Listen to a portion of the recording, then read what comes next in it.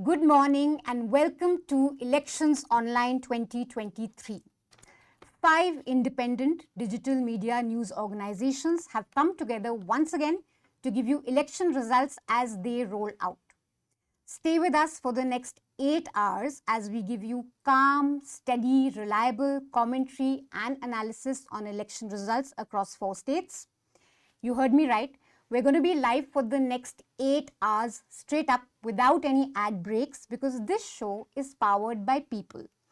Everything you see here today, the studio, the lights, the camera, the setup, our entire production has been made possible thanks to people who believe in independent media and people who support independent media. So this broadcast is special for 2 reasons. First up, it's a super media coalition. We have 5 media organizations, Scroll, Wire, Caravan, News Minute and Newslaundry coming together. You're going to hear from reporters in each of these organizations who've traveled across states over the past 1 month. You're going to get a lot of ground insights. Of course, you'll have editors from each of these organizations in conversation with political analysts and policy people and people who study Indian politics. The second reason why this broadcast is very special is because, like I said, we're completely powered by people. There will be absolutely no ad breaks in this broadcast. So you're not going to get government advertisements like the ones you saw in the lead up to the election results. No Shivraj, no Ashok Gehlot, no Bhupesh Baghel telling you what an amazing job they've done for their states. No advertisements from corporations or governments. This show has been made possible thanks to people who have powered this, supported this effort and endeavor. And you too can support this endeavor. You're probably watching this broadcast across 5 of our YouTube channels. So maybe you're on Scroll's YouTube channel or Wire's YouTube channel or Caravan, Newsminute or Newslaundry's YouTube channel. If you go on the comments section or the description, you'll see a Newslaundry link. Click on that link. Choose an amount that's convenient to you and support our election broadcast. Now that I have that elaborate pitch out of the way. Well done. Big welcome to Hartosh from Caravan and Seema from The Wire. First up, I think we're going to do a lot of granular discussion, over the next 8 hours, like I said. But I think the first 1 hour, it's good to just zoom out a little bit, talk about big picture themes. And I just want you guys to tell our audience why we're not doing early Rujhan or early trends in the first 1 hour. Hartosh. Well, quite clearly, we are here to ensure that people watch us. But we are not here to ensure that people watch us at any cost. And that is what happens in most channels till maybe 9:30. This frenzy to start counting numbers is basically an extension of the exit poll. My exit poll versus yours, my leads versus your leads. There is no methodology that explains where you're getting these leads from, how you're collating them, how you're collecting them. It becomes a quest for eyeballs and it is often misleading. I can give you many examples. I think one Bihar case is particularly infamous for this. And I think it is much better to restrain ourselves and look at what unfolds over the next hour and a half, zoom back and see what the larger picture in this election is, and then come back to the results as they start making sense. Yeah. So from 9 onwards, we're going to do that. You've traveled to MP this time. And exit polls have created a lot of commotion because it may just be BJP back if we go by the exit polls. Were you surprised at all?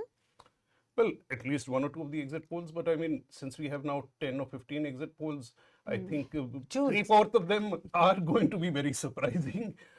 My sense of traveling through the state, and obviously it's a huge state, you can't travel through all of it, is that I personally felt the Congress had an edge, and I speak in very unbiased fashion because in particular in Madhya Pradesh, I feel the Congress actually doesn't deserve to win. They have a particularly bad leadership. And I go in looking with that eye, and I still feel that people were a little tired of Shivraj. So the numbers surprised me. But then we've been wrong before, and I think we have to admit that, and we'll find out soon enough. Seema, 2 big picture themes that we should be focusing on in the first 1 hour, if you zoom out. So I think critical, just to add a point to that, that, this anxiety created for who's winning, etc., much like a horse race, is a plague to journalism globally and particularly in India, to just make it into some sort of a game or a match and to go on about semi-finals. So that's wrong. Secondly, how do you signal a 4 or a 6 till the umpire says it? And the umpire in this case is the EC. So till the Election Commission gives out the results, we're in no, what are we discussing? So, which is really, I mean, I just completely endorse what you said, that there's no point in rushing to discuss non-numbers, even though it gives a sense of having a lot. It's really quite illusory. I think there are two big pictures here which we must look at. I particularly dislike the phrase semi-final because, again, it's a sporting metaphor, which is also not very appropriate. I think a good metaphor, if we like metaphors, is almost like a prequel, like you have Star Wars 1, 2, 3, that you have separate themes being made, but the end of a particular movie leaves you with clues and cues about the next one. So this is where we need to look at what these results tell us. Of course, it's almost a cliche. States are not the same as what will happen nationally, but they indicate mood. They sometimes create momentum. So I think both things, by indicating mood and by creating momentum, we need to look out for them. One thing why it's particularly important here is because I think we must record the death of the double engine of the BJP. There is no double engine now. Willfully, the second engines, in my view, of the chief ministers have been shown their place, whether it is Raman Singh, whether it is Vasundhara Raje, Rani, whether it is Shivraj Chauhan. So it is even Shivraj Chauhan, who was, I think, at the forefront of the battle, but in the posters, he was pretty diminished. And he's not been named by Mr. Modi in any of the things. So the whole thing, because of also the MPs contesting, the central ministers contesting, it's been made to run like a 2024 campaign. So it's like really interesting after the death of the double engine, what this does to this Modi card of contesting elections. So we're just going to go to some data because we're not looking at initial trends. I especially want to speak about Madhya Pradesh because Hartosh is with us. So we can probably just get the vote share graphic on, please, and just look at previous year's election. Of course, this is a 230 assembly constituency. Last time the Congress won 114 seats, BJP was at 109. If you look at the vote share though, BJP was slightly ahead, but a little diminished from 2013. So what you have in front of you is 2013 and 2018 election data. The Congress went up slightly, but yeah, that's what we have. And we're going to have Yogendra Yadav join us. Is he with us? Okay. Hi Yogendra, welcome. Hi, how are you? Great. So we met you last during Karnataka elections, which was just one state, so it was easy. We have 4 states to talk about this time. The counting for Mizoram has been postponed. But tell us, we thought that the first 1 hour we should be talking about big picture themes that are coming out of this election, zoom out a little bit. On the ground, when you're traveling, a lot of the reporters at least told us that the big sort of overarching theme this time was welfare schemes. A lot of conversation about what party is offering what, especially to women voters. And communalism kind of took a back seat, Hindutva took a back seat. The large conversation was about welfare. Would you agree with that? And what were your observations in your travels? Thank you. And let me begin once again by congratulating all 5 of you for coming together, because in many ways, that's the future of independent journalism in India. So my thanks also to all of you for creating this conglomerate. Yes, as I traveled, I traveled in 3 of these 4. I must confess, I did not travel in Chhattisgarh. So what I say is hearsay. But when I traveled here, yes, very much the conversation that you get is about welfare schemes. So let's begin by saying what these elections are not about. These elections are not about Mr. Modi. BJP tried very hard. BJP, used all those standard things a week before election. Modi will come and change the election. Nothing of that sort happens. So this has happened so many times. But the legend still goes, Modi will come and change the election. Even if BJP wins a few states, it's not because of Mr. Modi. That's not what the election is about. And I heard that thing about double engine not being there. That's true. That doesn't cut ice.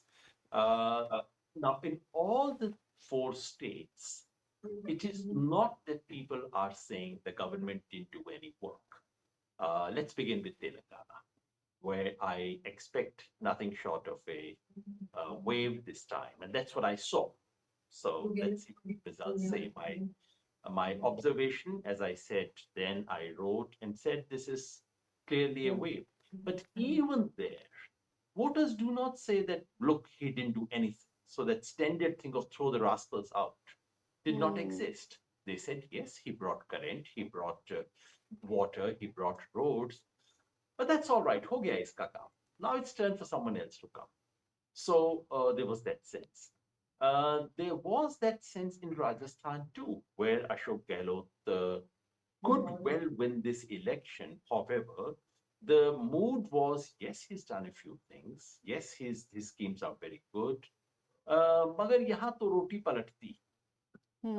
Whether it actually, so what it would ensure is that we are not going to see the kind of thumping majority that a government which is popular, a government which has a popular chief minister, no anti-incumbency sentiment should get. We're unlikely to see that. In Madhya Pradesh, strangely, that's the one place where I heard Badlav more often than any other state. The exit polls are saying no, BJP is going to win, which would actually be a genuine surprise if that were to be the case. In Madhya Pradesh too, they said, हाँ काम किया था, मगर 18 साल बस हो गया. There was that sense. I can't say that about Chhattisgarh, but in Chhattisgarh too, you have an incumbent government which has had a decent track record in some ways, especially in terms of payments to the farmers and many other welfare schemes that they came up with, but which faces difficulties. So governments which have done work face difficulties because voters want more. That, in a sense, connects these all. At least very interesting that you say. Even I felt that, at least in my travels, what I saw, there's very little anti-incumbency, at least for the CMs in the three states. Even with Shivraj in Madhya Pradesh, there was a fatigue. There was that, okay, let's try something else. But no one was angry, which is, I mean, we'll see what the numbers say. But tell us a bit, Hartosh. You've traveled through Madhya Pradesh. You saw a diminished Shivraj, sort of a tussle. I mean, uncharacteristic of BJP, because you usually have strong regional leaders and the center kind of supplements that. But here you saw Modi pretty much everywhere. It was one of the important. Yeah, in that sense, I think Seema began by saying that we perhaps should not use a sporting metaphor, but the kind of hold that the Sun has over the BCCI is the kind of hold the duo has now over the party. The figures that we are talking of. And the BJP, over a period of time, you look at Madhya Pradesh, it took 15 years of work before you had a set of OBC leaders like Uma Bharti, Babulal Gaur, Shivraj Chauhan.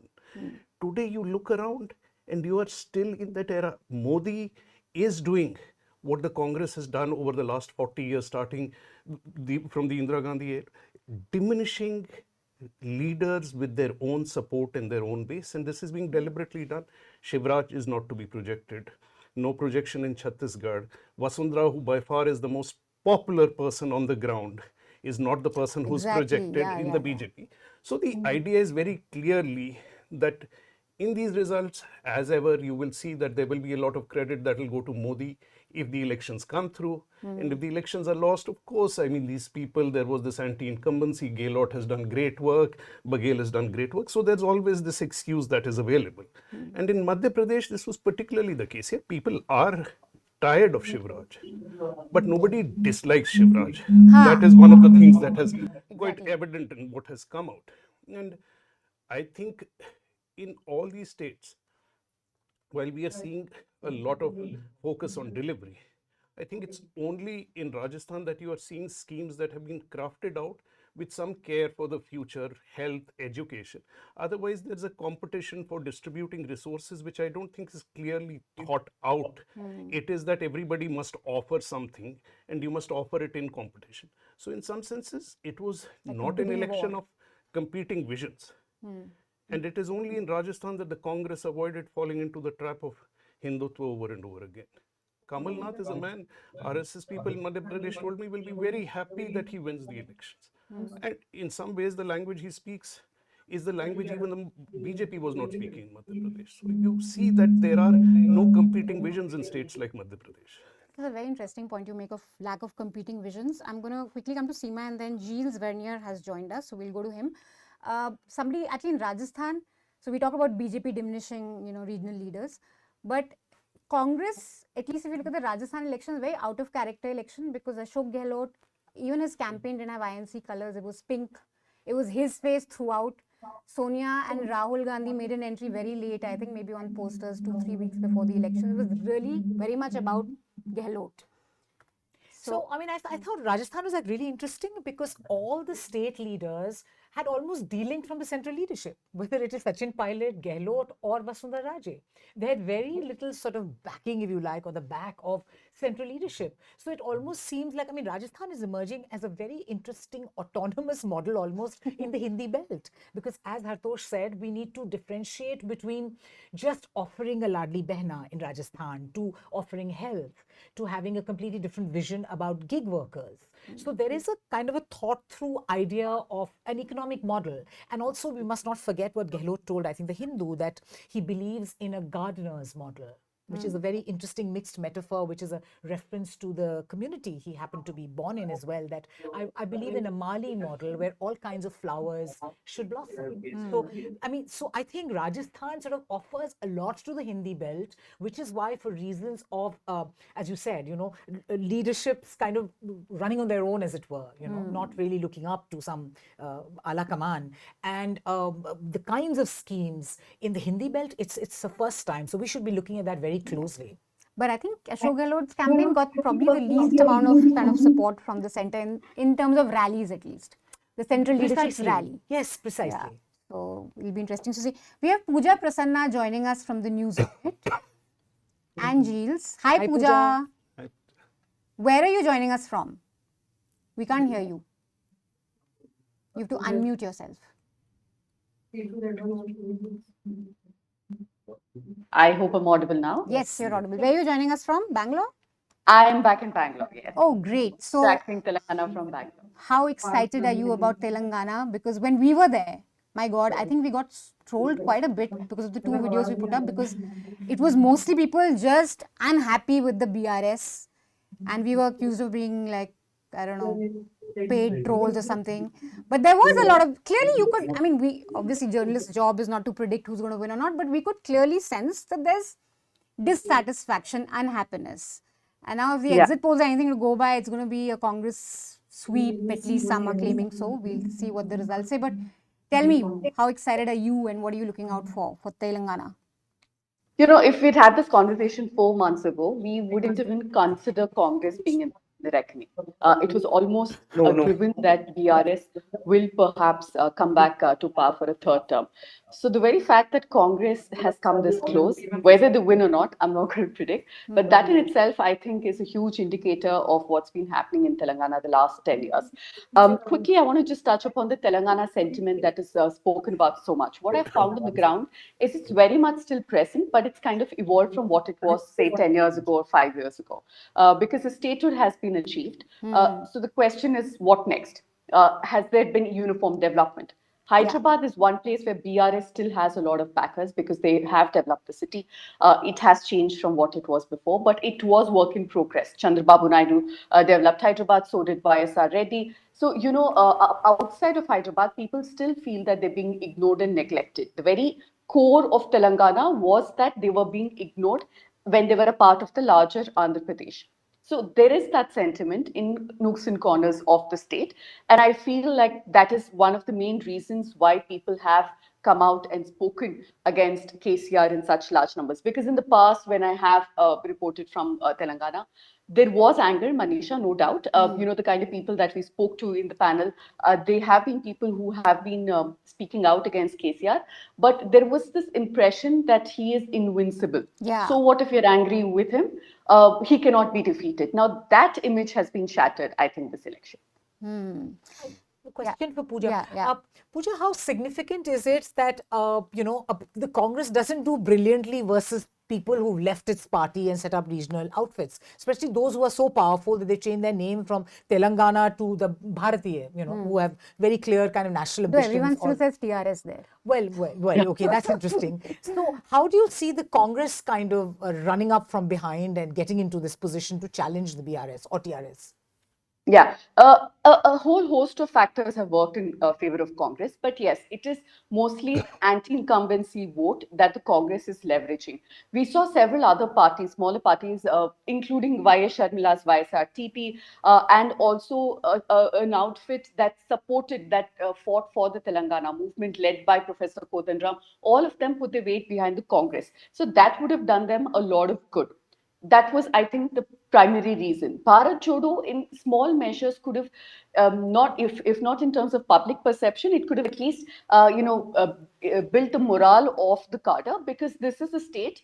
If I could just quickly take a minute, every election, after election, we saw defectors. Usually we see that happening in, say, places like Madhya Pradesh and Karnataka, only to form government. Here we saw the BRS having full numbers, but still we'd see people from the Congress and in one case TDP going towards the TRS as it was then. So Yeah.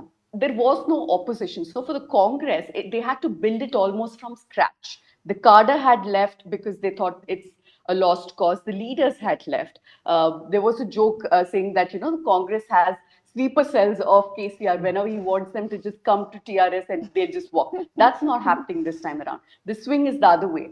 From BRS leaders who are miffed that they didn't get tickets, strong leaders, I must add, have joined the Congress, gotten tickets, and have kind of revived the Congress in Telangana. So these are some factors that have come together for the Congress party.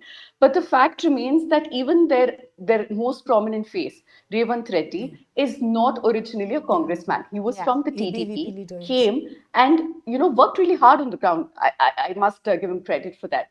So the Congress has had a rethink of its policies. You cannot no longer say that we gave Telangana, so be grateful to us. Welfareism was something that was very, very prominent in the campaign this time, both from BRS as well as Congress. And finally, I think the win in Karnataka did give them a lot of confidence. We saw a lot of leaders from Karnataka also go there and campaign. And we hear that a lot of money has been also pumped in from Karnataka. Let's get Yogendra in. See, general elections are going to happen in the next 6 months. And there is this irresistible urge to draw conclusions on what these results will mean for BJP in the Lok Sabha, for Modi, or for Lok Sabha results. How perilous is that? Should we be drawing any conclusions? And Telangana, I think that will be most interesting if the exit polls are anything to go by, because like Pooja said, BRS was invincible. There was this sense that, okay, even if you're upset, you have to go with BRS. I think I heard this thing about semi-final not being an apt metaphor, and I completely agree. Year after year, election after year, after election, we've seen that these results do not directly translate into Lok Sabha elections. It's only a function of electoral coincidence that these 5 states, earlier it used to be 3, would go just before the national election. So we have to be very careful in drawing the conclusions. One conclusion to my mind would be about whether it's exit for BJP from South India, because Karnataka, they've lost. Telangana, no matter what happens, I think no one is saying that BJP is getting into double figures, which is much less than what they did in the 2019 Lok Sabha election. BJP's bid, BJP's sort of assault on Telangana, like they did in West Bengal, clearly did not happen. In West Bengal, at least they managed to become the real second party, the real competitor to TMC. Nothing of that sort is expected from Telangana this time. So in one broad thing would be BJP is out from South India. Now, this has some implications for Lok Sabha election. You could say BJP could bounce back if they ally with the BRS, which is what is widely expected, just as it happened in Karnataka, BJP aligning with JDS. There is some room there, but BJP on its own emerging as a very important player in the South. is something you can rule out for 2024. That's important because that sets limits to what the BJP can do. That has been a structural limitation for the BJP. For the BJP to emerge as a very strong player in national politics in the long run, stronger than it is, it needs to break through that. And that is something it is unable to. And to my mind, it has implications for 24 as well. In Karnataka, yes, BJP can come back with some. I don't expect a 25-seat haul or something of that kind in Karnataka. And BJP would struggle to get back its 4 seats in Telangana. So there's some implication there. As for the 3 states, my sense is that all the 3 are going by very small margins. We spoke about Ashok Gehlot ji. Now it's the 3rd time for Ashok Gehlot. Anyone who's observed Rajasthan would know that every time he's actually run a reasonably decent government. His record in the first term was a tremendous record of famine relief, which is amazing. Very few governments has done the kind of famine relief that he did during the first term, but he lost. Second time, he ran again a reasonably good government. That is when the health reforms of Rajasthan began. He lost, and he lost very bad. Yeah. This time, he has come up with a slew of policies, not just health. It's about pension, it's about gig workers, a series of reforms which have some vision for Rajasthan. And if he doesn't win, what message does it give? That's something we need to ponder over. So in all these 3 states, Rajasthan, Chhattisgarh, and Madhya Pradesh, I think we're looking at small margins. A shift of 2 to 3% vote is going to tell us, to produce the final verdict. The difficulty, of course, is that this tiny shift in tectonic plates, if I could use a geological metaphor, can produce very big consequences. So consequences in terms of morale, consequences in terms of the larger political message. The larger political message people would wish to look at is the Congress on its way back? Telangana confirms that, and it's a remarkable story of Congress coming back from a position where not many expected it to come back. Frankly, it looked like a situation where Congress would slip into what has happened to it in Andhra Pradesh or Bengal or Bihar. But Congress is coming back is a major signal. But if Congress can hold on to, let's say, 2 of the 3 states, Madhya Pradesh, Rajasthan, and Chhattisgarh, then the message would be much bigger than change. And that's the importance of this the verdict today. We all sitting here know it's a matter of a few percentage here and there. We are not going to see a knockout result unless the exit polls on Madhya Pradesh are right. But the impact on political reading, the political message would be very loud. If Congress manages to win 2, Congress can go back into election confident, and it changes the morale. If BJP manages to get the 2 big states, Madhya Pradesh and Rajasthan, BJP goes back into elections much more strongly, although there is no direct correlation. But it does affect morale, it does affect political messaging, it does affect your overall preparation for the Lok Sabha. So morale is one thing, but Hartosh, like when you travel, I think the voters are pretty clear. There's a clear distinction that we're going to vote for Lok Sabha for X reasons, and the state will, vote for this government. And the, Modi's popularity hasn't diminished at all to my mind. Whenever you talk to voters, there's a very clear sense that, okay, center में तो वही ठीक है, यहाँ पे हम कांग्रेस को ला सकते हैं, यहाँ पे और किसी को try कर सकते हैं. So to what extent are voters giving any message? I mean, are we being completely wrong in taking any message from the voters? Because the voter seems very clear that ठीक है, center में मोदी अच्छा है, यहाँ पे हम देखते रहेंगे क्या करना है. Absolutely, Manisha. And I just stop for a minute to just remind our viewers that we will be changing into Hindi occasionally over the 8 hours. We will have a few hours of Hindi as well in between. 9 to 10, in fact, will be Hindi, hosted by Arfa from the Wire.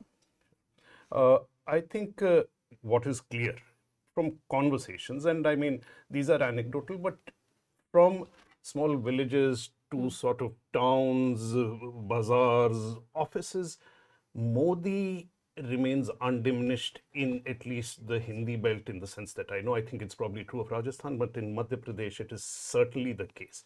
So I don't think we should be reading much into these results in terms of the Lok Sabha, except for the question of psychology and momentum as you go into the elections. This also is, and I just move away from just the campaigning for these elections. You know, it perplexes us. What are these events that are being staged for us here? The G20, the constant propaganda, how ridiculous it seems, this constant thrusting of himself in front, the images. Everywhere I went to in Madhya Pradesh, this would come up that he has changed our stature on the world stage. Yeah. You ask people this question, what does it mean? Nobody really has an answer. But the psychology of that perception is deeply embedded into a voter there. And that is very different from how they are seeing Shivraj. Shivraj in himself is quite a story. I mean, it's a 4-time chief minister, not completely out of it, still very much the most important politician in Madhya Pradesh.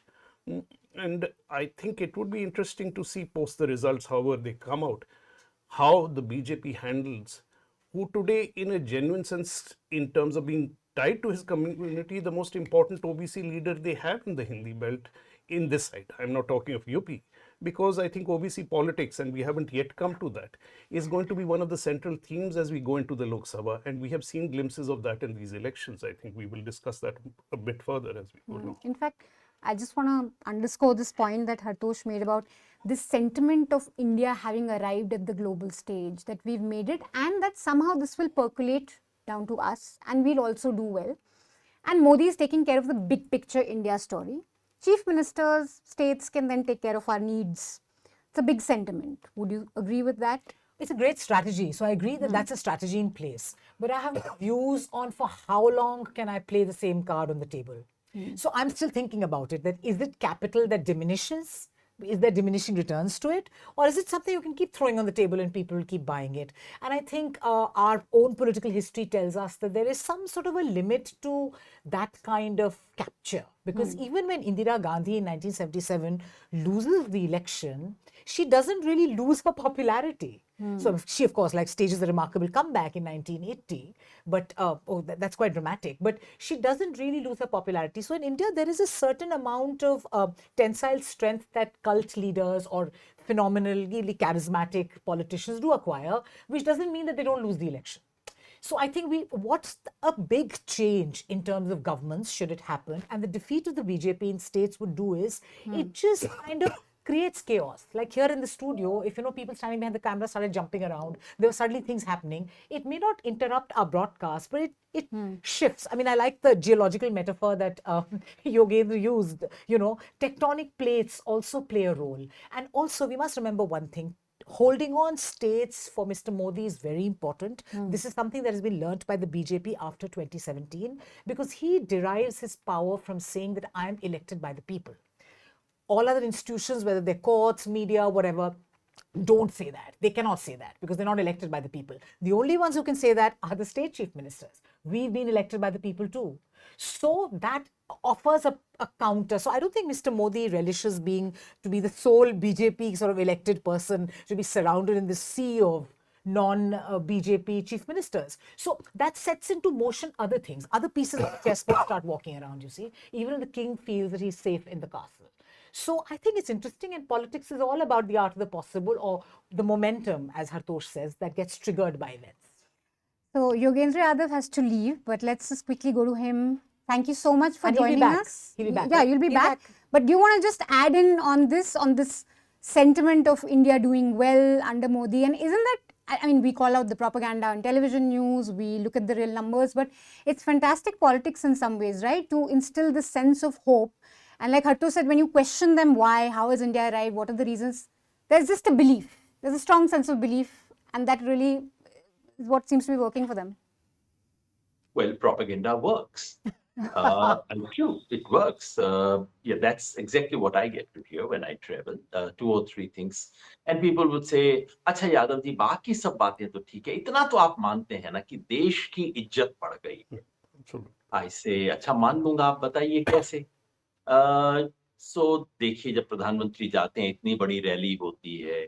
I counter by saying, अच्छा उस rally में तो NRI बैठे होते हैं, कोई वहां तो नहीं होता. नहीं, अब आप तो ऐसी बातें कर रहे हैं. The second thing that everyone believes is that on the border, on the Sino-Indian border, हमने चीन को करारा जवाब दे दिया है. I Lala. asked them, have you seen the satellite maps? Well, no one has, but how does it matter? So yes, that has indeed been the case, and that is, in fact, that's something very new in Indian politics. Very few politicians actually, in a sense, foreign policy, international relations has hardly been an issue, except in 1972, after the 71 victory, where Indira Gandhi, made some use of the Bangladesh victory that sort of added to her stature. Normally, that's not been the case, and this is unusual. I think the point Hartosh made about OBCs, that's a point that we need to come back probably later.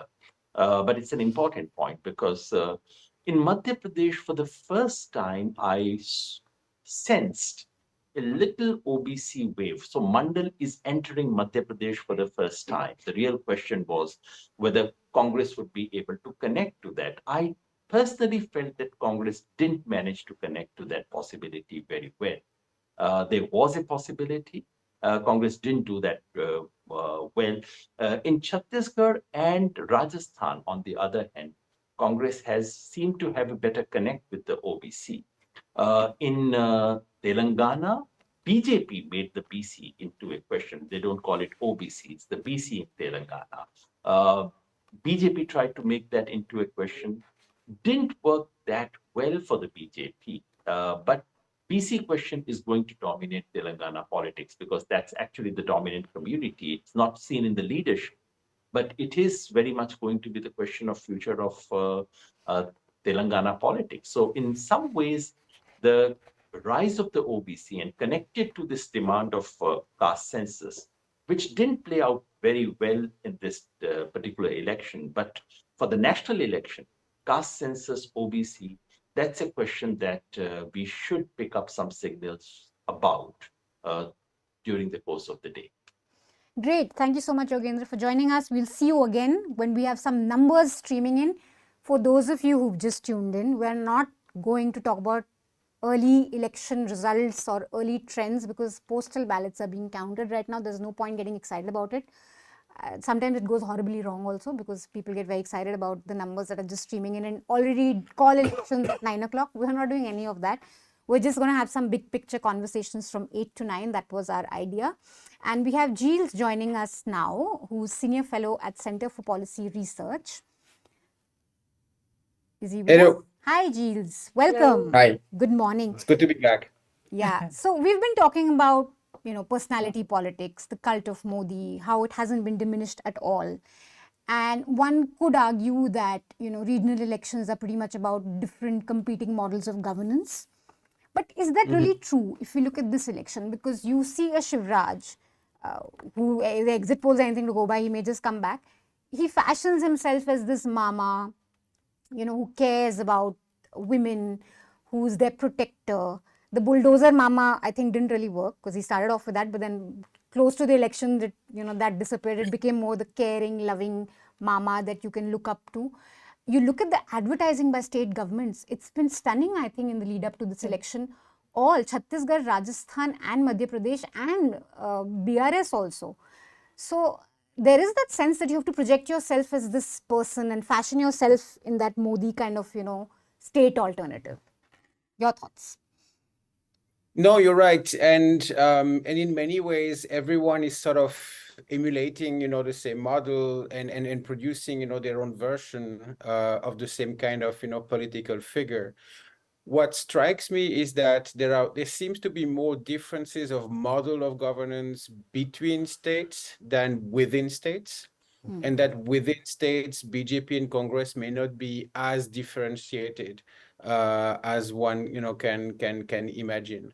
They all come with their limited set of, specific promises, which vary in terms of numbers or specific schemes, but they don't necessarily represent opposite approaches to development or social welfare within their states. But there are more differences between states, right? Chhattisgarh, under Raman Singh, adopted a more universalist approach to redistribution. The Congress continued with that. Madhya Pradesh always had a more conventional approach of targeting welfare schemes for farmers, women, OBCs. in both states, BJP and Congress are basically offering, making the same promises or offering the same scheme. Sometimes the difference is like 1,000 rupees between X or Y scheme. Telangana has a rather different model where the state combines massive investment in welfare schemes and public infrastructure, but it combines that with intense crony relations with the private sector, real estate barons, developers in and around Hyderabad. So that's been more, the marking of the Telangana government's model. In Rajasthan, again, you find traces of the previous UPA model, combining welfare schemes with, the extension or the creation of new rights for workers, like gig workers, for example. So, and again, the BJP is not contesting those schemes and is likely going to continue them should they win, should they come to power, and vice versa for the Congress in case they manage to unseat BJP governments. So, I mean, it's just an observation, but it's quite interesting that you don't have that much differentiation between parties in that regard, in terms of model of governance and style of leadership, also projection of, a benevolent, generous leader, provider of welfare. They basically sort of plagiarizing one another. I think it's quite fascinating what you said about Rajasthan, especially because one of the reasons why we were told that the state always votes out the incumbent is because they are sure that the BJP will continue the same schemes as Gehlot. So they are not really bothered. They know यहाँ से भी मिलेगा, वहाँ से भी मिलेगा. Let's keep them on their toes, change करते रहो, which I think is pretty sensible actually. You should keep them on their toes, you should keep changing. Seema, do you want to come in? No, I just want to Giles, this whole business of this competitive welfareism, which I think is a very good thing because I'm a fan of lots of elections because that's the only time in India where voters seem to have their say, they are voted, the netas turn up at their door, they knock. So anyway, just that's a disclaimer. But in what we've been made to believe that people are voting for reasons other than what's good for them. So we experienced that in the past couple of elections, that there is a sense that voters are looking for something else, this whole business of pride or the Hindu nation or dreams that are outside of their material well-being. But if voters are responding to welfare schemes, politicians are being forced to talk about it. Manifestos are full of that and competing. Yeah. Is that a good sign for India? I think it's a good sign. What do you think, Giles? No, it is a good sign. And I mean, there are other models which I have not mentioned, but if you look at Kerala, for example, I mean, the story of Kerala has been of competitive welfareism between two coalitions for a very long time, one Congress-led, the other communist-led. And that has created some sort of virtuous cycles where governments were evaluated on the basis of the quality of their delivery, knowing that there is another alternative, which is fundamentally not completely different. There is continuity in schemes, etc., and that has created a virtuous cycles. And so we can hope that a similar dynamic may be at play in other parts of the country now. But there are important differences between state and national elections. So we've known now for quite some time about the decoupling of electoral behavior between state and national elections. And we know, for instance, that the BJP gets a huge bump of vote share when the general election follows the state elections, or drops its vote share when the general election precedes a state election. The Congress performance also varies, but not at the same extent, right? In Rajasthan and MP, the difference in performance between BJP in state and national was 20% of vote share against 5-6 loss for the Congress. And of course, we know that the Modi factor accounts for a large part of it, but it's not just the personality or appeal of the PM alone, right?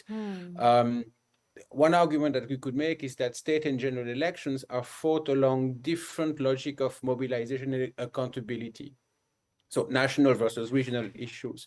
But the difference between national and regional issues is not merely the scale, but the fact that it's more difficult to hold a prime minister accountable on national issues that are by their definitions more, intangible than on regional issues. That's the point that Yogendra was making, earlier. People have a certain belief that India's standing has improved, that it's actually facing China in Ladakh, that the image of India worldwide, is more positive and so forth. And it's very hard, even if you can find faults into that, if you can sort of have a critical approach to that reality, it's very difficult to campaign on that, because these are not really tangible material things, right? In a state election, fought on local factors or on regional factors, people can make an empirical assessment whether their lives have improved or not, and evaluate the performance of the state government in that regard. But when it comes to the image of India or nationalist themes, or themes that relate to Hindutva or to foreign policy, in a way, it's more intangible, and so the logic of accountability is different, and that's where the BJP retains such a huge advantage. One, because it has Prime Minister Modi, who's an effective campaigner and mobilizer, but also because they have the resources to push on these issues, and that's where the opposition has difficulties to compete against. They can be very competitive. And in fact, the Congress has been competitive in Madhya Pradesh, in Chhattisgarh, yes, and in Rajasthan for a while, precisely because those larger, less tangible, unaccountable issues are sort of out of the picture, but they tend to come back in a national election. So in that sense, Mohabbat ki dukaan, if at a national level, is not, I mean, India arriving at a global stage is way more tangible than, say, Mohabbat ki dukaan, which seems to be like the central...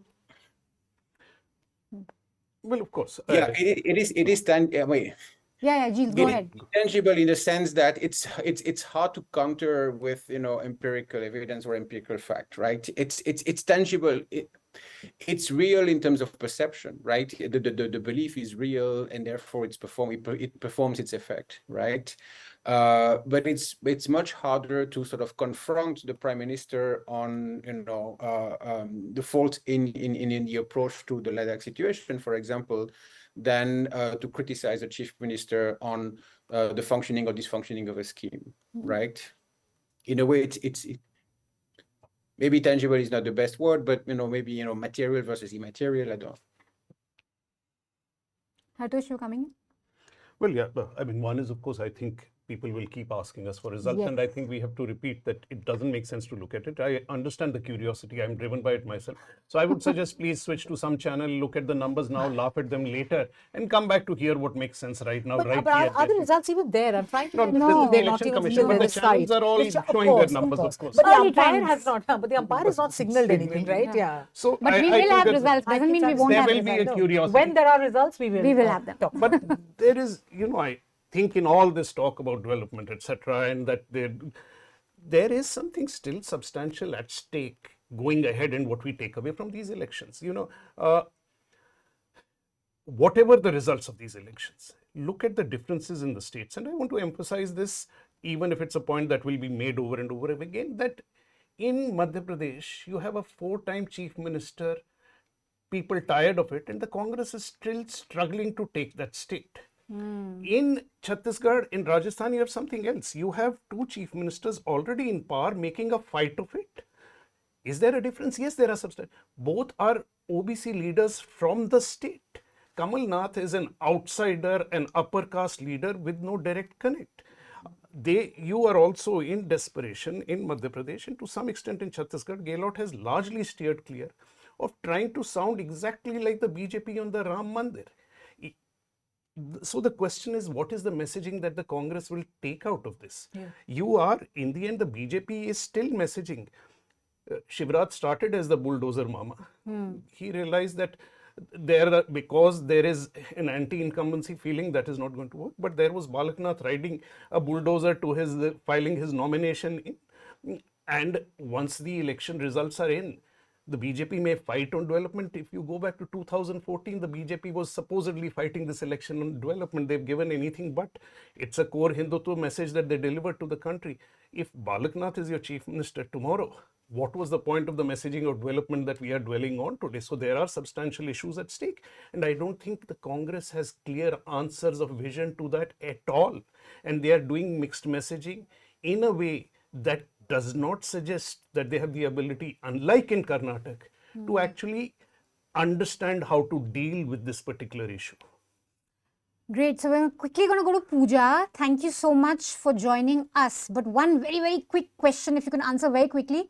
We're getting a question on YouTube, where someone said that people in Telangana of late have realized that voting for BRS is voting for BJP. Is there really a sentiment on ground? You're mute. You have to unmute. Okay, this is going to be a problem. I was saying that I didn't see that sentiment coming off a lot because it's anyway concentrated in pockets.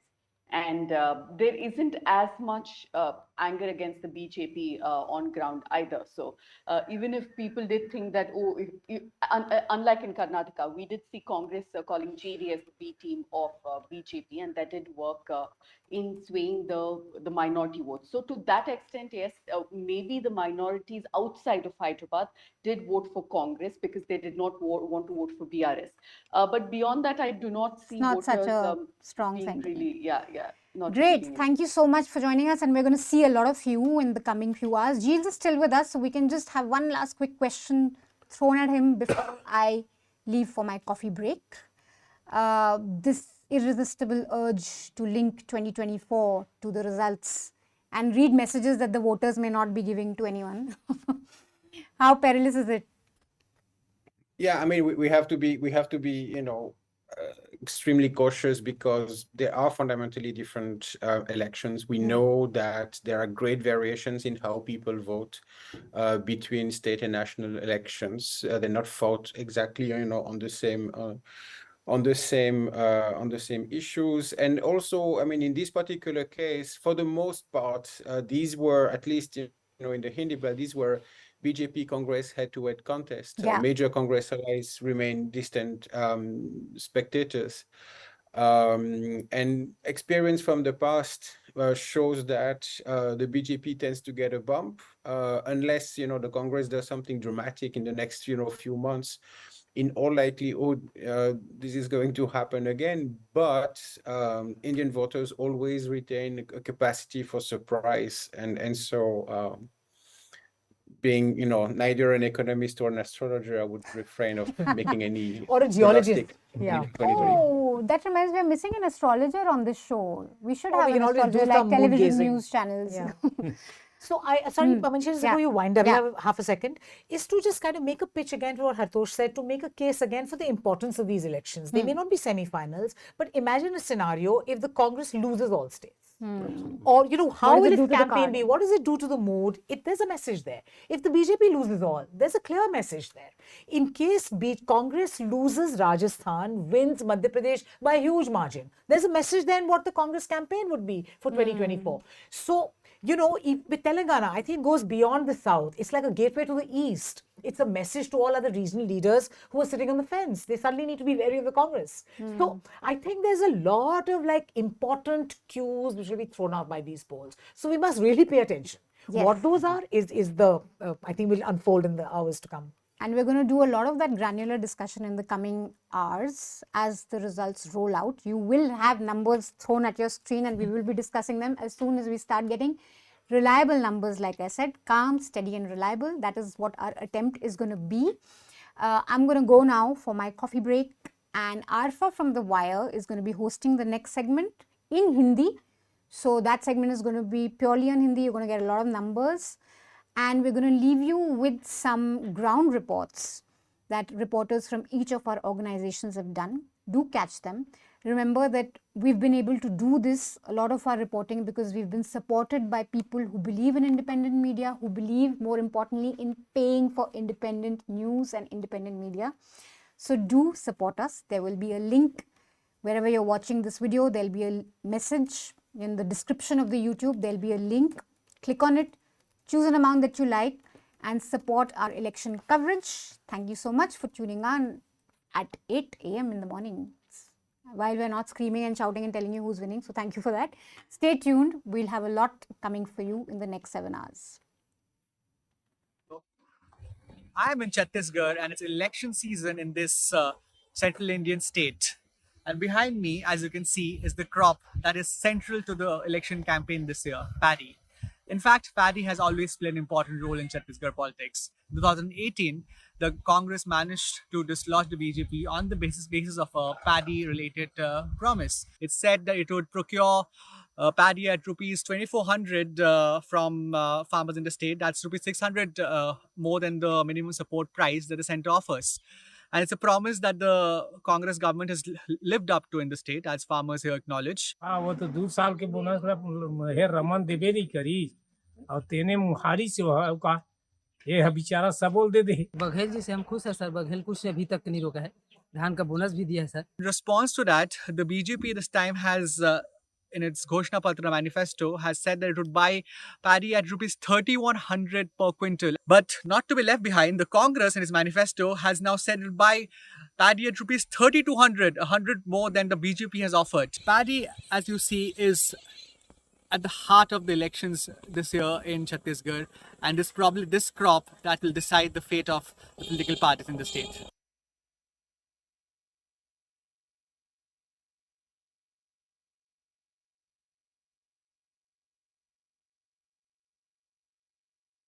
During elections, it's natural for parties to trade allegations against each other. In Telangana, the biggest allegation a party faces is that it's the B team of another party. The Congress, for instance, has accused the BRS and AIMIM of being the B team of the Bharatiya Janata Party. मगर TRS और आपके chief minister ने BJP की B team का काम किया। ये मत सोचिए कि बीआरएस अकेली है। बीआरएस, बीजेपी और एमआईएम तीनों एक साथ मिले हुए हैं। The BRS has flatly denied these allegations of being the B team of any party. Instead, they have claimed that they're the A team of the Telangana public. In this interview with the News Minute, BRS working president KTR responded to Rahul Gandhi's allegations of BRS being the B team while speaking to TNM's editor-in-chief Dhanya Rajendran. B team जो लोग बोलते हैं, the people, whatever this narrative that they've built, if not arresting my sister by the enforcement directorate is what, is the prima facie evidence that we are BJP's B team, then Rahul Gandhi and Sonia Gandhi also have not been arrested. They are also facing ED inquiry.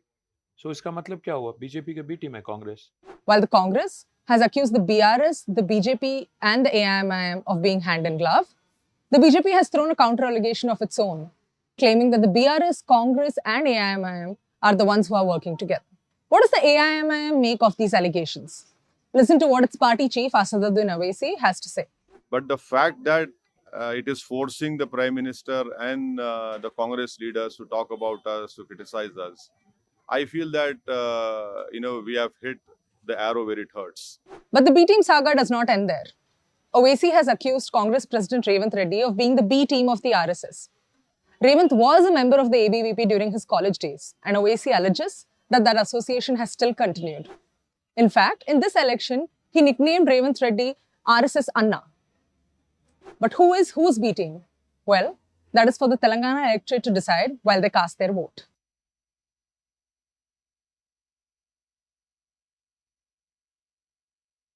हमारी चुनावी यात्रा राजस्थान से शुरू हो गई है। हम पाली constituency में हैं, जहां 1998 से बीजेपी के एमएलए ज्ञानचंद पारक हैं। 25 साल हो गए उनको यहाँ पे। ये पाली का प्रदूषित पानी आ रहा है, उससे हमारी जमीन बर्बाद हो गई है, हमारे कुएं बर्बाद हो गए हैं और किसान सारे बर्बाद हो गए हैं। बीजेपी के राज में सब समस्या का हल था, अभी कांग्रेस के राज में कुछ नहीं है। कांग्रेस के राज में कुशासन, भ्रष्टाचार, जितना कांग्रेस राज में कुशासन चलता है आज दिन तक नहीं चला। पाली के अंदर एक ही मीठी नदी है और इस उद्योगपति ने इसको इतना बेकार कर दिया कि यहाँ जहर घोल दिया, हमारी गाय मर रही है। आज जो पानी है उस पानी का 11 TDS है। अगर ये जो मोदी कह रहे हैं, मैं चैलेंज कर रहा हूँ इनको कि इन कुओं का पानी पी के दिखा दे। मैं चैलेंज के साथ कहता हूँ वोट बीजेपी को दूंगा। और फायदो नहीं, कोई टाबर फायदो नहीं, कोई कुछ दान सून कुछ नहीं मिले। आप ले वालों तारे लाल मरे जाओ। कांग्रेस को कटिंग करा ये किसी नाम का, ये अभी धर्म के नाम पे कोई प्रचार नहीं करिए, ये अपने काम का करिए। चिरंजीवी योजना में स्वास्थ्य बीमा में 25 लाख का और जो दुर्घटना बीमा है 15 लाख का। मैं खुद MRC में रह के आया हूँ। क्या सबसे बड़ा मुद्दा है आपके लिए? एक तो हमारे टाइम पे भर्ती नहीं निकालते हैं और अब भर्ती निकालते हैं तो ये पेपर है जो लीक हो जाते हैं, बाद में हम एग्जाम दे के आते हैं और उसके बाद ये जो है बाद में कैंसिल हो जाता है। मोबाइल से क्या है, खर्चा बढ़ गया। 400 रुपए महीने का अंदर मोबाइल के अंदर रिचार्ज करेगा तो वो मोबाइल चलेगा। कोई अगर सिलाई की मशीन दी होती तो जिसके घर में पति नहीं है, जो गरीब है, वो सिलाई करके मजदूरी करती। सिलाई सिखा रहे ना राजविका की, वो खुली हुई ना। हाँ तो वो ट्रेनिंग समूह में जुड़ो, आप समूह में जुड़ो, उसके बाद आपको सिलाई सिखा रहे हैं। वसुंधरा जी होता तो यहाँ आगे बीजेपी बहुत ज्यादा सीटों से जीतती, पर थोड़ा बहुत असर रहेगा, मैं सरकार बीजेपी की बनी। वसुंधरा राजे का चेहरा नहीं आया, इसके पीछे क्या कारण है आपको लगता है? इसका तो ये ऊपर मोदी जी का उनका कारण ही है, दूसरा तो किसका कारण है? उनका ही है, ऊपर लेवल से संघ वाले है, वो क्या मैडम नहीं आनी चाहिए, मैडम तो हाई फाई है, वो राजघराने की है, वो तो दबती नहीं किसी से, उनका तो एक अलग ही रवैया है।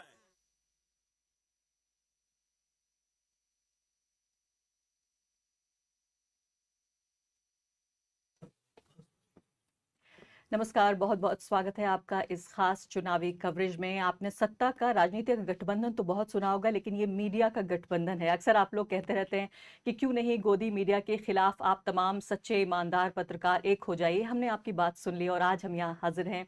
तमाम 5 जो ऑल्टरनेट वैकल्पिक मीडिया जिसे कहते हैं, मैं अक्सर कहती रहती हूँ कि यही मुख्य धारा का मीडिया है।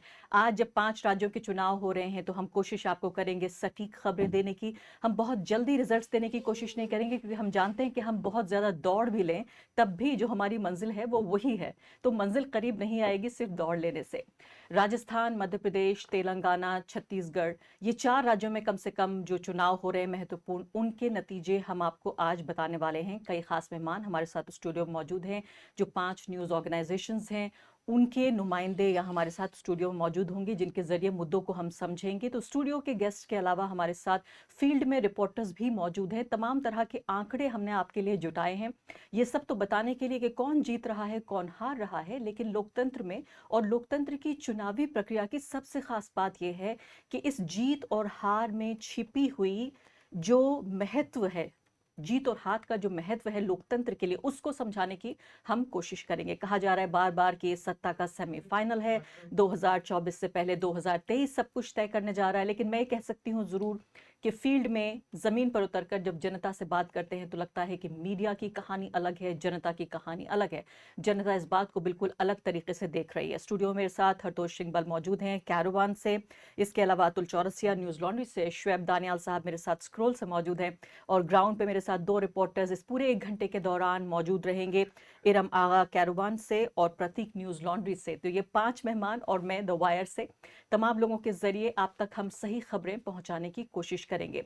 अभी तक 8 बजे से लेकर 9 बजे तक का ये जो घंटा होता है, इतने सारे चुनाव मैंने कवर किए। स्टूडियो में वही कहानी कि 8 बजे से लेकर 9 बजे के बीच में जो पोस्टल बैलेट्स होते हैं उनसे हम नतीजे या मैं कहूँगी रुझान लगाने की कोशिश करते हैं, और पत्रकार भी कहीं ना कहीं लालायित हो जाते हैं कि क्या यही नतीजे हैं। मैं कहूँगी इंतज़ार हम करेंगे कम से कम 11 साढ़े 11 बजे तक का, जब लीड नतीजों में बदलते हुए, यानी कि रुझान नतीजों में बदलते हुए नजर आएंगे। 2 लीड्स अभी दिख रही हैं स्क्रीन पर, आप देखिए। फिलहाल कुछ ही पलों में स्क्रीन पर आपको लीड्स नजर आएंगी कि जो रुझान है वो किस तरह के दिख रहे हैं। राजस्थान में आप फिलहाल देखिए 2 सीटों का जो रुझान है वो देखने को मिल रहा है। कांग्रेस पार्टी 1 सीट पर, भारतीय जनता पार्टी 1 सीट पर, और इसमें बीएसपी भी एक दावेदार है। इसके अलावा तो अभी 2 सीटों के रुझान अभी फिलहाल आपको दिख रहे हैं। काफ़ी खबरें और जो कुछ हम यहाँ चर्चा करेंगे, इसके अलावा स्क्रीन पर भी नज़र बना के रखिए, क्योंकि स्क्रीन से भी काफ़ी कुछ आपको देखने को मिलेगा। मैं जानती हूँ कि हमारे जो तमाम 5 ऑर्गेनाइजेशंस हैं और द वायर के दर्शक हैं वो ये देखना चाहते हैं कि वायर और ये 5 न्यूज़ ऑर्गेनाइजेशंस मिलके जो कवरेज दे रहे हैं उसमें किस तरह से इस पूरे मुद्दे को समझा जाए। अतुल, मैं आपके साथ शुरुआत करना चाहती हूँ। अभी तक सिर्फ 1 घंटा गया है, मैं कहूँगी कि समंदर के नीचे, पानी के नीचे। इस 1 घंटे में अभी तक आपने क्या कुछ इकट्ठा किया? अभी बहुत शुरुआती जो रुझान है, और जो हमेशा होता है कि शुरुआत के 1-2 घंटे में चुनाव आयोग की अपनी जो वेबसाइट है, जहां से हमने कोशिश की है कि हम चुनाव आयोग की वेबसाइट का ही सहारा लें रुझान या फिर नतीजों को बताने के लिए, तो वो क्रैश कर गई है। उसमें बहुत ज़्यादा कोई इन्फॉर्मेशन नहीं हमारे पास आई है। लेकिन एक मोटी मोटा जो बाकी रिपोर्टर्स हैं हमारे और अलग अलग जगहों से सूचना आ रही है, उसके मुताबिक करीब करीब जो एग्जिट पोल हमें बता रहा था उसमें उससे थोड़ा सा दाएं बाएं जा रहे जैसे, लेकिन बहुत शुरुआती रुझान है तो हम इस पर बहुत भरोसा भी नहीं कर सकते हैं। मध्य प्रदेश का जैसे जिस तरह का बताया जा रहा था उस तरह का नहीं है। मध्य प्रदेश में थोड़ा सा शुरुआत में दिखा कि शायद कांग्रेस को बढ़त मिल रही है। राजस्थान में इस तरह का जो था कि राजस्थान में शायद फिर से रिपीट हो सकती कांग्रेस की, लेकिन वहाँ पर भारतीय जनता पार्टी ठीक करती दिख रही। तेलंगाना का बहुत साफ है। तेलंगाना के जो नतीजे हैं उसमें साफ एक ट्रेंड अभी शुरुआत से ही एक दिखने लगा है। तो ये है, लेकिन अभी मुझे लगता है कि फिर भी हमें थोड़ा सा इंतज़ार करना है, क्योंकि सीट्स के लिए, रुझान के लिए एग्जैक्ट नंबर्स अभी कुछ बहुत ज़्यादा हमारे सामने नहीं है। शुएब साहब, आप क्या देखना पसंद करेंगे? मैं सोच रही हूँ कि इन 5 राज्यों में देखें, जिसमें से आज 4 के नतीजे हमें देखने को मिलेंगे, कुछ ही घंटों में पता चल जाएगा। बार बार मैंने कहा कि ये टेम्पटेशन तो होता है कि ये कहा जाए कि ये जो 23 के नतीजे हैं वो 24 के हैं, लेकिन जो भी फील्ड में गया है, तमाम रिपोर्टर्स, ये कोई खास मेरी बात नहीं है, इसको लेकर एक तरह की आम राय है कि कुछ मामलों में, बल्कि कई मामलों में मैं कहूँगी कि जो राज्य के मुद्दे हैं वो अलग हैं, और जो केंद्र की जब सरकार बनेगी तब उसके मुद्दे अलग होंगे।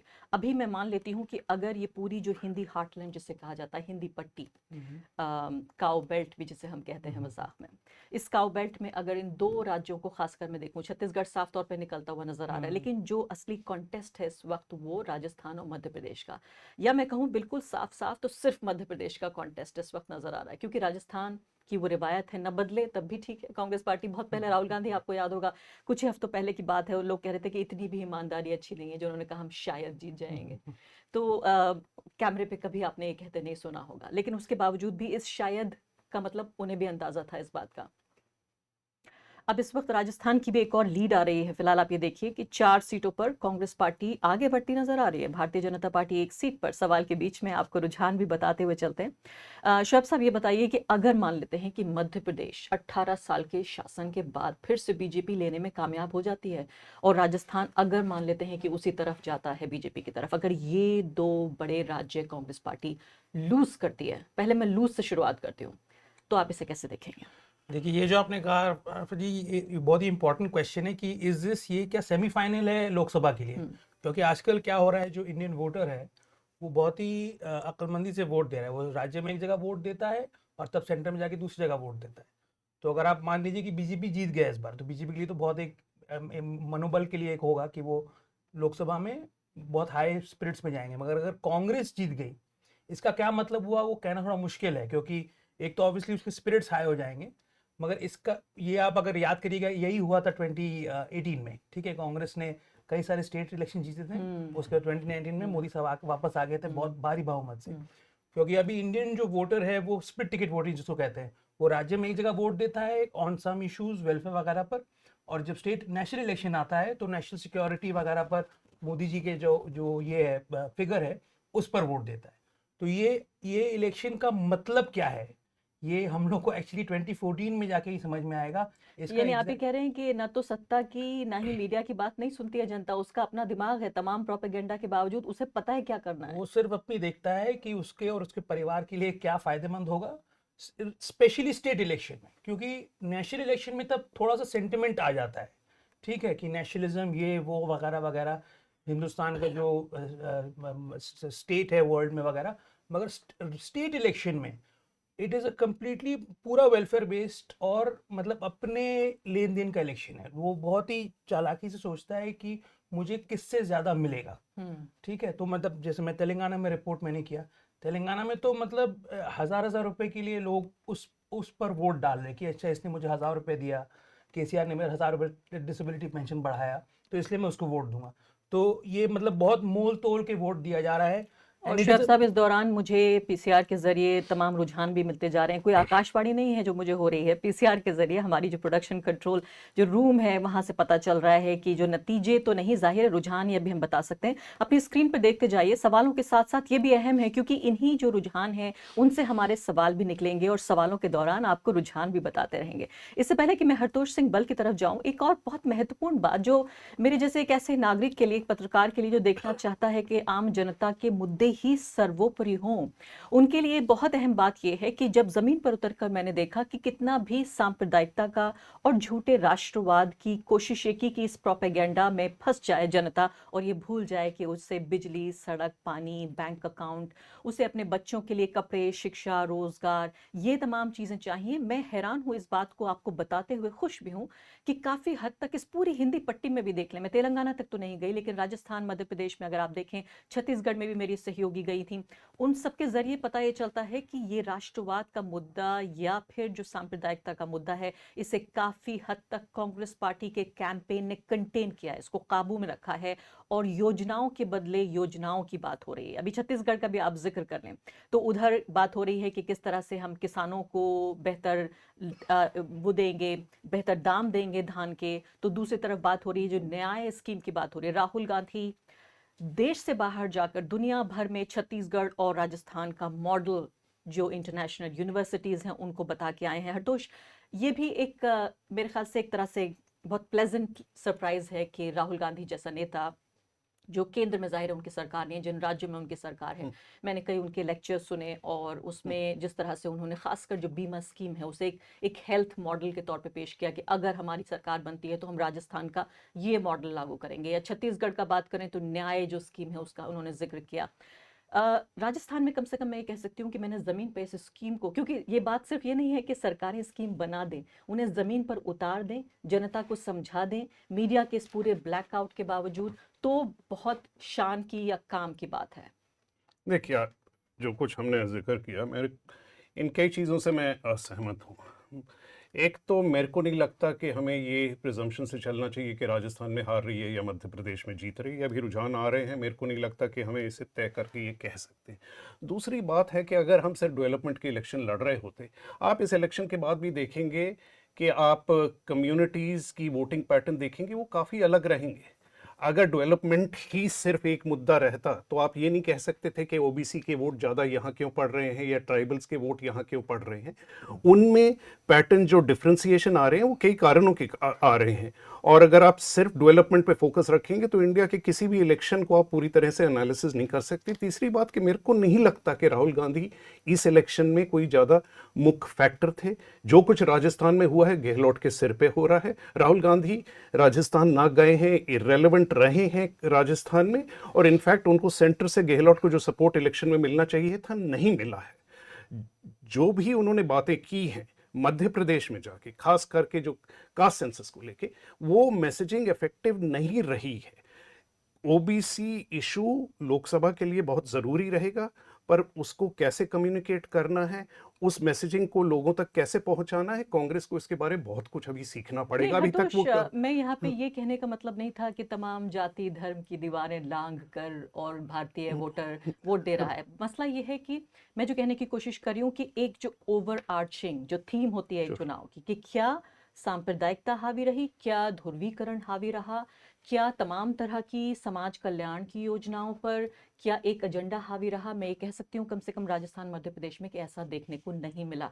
शहरों में ज़रूर, और फिर हमें जाहिर है फिर हमें जातियों में भी बांटना पड़ेगा, हमें क्षेत्रों में भी बांटना पड़ेगा कि गांव देहात क्या सोच रहा है राजस्थान मध्य प्रदेश छत्तीसगढ़ का, शहर क्या सोच रहे हैं। शहर तो एक ज़माना हुआ, तमाम तरह की भगवा लहर तो अभी भी बह रही है, पूरे तरीके से किले बन चुके हैं भगवा।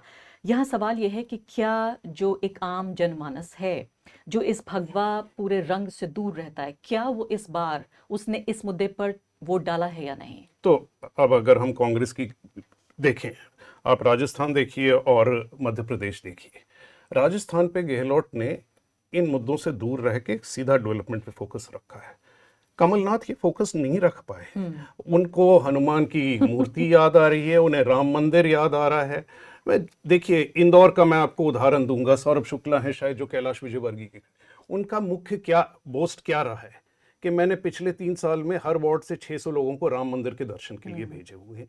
तो ये जो सब करंट है इस इलेक्शन में, ये मानना कि ये चीज़ हट गई है और लोग इसको लेके नहीं आगे चल रहे हैं, ये हम अपने आप को डिसीव करने की बात है। ये ज़रूर है कि डेवलपमेंट के इश्यूज इंपॉर्टेंट हैं, पर अगर आप डेवलपमेंट विजन्स की तरफ देखिए तो आज जो कुछ आधा घंटा पहले जील भी कह रहे थे, बाकी बात हुई कि दोनों पार्टी के एकदम अब मिलते बराबर के विजन हो गए हैं। दोनों में कोई अंतर ज्यादा नहीं रह गया है। वेलफेयर स्कीम कह रहे हैं, एक के बदले में हम दूसरी तो देंगे। जो अब वोटर जब निर्णय ले रहा है कि मेरे को दोनों जगह से बराबर का मिल रहा है, तो एंटी इनकम्बेंसी जैसे फैक्टर्स, साइकोलॉजिकल फैक्टर्स, मेरा अपना पर्सनल क्या कहते हैं हिंदुत्व की तरफ, ये फैक्टर्स भी डिसाइड कर रहे हैं इलेक्शन को, ये सामने आए। बीच में ये भी रोक देती हूँ, मुझे बताइए, आप ये कह रहे हैं दोनों की स्कीमें आपस में मुकाबला करिए, बिल्कुल सही बात है, लेकिन अब मायने ये रखेगा कि क्या आम जनता तक ये संदेश पहुंच रहा है या नहीं। जो आप कह रहे हैं गहलोत ने पहुंचाया, कमलनाथ ने नहीं पहुंचाया, सरकार किसकी ये भी मायने रखता है। मैं जो राहत शिविरों का भी मैं जिक्र करना चाहती हूँ आपसे कि राहत शिविरों का जब मैं गांव देहात पहुंची तो बाकायदा लोगों की जबान पे ये एक पॉपुलर जिसे नैरेटिव कहते हैं वो था कि हाँ मैं गया राहत शिविर में, मेरी बहन गई राहत शिविर में और हमें डायरेक्ट बैंक ट्रांसफर हुआ। और ये अलग अलग जाके मैंने अलवर से लेकर और अजमेर तक कई अलग अलग सैंपल, इतना ही पत्रकार कर सकता है कि अलग अलग जाके सैंपल ले सके। मैं खुशी के साथ ये कह सकती हूँ कि मीडिया के तमाम, राष्ट्रीय मीडिया के तथाकथित तमाम ब्लैकआउट के बावजूद भी ऐसा हो पाया। अतुल, मुझे आप ये बताइए, जो हरतोष कह रहे हैं उनकी बात में जाहिर दम है, एक अलग नजरिया भी है और अच्छी बात है, इसलिए यहाँ 3 लोग बैठे हैं कि सब एक दूसरे से सहमत ना हो और सिर्फ चर्चा ही ना हो, बहस भी हो। मैं आपसे ये जानना चाहती हूँ कि जब आप मध्य प्रदेश, आप घूमे मध्य प्रदेश में, तो जब आप मध्य प्रदेश जा रहे थे तो ये जो सॉफ्ट हिंदुत्व की लगातार राजनीति है, जाहिर है हम में से यहाँ कोई भी इस बात से सहमत नहीं हो सकता, लेकिन एक सोच ये भी है कि हिंदुत्व का दबाव भारत की राजनीति पर इतना है कि आप एक आदर्शवादी, एक आइडियलिस्टिक पॉलिटिक्स नहीं कर सकते और थोड़ा सा इधर भी खुश करना पड़ेगा। एक बार चुनाव जीत लेते हैं तो सेक्युलर पॉलिटिक्स करेंगे, क्या इस समझौते में कोई दम है? देखिए, इसमें क्या, ये बहुत स्लिपरी स्लोप है। आप इलेक्शन के पहले कहें कि मैं थोड़ा सा अभी व्यावहारिक हो जाता हूँ और हिंदुत्व का भी कार्ड खेल लेता हूँ और फिर बाद में कहेंगे कि मैं सेकुलर पॉलिटिक्स करूंगा, तो वो जो स्टेक होल्डर है वो आपके ऊपर प्रेशर बनाता है। तो आप कह नहीं सकते कि चुनाव के बाद, जीतने के बाद किस तरह से वो फिर वो कहते हैं कि भाई सत्ता से बाहर रहने का क्या फायदा, सत्ता में एक बार आ जाते हैं तो फिर वही बात है। फिर तो मसला ये हो गया कि आप सत्ता के लिए केवल कर रहे हैं, आपकी कोई आइडियोलॉजिकल वो लाइन नहीं है। लेकिन किसी भी आइडियोलॉजी के लिए सत्ता में रहना भी बहुत जरूरी है। अगर आप विपक्ष में मैं आपको थोड़ा सा पीछे से इसको लेके बताता हूँ, बात को थोड़ा सा पीछे से हम थोड़ा देखने की कोशिश करें। कर्नाटक के चुनाव को अगर आप देखेंगी तो कर्नाटक के चुनाव के बनिस्बत मध्य प्रदेश, राजस्थान और जो छत्तीसगढ़ का चुनाव है, मैं तेलंगाना नहीं गया तो वहाँ की बात नहीं करूँगा, इन चुनावों में कम्युनलिज्म, हिंदुत्व उस तरह का उतना मुखर नहीं था जिस तरह से कर्नाटक में था। बजरंग बली आ गए थे और बहुत सारी प्रधानमंत्री हर मंच से नारे लगा रहे थे, वो चीज़।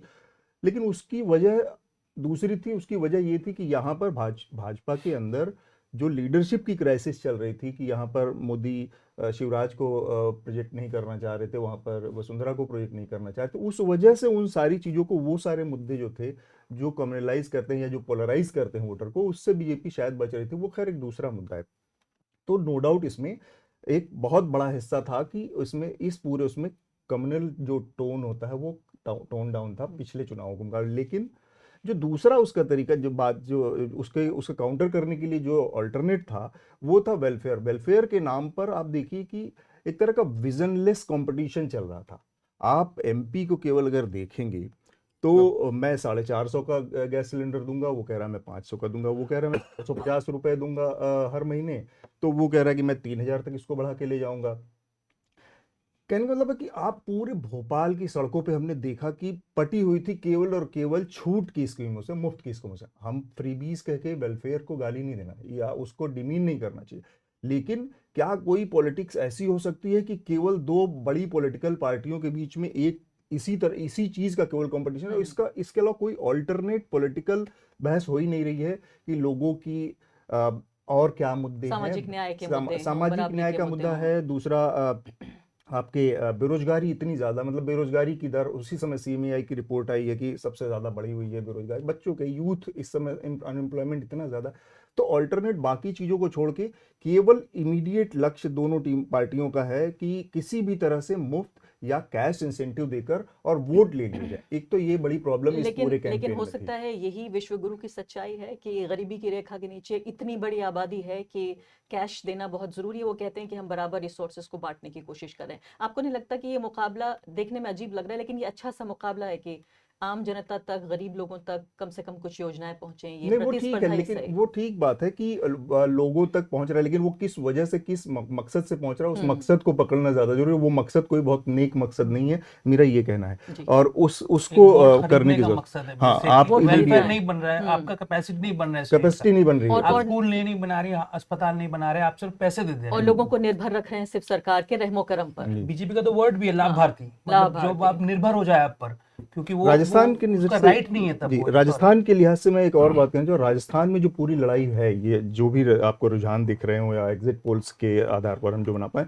ये सारी की सारी लड़ाई जो है वो केवल और केवल अशोक गहलोत के अपने जो पिछले कुछ टाइम पे उनकी जो पॉलिसी लेवल पे, मैं फ्री की बात नहीं कर रहा हूँ, पॉलिसी लेवल पर जो चेंजेस है, चाहे वो चिरंजीवी योजना उनकी हो या फिर स्मार्टफोन के जरिए स्कीम्स को जोड़कर उसके फायदे पहुंचाने की चीज़ें रही हों, या पेंशन की जो स्कीम है, पेंशन की स्कीम में एक बड़ी अच्छी चीज़ उन्होंने की है जिसका बड़ा रेजोनेंस दिखा, वहाँ पे बार बार सबसे बात आ रही थी कि उसमें ऑटोमेटिकली हर बार, हर 1 साल बाद 2 साल बाद उसमें सर्टेन परसेंटेज का इंक्रीज हो जाएगा जो वृद्धा पेंशन है। तो इस तरह की जो चीज़ें हैं वो अकेले उस वजह से कांग्रेस इस पूरी लड़ाई में दिख रही है, जी हाँ, अशोक गहलोत की। तो एक ये बड़ा वो है। इस जबकि वक्त इरम आगा हमारे साथ जी। हैं, अतुल, इरम आगा से बातचीत कर लेते हैं। यहाँ लाभार्थियों का जिक्र हुआ। इरम, आपने उत्तर प्रदेश से रिपोर्टिंग की है काफ़ी, मैं देखती रही हूँ, पढ़ती रही हूँ आपकी रिपोर्ट्स।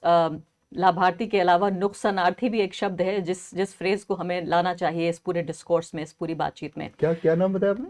जो लाभ है उसका नुकसान भी तो होना चाहिए। अच्छा, नुकसानार्थी। नुकसानार्थी। अच्छा। ऐसे लोग जिनसे भाजपा की राजनीति से जिन लोगों को नुकसान पहुंचा है, तो लाभार्थी की जगह नुकसानार्थियों से भी मुलाकात हुई राजस्थान में काफ़ी। आपने राजस्थान से भी रिपोर्टिंग की इस दौरान, इस इलेक्शन के दौरान। मैं देख रही थी मुस्लिम वोट को लेकर यहाँ बात हो रही है कि हिंदुत्व की राजनीति का दबाव किस तरीके से। हरतोष इस बात से बिल्कुल सहमत नहीं है कि इस पूरे इलेक्शन में हमें धर्म पर आधारित राजनीति कम नजर आ रही है, नहीं नजर आ रही है। मैं देख रही थी राजस्थान में, देखिए आप, 10% जो मुस्लिम आबादी है, कोई पूछने वाला नहीं है। जब वायर की टीम वहां पहुंची और लोगों से बातचीत करने की कोशिश की, उन्होंने कहा आप पहला कैमरा, पहली पत्रकार आई है हमसे पूछने के लिए कि हमारा भी कोई मुद्दा है क्या। हिंदुत्व के पैरों तले सेक्युलर पार्टियां भी दबकर मुस्लिम वोटों को इस तरह मान लेती हैं कि ठीक है ये तो हमारा है ही, कहां जाएगा आखिर।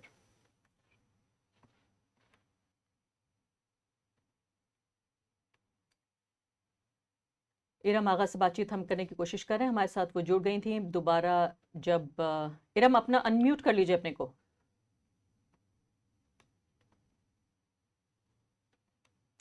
शुएब साहब, आप इस सवाल का जवाब देंगे? तो यहाँ पर आपने बहुत सही सवाल किया। यहाँ पर जबकि हिंदुत्व आ गया, स्पेशली हिंदी पट्टी में, तो मुसलमानों का जो एक, आप जब वोट देते हैं तो आप कुछ उसके बदले कुछ लेते हैं, ये एक नॉर्मल चीज़ है। मगर इस नॉर्मल इलेक्शन प्रैक्टिस को अब अपीजमेंट कहा जाता है, जो नॉर्मली करते हैं सब लोग कि आपने वोट दिया और उसके बतौर हमने सड़कें ली, ये ली, वो ली। अब उसको अगर मुस्लिम करता है तो उसको अपीजमेंट कहा जाता है। तो एक ये हो गया, तो मुस्लिम का जो बार्गेनिंग पावर है विद पॉलिटिशियंस वो बहुत ही कम हो गया। दूसरे जो आप बात कर रहे थे सॉफ्ट हिंदुत्व के बारे में, तो यहाँ पर आपने ऐसा शिफ्ट ही कर दिया पूरी सियासत को कि अब हम 2 किस्म के हिंदुत्व है यहाँ पर, हार्ड हिंदुत्व और सॉफ्ट हिंदुत्व। और अगर आप ग्राउंड पर जाइएगा तो जो मुसलमान कम्युनिटीज है वो सॉफ्ट हिंदुत्व के खिलाफ कुछ बोलते ही नहीं है, क्योंकि उनको पता है कि मतलब ये खराब है, मगर उससे ज्यादा तो वो तो खौफनाक ही है, मतलब जानो माल पर हमारी आंच पड़ जाएगी। यहाँ पर चलो वो जाके पूजा कर रहा है, ये कर रहा है, अर्चना कर रहा है, बट एटलीस्ट हम हमारे जान हिफाजत है अगर दूसरी सरकार आ जाए। विकास और पढ़ाई की बात हम बाद में कर लेंगे, नौकरी में हिस्सेदारी की बात। इरम शायद जुड़ गए हैं हमारे साथ। Iram, Hello, yeah. Ji. Hi. So, in my trip to Rajasthan, I also thought that Muslim voters का इतना assertion नहीं है वहाँ पर, मतलब but what I got was that they are very happy with Raje. Like they used to say that हमारा काम कभी नहीं रुकता है. So even if they don't have a very assertive leadership among Muslims, they have not been able. They don't look at the like Raje as somebody who's divisive or communal. Like I was in a Congress campaign also, so I spoke to people in Congress. There were some Muslims who said that कभी ground पे उतर के उसने incite नहीं किया है violence. But they were also worried the way Kanhaiya Lal issue was being brought up by some of the BJP lead campaigners who were there. So yeah, somewhere some of the issues are being used, like PFI marches and Ram Navami ke time pe Section 144 imposed kar dena. So they are trying to communalize or to polarize this. But I didn't see that the Muslim voters are not, or they don't look at Raji as their leader also. नहीं, which but is Iram very, आगा, इसमें interesting. एक नेता के भले होने या बुरे होने की बात है, या आरएसएस और भाजपा की जो नीति है सांप्रदायिकता की, उसकी बात है। एक चीज मैं बता जी। दूं, आई थिंक इरम आराम से हिंदी में बात कर सकती हैं, शायद उन तक ये मैसेज नहीं पहुंचा है कि 1 घंटा हम हिंदी में बात कर रहे हैं, तो उनको बता दीजिए, वो आराम से आई थिंक हिंदी में ही स्विच कर लेंगी एकदम। ठीक है। या सो मुझे ऐसा लगा कि जो मुझसे बात की लोगों ने वो यही थी कि वो आप उनको, अच्छा राजस्थान में लोग नेता ही को देखते हैं। अगर आप वो बात कर रहे हैं आपसे पार्टी के बारे में कि हाँ बीजेपी सरकार, बीजेपी आ सकती है और पूछिए सीएम कौन बनेगा तो बोले गहलोत। सो आपको लगेगा कि ये बात कर रहे हैं बीजेपी की तारीफ, लेकिन सीएम को देखना है Gehlot. So the voters also talk in that language where they are very leaders को काफी अहमियत देते हैं। तो इन दैट सेंस उसमें जिस तरह से मुस्लिम लोगों ने जो कांग्रेस से भी रिलेटेड थे, उन्होंने भी राज्य के बारे में ऐसी बात की थी कि कभी ग्राउंड पे उतर के उन्होंने ऐसा कुछ नहीं कहा है जिससे कि हमको नुकसान हो, हमारा कोई काम नहीं रुकता है, चाहे वो मदरसा के टीचर्स की कोई प्रॉब्लम हो या कुछ भी हो। सो इन दैट जी वे हाँ उनको इरम, इस पॉलिसी दौरान के हम लेवल स्क्रीन पे पे भी हम देखते जा रहे हैं, हम दर्शकों को ये भी बता रहे हैं कि अब राजस्थान में फिलहाल देखिए 71 सीटों पे हमें 200 में से लीड्स नजर आ रही हैं। बीजेपी 34 पर आगे है, 28 पर कांग्रेस पार्टी है, यानी बहुत नज़दीक का ये मुकाबला फिलहाल कम से कम रुझान में नजर आ रहा है, क्योंकि 34-28 उतनी बड़ी बात नहीं है कि ये आंकड़े बदल ना सकें। मैं कहती अगर 10 के आसपास होता और वो 30 होता तो शायद लगता कि अब पार पाना मुश्किल होगा। एक और चीज़ जी। इसमें अर्पा, क्योंकि ये इस पे हमें नज़र रखनी चाहिए कि वोटिंग परसेंटेज में भी वो राजस्थान में कांग्रेस कुछ आगे चल रही है। हमें ये देखना पड़ेगा कि ये आगे रुझान कैसे रहते हैं, और मध्य प्रदेश में बीजेपी के पीछे चल रही है, और ये वोटिंग परसेंटेज ही आगे जाके स्टेबलाइज करता है। सीट के नंबर्स वेरी करते रहते हैं, तो हमें कुछ वोटिंग परसेंटेज पे अगर फोकस रखें तो हमें कुछ आइडिया मिलते जाएगा अगले आधे पौन घंटे। मध्य प्रदेश में बीजेपी आगे है। जी हाँ, ये तो बहुत हैरान करने वाली बात है। ये अभी फिलहाल आप देखिए इलेक्शन कमीशन की वेबसाइट, जैसे आप कह रहे थे थोड़ा सा खराब चल रही थी, पीछे चल रही थी, अब थोड़ा लगता है कि बदला भी है उन्होंने अपना, थोड़ा मैं कहूँगी कि अपना रंग रूप भी बदला है इलेक्शन कमीशन ने।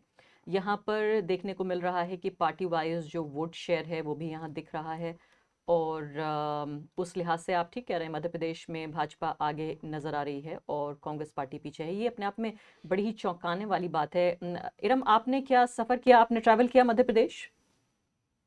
राजस्थान गए थे। जी हाँ, तो मध्य प्रदेश, अतुल आप बताइए मुझे कि मध्य प्रदेश की क्या कहानी है, ये मध्य प्रदेश कैसे? देखिए, वोट परसेंटेज जिसका जिक्र हरतोष कर रहे हैं, पिछली बार का जो नतीजा था बहुत 5-7 सीटों का, 109 सीटें आई थी बीजेपी को और 114 सीटें आई थी कांग्रेस पार्टी को। लेकिन अगर वोट परसेंटेज आप देखेंगे तो उस समय 1% वोट बीजेपी का ज़्यादा था, करीब 1-1.25% कांग्रेस के मुकाबले।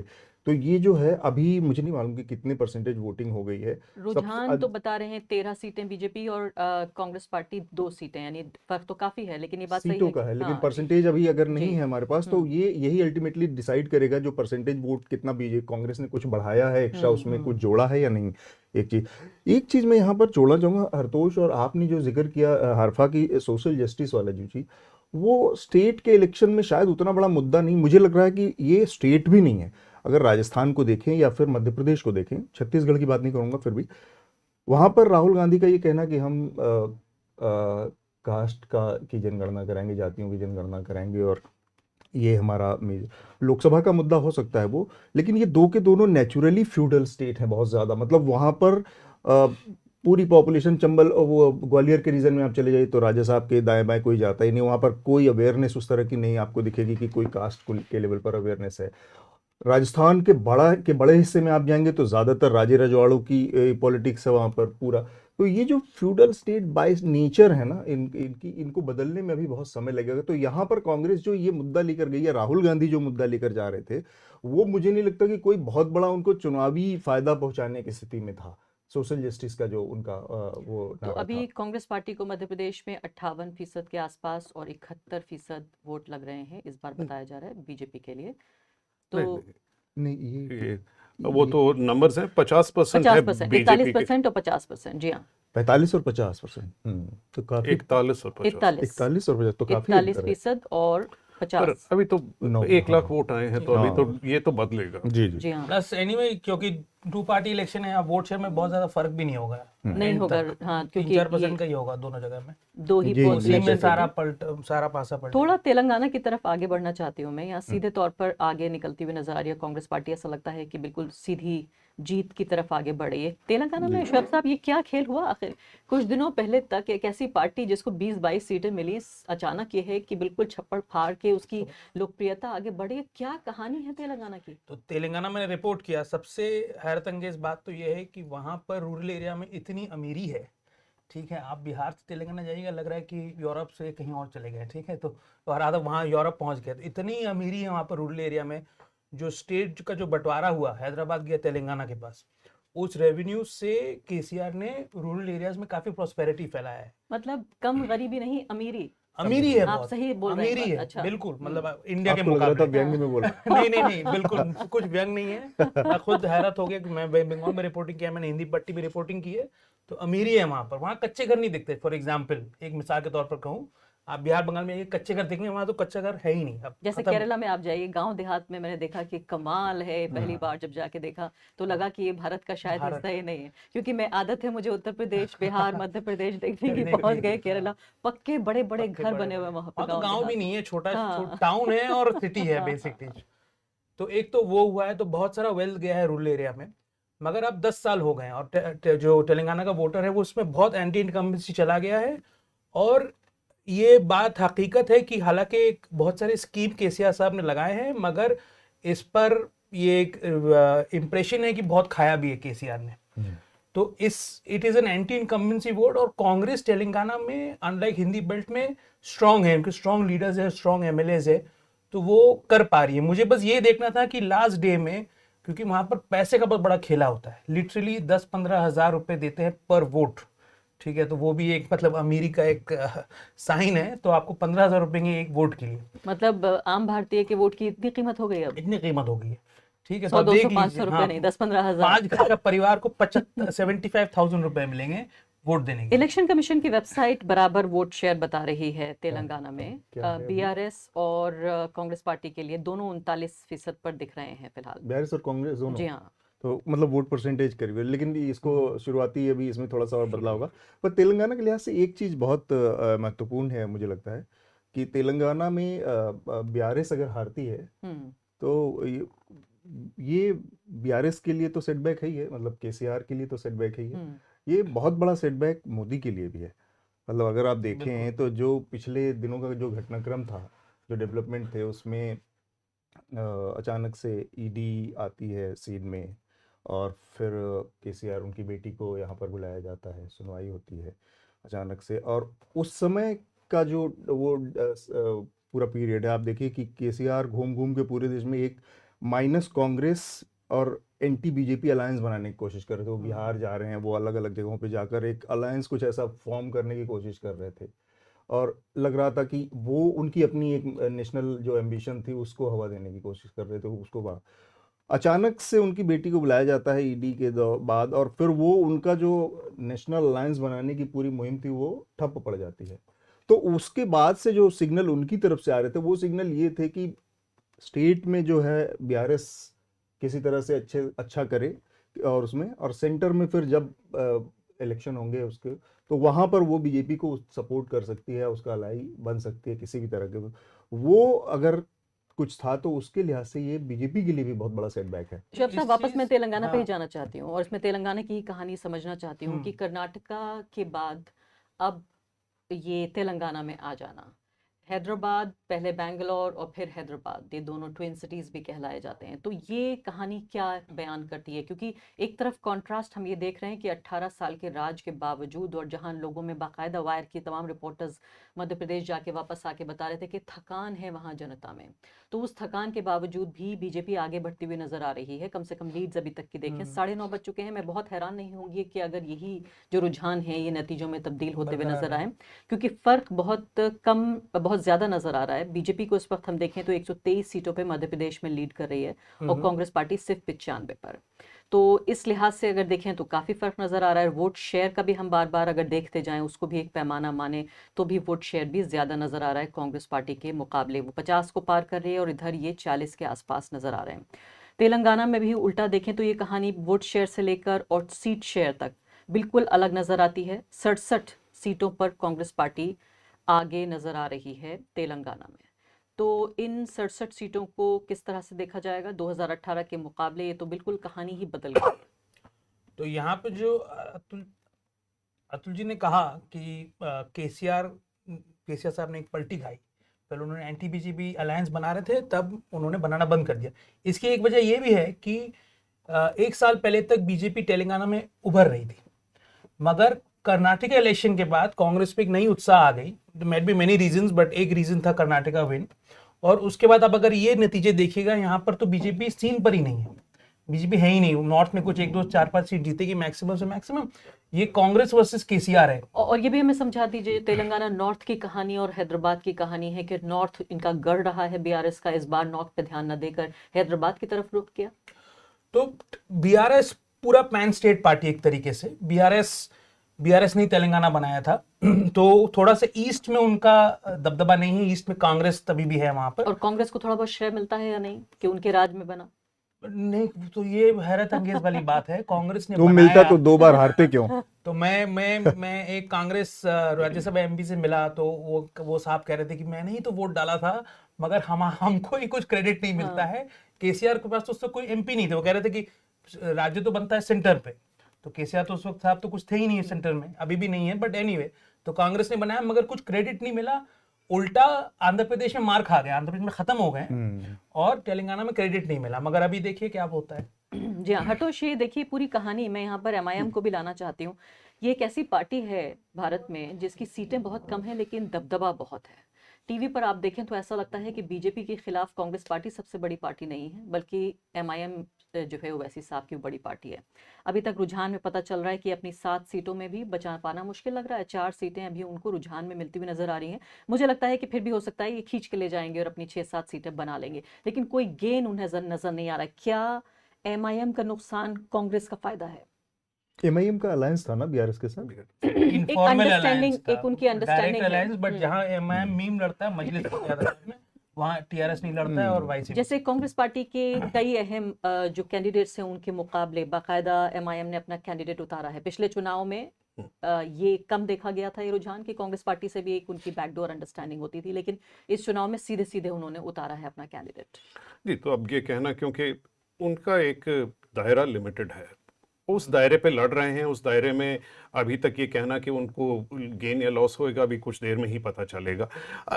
अगर जो बात शोएब ने कही वो ज़रूरी बात है कि एमआईएम की अगर ये दबदबा है या उनकी एक लार्जर देन लाइफ प्रेजेंस है, वो इसलिए है कि वो अकेले ही उस रेटरिक या उस सिंबलिज्म या वो एक साइकोलॉजी को एक्सप्रेस करते हैं जो काफ़ी मुस्लिम्स में इस देश में बनी हुई है, जिसको कांग्रेस पार्टी आर्टिकुलेट कहीं पे भी नहीं कर रही है। क्या ये मेन लाइन थॉट है या ये तबके की थॉट है जो ओवैसी साहब कहते हैं? क्या आप कह रहे हैं कि मुसलमानों का एक बड़ा तबका ये सोचता है या एक तबका ऐसा सोचता है? मैं ये नहीं कह रहा, मैं ना ये कह सकता हूँ कि मैं समझता हूँ पूरी तरह कि तबका क्या कह रहा है, पर कुछ चीज़ें ऐसी जो वो उभार के पॉलिटिक्स में लाते हैं जिसके बारे हमने बात करनी बंद कर दी है। पॉलिटिकल असर्शन की जो बात है वो ना कांग्रेस कर रही है ना बीजेपी कर रही है।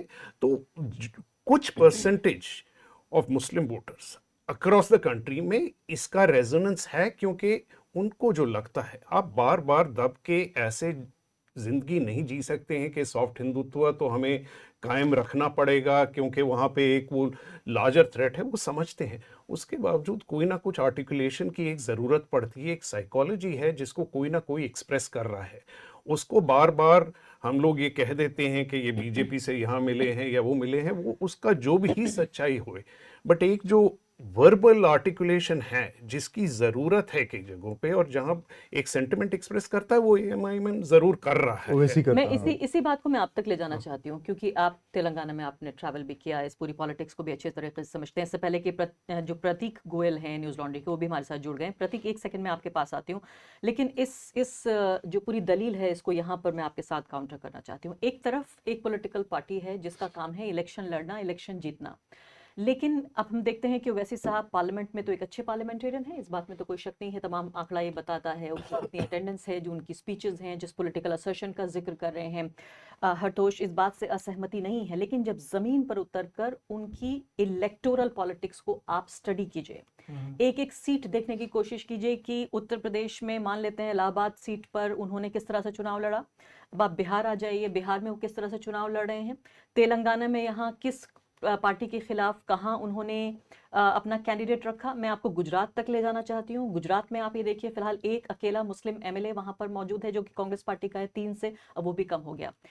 जब आप इस तरह से देखने की कोशिश करते हैं एमआईएम की पॉलिटिक्स को, तो ये पूरा जो पॉलिटिकल असर्शन है ये निचोड़ कर आ जाता है बिल्कुल कि आप जमीन पर किस तरह से उतारें, क्योंकि आप कोई पब्लिक इंटेलेक्चुअल नहीं है, आप पत्रकार नहीं है, आप प्रोफेसर नहीं है, आप एक पॉलिटिकल साइंटिस्ट नहीं है कि मैं आपके पॉलिटिकल असर्शन को, आपका काम है चुनाव लड़ना।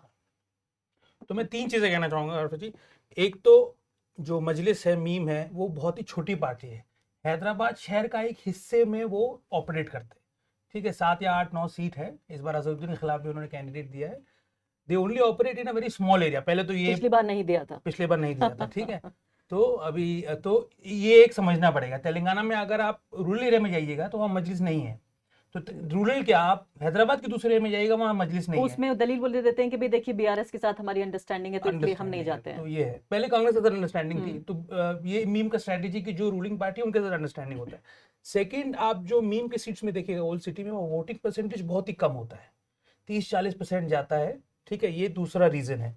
इसकी वजह से मतलब वोटर काफी वहां पर नाखुश है, एक इसका एक लक्षण है कि वोट नहीं देने जाता है वो, उसको लगता है कि वहां कुछ भी करे मजलिस का ही एमएलए आएगा।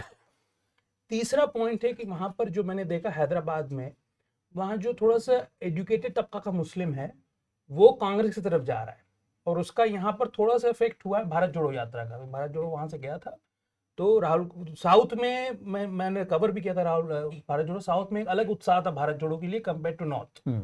तो यहाँ पर क्योंकि राहुल गांधी जो भी कह रहे हैं, जो थोड़ा सा कह रहे हैं की दुकान वगैरह वगैरह, वो मुस्लिम वहाँ देख रहे हैं कि नेशनल लेवल पर मोदी जी का एक चैलेंजर है, तो राहुल जी को उस नजरिए से कुछ मुस्लिम देख रहे हैं, और उसका एक कंपाउंडिंग इफेक्ट भी है। तो ये भी समझा दीजिए, जब आप ये कह रहे हैं, अभी आपने कहा कि ये एक छोटी पार्टी है जिसका हैदराबाद के भी एक हिस्से में असर है, तो वो नरेंद्र मोदी के चैलेंजर कैसे बन गए?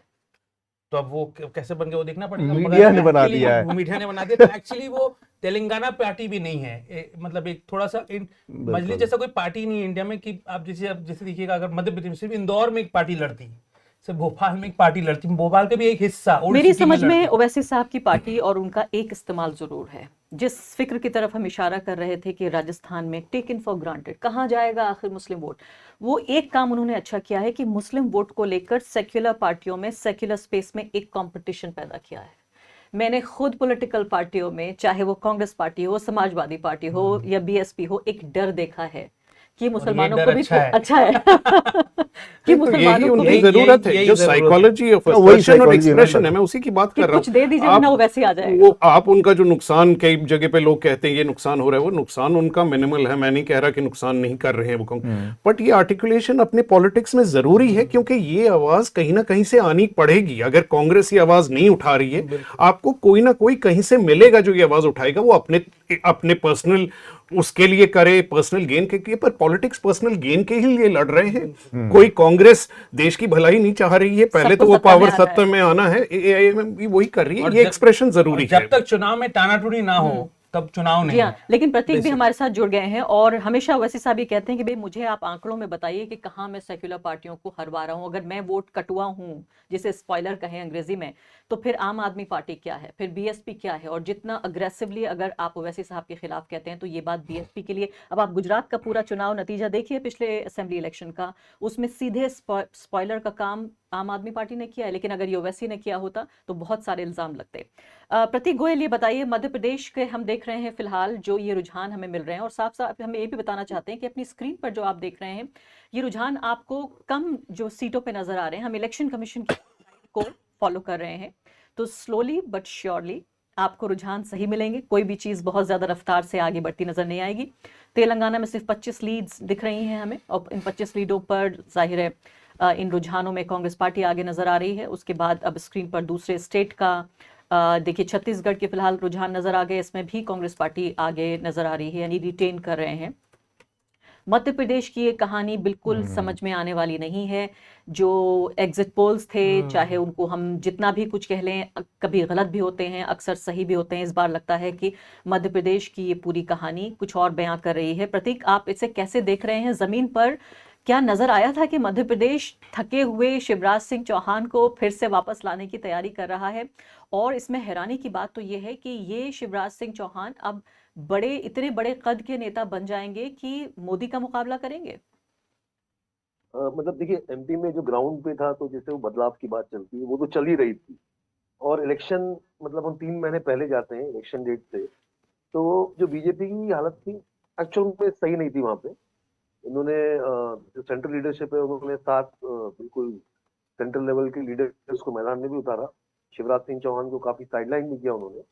लेकिन ये जो आप रिजल्ट अभी देख रहे हैं, अगर ये बीजेपी जीतती है चुनाव तो ये पूरा चुनाव शिवराज सिंह चौहान की वजह से जीता जाएगा। मतलब उन्होंने बहुत ही जम के मेहनत करी है इस चुनाव में। और जैसे अक्सर बोलते हैं कि मोदी फैक्टर आता है या बहुत जगह मतलब उनका वो दिखता है, लेकिन इस चुनाव में नहीं तो नरेंद्र मोदी उनका कोई फैक्टर चला है वहां पे, ना ही कम्युनल कार्ड चल पाया है मध्य प्रदेश में। जितना एमपी को मैं जानता हूँ उस चुनाव में बिल्कुल नहीं चला है। जो चला है वो शिवराज सिंह चौहान ने जिस तरीके से कैंपेनिंग करी है, उन्होंने बहुत मेहनत करी। मतलब वो एक एक दिन में 10-15 सभाएं करते थे, और आप कंपेयर करेंगे कांग्रेस से तो जमीन आसमान का फर्क था। और उन्होंने जिस तरीके से वहां पे काम किया, तो ये जो रिजल्ट है ना, अगर जीतती है बीजेपी तो उनकी वजह से जीतेगी। और डेफिनेटली वो आई मीन ये नहीं पता कि नरेंद्र मोदी जितने बड़े लीडर बन पाएंगे वो, लेकिन हाँ ये है कि उनको पहले कैसे बोल रहे थे कि सीएम उनको प्रोजेक्ट ही नहीं किया गया। लेकिन हाँ ये है कि उनको रोकने की कोशिश जरूर होगी सीएम बनने से, लेकिन इतना इजी नहीं होगा उनको रोक पाना। लेकिन प्रतीक मुझे ये ये समझाइए, पूरा आप ये अपने कह दम रहे हैं, पे उनको मतलब अगर जीतते हैं तो ऐसा माना जाएगा कि शिवराज सिंह चौहान ने अपने दम पे चुनाव जिताया पूरा। आप ये कह रहे हैं कि ये जीत का सेहरा उनके सर पर सजेगा, शिवराज सिंह चौहान के, हाँ और ये सिर्फ उनकी वजह बिल्कुल है, आप बिल्कुल। हिंदुत्व की पॉलिटिक्स उतना नहीं देख रहे हैं। लेकिन क्या ये भूल जाएं कि पिछले 3 साल शिवराज सिंह चौहान ने सिर्फ एक योगी आदित्यनाथ के क्लोन के तौर पे काम करने की कोशिश की। चुनाव पूरा अगर अभियान भी हम देख लें, उसमें भी बाकायदा बुलडोजर्स पहुंच गए मुसलमानों के घरों पे, सरकारी बुलडोजरों ने किस तरह से हमला किया। बाकायदा वो केस भी आपको याद दिलाना चाहती हूँ कि केमिस्ट की दुकान से उसकी पूरी दवाइयों सहित उसकी दुकान को ध्वस्त कर दिया गया। जिस तरह से पुलिस एक्शन लिया गया, पूरा एक योगी मॉडल को मध्य प्रदेश जैसे एक शांतिपूर्ण राज्य में लाने की कोशिश की गई। इससे पहले अगर आप देखें 5 साल पहले, इससे पहले के शिवराज सिंह चौहान, तो मुस्लिम तबके में भी उनको लेकर बहुत कोई ऐसी भावनाएं नहीं थी। जैसे राजस्थान के लिए कहा जाता है कि राजस्थान की बीजेपी बाकी बीजेपी गुजरात या उत्तर प्रदेश से अलग है, मध्य प्रदेश में भी मामा सबके मामा कहलाए जाते थे वो। लेकिन इन मामा ने जो एक पूरा अपना रंग दिखाया, एक कंस की तरह जो नजर आया एक समुदाय के लिए, क्या इसके बावजूद भी आप ये कहेंगे सांप्रदायिकता आपको नहीं दिख रही है? देखिए, ये जो बुलडोजर जो 2020 में जब वापस से बीजेपी है, जब सिंधिया बीजेपी में आ गए, और उसके बाद शिवराज सिंह चौहान ने डेफिनेटली उन्होंने एक सभा करी थी वहां पे, वहां से उन्होंने शुरू किया अपना एग्रेसिव इमेज बनाना। लेकिन वो इमेज इस इलेक्शन के पहले बिल्कुल वो उनकी ये जो बुलडोजर मामा वाली इमेज काम बिल्कुल नहीं आई। वो लास्ट में उनका जो एक्चुअल जो रूप है वो उसी में आ गए थे। मतलब लोगों से मिलना जुलना, और वो अपने उनका जो सॉफ्ट टोन है वो उस पॉलिटिक्स में घुस चुके थे। एंड में उनकी ये हालत हो गई थी। तो बुलडोजर मामा वाला डेफिनेटली एमपी मैंने खुद कवर किया, जो बुलडोजर कैंपेन चला था मध्य प्रदेश में, बहुतों के घर तोड़ दिए गए हैं। मतलब अगर दंगा 10 किलोमीटर दूर हुआ है तो 20 किलोमीटर दूर कोई अगर गांव में आदमी रहता है तो उसका घर तोड़ दिया है। प्रधानमंत्री आवास योजना के तहत मिले घर थे वो तोड़े गए। तो वो सब बहुत हुआ है। लेकिन उनका वो जो इमेज वो सोच रहे थे कि वो एक बहुत ही जैसे योगी आदित्यनाथ या नरेंद्र मोदी ऐसा इमेज बना लेंगे, तो वो इमेज उनका नहीं चला, उल्टा वो उनके लिए हानिकारक साबित हुआ है। तो वो लेकिन उसके बावजूद भी ये जो इलेक्शन है जो मतलब एक ग्राउंड पर अगर आप देखें तो ये कम्युनल कार्ड नहीं चल पाया इस बार मध्य प्रदेश के चुनाव में। नहीं तो हानिकारक है तो जनता के बीच तो उन्होंने वो बीज तो बो दिए। मैं कह रही हूँ आखिरी दिनों में चाहे जो भी उनके मुख से जो भी कुछ निकला हो, लेकिन उससे पहले की जो राजनीति है, आप ये सोचिए, छोटा मोटा दंगा भी होता है, छोटा मोटा पुलिस एक्शन भी होता है दशकों के लिए, सालों नहीं। मेरी खुद की कहानी है, मेरे खुद के टाउन में मैंने देखा है कि 30 साल पहले दंगा हुआ था, उसके बाद कोई दंगा नहीं हुआ, लेकिन हमेशा के लिए जो धार्मिक समुदाय हैं वो धार्मिक रेखाओं में बट जाते हैं। तो एक बार अगर बुलडोजर एक्शन हुआ और लोगों ने उसको चीयर लीडर की तरह काम किया और गोद में अपने पॉपकॉर्न रख के देखा इस पूरे तमाशे को, आपको नहीं लगता कि इसका असर वोटों पे पड़ रहा होगा और ध्रुवीकरण भी एक इसमें बड़ी वजह रही होगी फिलहाल जो हमें रुझान दिख रहे हैं? मेरे को नहीं लगता कि इससे बहुत ज्यादा ध्रुवीकरण, मतलब मैं मानता हूँ कि ये जैसे आप अगर इंदौर की बात करेंगे तो इंदौर जैसे मैंगलोर है ना, जैसे मैंगलोर एक जैसे हिंदुत्व की लेबोरेटरी बन चुका है, वैसे इंदौर को बना रहे हैं। इंदौर में आप देखेंगे तो बहुत ज्यादा एक्सट्रीमिज्म बहुत अलग लेवल पे जा चुका है। लेकिन फिर भी जैसे आप अभी चुनाव में देख लीजिए तो कैलाश विजयवर्गीय इतने मतलब बीजेपी कद्दावर नेता है, मतलब इंदौर और उनका नाम बिल्कुल समांतर हो चुका था बीच में। उनको अपनी सीट बचाने में मुश्किल पड़ गई।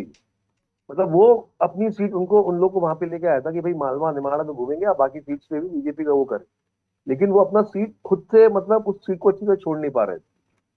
तो ऐसा मेरे को नहीं लगता कि ठीक है, मैं मानता हूँ बुलडोजर कैंपेन हुआ, तमाम चीजें हुई, लेकिन वो इमेज खुद शिवराज सिंह चौहान के लिए अच्छी नहीं रही। क्योंकि उनके जो एक्चुअल में जो मतलब जो मध्य प्रदेश में रहने वाले जो लोग हैं उनको भी वो बात एक हद तक पसंद नहीं आई थी।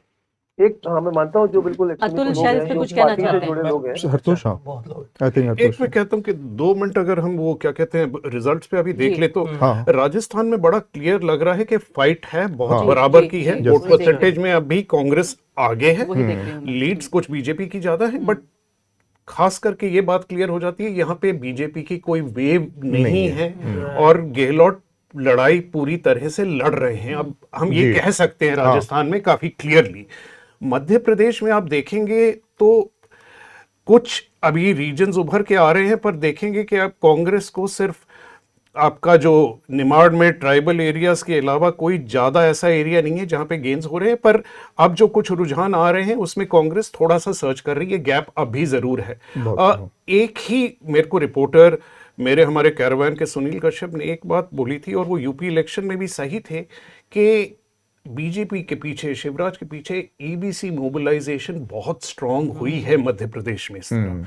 और मेरे को आगे जाके ये देखना जरूरी रहेगा, क्योंकि इसका असर आप देखेंगे ये नर्मदा के ऊपर की पूरी जितनी बेल्ट्स हैं, आप बघेलखंड में देखेंगे, चंबल में देखेंगे, उधर पे ये नतीजे अगर ये सच रहे, मालवा तो वैसे ही गढ़ है मध्य प्रदेश। तो मेरे को लगता है कि हमें ये जो डिफरेंशियल चीज़ों की बात कर रहे थे, कास्ट मोबिलाइजेशन की, उस पर क्या असर था, ये सब हमें मध्य प्रदेश के इलेक्शंस में दिखेंगी। और ये भी बात उठेगी कि सबको, हमको जो घूम के ये दिख रहा था कि कांग्रेस आगे चल रही है, तो ये किस हद तक हम लोग ये डिटेक्ट नहीं कर पाए हैं, या कि हद तक ये रुझान एंड में जाके बदले, ये सारे सवाल उठेंगे। और हरतोष, इस वक्त जो नजर आ रहा है, ये 4 स्टेट में 2 स्टेट बीजेपी और 2 कांग्रेस को मिलते हुए नजर आ रहे हैं। इसमें सिर्फ एक फर्क पैदा हो सकता है कि ये जो आंकड़ा, हालांकि मैं कहती हूँ राजस्थान अभी भी, जैसे आपने कहा कि फाइट में नजर आ रहा है, उसको आप अभी ये नहीं कह सकते कि कोई एक पार्टी आगे अब देखिए 20 का फर्क हो गया है इन दोनों के बीच। हम इस पूरी बातचीत में छत्तीसगढ़ को लगभग मिस कर रहे हैं। मुझे लगता है कि छत्तीसगढ़ के भी अगर आंकड़े आप बता पाए। जी आ रहे हैं। मैं यहाँ एनडीटीवी की वेबसाइट देख रही हूँ। एक पुरानी आदत है एनडीटीवी को विश्वास नहीं, हम अगर इलेक्शन कमीशन के पुरानी आदतें बदल जाएं तो अच्छा है, लेकिन इलेक्शन कमीशन का स्लो आ रहा है डेटा। तो ये एक चीज जो प्रतीक ने कहा कि शिवराज की वजह से बीजेपी, अगर बीजेपी जीतेगी एमपी में शिवराज की वजह से, और हरतोष ने जो कहा गहलोत राजस्थान में जीत रहा है, it's a very interesting trend कि आप देखिएगा स्ट्रॉन्ग स्टेट लीडर्स उभर के आ रहे हैं, जो छत्रप हैं, तो गहलोत ने ऑलरेडी जो रिबेलियन था पायलट का क्रश कर दिया था। गहलोत ने एक तरीके से कांग्रेस, अब एक राजस्थानी कांग्रेस हो गई जो गहलोत के अंदर है, वो हाईकमांड को ज्यादा मानती नहीं है। ये अटेम्प्ट किया था बीजेपी ने शिवराज के साथ, शिवराज को काटने की कोशिश की थी, मगर आखिर में शिवराज के पास ही जाना पड़ा जब एमपी का इलेक्शन आया। तो एक तरीके से एक जो हाई कमांड कल्चर रहता है इंडिया का, बहुत सालों से है, 70 दशक से है, वो इसके खिलाफ एक आवाज है ये दोनों इलेक्शन। लेकिन मुझे लगता है कि मध्य प्रदेश में अब जो फर्क पैदा हो गया है अतुल, ये अब पार नहीं पाएगा। मैं वही एमपी को लेकर मेरा भी अपना भी अनुमान पूरी तरह से गलत है। अगर ये ट्रेंड बने रहते हैं और यही नतीजा आता है तो, क्योंकि हम सबको लग रहा था कि एमपी में कम से कम बदलाव होने जा रहा है, साफ साफ ऐसा दिख रहा था लोगों के अंदर फटी।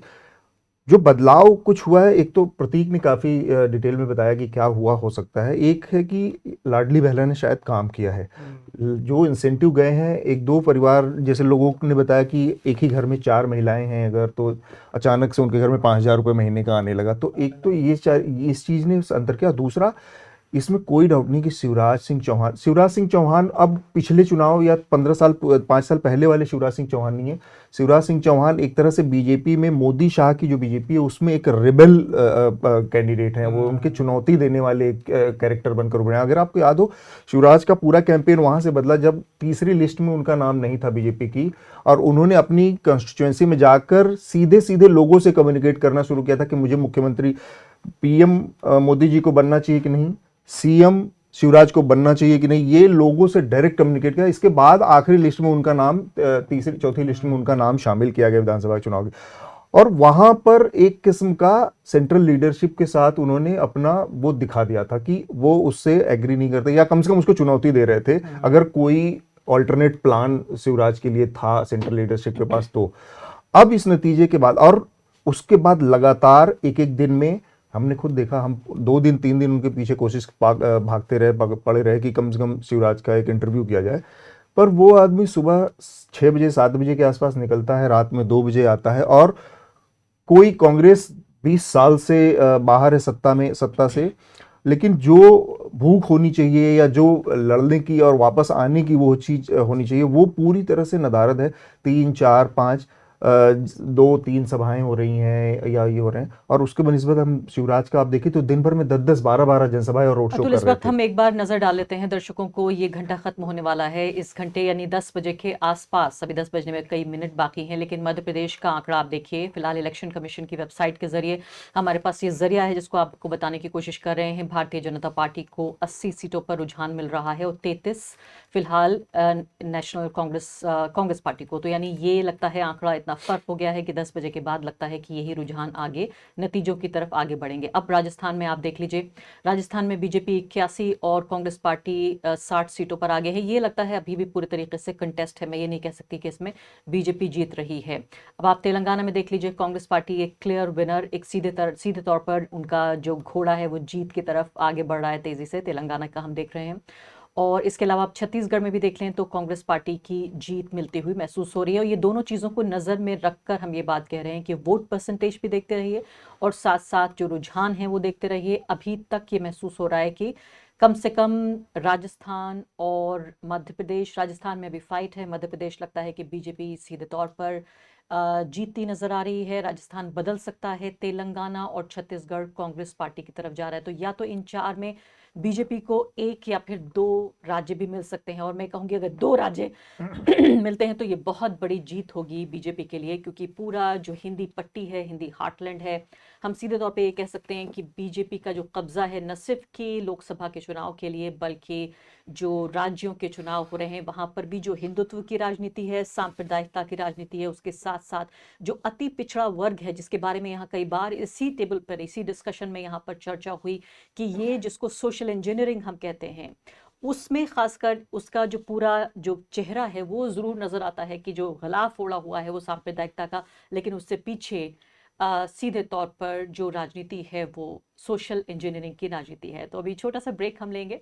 स्मिता नायर मेरी सहयोगी वो स्क्रोल से यहाँ पर हमारे साथ जुड़ जाएंगी और अगला 1 घंटा आप उनके साथ चर्चा कीजिए।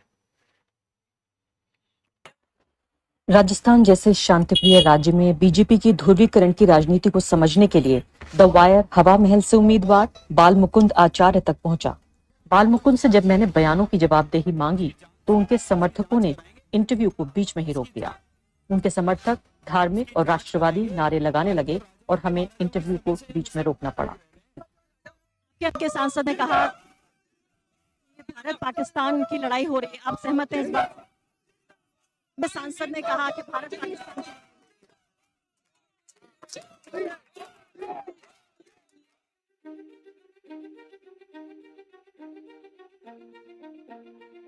नासिर जुनैद के बारे में आपसे बात करना चाहती हूँ कि पहले पहलू खान का मामला आया, फिर रकबर खान का मामला आया, उसके बाद नासिर जुनैद का, और कई ऐसे केस हैं जिनके बारे में बहुत ज़्यादा नेशनल मीडिया में बातचीत नहीं हुई है। एक के बाद एक जब ये लिंचिंग हो रही है तो क्या आपके परिवार में, आपके समाज में लोग ये भी सोचते हैं कि इस काम को छोड़ दें? तो सुनिए कि ऐसा नहीं है कि राजस्थान में ऐसा लगता है कि ध्रुवीकरण हो चुका है, एक धर्म की आंधी आ गई है, सब कुछ खत्म हो गया। यहाँ इस तरह के लोग भी हैं। नाम क्या है?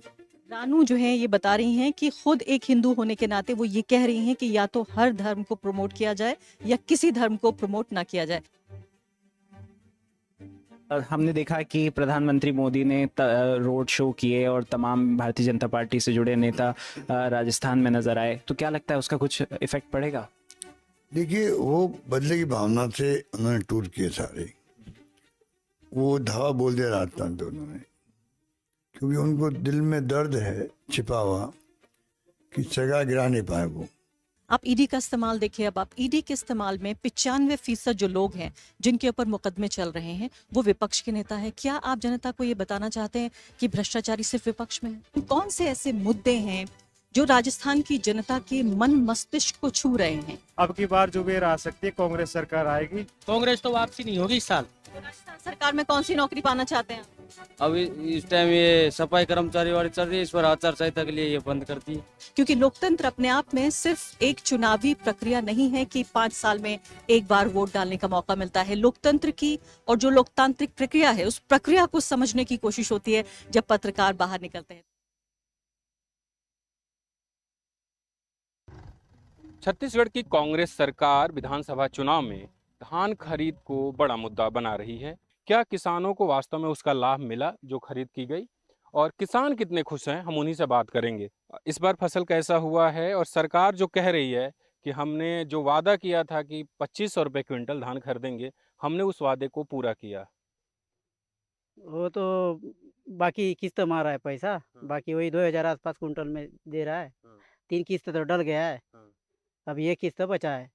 हमार बघेल साहब के ऑफर बढ़िया है भैया, जन की हिस्से करीस हवय और बराबर पैसा ला समय में दीस हवय, वही ठीक है। वो समय तो भाजपा सरकार हथ केरी से 2100 रुपया ऐसे की के, लेकिन 2100 रुपया कहाँ दिस, वो तो 1750 1800 रुपया समर्थन मूल्य टेक दिस घुटना, 2100 देवे नहीं करी, झूठ बोल के पूरा रह गए। किसान को 2500 में भी बहुत घाटा हो जाता है, उसमें कुछ बचता नहीं है ना, मिलता नहीं है। ये क्या है, देहात में जानते हो यहाँ पानी का सुविधा नहीं है ना, कुछ सुविधा नहीं, ऊपर वाला से भरोसा का है। उसमें कमाते हैं तो 2500 रुपया में घाटा ही होता है, हम लोग को कुछ नहीं बचता है। अभी हाल ही में उन्होंने घोषणा की, भूपेश बघेल ने, कि अगर उनकी सरकार बनती है तो कर्ज माफ करेंगे।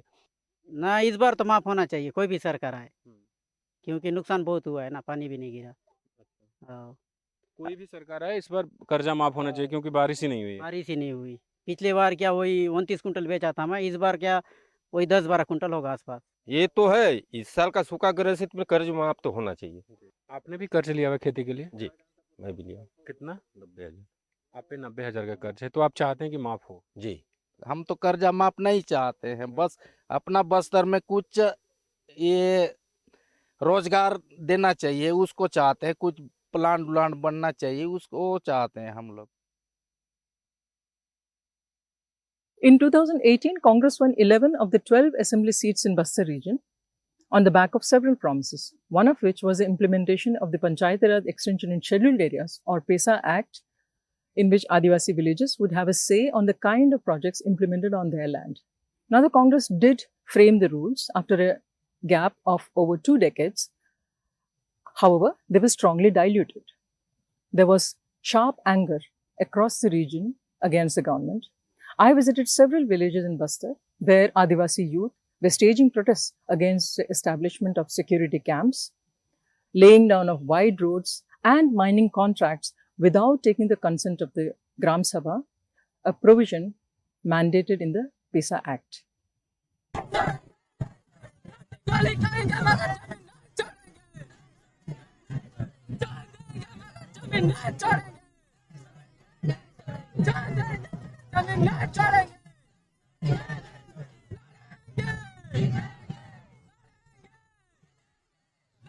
हमारे पास गाड़ी घोड़ा भी नहीं है कि, और इधर बहुत सारा जंगल है कि इधर जंगल में क्यों रोड बनाया जा रहा है, और सब पहाड़ी हमारा, सब सारा चीज हमारा है।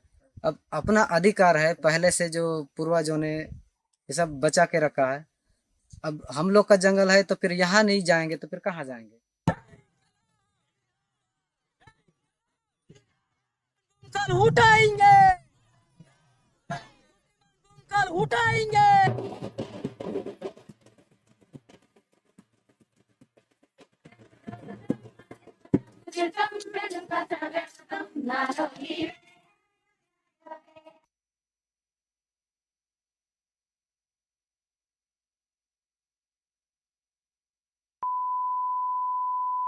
ओके, आई एम अज्यूमिंग आप सब मुझे देख सकते हैं, और मैंने ये बहुत ही बढ़िया विश्लेषण और एनालिसिस इसलिए इंटरप्ट की है क्योंकि ये सब स्टूडियो ताम झाम, इसके लिए कंट्रीब्यूशन चाहिए।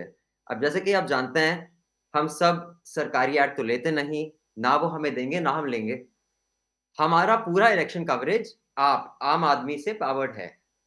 हर विंडो में जहां आप ये प्रोग्राम देख रहे हैं, उसके नीचे शो की जो डिस्क्रिप्शन में एक लिंक दिया गया है, उस लिंक को क्लिक कीजिए और आप कंट्रीब्यूट कीजिए, क्योंकि पत्रकारिता को और पॉलिटिक्स, पत्रकारिता साधन है इंफॉर्मेशन का, उसको आप ही रिक्लेम कर सकते हैं। अब क्या हो गया है, न्यूज या तो सरकारी एड से या बड़े उद्योगपतियों के एड से चलती है, तो आपके हाथ से निकल चुकी है। अब आपको इसको रिक्लेम करना है, तो इसलिए आप हमारा सहयोग कीजिए और थोड़ा बजट भी हो जाएगा, क्योंकि सब फिर मेरे कमरे में आके ठूस जाते हैं। अब देखिए, आरफा भी आई है, मनीषा भी आई है, ठीक है, और ये सीमा भी यही है, और हरतोष और धन्या भी ने, धन्या को बेस्ट जर्नलिस्ट मिला है, बेस्ट जर्नलिस्ट ऑफ इंडिया, रेडिंग, मुबारक हो, कंग्रेचुलेशंस। अब हरतोष भी यही है, और मुझे बैठ के यहाँ काम करना है, हमारी ये भी औकात नहीं है कि इनको हम एक वेटिंग रूम दे सकें, तो ये आपके हाथ में है, आप प्लीज कंट्रीब्यूट कीजिए, click on the link in the show description wherever you're watching this, so that all these people can go and wait in some other room, so we have some budget for another room to have breakfast. Okay, so thank you for watching, thank you for your support. Let's reclaim journalism from big corporates and governments, and a big hand to our colleagues at Scroll and Dhanya for Journalist of the Year, Reading Awards, Taliyan.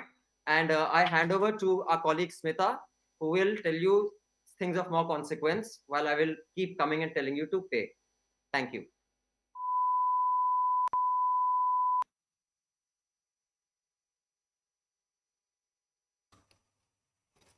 Hi, and a very good morning to all our viewers. Results with Independent Media is a collaboration between Newslaundry, the News Minute, Scroll, The Wire, and Caravan. Of course, Abhinandan Sekhri has given you a more sort of colorful description of why you must contribute. But seriously, if you value, if you believe the fact that media should be a watchdog and not a lapdog, contribute to these 5 news independent media outlets.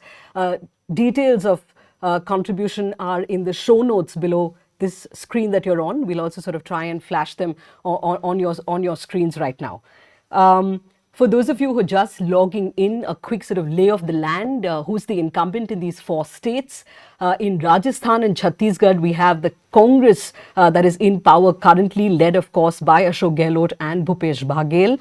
In Telangana, we have K. Chandrasekhar Rao, the TRS, and in Madhya Pradesh, Shivraj Singh Chauhan, of course, has been in power for close to 2 decades. He himself has been Chief Minister for about 16.5 years.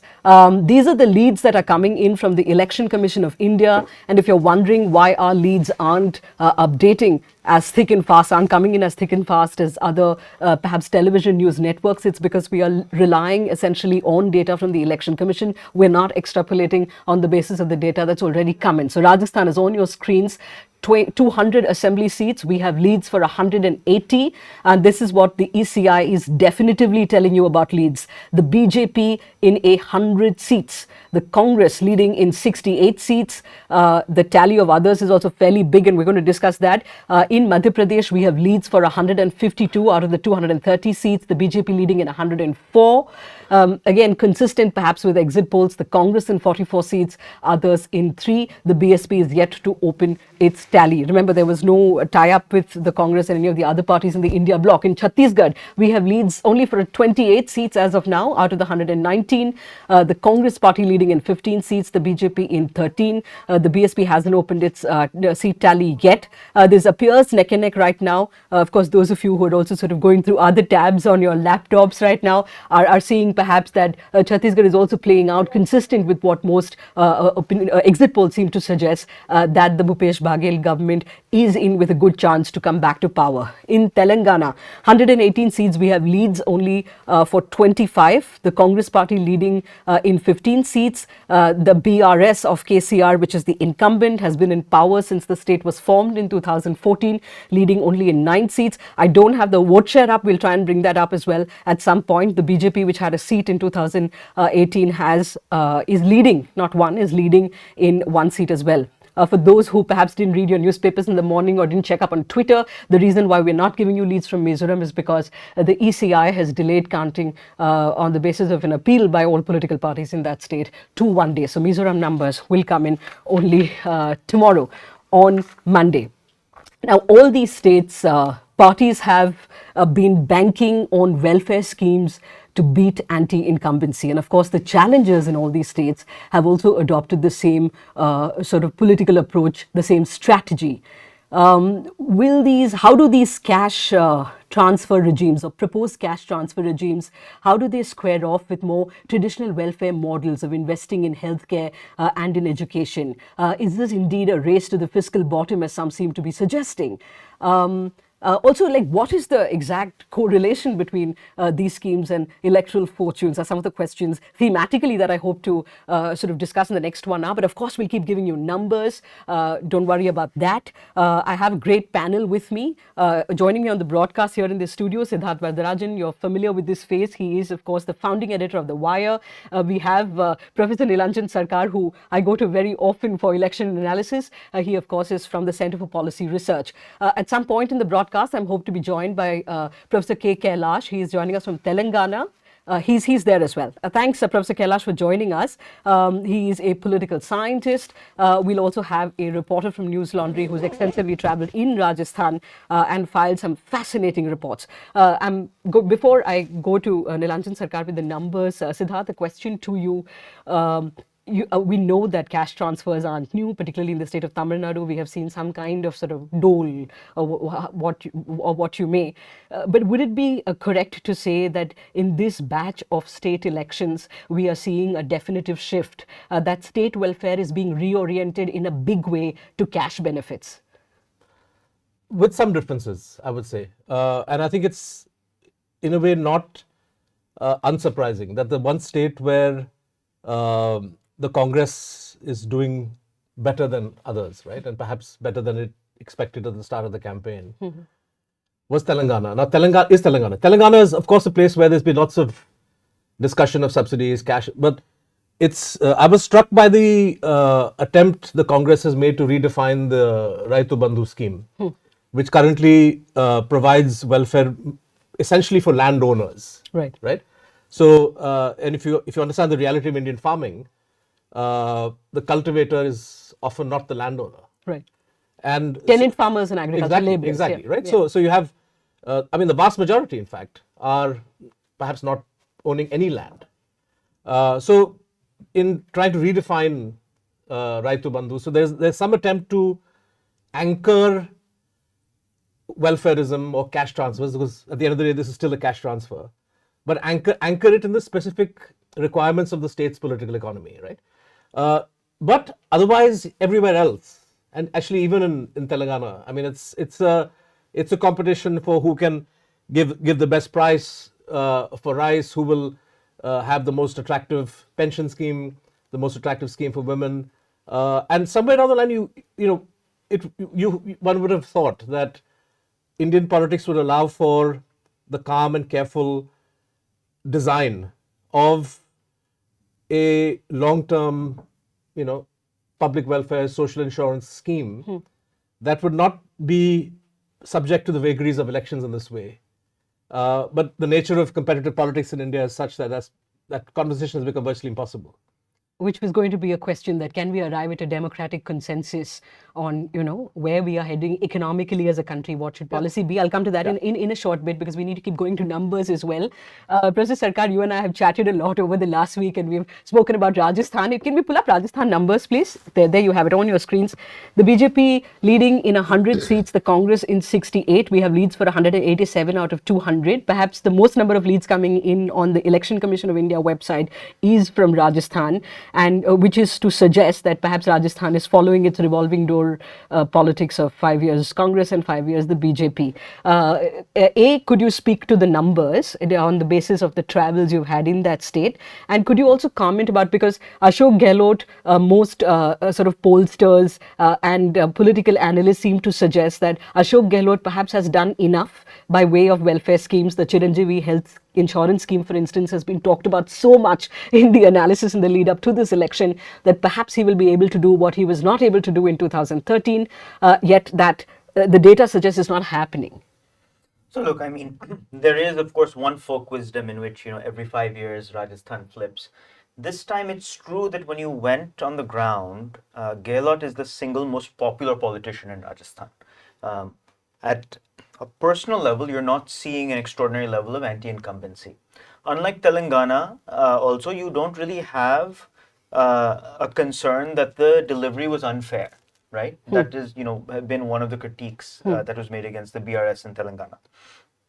But where the Congress has struggled is in actually managing its own factions. Of course, we know about Sachin Pilot, but when you traveled around, you saw significant splits in, let's say, the Jat community in the Shekhawati belt or in the Gujjar community due to the inability to manage some of these factions.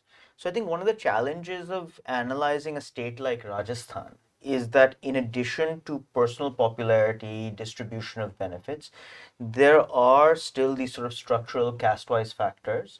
The other issue, which I suspect we'll be talking about all day, is that you are increasingly seeing a split between male and female voters. Correct. So it is challenging, and many people in the field, especially if you're male, are not speaking to female voters, especially in Rajasthan, Madhya Pradesh, where it can be quite difficult. But when you do actually speak to female voters, you have to do it carefully if you're male. You do actually see that there is a push towards the BJP in a number of these Hindi belt states among female voters. A lot of that is a Modi effect. A lot of it is, the ways in which some of the schemes have been branded towards women overall from the BJP. But that is something that you are seeing systematically now across many of the states. When you put two of those together, you do actually have just enough votes dropping from the Congress party in Rajasthan. The other just very quick thing, I know I've taken a little bit of time, is that Rajasthan is a state that has a real seat-by-seat character. There are lots of factions within the Congress, within the BJP, independent candidates being put up, other parties being put up, and you can see it in the initial seat tally. You have a very large number of non-BJP, non-Congress party as winning, even though it's largely a Congress-BJP fight. And that is basically defectors and so on and so forth that are pulling votes away. So there's a chance that despite the BJP being the single largest party, we may still have a hung assembly. Right. So that's the others column that Professor Sarkar is referring to. The 14 leads that you're seeing in Rajasthan for the others is essentially what he's referring to. I'll move to Telangana, but quickly, Siddharth, you would also be interested in this. I was listening to a conversation that Mr. Sanjay Lodha of Lokniti CSDS was having with an interviewer a few weeks ago, and he said that their study very clearly showed that the welfare delivery of state government schemes was perhaps better in Rajasthan of the state government than of central government schemes. The satisfaction shown with the state government schemes was much higher than, say, Ayushman Bharat at the center or Ujala, the Ujala scheme.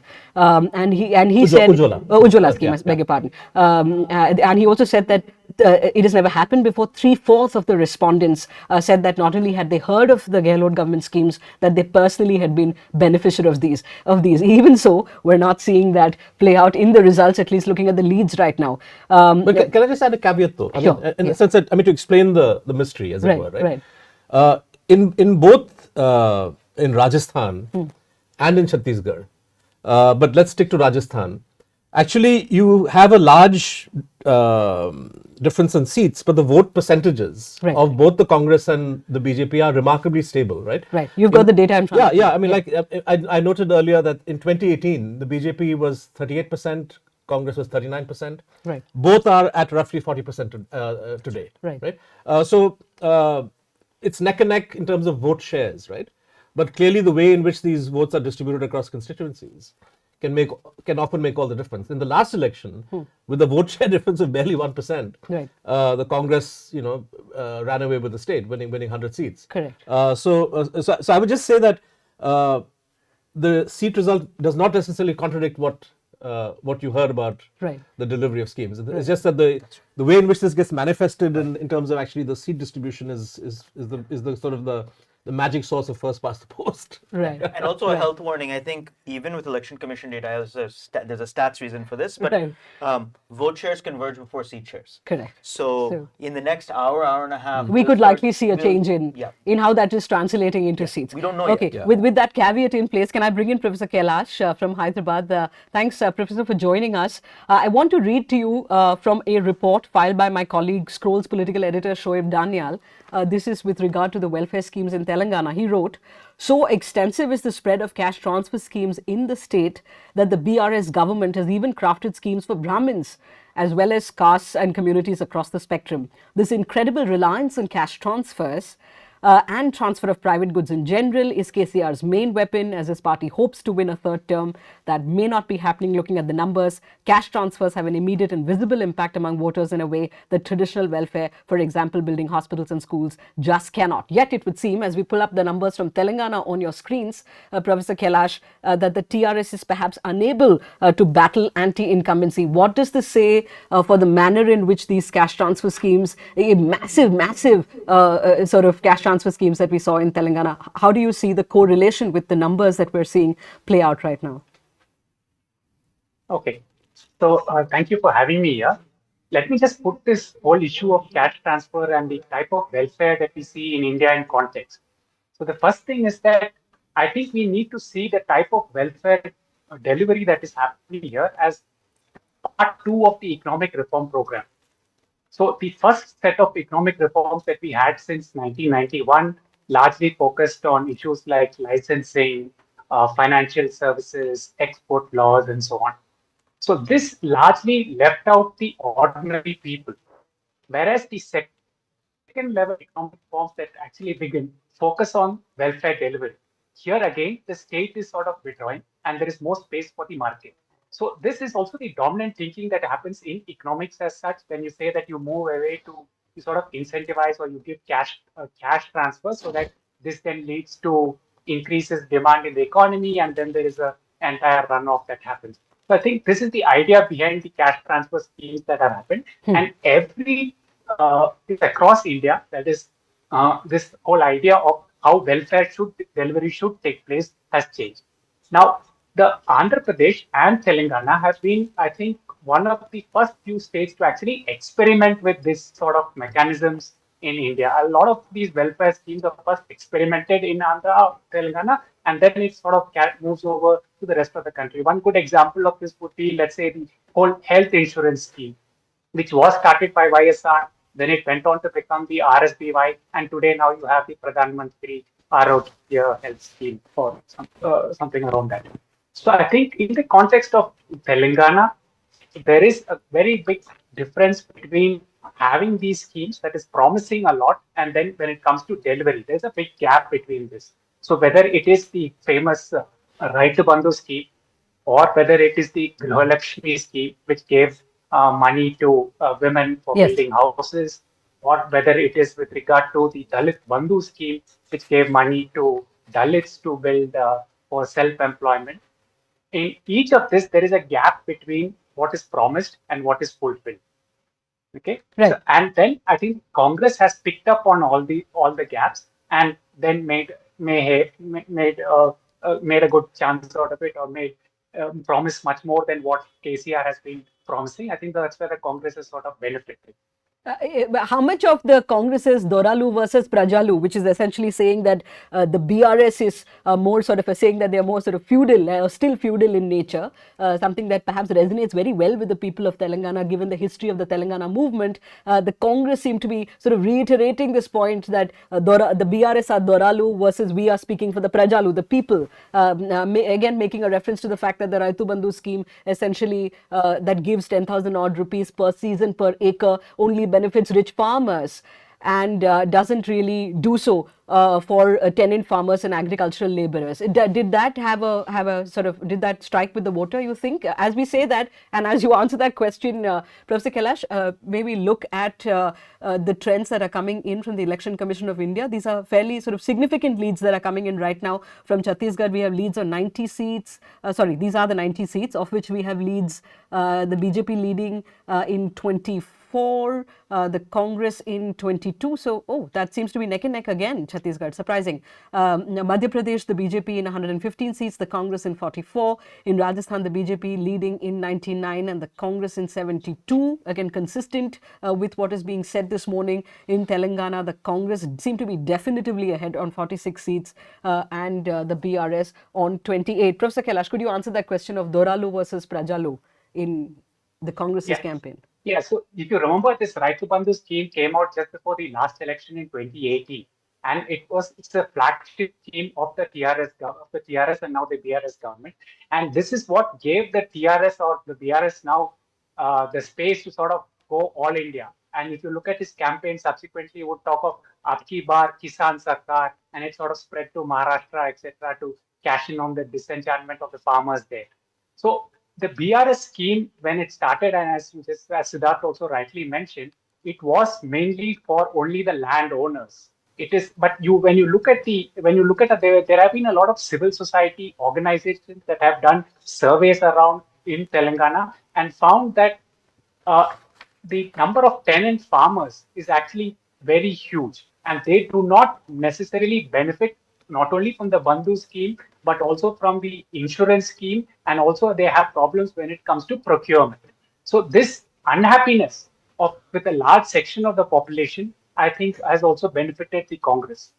Right. And as I cross over to my colleague Sudipto Mondal, who's the executive editor of the News Minute, I want to remind our viewers, or perhaps our viewers already know about this, the Prime Minister, who has in the course of the campaign for Gujarat and the course of the campaign for Karnataka, derided political parties for what he said was bribing voters. Revdi is the word used by the Prime Minister. But Mr. Modi himself has been, as you would know from the meetings that have happened with the BJP in the last week, looking to sort of broaden the base of what the BJP refers to as Labhartis, the beneficiaries of the many welfare schemes at the end of the day. So perhaps, which scheme gets tagged as Revdi and which scheme gets tagged as just social welfare depends on which political party is proposing or implementing it, Siddharth. Yeah, and I mean, even at the time when he said it about a year and a half back. Yes. I mean, it was actually when AAP announced free electricity in Gujarat. That's when it started, and then he reiterated that during Karnataka. And so what's that famous meme from one of the TV shows? Ki, Sada Kutta, Tommy, so everybody was sort of saying that, look, when you do it, it's all, great economics, and when we do it, it's Revdi. So, that's, the fact that every party has plunged into this same pool also is a comment on, and I think this is the other aspect that should alarm us, right? There is poverty which the state, successive governments have been unable to dent. Like, look at the food subsidy that the BJP government at the center is unable to withdraw. Right, the subsidy that was announced during COVID, right? Yeah, they've extended it now indefinitely. Exactly, it's extended it, and so that's you can say that that's tempting the voters. It's also a commentary on the fact that there is genuine food insecurity, and somewhere down the line the question has to be asked that can we this Viksit Desh, all the big promises that the Modi guarantee is supposed to, if people are not able to earn enough to even feed themselves, this is a sad commentary on the state of affairs of the country and the government running the show, right? So somewhere down the line, the Revdi politics or freebie politics is a comment on the broad failure of economic policy. And it's not just the opposition party against whom the finger is raised. The primary finger has to be raised against the union government. Right. Professor Sarkar, now that said, state finances, state resources are finite. It is not the case that politicians, the revile lot, don't know what is required to help the disadvantaged. Perhaps they are best in a best position to appreciate the reality on the ground. That said, do you see something that Siddharth alluded to in his first answer and reply to my question? Do you see in this country, given that there is such a big focus now on these cash handouts and a cash transfer regime, as we are saying, a term I borrowed from my colleague Shoaib Daniel, he talks about these cash transfer regimes in place everywhere. Do you see a democratic consensus emerging in some way on the general direction that a country is taking? We do know that in Chhattisgarh, and I really hope to go to Sudipto because he's traveled in Chhattisgarh, the fact is that these last 5 years also saw the pandemic. We saw precarious livelihoods, people who we call middle class, that one economic shock pushing them below the poverty line. So these cash benefits were significant, were important. Even the much reviled National Food Security Act from the Congress's time, Manrega, all of this played a big role in ensuring that people didn't starve, for instance. So how do you see this going forward? Three related comments. So I think that what concerns me, and if you actually talk to even some of the people, academics who initially made an argument for these kinds of cash transfers, is that they didn't realize the monster that they were going to unleash.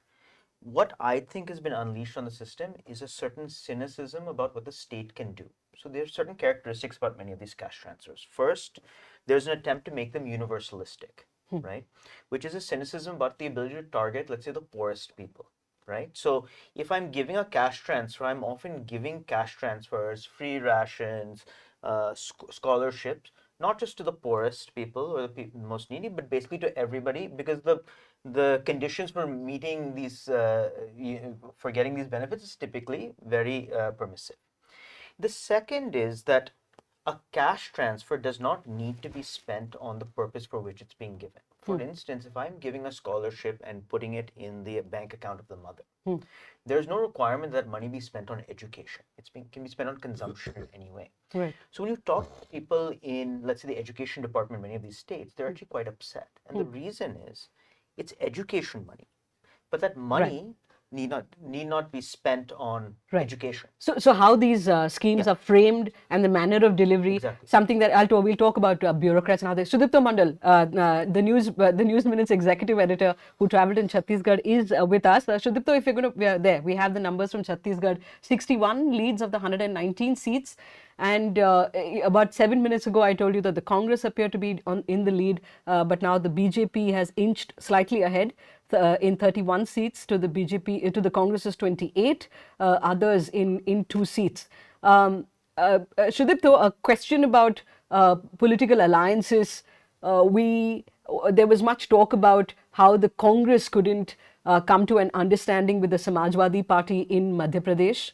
And that it could have perhaps been, we all know of how talks failed and the sort of falling out between Kamal Nath and Akhilesh Yadav. Much has been written about it. Even sorry, I was going to talk about Telangana with you because he reports in the south. But Chhattisgarh, let's look at Chhattisgarh. Sorry, let's look at the cash transfer regime in Chhattisgarh, the welfare schemes, and how they played out. What was your sense in the course of your reporting on whether Bhupesh Baghel is in a position to get the Congress back to power in these elections? And those numbers, are they surprising, the leads that are coming in right now? Right. Thanks, Smita. Firstly, it's kind of fitting that they are neck and neck, the BJP and Congress in Chhattisgarh, because essentially they're the same party, in terms of ideology. In fact, I dare say that someone like a Baghel has done better than Raman Singh on the question of Hindutva. He's contributed more to the Hindutva cause than Baghel did, than Raman Singh did in 15 years of his rule. Ram, one mug, whatever, that path he's creating where supposedly Lord Ram went through the forest and all of that. But since you bring up this cash transfer, I was listening to what you guys were talking about. See, I do believe that you have to look at it and look at any development initiative in India.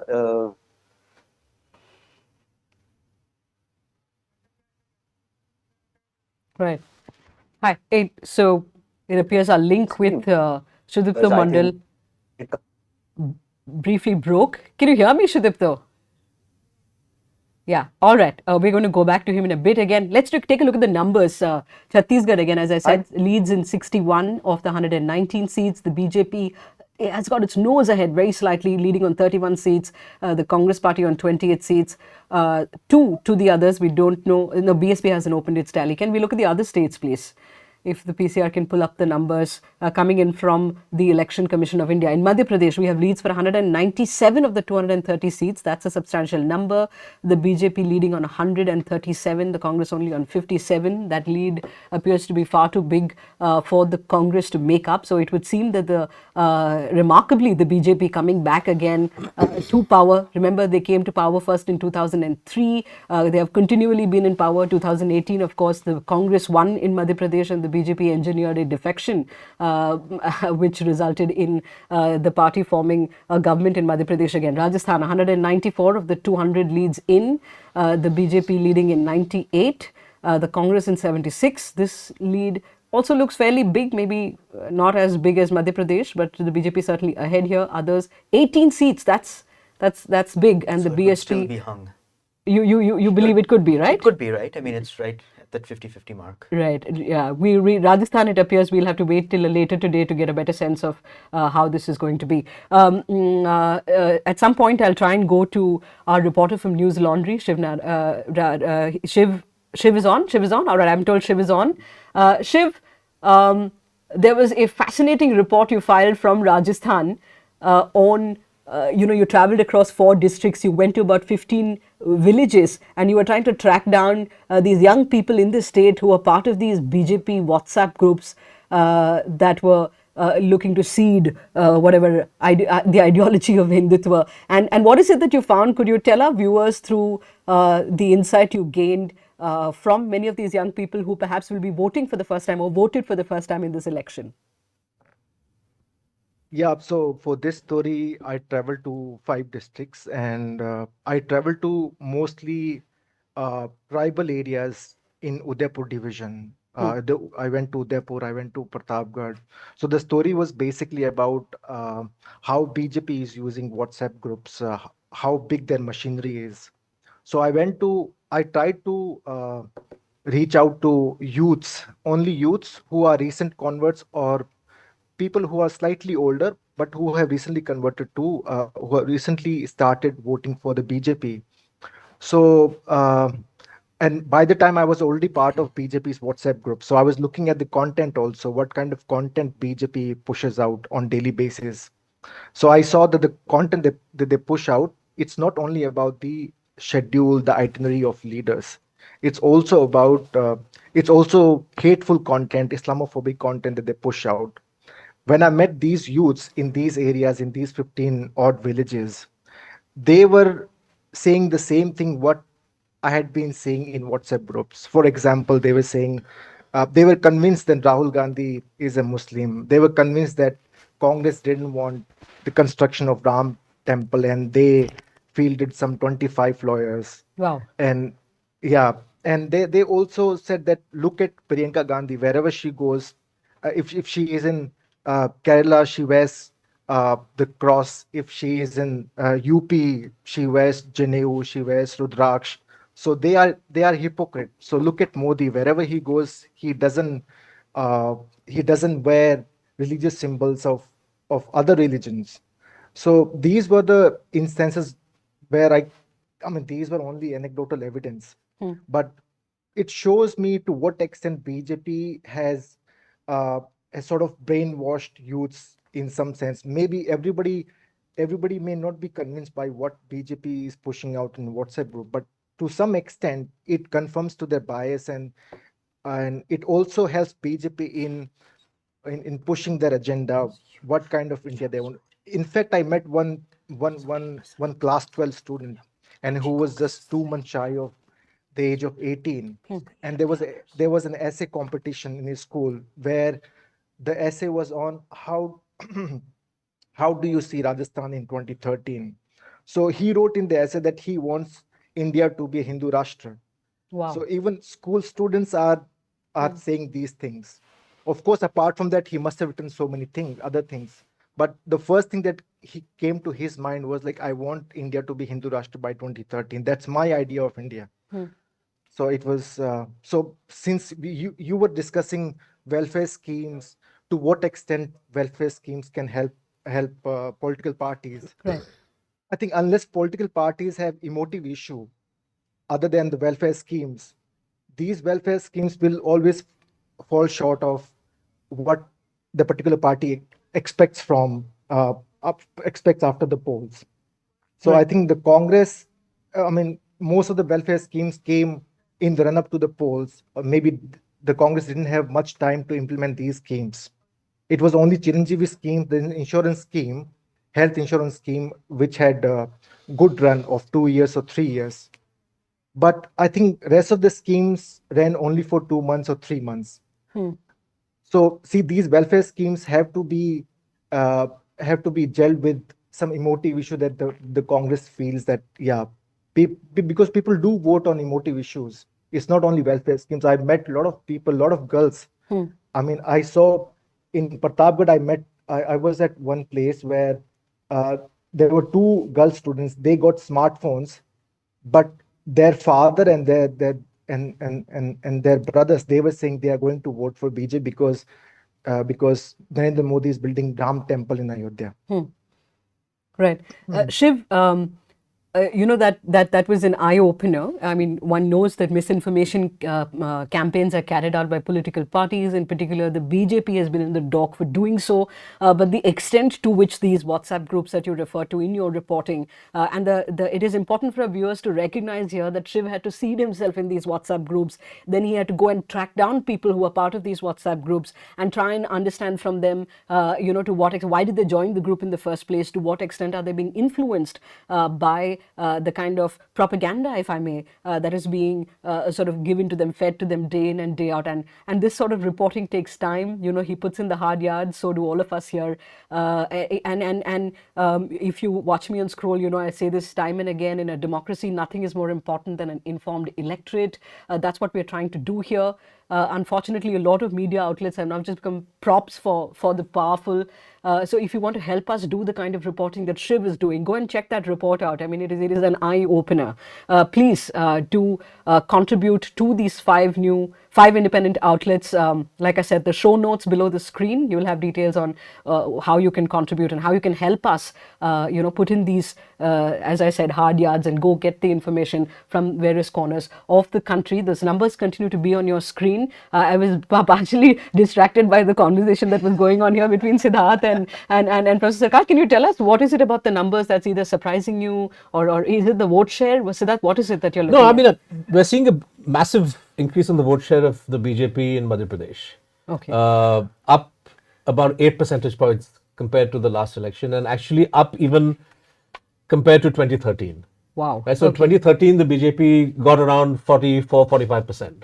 And right now they're coming close to 48-49%. Right. Congress has held its level, but the BJP seems to have added 8 or 9% extra, which probably has come from the kitty of the smaller parties. Right. And or independents. I want to tell our viewers, 50% vote share is it's unusual. I mean, maybe 2015 Delhi, maybe Gujarat. 50% is massive if that's Last happening. election was 41 to 41%, right? So we're talking about a massive increase, probably as you said, at the cost of the others. Can I just say, like, you know, we have seen some 50% plus results. Of course, Delhi at a state level, but it's not uncommon at the national level, right? So in Madhya Pradesh in 2019, the BJP... You're saying per state in the Lok Sabha election, you have seen some states go So if you compare 2019 to 2023, the BJP's vote share in 2019 was 56% across Madhya Pradesh, right? Which is a stunning, you know, majority. But 48-49% at a state election is pretty good. And I think somewhere down the line, maybe the lack of, you know, the floating voter who was perhaps putting her vote with smaller parties or independents, you know, frankly, we'll have to look at this constituency by constituency to understand where these votes have shifted. Right. But unlike in Rajasthan or Chhattisgarh, right. And Rajasthan is surprising because the vote result, the seat results are not neck and neck. Correct. But the vote share is neck and neck. Neck and neck, right. Yeah. Professor, I'll give you the last word, but can I go to Professor Kailash in Hyderabad? A question that I want to ask you, if these leads hold and if the BJP indeed comes back in Madhya Pradesh, that means if this government were to complete its term, they would have been in power for a quarter of a century. That is big. So is it correct therefore to say that Madhya Pradesh now, if they win this election, has become what is a BJP dominant state, quite like what Gujarat is for the BJP, or perhaps what Odisha is for the Biju Janata Dal? Yeah, like if you look at it, traditionally the BJP has been strong here. This has been the Jansang area as well.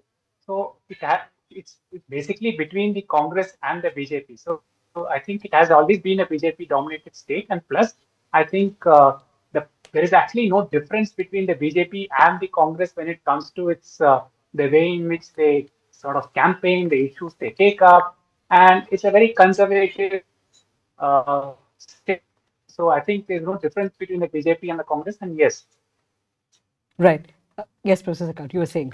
No. So I mean, so I agree with all of this, right? I mean, we are looking at a situation, and we've seen actually in many other states that in the sort of BJP dominant era, it has eaten up many of the smaller party vote shares. We saw it in UP. We've seen it actually all across the Hindi belt.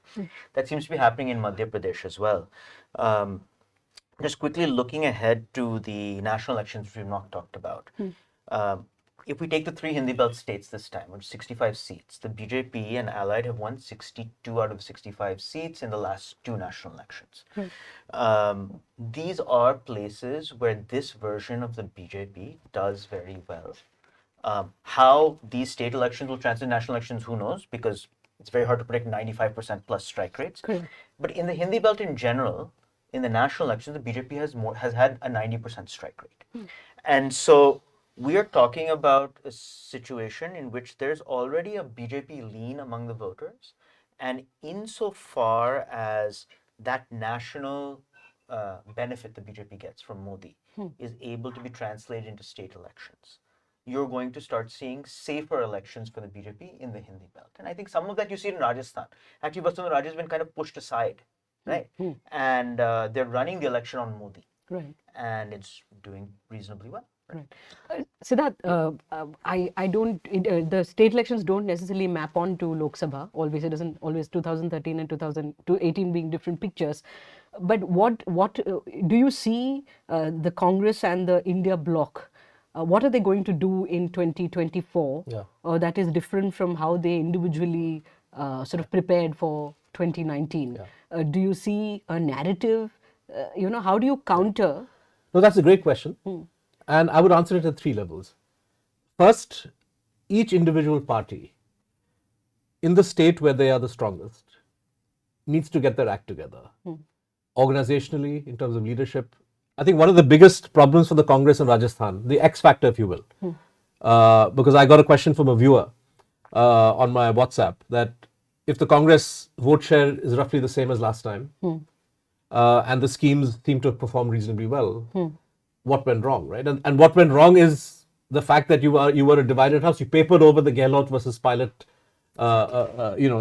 divisions in the last 6 months, but the voters knew, and I suspect party cadre were suitably, demoralized on the basis of these divisions, right? So you need to get your party house in order.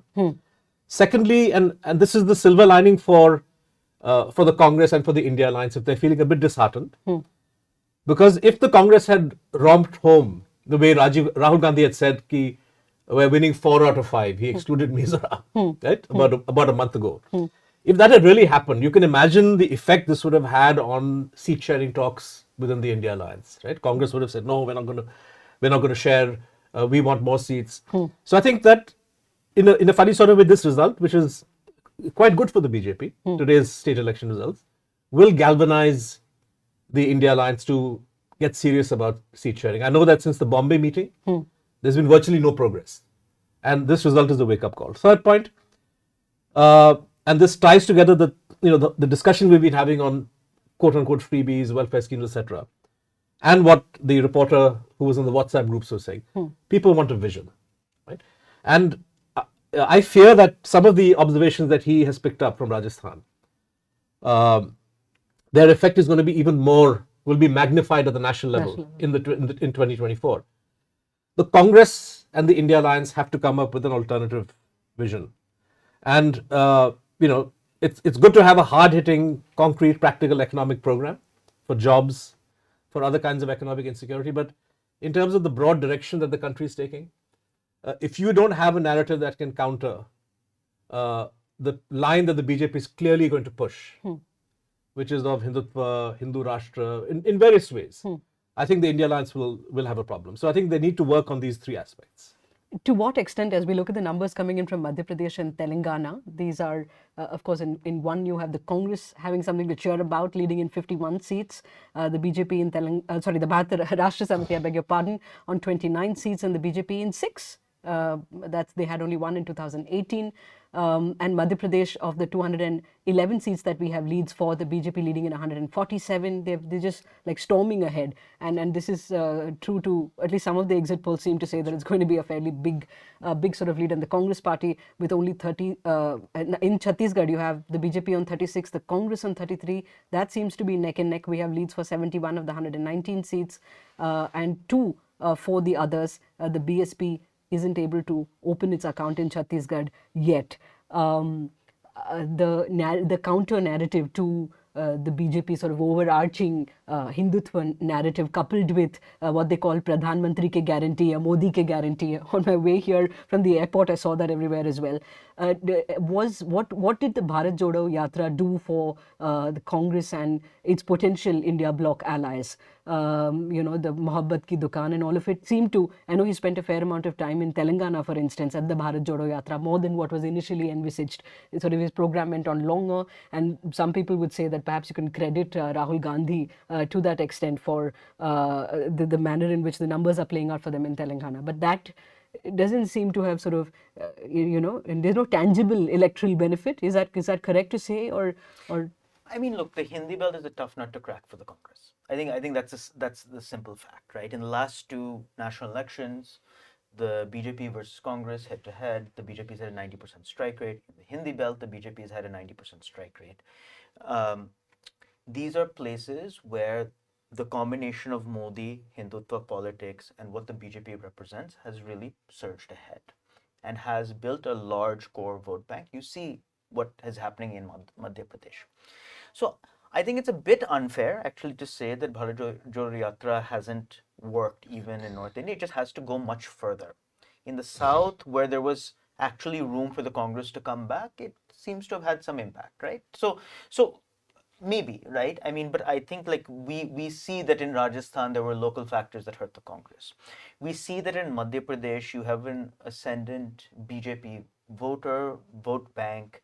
You have Shivraj Singh Chauhan, even in a diminished capacity, and Modi being very popular.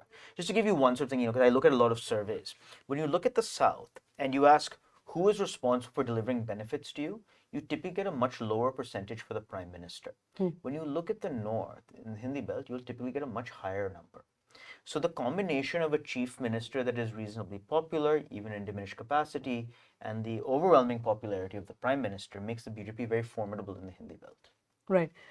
Professor Kailash, a question to you about, this seeming north-south divide in how the Congress, of course, having been able to make a comeback in Telangana, if these numbers indeed hold, and it appears they will, and having won Karnataka earlier in the year.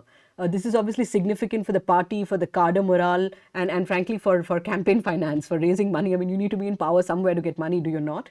But how do you see, Professor Kailash, the sort of distinctly separate tastes in the south and in the north of voters in the context of how the BJP's campaign has been, and what the Congress and what is the larger India bloc, the sort of the narratives that they have looked to offer to the people, to the voter? Yeah, just to take Nilanjan's point slightly more. One is when you speak of voter satisfaction with the government, whether it's at the state level or with the center, I think one doesn't know whether the voters are actually talking of satisfaction with the government, or is it a partisan sort of identity that matters, whether they're looking at governance through the lens of the party. So they support a party, and therefore whatever the government in that particular state does, if it's their party, they say yes. So I think one needs to be a little more careful when looking at it in terms of that. So I think, but there is this divide between, let's say, the north and the south, because the BJP has been traditionally weak in the southern states, whether it is Kerala, Tamil Nadu, Andhra, or Telangana. It has got a space in Karnataka. Now, moving on to the sort of India bloc that which we hope will come up in 2024, or which plans are being made, I think it is very difficult. And it's not as easy as the, say, 1989 sort of coming together of opposition parties that happened, because today there are many more players that are there in terms of political parties. and there is much more overlap between these political parties, unlike in 89 when there was not much say overlap in terms of territory that was there. Here today there is greater overlap. So I think that's you have sort of a narrative for each party to actually do well. And I think any sort of negotiation that could happen is most likely to be a post-electoral one rather than a pre-electoral one, because none of these parties are going to cede space to any of them, anyone. I don't think it makes sense for them to cede. The larger picture is that if they do, it's beneficial, but they are unlikely to cede space to each other in any of these states. So the Congress is likely to hold on to itself, whether it's UP or in Rajasthan or in Madhya Pradesh. It will constantly keep saying that we are a dominant party, we are a big party, so we need those seats. So I don't think it is going to give it to the Samajwadi Party in Madhya Pradesh, or Samajwadi Party is not going to give the Congress seat. So I don't think this is going to come together at at the pre-electoral level. We can talk of something at the post-electoral level if the Congress does well in the South and then makes a claim when they come together later. Right. And on the bottom of your screens, you have that scroll talking about some of the key candidates and how they're doing. Two expected results, of course. Chief Minister Ashok Gehlot of Rajasthan is leading from his seat of Sardarpura, and that very interesting battle that Bhupesh Baghel, the Chief Minister of Chhattisgarh, had against his own nephew, fielded by the BJP, and of course Amit Jogi as well. Again, the speculation has been that BJP fielded him as well. Let's see what happens getting in Amit Jogi, but Bhupesh Baghel seems to be from Patin ahead comfortably for the moment. Siddharth, what Professor Kailash was talking about, that what everybody is saying, that the India bloc will collapse under the weight of its own internal contradictions. Essentially, historically, the Congress and these regional parties have had similar demographics as their core voter base, and therefore he doesn't envisage a situation pre-2024 that there could be a smart, clever sort of consensus arrived at on seat sharing. If at all anything could happen, it has to be post the election results come in. Is that beneficial? I mean, how do they go in? I don't necessarily agree with that analysis. I think that what he's saying is what he's offering is the conventional view and conventional wisdom, and it was true perhaps until a year or 2, 3, 4 years ago. Every party other than the BJP today, and I mean every party, including BJP allies, is facing an existential problem in the face of the BJP machine, Operation Lotus, weaponization of ED, income tax, CBI, the manner in which individual parties are being run off the stage, right, is something which is impelling parties that earlier may not have wanted to come together. So I see, for example, reasonable prospect of the Aam Aadmi Party and the Congress, who are at daggers drawn in Delhi and Punjab. And I would say even in Gujarat, where the Aam Aadmi Party got 14-15% in the last election, and the Congress felt that they spoiled a lot of, even in a state like Gujarat, smart politics dictates that where if you're Congress, you got 0 out of 26 in the last 2 elections. What's the harm in having a seat adjustment with Aam Aadmi for the Lok Sabha, right? So I think somewhere down the line, this existential question that if we don't put up a fight, then we may not be around after 24, is what's going to drive parties together. You see that with TMC, you see that with the DMK, you see that with Samajwadi Party. I'm willing to wager that if the lay of the land changes in a certain fashion, even the BSP, which today clearly has been pushed into a corner by threats of legal action by the BJP, even the BSP may feel that it has some benefit in throwing its lot in with India. So I think that let's wait and see. Right. All right. Siddharth, thanks so much for that. Professor Sarkar as well, Professor Kailash, Sudipto for the brief time that he was able to join us, and of course Shiv from Newslaundry for your excellent reporting through this campaign from Rajasthan. Thanks for the moment. We'll be back again with a fresh panel, fresh voices from the ground as well. And of course we'll keep updating the numbers that are coming in from the Election Commission of India. Voting in Madhya Pradesh, and I'm in Indore today. Over the last few weeks, I've travelled across multiple districts and spoken to scores of voters. A major dissatisfaction with the BJP-led government has been of unemployment and of inflation. पैसे बढ़े नहीं है, मजदूरी बढ़ी नहीं है, उतनी मजदूरी है, महंगाई घट नहीं रही, पहले बीजेपी को दे देते।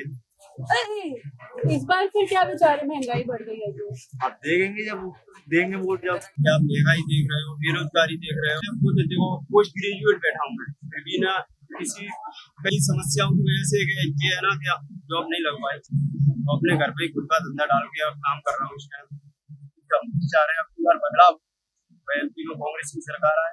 To counter this, months before the election, the Shivraj government announced the Ladli Behna scheme, which gives a cash transfer of rupees 1250 to women. The scheme has created a favorable sentiment among rural women voters, I found. But we are yet to see whether this will swing votes in the favor of BJP. You're watching The Wire and I'm Stravasti Dasgupta. In September, Union Home Minister Amit Shah alleged that a wave of religious conversions has been unleashed in Chhattisgarh under the Bhupesh Baghel-led Congress government.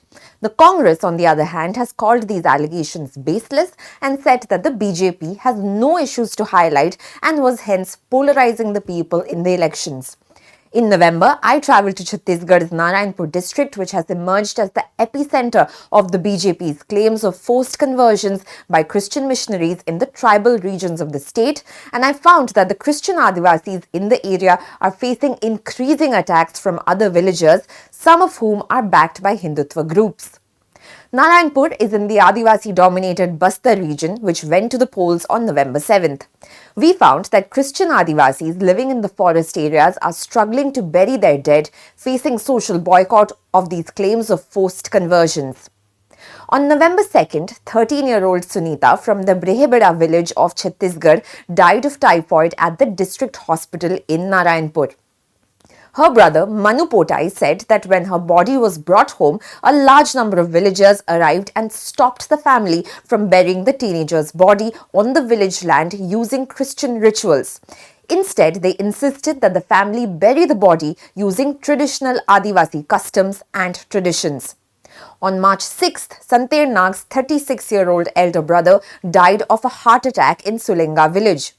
Like Manu Potai, Santer Nag brought his sibling's body back home from the hospital and wanted to bury him.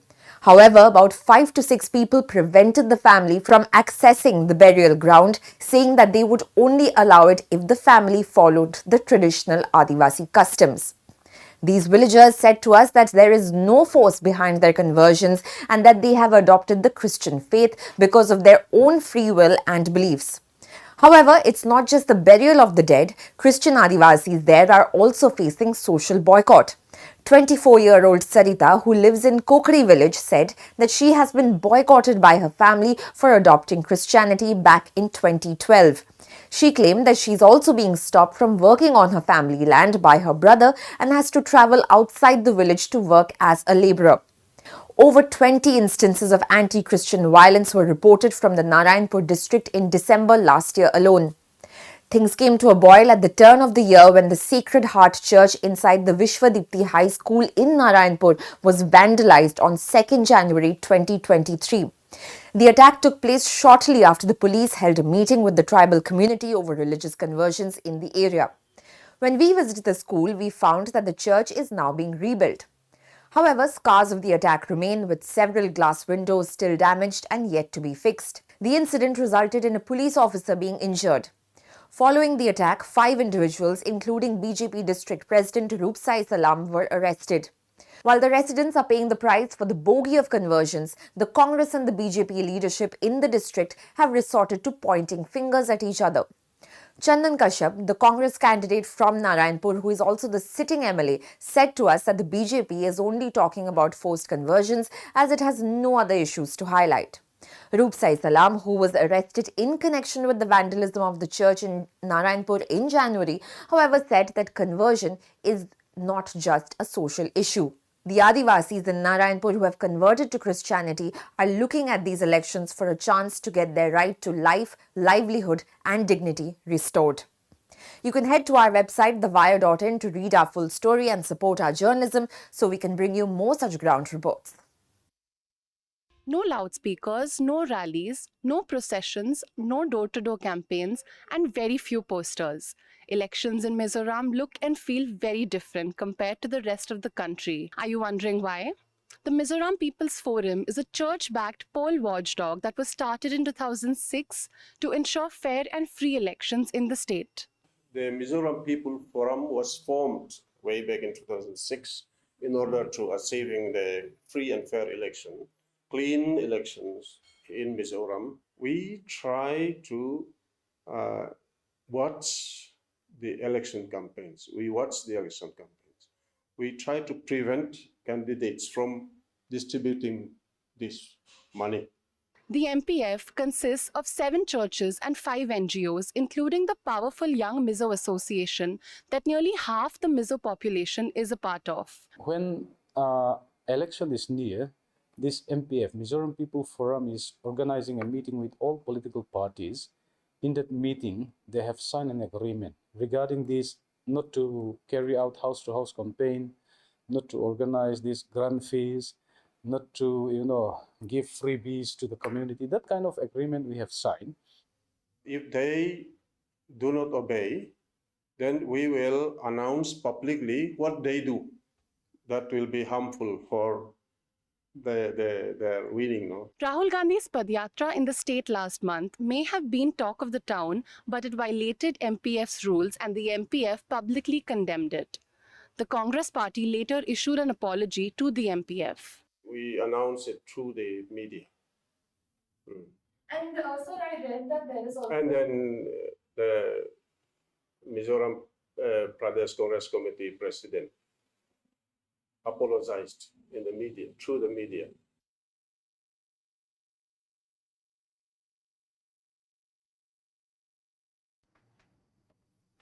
A very good morning to you all. It's 11 a.m. Results with Independent Media is a collaboration between Newslaundry, the News Minute, Scroll, The Wire, and Caravan. From Scroll, I'm Smita Nair. Now, for those of you who are just tuning in, perhaps at 11 a.m., it's best that we go with the numbers first. So could we pull up the various states, please?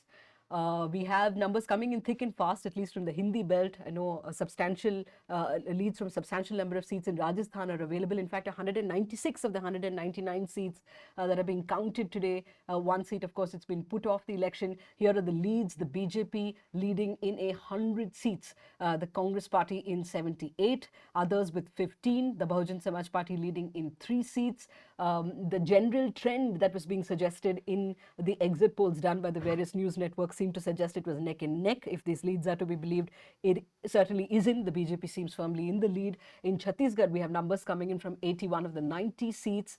Here again, about 10 minutes ago when I checked the numbers, they seem neck and neck, but the BJP again inching forward here in 42 seats as opposed to Congress's 37, others in 2 seats. Can we pull up Madhya Pradesh and Telangana, please? In Madhya Pradesh, leads from 218 of the 230 seats, the BJP leading in 150, the Congress in 65, the others in 2, and the Bahujan Samaj party in 1. This is big, which means, as we were talking about in the earlier panel, the Congress, the BJP, if it were to form the government in Madhya Pradesh again, would have been in power for a quarter of a century. Telangana leads from 98 of the 119 seats. The Congress firmly in the lead here, 51, well beyond the halfway mark. KCR's BRS in 29 seats, and the BJP in 6 seats. I'm going to ask one of our panelists who's joining us to comment on that particular figure and whether it's going to be relevant in the Lok Sabha polls that happen in a few months from now. Let me introduce the panel to you. My colleague and editor here from the Scroll, Supriya Sharma. She's traveled extensively in Chhattisgarh. Radhika Bordia, very familiar face for those who watch TV. Radhika, of course, was reporting for The Wire from Rajasthan in a big way. And Dhanya Rajendran, the editor of the News Minute. Big congratulations to her. The reason you see a glow on her face is because she's won Journalist of the Year at the Red Ink Awards in Mumbai. Scroll, of course, also big bragging rights for the investigative reports done by this news website. Online, do we have our guests who are joining us online as well? Yamini Iyer is expected from the Center for Policy Research, a great mind there. I would want to go to Yamini, as I have in the past in Scroll. We've discussed, Revdi versus freebie, what's a merit freebie or a welfare scheme versus a non-merit scheme. We'll come to all of that in a bit. Yamini, thanks so much for making the time. Who else do we have? for the moment, perhaps we'll return to the numbers for now. And I want to start with Rajasthan, Radhika, because up until this morning, we were being told that perhaps Ashok Gehlot will be able to buck the revolving door trend of 5 years BJP, 5 years Congress. The various schemes of Ashok Gehlot and his own personal popularity was being sort of put forth by pollsters, even to say that, the reason why they think this is different from 2013 is because, Gehlot is a different figure, blah, blah. In fact, I remember I was listening to a senior editor from a news network, and he said if Gehlot were to come back, it would propel him as one of Congress's big leaders on the national stage. Break these numbers down for us and why they are the way they are. Absolutely. I mean, I think that we've had a lot of talk about Gehlot's popularity, and undoubtedly that is the case. Across Rajasthan, that is what you will repeatedly hear. And I think the reason everyone has found that this contest is as tight as it is because your vote share is telling you that. Currently, the difference in the vote share, and I'm going by the Election Commission website, is 1%.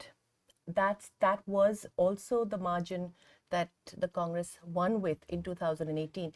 Now, when you have such a close margin of victory and you're an incumbent government, definitely the BJP had the edge. And I think by now almost every journalist has heard every version of revolving door, roti palatna, thali parosna, etc. that can be said. And so the BJP went into this with that edge. Having said that, I think the vote share will also be very interesting because it tells you just how tight it is. This is a state which is a Hindi belt state.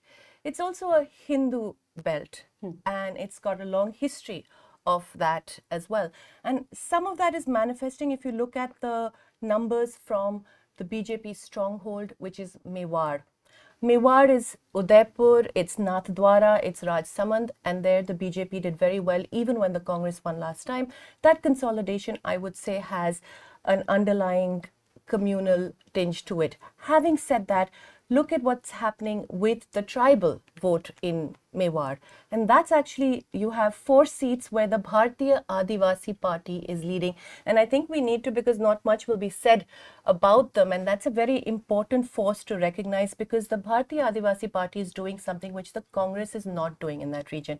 It's actually challenging the Hindutva agenda of tribals. This is a region where the Vanvasi Kalyan has done extensive work. Correct. Right?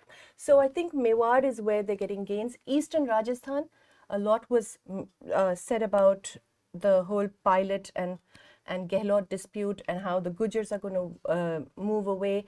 And I think we'll have to look closely at the seats in Eastern Rajasthan. At the moment, at first glance, you are seeing a lot of losses there. But I will just want to put this on record. When we're talking about development, the reason you're seeing that vote share recurringly for the Congress is because Gehlot is seen as a man who is thinking of a social welfare umbrella for the state, which goes well beyond anything that can be called reveries, because he's actually initiated laws that are going to outlast him. That takes courage, because one, just going into a battle on a plank that is only development. And unlike Madhya Pradesh, unlike Chhattisgarh, you've not had "we open the Ram door temples," as Kamal Nath was saying in Madhya Pradesh. Here, there was a very clear thing, "Kaam kiya dil se, Congress phir se." It was a slogan that was coined by a Congress worker in Bharatpur, actually. And that's what he's gone to the polls with. And I think that he will lose. And we will, as we discuss further, many reasons for that. One of it is the lack of cohesion with which the Congress is unable in the end to make that mahal. But we can talk about that more as we go along. Right. I may perhaps come to you with Madhya Pradesh and, with the chat we had before we went on the air. I just want to quickly read some of the leads that are coming in on the scroll, on the ticker there. BJP's Rajavardhan Singh Rathore is trailing. This was, I wouldn't say expected, but it was being said even before elections that perhaps he's not on a weak wicket against the Congress's Abhishek Chaudhary in Jotwara. Radhika, you're looking at that and not surprised by Rajavardhan Singh Rathore?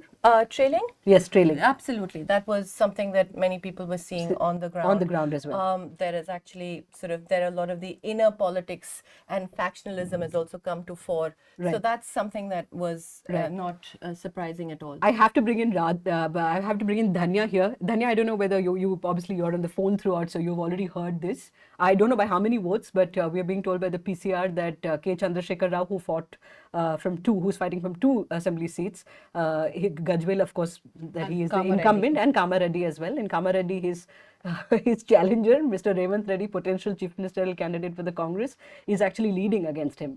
That you're surprised, expected? No, I wouldn't be. I mean, if there is a way for the Congress, which is what it looks like, if the Congress goes anywhere to win more than 65, there's definitely a wave, because in Telangana, that's what you call a wave.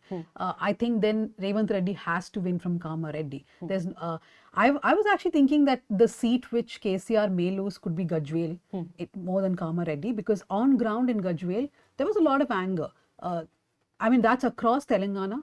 There was anger against the family itself and a lot of anti-incumbency regarding policies. But I think they did not pay heed to it till the last minute. In fact, it was in the last 2 weeks that the BRS started palpitating that perhaps they may lose elections. So not surprising at all. If Revanth Reddy is managing to win Kamareddy, then, and there's no doubt also on who will be the chief minister. Correct. But I don't think there's a doubt on who will be the chief minister. But Correct. you know, for TV channels, Correct. it's Yesterday fun to there just was keep some it fun of- going, saying who will be correct. chief minister. It will Right. be Revanth Reddy, absolutely no doubt about it. But Kamareddy will win cemented for him. Right. Well, very famously, Revanth Reddy in a television interview much before this exit polls happened said that I will meet you at 10:30 a.m. 9th December, Sonia Gandhi's birthday at the Lal Bahadur Shastri Stadium, where he will, I think he seemed to suggest he will be sworn in on the Congress. I was talking to someone who worked with him for many years because we were trying to write a profile on him, and I was asking him that what was his ambition when he was young, when he was a younger politician. He said he wanted to be chief minister.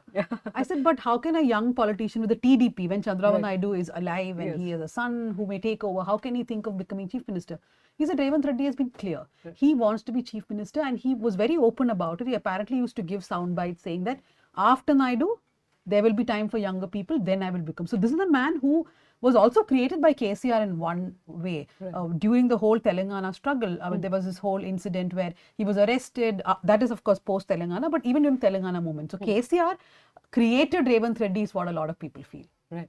So talking about the Telangana movement in KCR's co-travelers, Dhanya Rajendran, if I'm pronouncing it correctly again, from Gajwel, fighting against KCR, the BJP's sort of main face, if I may. How are you seeing? Do we have anything from Gajwel, PCR, as you try and look for the leads? I was looking at TV9 Telugu, which has the Telugu numbers. They are saying that as of now, KCR seems to be leading. I think it's keeping on changing. But in Gajwel also, people were talking about Itala. Itala is someone who was in the TRS. Then he moves to the BJP. He's been a co-traveler of KCR. So people look at Itala as someone who rebelled against a dictatorship, against an autocrat. So there is a lot of sympathy towards Itala, which is also why he won the by-elections, right? So wherever we went, people would speak about Itala. And if the BJP itself does better than it did last time, that's the message for the BRS.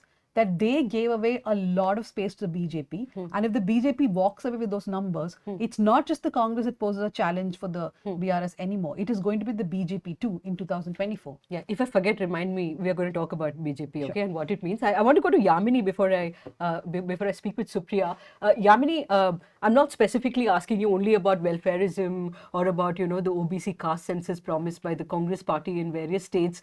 Thematically, as you look at these numbers that are coming in, there seems to be more for the BJP to cheer than the Congress party.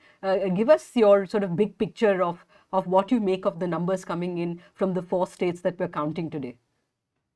Thanks, Smita.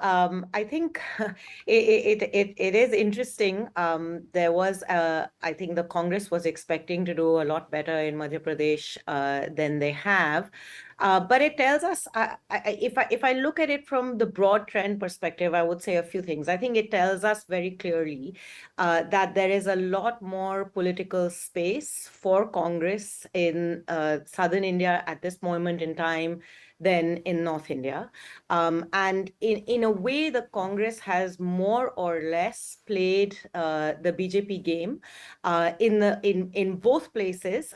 except that in southern India, it's much more articulate on its ideological positioning as distinct from the BJP's Hindutva. It plays the same competitive welfareism game as KCR does, but it's ideologically a lot clearer than in northern India, both Madhya Pradesh and Chhattisgarh being two very important examples where you see this sort of attempt to play the BJP's game on the BJP's game, which is a combination of soft Hindutva alongside with competitive welfareism, and its inability, therefore, to actively articulate a distinct position for itself remains a challenge. Rajasthan, I think, is somewhat more unique. I do agree with what Radhika was saying earlier. I think Gehlot is an extremely popular chief minister. His calm is very visible. I've been working in Rajasthan over many decades, and you really do see a significant shift. And the welfareism of Rajasthan, particularly by virtue of the minimum guarantee laws, is different. But I will say that when it came to the election campaign, the welfareism element of the campaign, as I saw in Rajasthan, almost mirrored the welfareism campaign of the BJP, in that what was really pushed and positioned electorally, regardless of what of the larger social security architecture that was being built up, was very much an individualized, leadership-centric welfare. So you saw Gehlot consistently with the pink background and his picture in each of these. I remember particularly the kit, the ration kit that was provided as in sort of competition with Modi Ka Gehu. Gehlot Ka ration kit has Gehlot's picture with a pink background and the details of what is so-called being offered. In terms of its instrumentality and strategic utility of the welfareism, it's very much mirrors what the BJP is doing. And that competing competition, I think, sort of makes it lose its distinctiveness in the electoral play. There's a third piece here, which I think will need a lot more unpacking, but is important, which is the role of the female voter. At least we saw in the exit polls the extent to which the BJP and particularly Modi remains extremely popular with the female voter. That showed up in the numbers, in the exit poll numbers, some of the numbers that I saw in Madhya Pradesh, in Chhattisgarh. And, I think that needs to be unpacked a lot more. We've seen this in different state elections in North India too. There is a particular appeal that the BJP has, and I would argue that the Prime Minister has in particular, vis-a-vis the female voter. And the female voter, particularly the young female voter, is voting very distinctively and differently to the family bloc, which I think is making a difference to how these electoral outcomes are playing out. These are just broad brush sort of views here. We'll have to look much more closely at voting patterns over the course of the next few days to see how this framework fits into what the data is telling us. Right.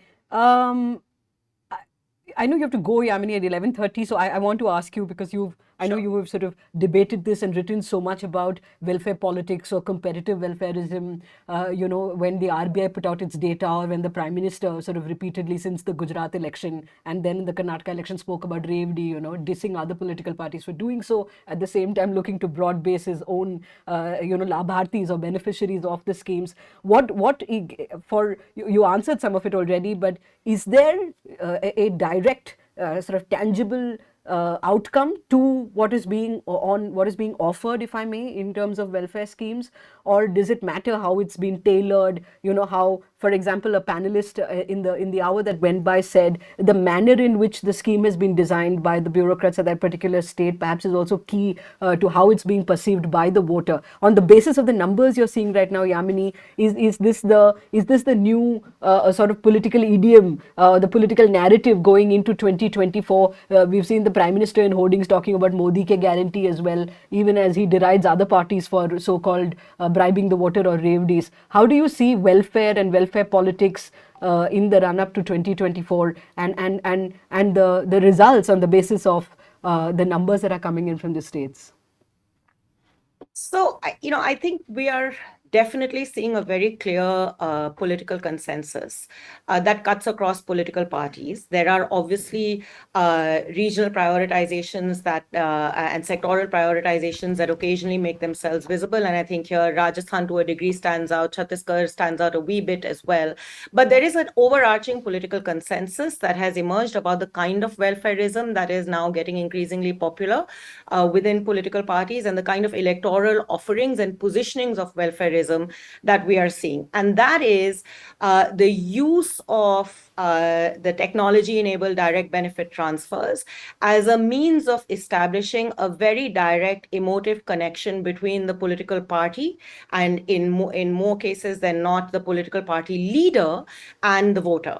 And it's a form of it's playing out in different ways in different states, but that is really the instrument of delivery. So the political party leader becomes really important. I think in the BJP state leader's problem is that Modi takes over that space. So even in in Rajasthan, there is no chief ministerial candidate that is visible. Vasundhara Raje has most definitely been pushed to the sidelines and the margins. We will see what plays out over the next few days.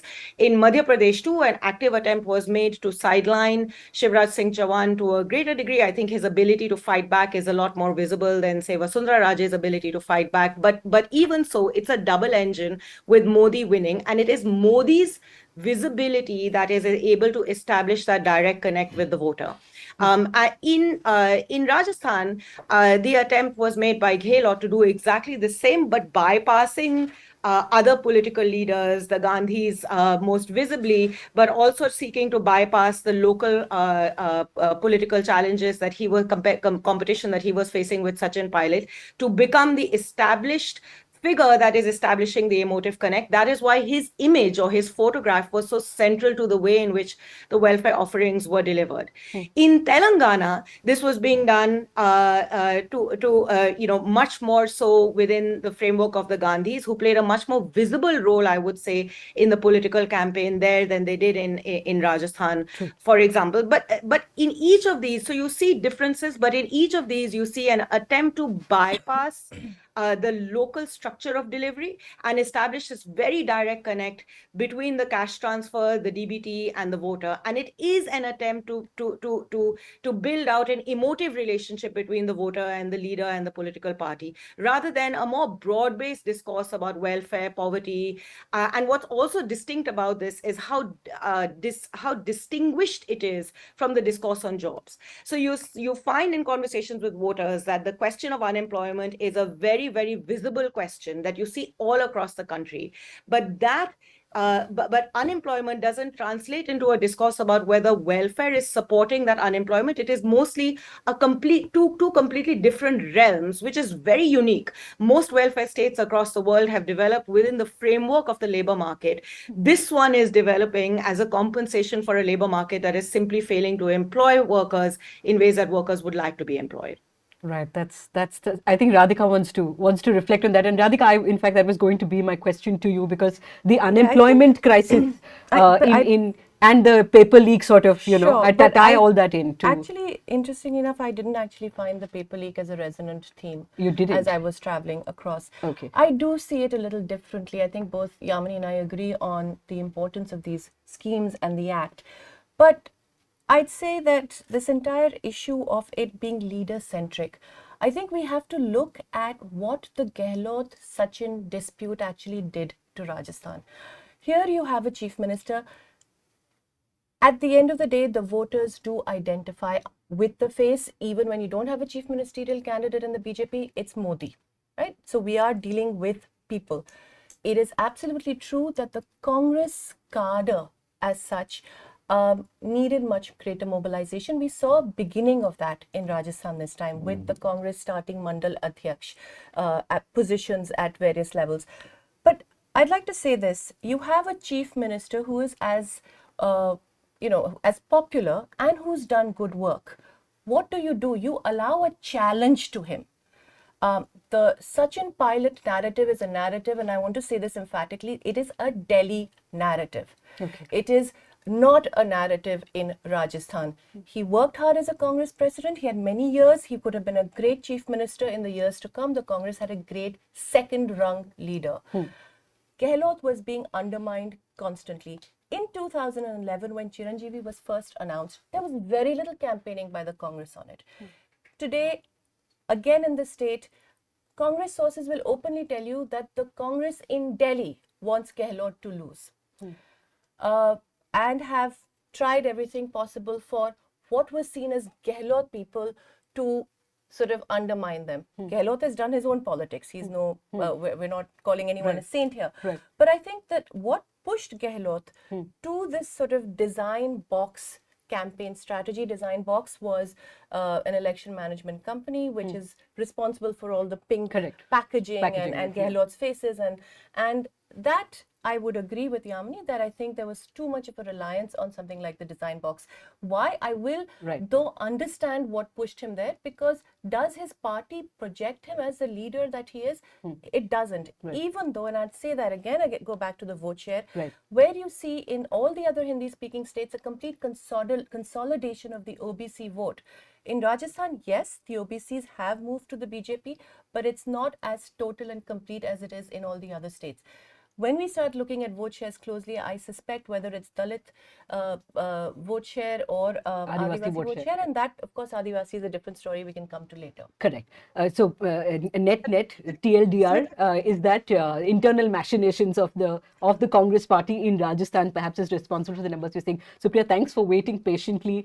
Sorry, Supriya, just can I just come in? Sorry, I can't see yes, you. So Yamini. Yes. You're still here, Yamini. Yes. Just wanted to come in on one point just to add to what we've said so far. I think there's another dimension that we need to think a little bit harder about, just to understand and analyze better, to get a better sense of what voter behavior is looking like, and how political parties are trying to distinguish their non-BJP political parties are trying to distinguish their ideological framework, which is the role of the discourse around the caste census, such as it exists in this whole framework. And it's I have speculated, this is speculation which I think is beginning to bear out a little bit with these electoral results, which is that given the nature of the role of that technology is playing in welfareism and the broader ways in which citizens are now engaging with the state, and this very leadership-centric political process, that in a sense, the appeal of the caste census from the point of view of what it does to how the state looks like at the grassroots level, the presence of your own representatives of your caste in the state, which facilitates your ability to access the state and demand from the state, is now no longer as appealing because technology has sort of cut out the layers of the intermediary functions of the state. It's literally a centralized top-down delivery structure in which the citizen is engaging with the state in a very peripheral way, largely from the point of view of centralized databases and whether they are in or out, and the presence or absence, therefore, of their own group-based identities within the state is mattering somewhat less to the everyday experiences and everyday dimensions of citizen-state engagement. It's just something for us to understand a little better, because I am curious about why, given the caste census demand was very much part of the electoral offerings, so-called, through these elections, it's not showing up as much in much of our discussion and understanding of how the results are playing out. All right. Iram Agha and Arunabh Saikia, our colleagues, are also joining us, and they're waiting by. But Supriya, can we pull up Chhattisgarh numbers, please? Supriya, you've not just in the course of this campaign, but Chhattisgarh is your state. You've lived there. You've reported extensively from there. Just for our viewers who are there, Chhattisgarh, you have it. BJP on 46, the Congress on 40. Do we know the vote share? If we know the vote share, perhaps we'll be able to comment better on and others won. The vote share will come up in a bit as well. Supriya, make sense of this for us. Well, I'm actually looking at the vote share, and it's 45% vote share for BJP and 42% for Congress. That's a 3% lead for BJP, and that's possibly more votes for BJP than it has ever had in the state, even in the elections that it won in 2003, in 2008, in 2013. So, of course, there's a cautionary note here. In Chhattisgarh, elections tend to be close, and counting goes on till pretty I remember in 2013 it went on till 11 p.m. Right. And with every round, sometimes seats can change hands. So this does seem close. At the same time, by every benchmark, this is a day when Congress needs to introspect in Chhattisgarh, because this is a state where it had a massive, massive landslide victory in 2018. It has 80% of the seats in the assembly. To put that in context, Modi's victory in 2019, BJP has 55% seats in the Lok Sabha. So just to give you a scale of how spectacular Congress's victory in 2018 was, and from there, within 5 years, if this is its position, where it's currently trailing, in a state where BJP won 3 consecutive elections, this was an election for Congress to win, and yet it's doing badly. The other thing that, as I'm looking at the EC site, I can see spatially there's a story there, and this is something that everyone who's reported from Chhattisgarh has picked up, which is Congress is doing very badly in the Adivasi regions.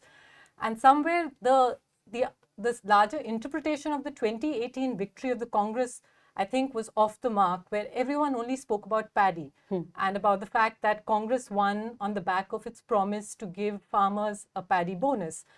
Congress also won because it made several promises to the Adivasi population of Chhattisgarh, which is 1/3 of the state's population.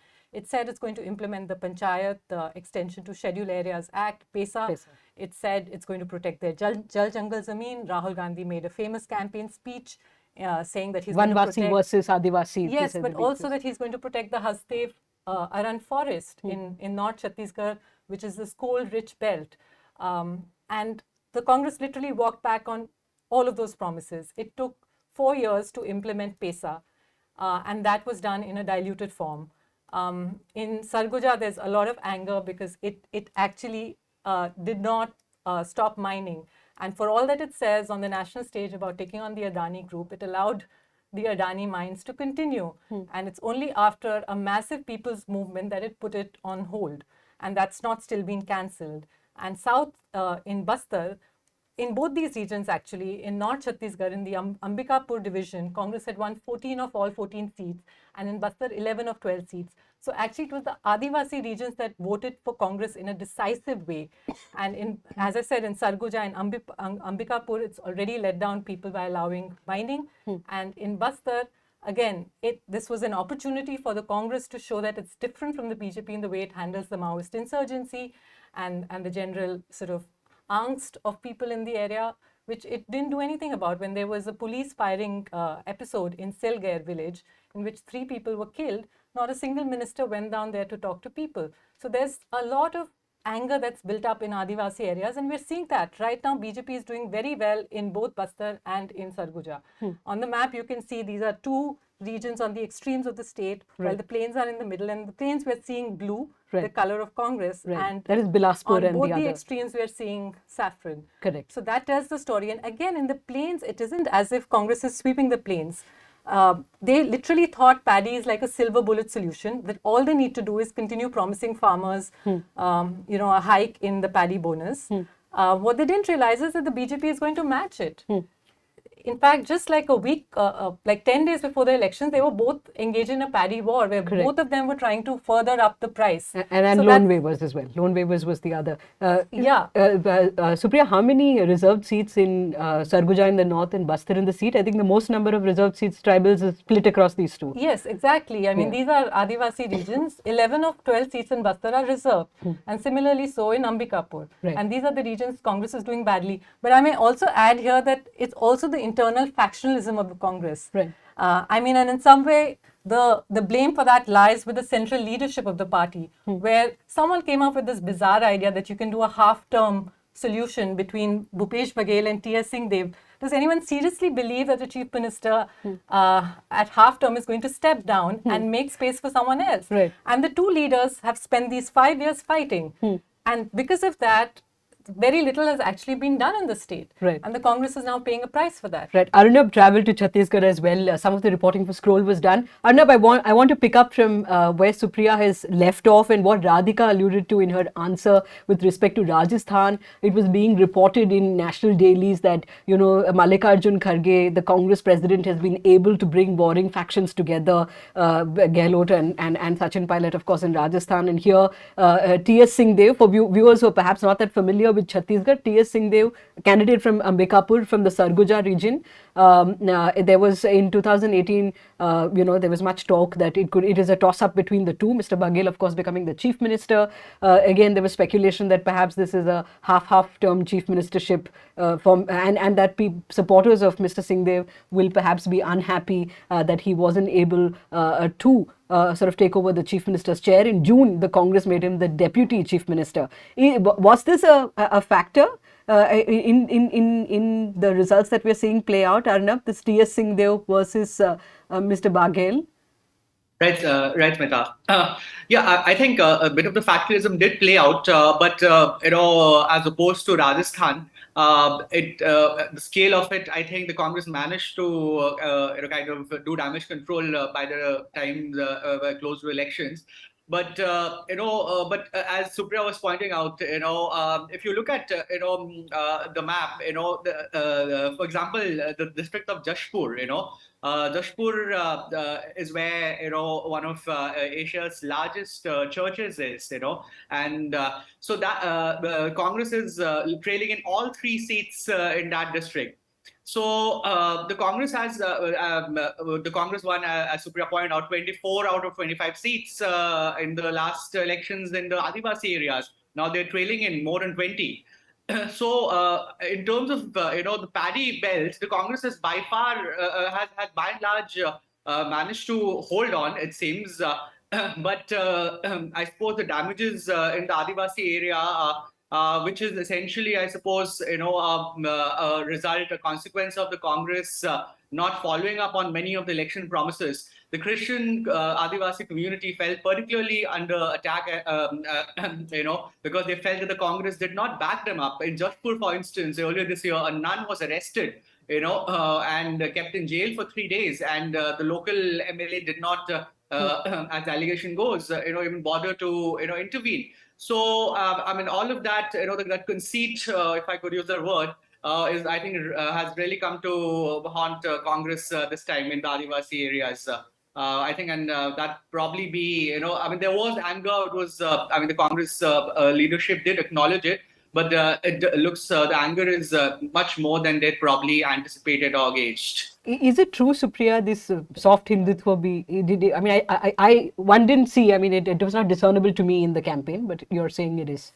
Well, it's sort of complicated where it may not be discernible in the campaign, but in the course of these 5 years, it was very clear what Bhupesh Baghel was doing.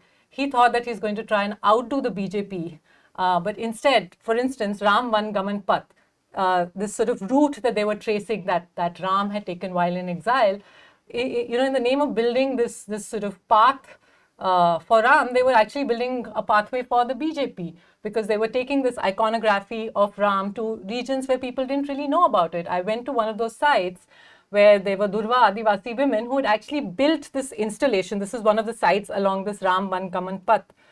And they didn't know anything about what they had built. And there's a temple there and none of them have visited it. But clearly, in the years to come, they've introduced people to what is actually a Hindutva plank. But if I may just come in on what was really the price that Congress is paying for its internal factionalism, they may have done some sort of a patch-up in the months leading into the elections. But for 5 years, there was a bitter war between Bhupesh Baghel and T.S. Singhdev. That meant that Baghel was always insecure that Singhdev is going to take over the mantle, and he was always trying to undermine Singhdev. Singhdev held 2 crucial portfolios, Panchayat and Health. And because of this, because Baghel was always trying to undermine Singhdev, basically the state didn't construct PM Awas houses because that's the Panchayat department. Correct. And the Panchayat extension to scheduled areas, PESA Act, the major promise that they made to Adivasi communities in the state, also suffered because of this internal fight. And what we're seeing right now is an outcome of that you cannot arrive at a truce like 6 months before the elections And and then undo expect the for- damage. correct. But also that Baghel could have actually, if he had been able to work with other Congress politicians who are quite seasoned and experienced, they may have actually been able to have a better governance record. Baghel his vision seemed to be limited to just providing a better paddy price to farmers. And he didn't really utilize the expertise of other colleagues. And because the Congress was this sort of divided house internally, and Baghel had become like this kind of centralized figure, almost like we know many chief ministers, like a mini Modi, where all the publicity of the state was about him, and his narrow, limited vision has sort of resulted in this, where his Chhattisgarhi identity that the national media really talks about excludes the Bastaria and the Sarguja identities. Right. And that's really not something that was factored in. And there was this perception that the Congress is doing very well in Chhattisgarh. But everyone who's actually traveled to the state could see that there was all of this pent-up resentment that is now coming to fore. Right. I can bet none of what Supriya has now talked about was reflected in any of the coverage, because I was watching television news channels as well. And in answer to that question, is Chhattisgarhi identity, this unique thing that Baghel created, will that, in a sense, reap benefits electorally? But actually, all the pieces they did reflect. In fact, we also had Sudipto had gone to Chhattisgarh. I think in their pieces and ours, it did reflect that. I was surprised to read that Baghel is more Hindutva than the BJP in Chhattisgarh. Right. In fact, which is why, as I keep saying, the most important thing in a democracy is that we need a well-informed electorate. Unfortunately, we haven't had legacy media do that. There have been more props to the powerful. And if you believe that we should be watchdogs in a democracy and not a lapdog, you should contribute to these 5 media houses that have come together. Below this box that you're seeing in the show notes below, we have details on how you can contribute and be part of this journey. I want to go to Telangana because we've been holding that off for a while, but I believe Iram Agha from the Caravan, who's done some very good reporting from Rajasthan, is also on the line with us. Iram, you've been listening into the conversation. You heard the insight that Radhika had and was sharing with us from the state. Iram, you're looking at the numbers in the vote share right now. Tell us what you think, what we haven't covered so far. BJP has 100 and Congress 78. I mean, you didn't feel that there is any anti-incumbency in the state for the Gehlot government, but there was some very interesting interaction I had with people in the BJP who said that the generation of voters has changed and it will reflect this time. And the tradition of roti paltana or revolving door might, in the sense, it is going to reflect in the fact that the people will choose, Raji won't be somebody who they would like to see next, because the generation has changed and it will reflect in BJP High Command bringing in the next person. And if you tell them that,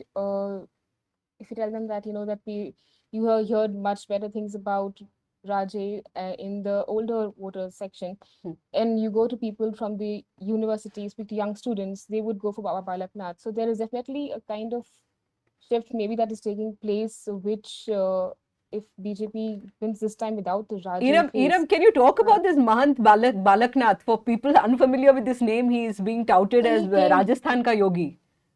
Yeah, so he came to file his nomination on bulldozer. So, that is exactly how he was pitching himself also. And he's fighting against Imran Khan from Congress.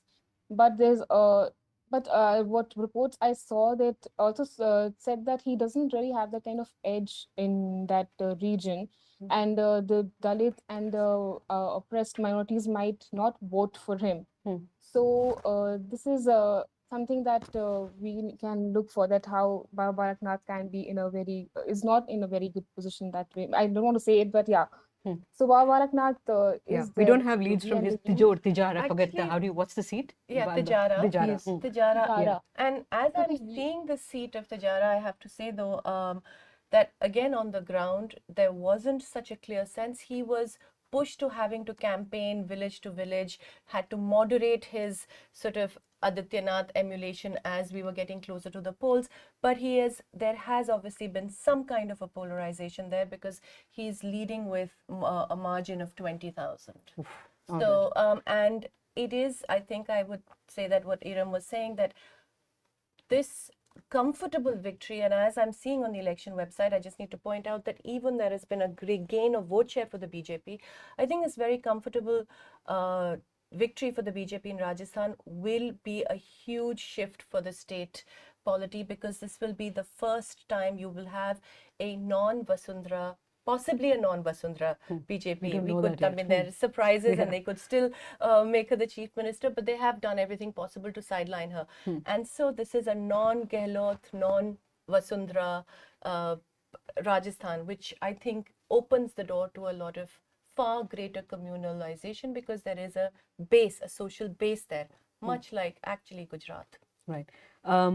Talking about polarization in the BJP in Telangana, can we have the Telangana numbers, please? You can look at the vote share. Congress 40.57, the BRS 38%. I'm looking at the BJP's seats. Yeah. The BJP is leading in 8 seats, Sirpur, Adilabad, Nirmal, and in fact they're leading in 3 seats in old city of Hyderabad, Bahadurpura, Caravan and Goshamal. Goshamal is a seat that they won last time.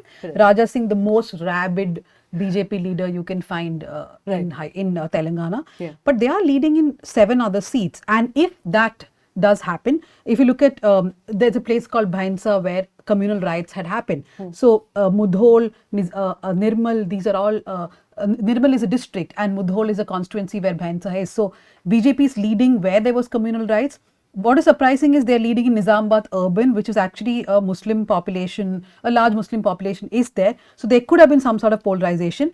And I'm just looking at the numbers and wondering how wrong the BRS has got the entire thing, because they were telling us even till 2 days ago that they will do better in northern Telangana, and Which they is will do Nizamabad, Adilabad. Yes, and they will do well in Hyderabad and adjoining areas. But and they were really scared of the seat where Bandi Sanjay was standing, the previous BJP president, which is from Karimnagar, that they would lose seats there. But now it looks like the BJP may walk away with old city seats. And also the places where there was communalization. So old city seats at the cost of MIM?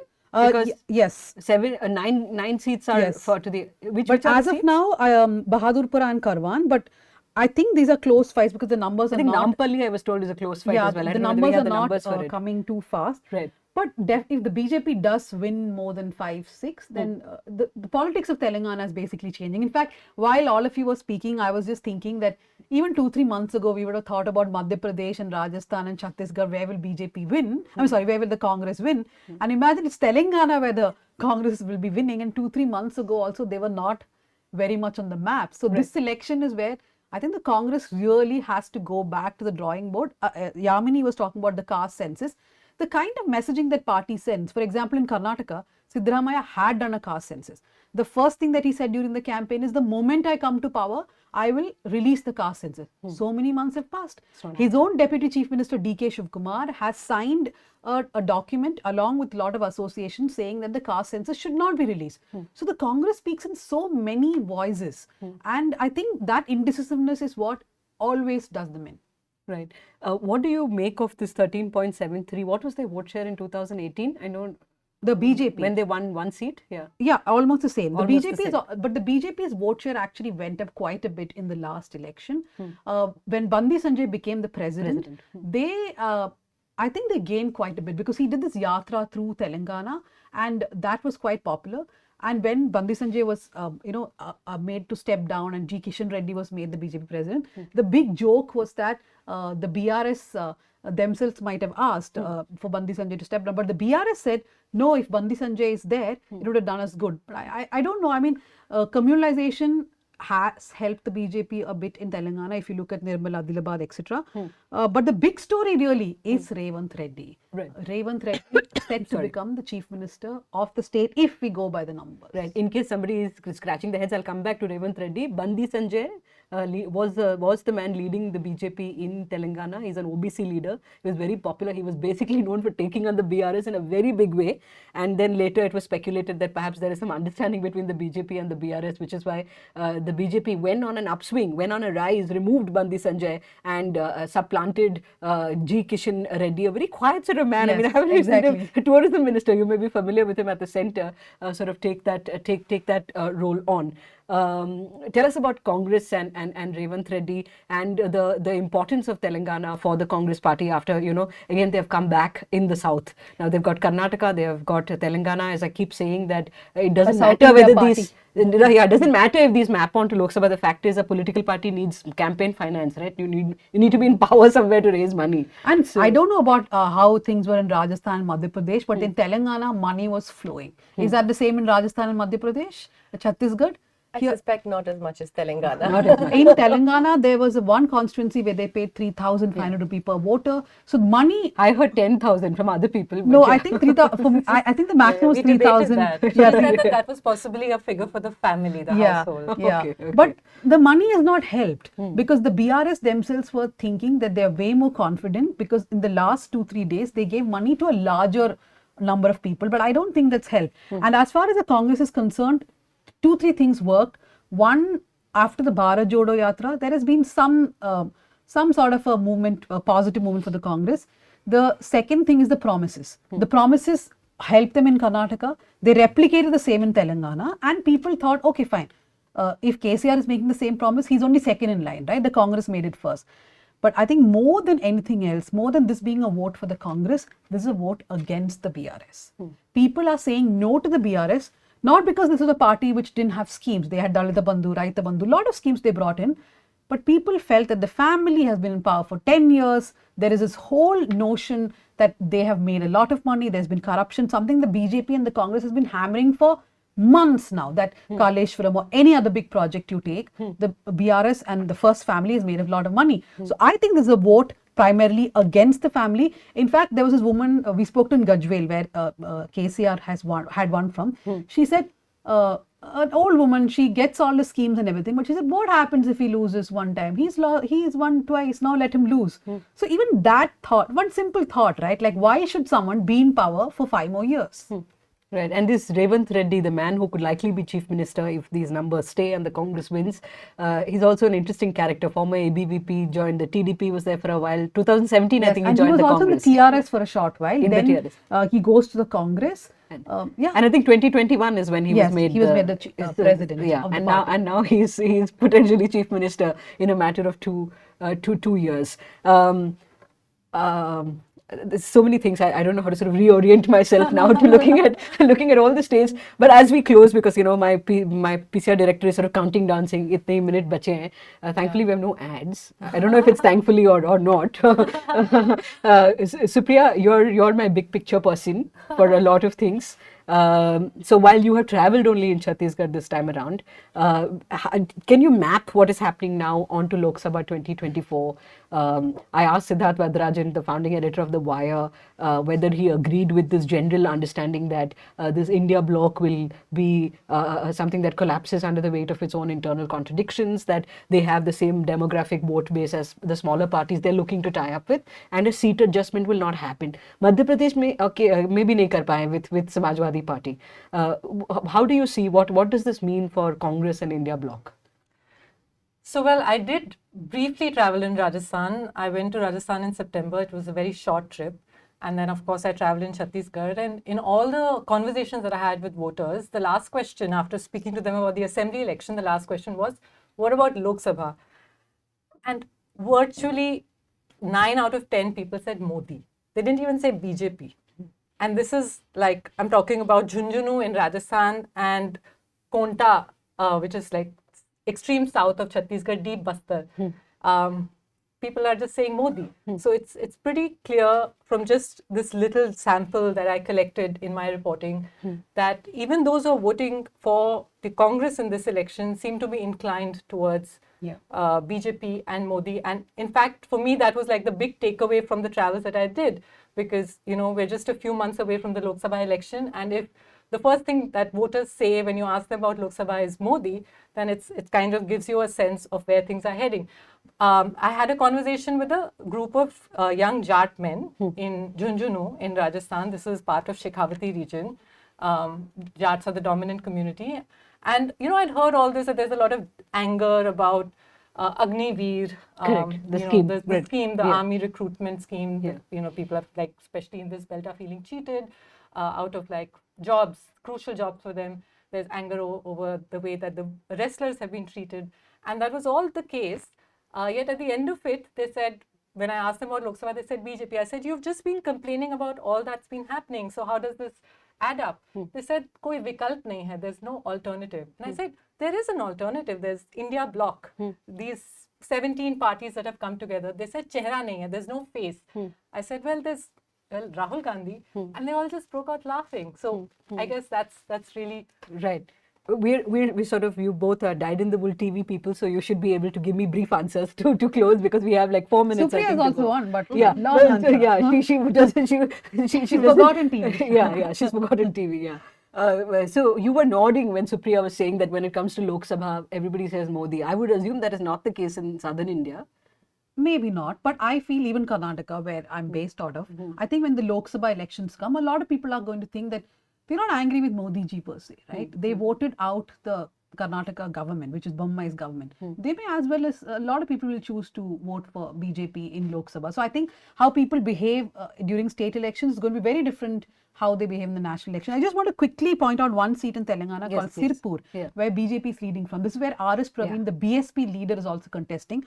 Split of votes or whatever, it could be any reason. But the point is, just before the elections, one of the biggest Madiga groups, one of the Dalit communities, they came together with Narendra Modi on a stage. So there is a lot of community coming together, which the BJP does, right? And they are doing that in the southern states also. So even if it doesn't bear fruit now, it will at some point, is what they believe. Right. We unfortunately, Radhika, we don't have time. I'm saying wrap. I'm being told to wrap. So thanks so much though for all your reporting that you've done. And please go to our websites, to Scroll, to Wire, to Caravan, to News Minute, to Newslaundry, and read the reporting that we have done. All these issues explained in great detail. Supriya, Radhika, Dhanya, Iram there from Rajasthan as well, and Arnab, my colleague from the Scroll. Thanks for the moment.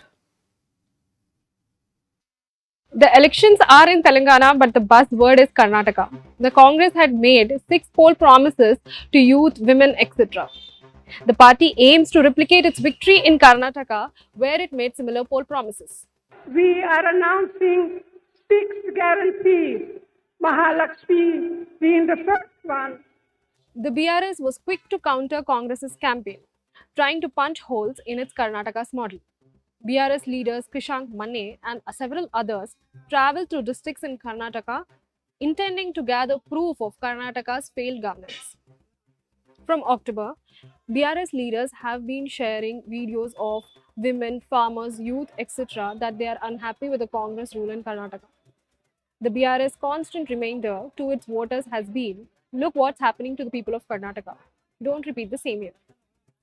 The BRS party has also alleged that the Congress in Karnataka has been funding the party in Telangana. The Congress has hit back at the ruling BRS by even bringing Chief Minister Siddaramaiah. Deputy Chief Minister D.K. Shivkumar and almost 70% of the cabinet participated in Congress's election campaign in Telangana. Even today, I will ask Mr. Chandrasekhar Rao, please come to Karnataka. Don't make all delegations unnecessarily for the election purpose. So why did the Telangana election become about Karnataka? The BRS blames it's the Congress that it had made the election all about Karnataka and it was forced to reply. But in reality, the Congress win in Karnataka will have a spillover effect in Telangana.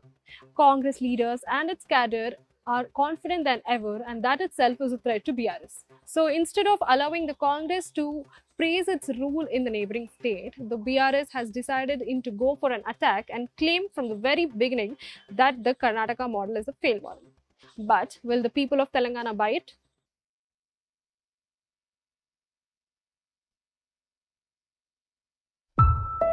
20 अक्टूबर को Bharatiya Janata party ने मध्य प्रदेश चुनावों के लिए प्रधानमंत्री नरेंद्र मोदी की जनता के नाम एक अनोखी अपील जारी की।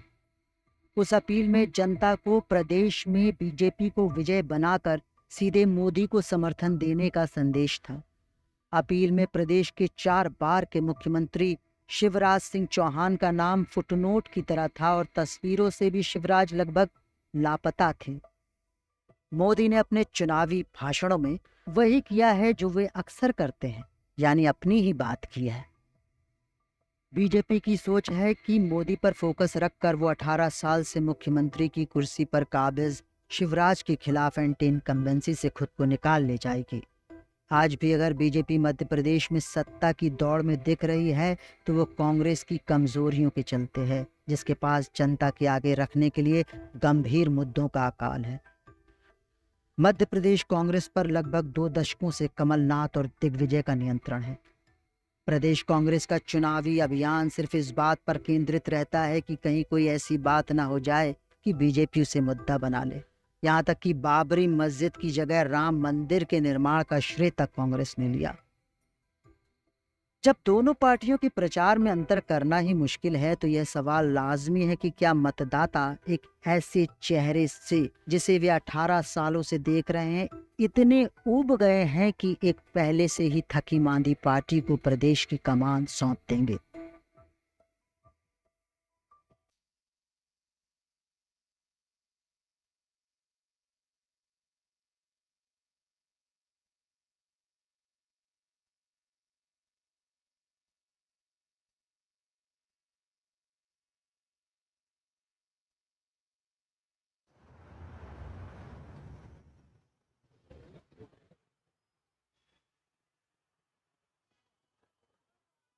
In Rajasthan, Chief Minister Ashok Gehlot has managed to ensure development and welfare schemes are the dominant themes of the campaign.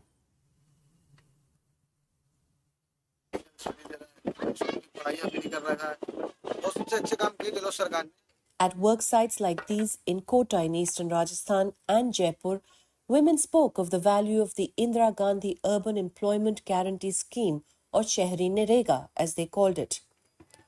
In September 2022, the Gehlot government had extended Narega to urban areas, guaranteeing households 125 days of work, just one example of his many welfare policies.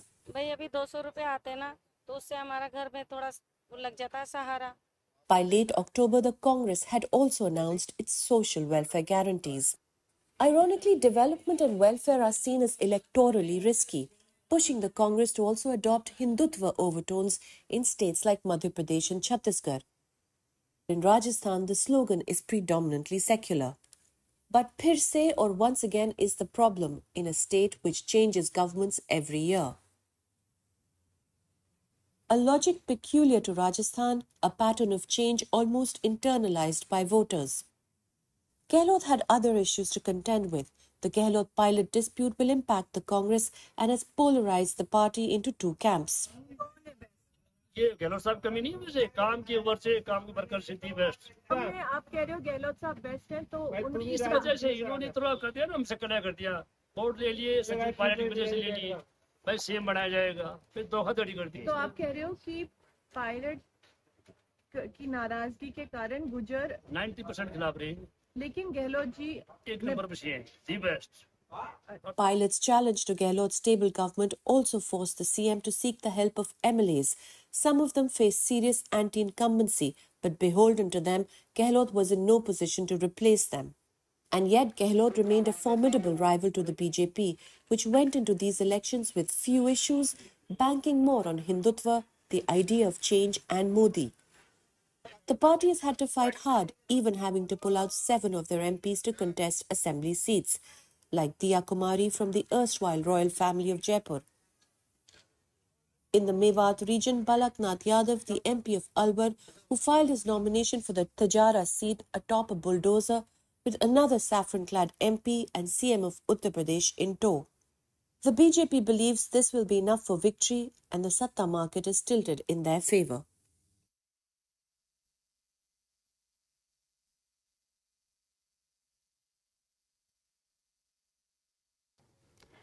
Hello and welcome back to election online 2023।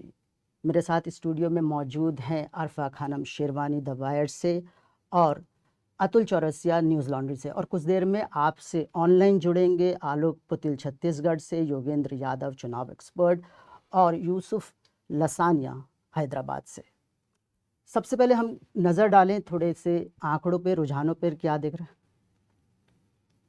माफ़ कीजिए, यूनुस लसानिया। राजस्थान का Bharatiya Janata party 133 seat में lead कर रही है, 112 दिखा रही है। 11:45 के आंकड़े हैं, जिसमें बीजेपी 112 में है, कांग्रेस 70 और वोट प्रतिशत में भी देखें तो बीजेपी 42% वोट प्रतिशत है और INC 39%। क्या समझ आ रहा है? आरफा, सबसे पहले मैं आपसे जानूंगा, आपने बहुत अच्छी कवर किया है राजस्थान को, क्या भूल चूक लग रही है गहलोत की? भूल चूक लेनी देनी, लेकिन यहाँ सिर्फ लेनी हो रही है, देनी कुछ नहीं। साफ तौर पर लग रहा है कि जो हिंदी पट्टी जिसे हम ये कहते हैं, काउ बेल्ट कहते हैं, उस पर हिंदुत्व की राजनीति, नरेंद्र मोदी, भाजपा, RSS, उसका प्रभुत्व पूरी तरह बरकरार है।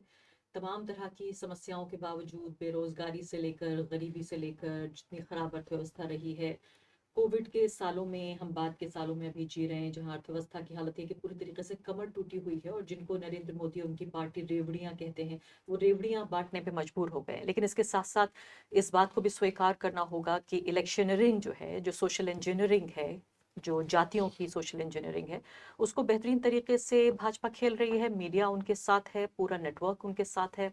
इसमें अलग अलग राज्यों को मुझे लगता है अलग अलग तरीके से भी देखने की ज़रूरत है। लेकिन अगर आप मुझसे कहें एक वाक्य में इसको कहा जा सके तो 2024 के लोकसभा चुनाव से ठीक पहले, जहां आज हम दिसंबर 3 में यहाँ बैठे हुए हैं न्यूज़ लॉन्ड्री के स्टूडियो में, इसमें पूरे तौर पे ये कहा जा सकता है कि 2024 के लिए बीजेपी की राह आसान होती हुई नजर आ रही है और जो इंडिया अलायंस है उसमें कांग्रेस पार्टी को अंग्रेजी में एक हम्बल्ड शब्द होता है कि थोड़ा सा झुक जाना, उर्दू में कहें तो आजिज़ी बरतना, कांग्रेस पार्टी को करना होगा। और मुझे लगता है कि इंडिया अलायंस की भी जो इक्वेशन है वो इस चुनाव के बाद बदलती हुई मुझे नजर आ रही है। इसी सवाल को मैं अगर आपसे पूछूं कि जो भीतरघात की बात हो रही थी दोनों पार्टियों में, खासकर बीजेपी में भी और कांग्रेस में भी, बीजेपी मेरे को लगता है अपना हाउस ऑर्डर करने में सफल रही है। आपको क्या लगता है कि कांग्रेस की गड़बड़ी कहाँ शुरू होती है?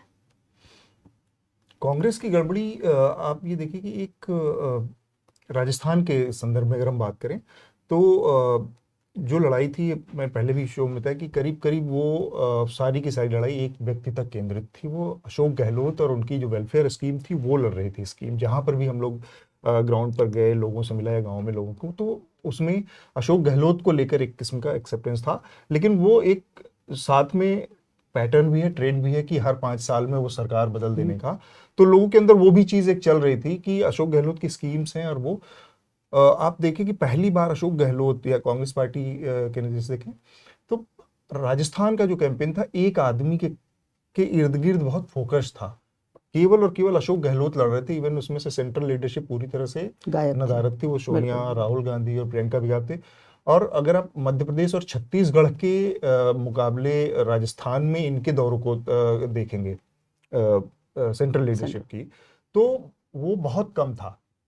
करीब करीब मैं बताऊं आपको, जब 17 तारीख को मध्य प्रदेश और ये खत्म हो गए, पोलिंग खत्म हो गई है, इसके बाद राहुल और प्रियंका ने यहाँ पर शुरू किया है कैंपेन। जब 4-5 दिन का टाइम बाकी रह गया तो एक किस्म का वो चल रहा था उनका, क्योंकि अशोक गहलोत का जो पहले अध्यक्ष पद को लेकर जो एक खींचतान हुई, फिर टिकट को देने को लेकर एक बड़ा फ्रिक्शन पैदा हुआ था, क्योंकि ऐसे लोगों को टिकट दिया गया जो लोग वो अध्यक्ष पद के चुनाव के दौरान जो छोटा सा एक रिबेल हुआ था, एक विद्रोह हुआ था, जिसमें अशोक गहलोत को वहां से दिल्ली आना था, लेकिन वो नहीं हुआ। और एक तो उसमें जो लोग उसके आर्किटेक्ट थे उन लोगों को भी टिकट दिया गया, उस पर सेंट्रल लीडरशिप नाराज थी। तो करीब करीब राजस्थान से बहुत दूर थे। तो एक तो ये है पार्टी का। दूसरा, सचिन पायलट और अशोक गहलोत का अपना इक्वेशन। अभी हमारे पास एरिया वाइज डाटा नहीं है, परसेंटेज नहीं है, तो जब वो आएगा तो हम थोड़ा ज़्यादा बात करने की स्थिति में होंगे, क्योंकि ये जो पूरा का पूरा ये पूर्वी राजस्थान वाला हिस्सा है, जिसमें गुर्जर बहुल इलाका है, जिसको कहा जाता था कि जिसमें सचिन पायलट की करीब 27-28 सीटें इसमें थी। और इसमें सचिन पायलट के साथ जो 5 साल में पूरा हुआ था, उसको लेकर एक साफ साफ खुलेआम सतह पर नाराजगी दिख रही थी। तो वहां पर कितना नुकसान हुआ है, कितने सीटें कांग्रेस ने गंवाई हैं, क्योंकि पिछली बार ये सारी की सारी सीटें कांग्रेस को मिली थी। तो वो एक चीज है। तो नो डाउट कि इसमें एक कांग्रेस का अपना हाउस ऑर्डर में नहीं था बहुत सारा, लेकिन इससे ज्यादा गड़बड़ भारतीय जनता पार्टी के अंदर चल रहा था। वसुंधरा राजे को लेकर ये बहुत नाराजगी थी। आखिरी समय तक एकदम उनको एक तो चेहरा नहीं बनाया बीजेपी ने, प्लस उनके लोगों को टिकट भी थर्ड लिस्ट में जाकर उन सारे नामों को शामिल किया गया और ये सब, तो काफी देर हुआ। लेकिन अगर हम बहुत कम में केवल ये कहें तो दोनों उसमें पार्टियों के अंदर ये गड़बड़ी थी। आंकड़ों के लिहाज से अगर हम बात करें तो पिछली बार से इस बार अभी जो पैटर्न है उसके हिसाब से जो परसेंटेज आ रहा है, भारतीय जनता पार्टी ने अपना परफॉर्मेंस को बहुत बेहतर किया है। मतलब पिछली बार के मुकाबले अगर हम देखें तो करीब 38% उनको वोट मिला था और 73 सीटें मिली थी। इस बार ऐसा लग रहा है कि भारतीय जनता पार्टी ने अपने परफॉर्मेंस में कम से कम अब तक के जो काउंटिंग हुई है और इलेक्शन कमीशन के जो आंकड़े बता रहे हैं उसमें 4% का गेन किया है, फायदा हुआ है। भारतीय जनता पार्टी, कांग्रेस को इसके उलट करीब 1.5% से 2% का नुकसान हुआ, 1% का नुकसान हुआ पिछली बार के मुकाबले। तो ये जो चीज़ है, सीटों का अंतर मुझे लग रहा है कि बना रही है। अगर ये बना रहा तो करीब करीब जो रुझान आ रहे हैं कि भारतीय जनता पार्टी आराम से बहुमत की ओर बढ़ती दिख रही है, वो बना रहेगा पैटर्न।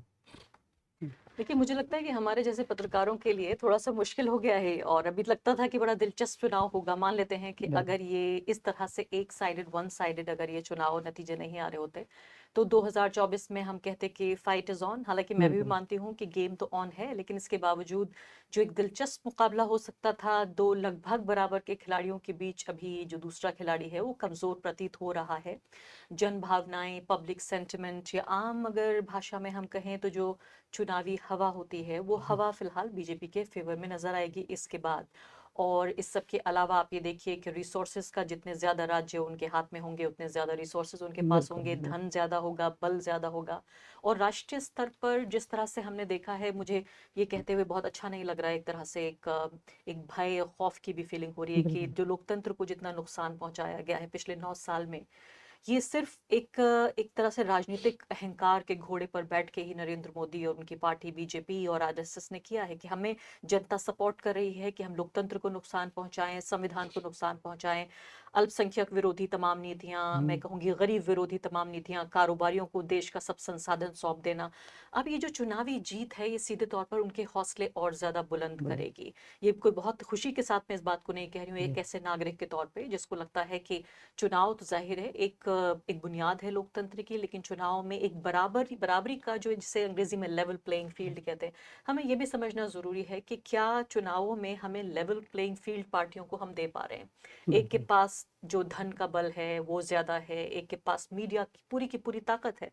मुझे राजस्थान थोड़ा सा नहीं बल्कि ज्यादा हैरान कर रहा है, क्योंकि राजस्थान में जब गांव देहात में मैं सफ़र कर रही थी और वहाँ के चाय खानों पे जाके लोगों से बातचीत कर रही थी, तो एक पूरे तरीके से ये प्रतीत होता था कि मीडिया के प्रोपेगेंडा को हराते हुए एक पहला स्टेट ऐसा लग रहा था जहाँ कांग्रेस अपनी स्कीमों, अपनी नीति और अपनी राजनीति को लोगों के साथ बांटने में, उस जो पॉलिटिकल मैसेजिंग है उसमें कामयाब रही है।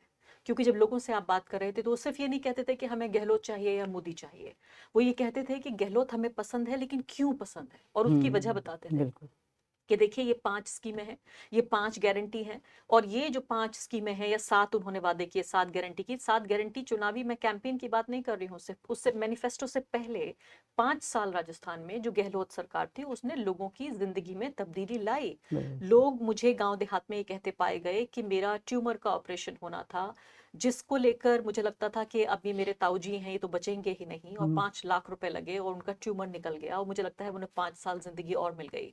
लोग ऐसे मुझे मिले वहां पर जो कहते थे हमें मोबाइल फोन मिला है, किसी को लैपटॉप मिला है। बहुत सारे ऐसे लोग थे जिनको जो 60+ की जो पेंशन स्कीम्स थी वो उनको मिली थी।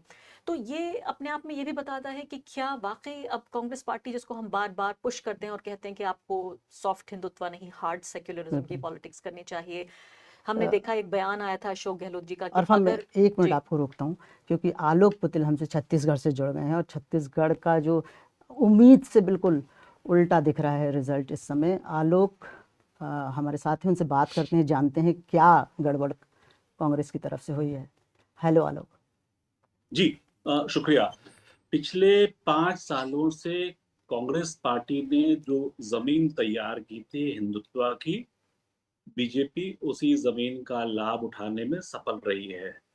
हमारे जैसे लोग पिछले 3 साल 4 साल से लगातार ये बात कहते रहे थे कि ये जो कांग्रेस पार्टी है ये बार बार राम वन गमन पथ, अंतर्राष्ट्रीय रामायण महोत्सव गांव गांव में मानस प्रतियोगिता, रामायण प्रतियोगिता, आरएसएस के सहयोग से राम और राम वन गमन पथ पर होने वाले सेमिनार, तो उसका हल तो यही आना था, परिणाम तो इस रूप में ही आना था। तो मुझको बिल्कुल आश्चर्य नहीं है। लेकिन मुझको ओबीसी बिल्कुल आरक्षण के मामले में और ये तमाम सारे सोशल जस्टिस के मामले में भूपेश बघेल सोशल आगे दिख रहे थे। जस्टिस की बात जहां तक आप पता नहीं किस हद तक पहुंच पाई है आप लोगों तक। भूपेश बघेल की सरकार ने एक क्वांटिफाइबल डेटा कलेक्ट करवाया था ओबीसी का, उसको भूपेश बघेल की सरकार ने आज तक सार्वजनिक नहीं किया है। तो जातियों के भीतर के वर्चस्व का जो मामला है वो जस का तस बचा हुआ है। सोशल जस्टिस के नाम पे ओबीसी का जो आरक्षण प्रतिशत बढ़ाया गया था वो आज तक लटका हुआ है, क्योंकि इनको मालूम था कि ये लटकेगा। और जिन लोगों ने इस मामले को हाईकोर्ट में चैलेंज किया, भूपेश बघेल की सरकार ने उनको पद दिए, उनको सरकार में अच्छी जगह दी। और एक बात और थी, कल्लूरी की वापसी भी भूपेश बघेल के ज़माने में हुई है, जिन पर काफ़ी मानवाधिकार हनन के आरोप थे एक्सट्रीमिस्ट के। एक सवाल मैं यहाँ पे विष्णु आलोक जी से पूछना चाह रहा हूँ। आलोक जी, एक बड़ा जो मुद्दा था चुनाव में हमेशा छत्तीसगढ़ की, उसमें हमने देखा धान की खरीद का बड़ा मुद्दा था और बार बार उस पे बहुत जोर था भूपेश बघेल का। इन लोगों ने एमएसपी धान की बढ़ाकर 3100 रुपये पर क्विंटल कर दी थी और पर एकड़ 20 कुंटल से बढ़ाकर 21 कुंटल करने का ऐलान किया था।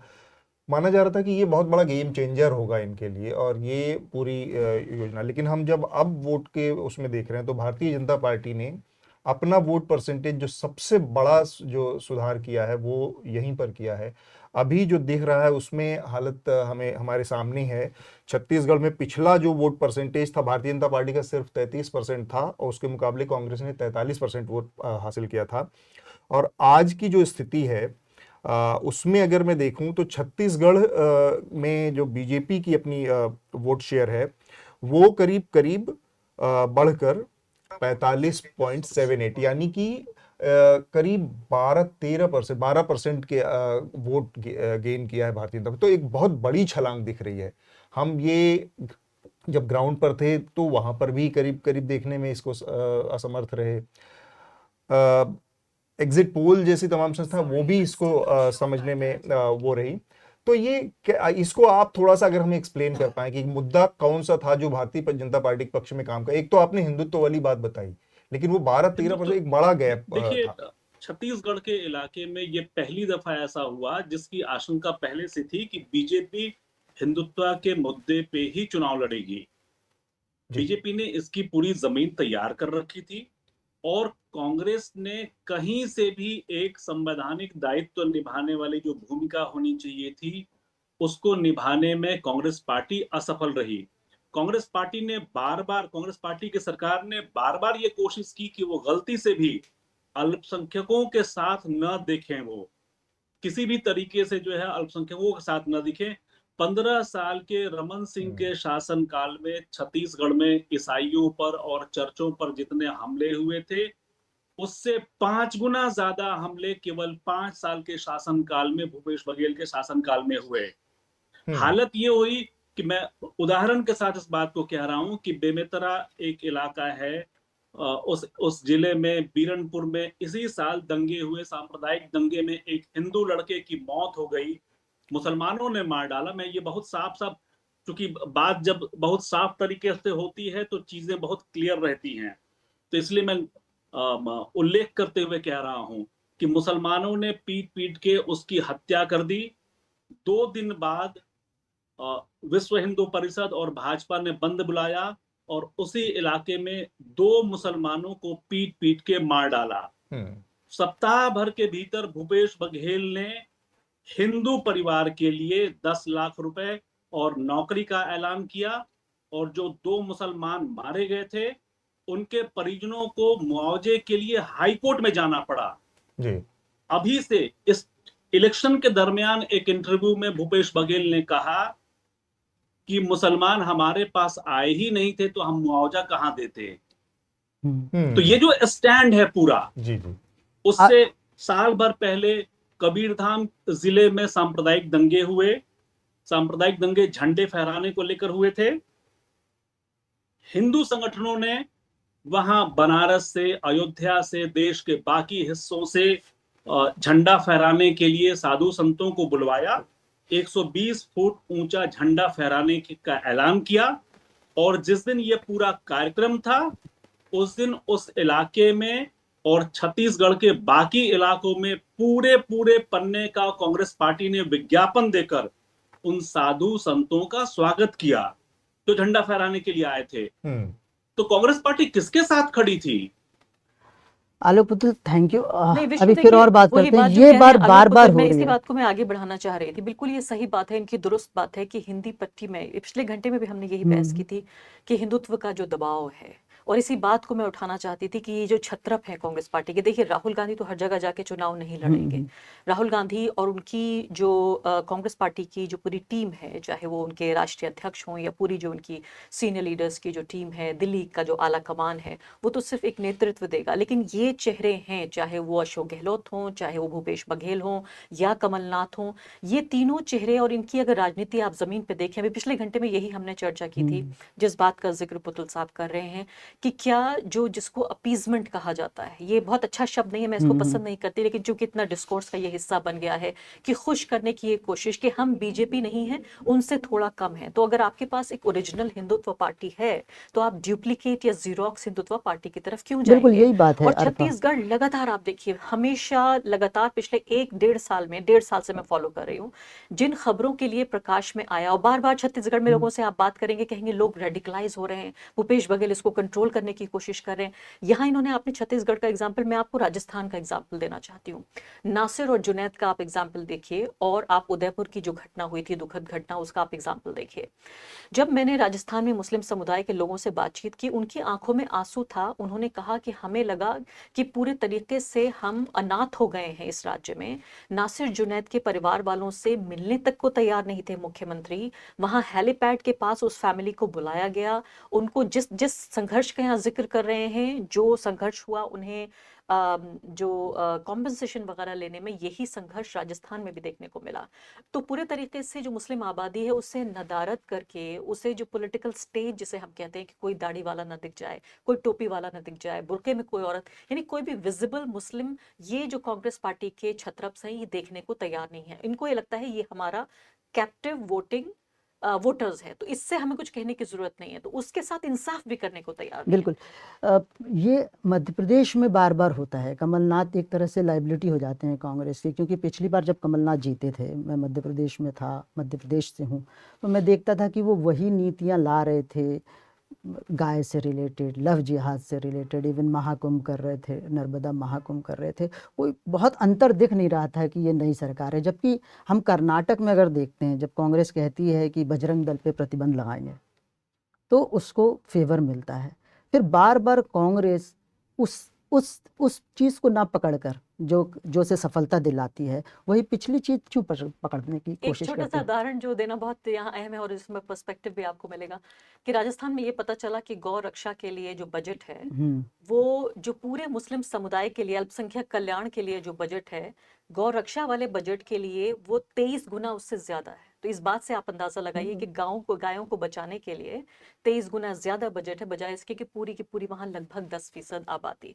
तो आपने जो सवाल पूछा, तो आप इसका जवाब देना चाहेंगे? नहीं, आप बताएं। जी, तो आप ये कह रहे थे कि क्यों ऐसा नहीं करते हैं, तो मुझे लगता है कि ये मान लेना चाहिए कांग्रेस पार्टी को इस चुनाव के बाद खासकर, कि वो नहीं समझती कि हिंदी पट्टी का वोटर क्या चाहता है।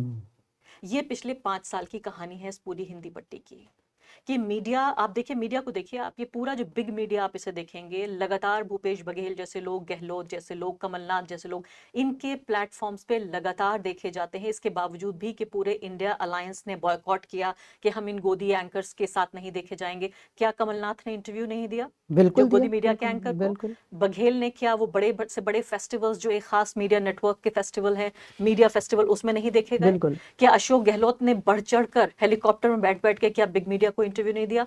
तो मुझे लगता है कि इनको ये लगता है कि हम बीजेपी जैसे लगते हुए भी चुनाव जीत सकते हैं।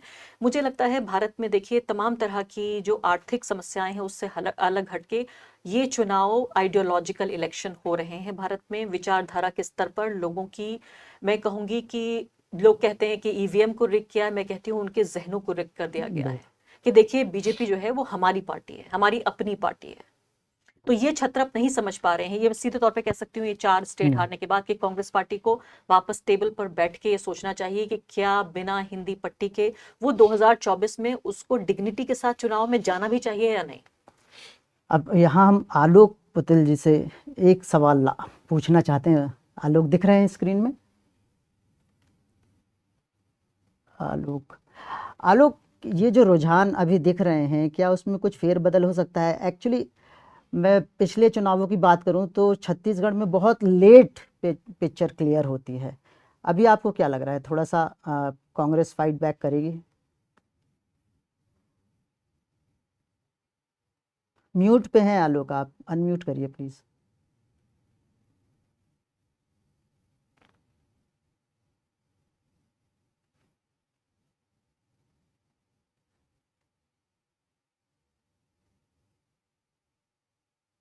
हाँ आलोक पटेल, अतुल, हम आगे बढ़ते हैं। हमारे साथ बसंत भी जुड़ रहे हैं न्यूज़ लॉन्ड्री से। अच्छा, आगे सर। एक बार बसंत से जानते हैं।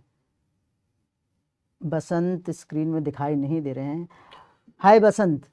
हेलो हेलो, नमस्ते। क्या दिख रहा है? चुनाव परिणाम छत्तीसगढ़ के और राजस्थान के सब क्लियर हैं, एक वेव सी दिख रही है, क्या कारण है? मैं छत्तीसगढ़ गया था और मुझे थोड़ा हैरान करने वाला लग रहा है जो नतीजा आ रहा है। क्योंकि ग्राउंड पे भूपेश बघेल कांग्रेस को लेकर झुकाव तो दिख रहा था, लेकिन भाजपा खराब प्रदर्शन नहीं करेगी। जैसे दिल्ली में हम लोग देख रहे थे कि मैंने एक दिल्ली के जर्नलिस्ट को बोला कि मैं छत्तीसगढ़ आया हूं, तो उन्होंने मजाक में बोला कि वहां क्यों गए, वहां तो कांग्रेस आ रही है। तो ऐसे हंसते हुए उन्होंने बोला था। लेकिन जब अभी जो आपने आलोक सर से सवाल पूछा उसका मैं अभी इलेक्शन कमीशन का देख रहा हूँ। जैसे सर ने जिस साजा की घटना का जिक्र किया, जिन हिंदू लड़के की हत्या हुई थी, उनके पिता चुनाव लड़ रहे हैं साजा विधानसभा क्षेत्र से। अभी वो 1000 वोट से आगे चल रहे हैं ईश्वर साहू, लेकिन 22 राउंड की काउंटिंग होनी है, सिर्फ 3 राउंड की काउंटिंग हुई है। और ऐसे ही कई अन्य क्षेत्रों में हम देखें, जैसे पाटन मुख्यमंत्री का विधानसभा क्षेत्र है भूपेश बघेल का, वहां अभी बघेल आगे चल रहे हैं 1400 वोट से, लेकिन अभी 18 राउंड की काउंटिंग होनी है, 5 राउंड की हुई है। तो अभी जो और अंतर ज्यादा नहीं है, 100, 200, 400, 500 यही अंतर है। तो ये जो अभी दिख रहा है स्क्रीन पे कि 54 सीटों पे भाजपा आगे है, 34 पे, तो इसमें काफी बदलाव होगा। बस्तर में, दंतेवाड़ा में भी 16, 17, 18 राउंड बाकी है। 5-6 राउंड में हो सकता है शहर में काउंटिंग हो रही हो तो वहां भाजपा को फायदा होता है, गांव में काउंटिंग पहुंचती है तो कहते हैं कांग्रेस को फायदा होता है।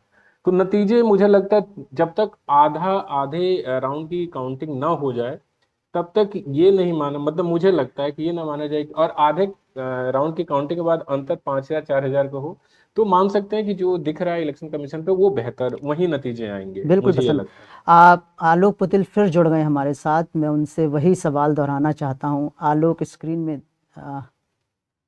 दिख नहीं रहे। आलोक देखिए, बसंत जी की बात से मैं इत्तेफाक रखते हुए भी मैं ये कह रहा हूँ कि छत्तीसगढ़ में जो बस्तर का इलाका है और जो सरगुजा का इलाका है, इन दोनों इलाकों में पूरी तरह से कांग्रेस जो है उसने बीजेपी को साफ कर रखा था। सरगुजा की 14 सीटें जो है आदिवासी बहुल इलाके की सीटें जो है वो कांग्रेस पार्टी के पास थी। इसी तरीके से बस्तर की सीटें जो है 12 की 12 सीटें जो है कांग्रेस पार्टी के पास थी। तो कांग्रेस के हिस्से खोने के लिए ही है और बीजेपी के हिस्से केवल पाना ही पाना है। और जो रुझान है, जो एग्जिट पोल हैं, जो ओपिनियन पोल हैं इन आदिवासी हिस्सों के, आदिवासी इलाकों के, वहां बहुत साफ साफ दिखाई पड़ रहा है कि बीजेपी इन इलाकों में लगभग आधी सीट जो है वो छीनेगी, चाहे वो बस्तर हो चाहे वो सरगुजा हो। कांग्रेस पार्टी का पूरा दारोमदार जो है वो मैदानी इलाकों पे टिका हुआ है इस बार, और मैदानी इलाकों में अब तक के जो रुझान आए हैं उसमें कांग्रेस पार्टी पीछे नजर आ रही है। थैंक यू आलोक। हमारे साथ तबस्सुम स्क्रॉल से भी जुड़ और रही विष्णु, हैं। इस बीच जो है अगर हम ये इलेक्शन कमीशन का वोट शेयर देखें तो देखिए इसकी जो डिफरेंस है, जो फर्क है वो बढ़ता जा रहा है। बीजेपी फिलहाल छत्तीसगढ़ में 45% से भी आगे बढ़ रही है और कांग्रेस पार्टी 41। जो आप सोच रहे थे कि शायद नतीजे में कोई तब्दीली आएगी, 12:30 बज चुके हैं, इसकी उम्मीद बहुत कम है। बहुत सारे इलेक्शंस ऐसे ही स्टूडियोज में बैठ के देखे हैं और जो हमारे अंदाजे होते हैं और जो हमारे ऑब्जर्वेशंस होते हैं वो जब मैच नहीं करते, थोड़ा हैरानी तो जरूर होती है, लेकिन इसको स्वीकार करना जरूरी है कि ये जिस तरह के लेकिन तमाम एग्जिट पोल्स को भी हरा के ये तो नतीजे बहुत आगे बढ़ लेकिन रहे जैसे बसंत बता रहे थे कि अभी सिर्फ 4-5 राउंड की काउंटिंग हुई है और 22 राउंड की काउंटिंग है, तो थोड़ा इंतजार करते हैं। हमारे साथ तबस्सुम जुड़ गई हैं स्क्रॉल से। हाय तबस्सुम। हेलो। तबस्सुम, क्या नतीजे देख रही हैं आप? बीजेपी बीजेपी बीजेपी सब जगह बीजेपी नजर आ रही है, क्यों, कैसे हुआ है? देखिए, मैं जब एग्जिट पोल के बाद कांग्रेस के कार्यकर्ताओं से बात कर रही थी तो वो लोग काफी कॉन्फिडेंट थे कि हम लोग अगर हारेंगे तो भी 100 सीट्स क्रॉस जरूर करेंगे। पर आज जब मैंने सुबह से कॉल्स लगाना शुरू करे हैं तो एक एक्सेप्टेंस उन लोगों के अंदर आ रहा है और 2-3 फैक्टर्स बहुत क्लियरली निकल कर आ रहे हैं। कांग्रेस पे इनफाइटिंग अभी भी चल रही है। कमलनाथ के अगेंस्ट एंगर बहुत ज्यादा है। छतरपुर इलाके में, ग्वालियर चंबल के इलाके में, ट्राइबल बेल्ट जो साउथ वेस्ट की तरफ आता है मध्य प्रदेश का, झाबुआ बड़वानी, सबका ऐसा कहना है कि कमलनाथ का टिकट डिस्ट्रीब्यूशन जो है वो उन लोगों को ठीक नहीं लगा। हम लोगों ने इलेक्शंस के वक्त भी देखा कि 4 सीट्स में उन लोगों ने कैंडिडेट्स बदले। कई जगहों पे कमलनाथ की क्लोज एड्स को टिकट दी गई है। हम छतरपुर का एग्जाम्पल ले तो राजनगर की सीट में विक्रम नाथी को सीट दिया गया था। सारे सर्वेज ने बोला था कि वो शायद इस बार नहीं जीतेंगे और अभी हम जो देख रहे हैं उसमें बीजेपी लीड कर रही है। अशोक करके वहाँ के बीजेपी के कैंडिडेट है जो लीड कर रहे हैं। तो एक टिकट डिस्ट्रीब्यूशन जो है उसको लेकर काफी गुस्सा है। कांग्रेस की यूथ जो है उन लोगों ने कैंपेनिंग के वक्त भी ये चीज डिस्कस करी कि टिकट डिस्ट्रीब्यूशन जो है उसकी वजह से हम फुल्ली सपोर्ट नहीं कर पा रहे हमारे एमएलए कैंडिडेट्स ये को। बिल्कुल तबस्सुम, आपको याद होगा कि 2019 के लोकसभा चुनाव के बाद भी जब राहुल गांधी ने इस्तीफा दिया था, उन्होंने गहलोत और कमलनाथ पर तंज भी किया था कि वो अपने बेटों की पॉलिटिक्स बनाने के लिए ज़्यादा ध्यान देते हैं इंस्टेड ऑफ राज्य में। ऐसा ही नज़र आया। अब मध्य प्रदेश में जब चुनाव हुआ है, आप मध्य प्रदेश गए हैं, तो मैं देखता हूँ पिछले 7 दिन जो बहुत महत्वपूर्ण होते हैं चुनाव के, उसमें कमलनाथ अपनी सीट से छोड़ते नहीं है, मतलब छिंदवाड़ा से बाहर नहीं निकलते। ये जो लापरवाही है, बार बार कमलनाथ क्यों करते हैं?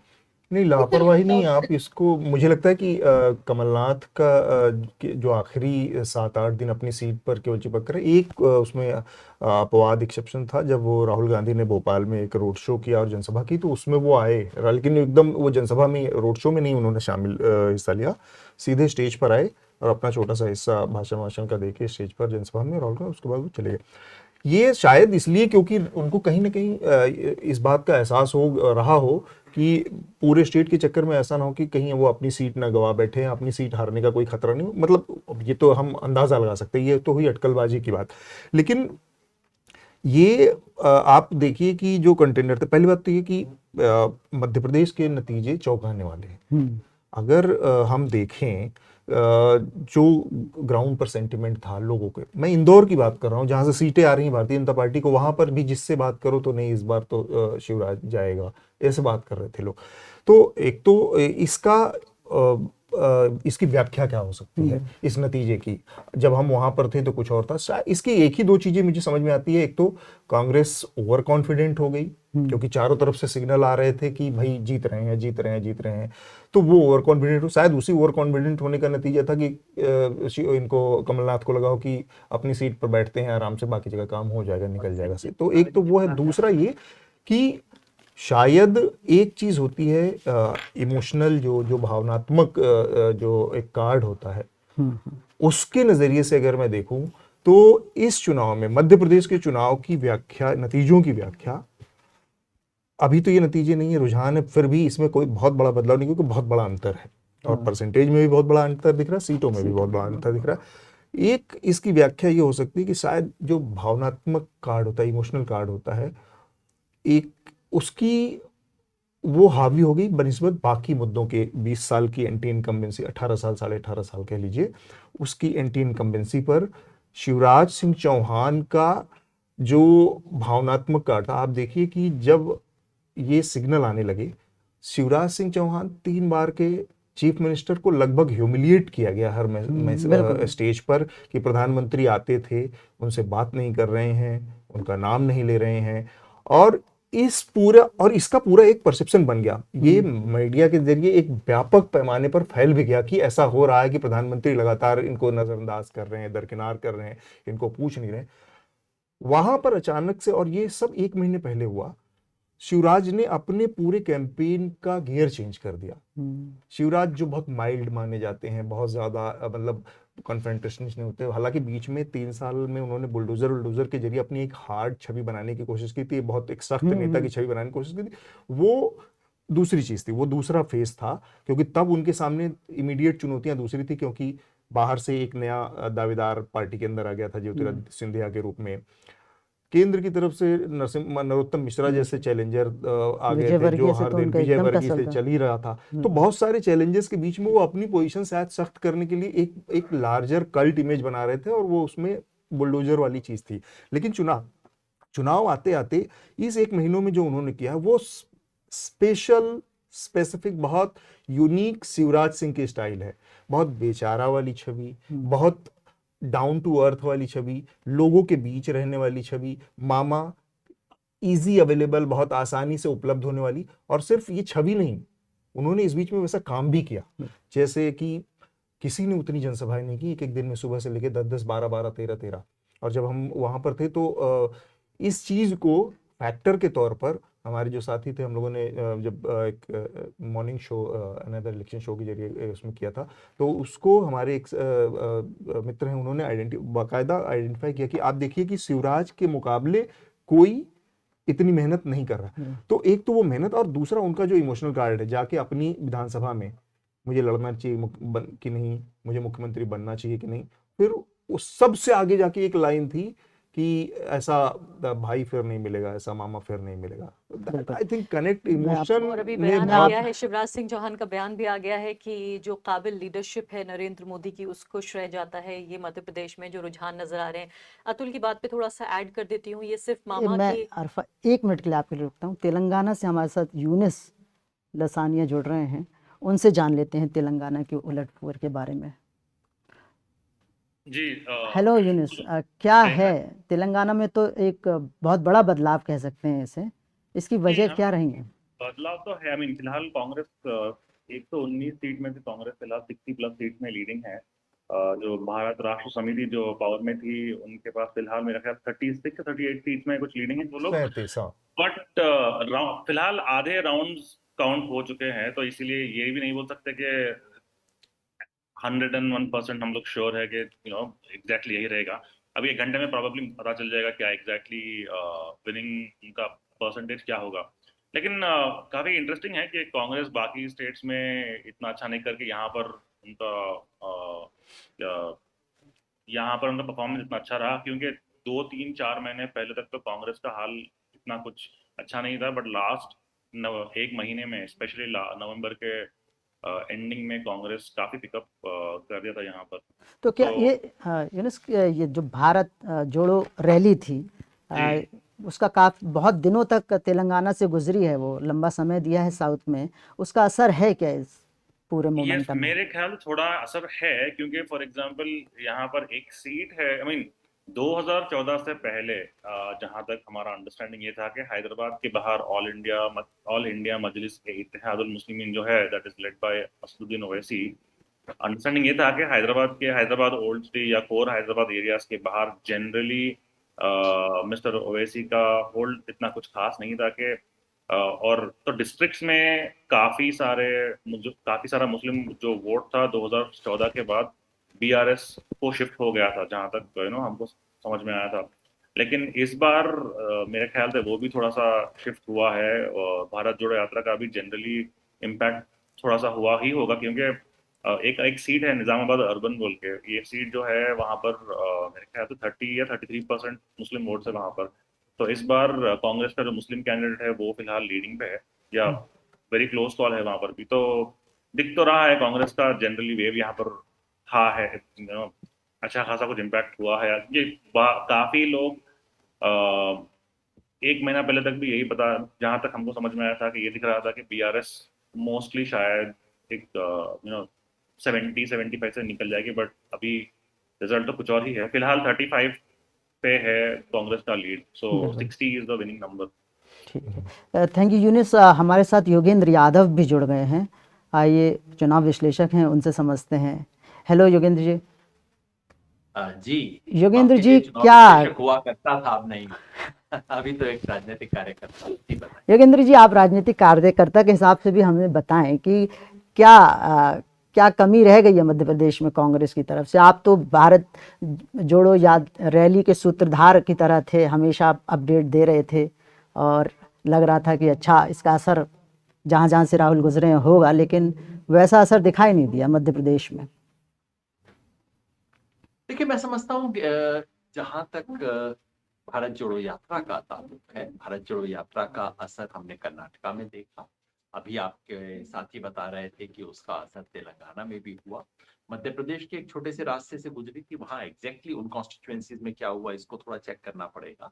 लेकिन भारत जोड़ो यात्रा का महत्व मैं बार बार कहता था कि देश का माहौल बनाने की यात्रा है, देश में एक पॉजिटिव माहौल बनाना। और हर चुनाव के बाद अमूमन एक टेंडेंसी रहती है कि हम हर सफलता के पीछे हर चीज को सफल बता देते हैं, हर विफलता के पीछे हर चीज विफल हो जाती है, नॉर्मल चीज है। मैं समझता हूँ इससे अलग हटके हमें सोचना चाहिए। कांग्रेस को जो तेलंगाना में सफलता मिली है बहुत बड़ी है, क्योंकि कांग्रेस जिस हालत में पहुंच गई थी पिछली बार, 28% वोट, तो बिल्कुल लग रहा था कि जो कांग्रेस के साथ आंध्र प्रदेश में हुआ, बंगाल में हुआ, बिहार में हुआ, कुछ उस स्थिति में कांग्रेस जाती। वहां से पलट के कांग्रेस आई, ये अपने आप में एक लेसन है कि हाँ, यदि आपके पास नेतृत्व हो, आप ऊर्जा डालें तो बदलाव आ सकता है। लेकिन जो 3 उत्तर भारत के राज्यों से संकेत आ रहा है, हिंदी पट्टी के राज्यों से, वो बहुत निराशाजनक है। सिर्फ कांग्रेस के लिए ही नहीं, हम जैसे लोगों के लिए जो इस देश में बेहतर बदलाव की उम्मीद करते हैं, हमारे लिए भी बहुत निराशाजनक संकेत। अब उसके लिए ये कह देना कि हर चीज गलत थी, उसकी बजाय मुझे या बीजेपी जो सब कुछ कर रही है सब सही है, वो तो ठीक नहीं होगा। क्योंकि क्रिकेट मैच में भी आप नहीं कहते कि अगर कोई टीम जीत गई तो उसकी बॉलिंग भी अच्छी थी, बैटिंग भी अच्छी थी, फील्डिंग भी अच्छी थी, ऐसा तो नहीं होता। हमें अलग अलग देखना हो। ये मायूसी की बात इसलिए है क्योंकि ये तीनों राज्यों में कांग्रेस जीत सकती थी। राजस्थान में सरकार के खिलाफ कोई एंटी इनकम्बेंसी नहीं थी, मुख्यमंत्री खुद पॉपुलर थे, लेकिन एमएलए के खिलाफ काफी एंटी इनकम्बेंसी थी। और राजस्थान का पुराना रिकॉर्ड रहा है कि कांग्रेस जब हारती है तो पूरी तरह से हारती है, हर 5 साल बाद सत्ता पलटती है। इस सब के बराबरी करने के लिए जो रणनीति चाहिए थी वो कांग्रेस ने नहीं बनाई। खासतौर पे बिल्कुल एक कुछ साधारण सी गलतियां, यानी कि जो एमएलए जिनके खिलाफ कांग्रेस को पता था कि खूब गुस्सा है लोगों का, उनको वापस टिकट दिया गया। और 2 अलायंसेस जो बहुत आसानी से बन सकते थे, सीपीएम के साथ और बीएपी के साथ, वो क्यों नहीं बने मुझे आज तक कभी समझ ही नहीं आया। अगर इतना भी हो जाता तब भी आज आपको मुकाबला उस तरह का न दिखता जैसा कि अंक इस टाइम दिख रहे हैं। ये बहुत ही नजदीकी का मुकाबला राजस्थान में था। आफ्टर ऑल जितने भी सीट के आंकड़े आपको दिख रहे हो, वोट में सिर्फ 3% का फासला है इस वक्त भी कांग्रेस और बीजेपी के अंदर। इन 2 चीजों से वो ठीक किया जा सकता है। योगेंद्र जो जी, मुझे समझ नहीं आता वो है मध्य प्रदेश। आपको 1 मिनट यहाँ रोके। आप कास्ट सेंसस के बहुत बड़े समर्थक हैं, बार बार उसको इम्पोर्टेंट बता रहे हैं। कास्ट सेंसस की बात बार बार कांग्रेस ने उठाई, इसका लाभ क्यों नहीं मिला कांग्रेस को मध्य प्रदेश, छत्तीसगढ़ में या राजस्थान आपको में? लगता है कांग्रेस ने उठाई? कांग्रेस के नेतृत्व ने इसका जिक्र किया बड़ी बड़ी रैलीज में, बिल्कुल। लेकिन जमीन पे आप लोग घूमे होंगे, आपके कॉरेस्पॉन्डेंट्स गए होंगे, क्या आपको जमीन पे कहीं भी ये मुद्दा दिखाई दिया? मुझे तो कम से कम नहीं दिखाई दिया। ना कांग्रेस के कैंडिडेट इसका जिक्र करते थे, ना कांग्रेस का कार्यकर्ता इसके बारे में जानता था। और जिसके लिए बना है ओबीसी और लोअर ओबीसी, वहां तक तो खबर पहुंची ही नहीं। तो मेरे ख्याल में ना तो ये पॉजिटिव मुद्दा था ना नेगेटिव मुद्दा था। और दिक्कत यही है कि कांग्रेस के राष्ट्रीय नेतृत्व का जो एक पोस्चर, आइडियोलॉजिकल पोस्चर, वो और जमीन पे कांग्रेस जो कर रही है उसमें मुझे कोई अलाइनमेंट, तारतम्य दिखाई नहीं देता। वो एक बहुत बड़ी कमी है। और जो दूसरी इससे जुड़ी हुई कमी है वो है कि कांग्रेस का जो अपना जनाधार, कांग्रेस का जनाधार किसमें है? जो बॉटम ऑफ द पिरामिड है, जो निचले तबके में लोग हैं, गरीब हैं, अल्पसंख्यक हैं, ओबीसी, एससी, एसटी, जनाधार कांग्रेस का वहां है। लेकिन कांग्रेस की अपनी नीतियां, अपना पोस्चर, अपने कैंडिडेट, उनका इससे कोई अलाइनमेंट नहीं। जब तक कांग्रेस इन चीजों को ठीक नहीं करती, तो आज का परिणाम हमें बताता है कि कांग्रेस के लिए ये काफी कठिन स्थिति है उत्तर भारत में बदलना, क्योंकि जब तक हिंदी पट्टी में कांग्रेस रिकवर नहीं करती, तब तक बाकी सारे देश का किया धरा यहाँ पे आके न्यूट्रलाइज हो जाता है।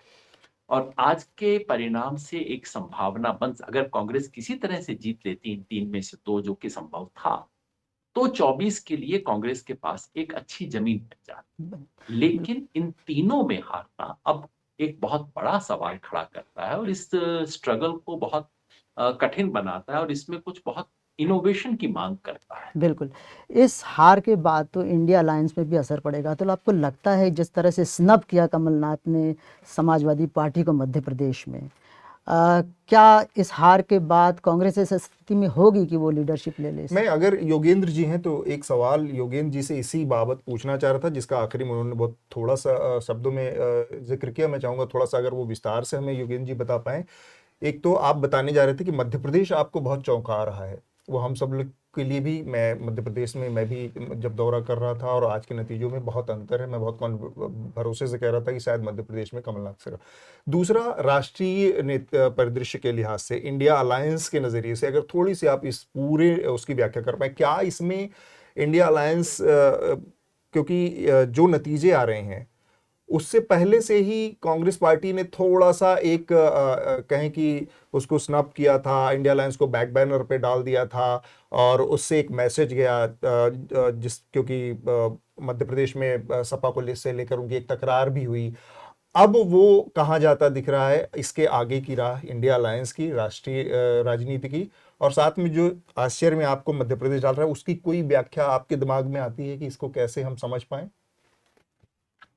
दरअसल दिक्कत यही होती है कि अगर मुझे लगता है कल तक कि ए होगा और उसके बाद जिसके लिए मेरे पास 50 तर्क हैं, उसके बाद हो जाता है बी, तो अब मैं एकदम तुरंत तर्क गढ़ के बता दूं, वो शायद बहुत अच्छी बात नहीं होगी। ईमानदारी की बात मैं आपको बताऊं, अभी भी मुझे मध्य प्रदेश पूरी तरह समझ नहीं आता। मध्य प्रदेश में सच ये है कि लोगों में बदलाव की इच्छा, पिछली बार कांग्रेस लगभग चुनाव जीत गई, सरकार भी 15 महीने के लिए बना ली गई, सरकार को चोर दरवाजे से तोड़ा गया, लोगों की सिंपैथी इसलिए कांग्रेस के साथ थी, और जहां जाइए लोग बदलाव की बात करते थे।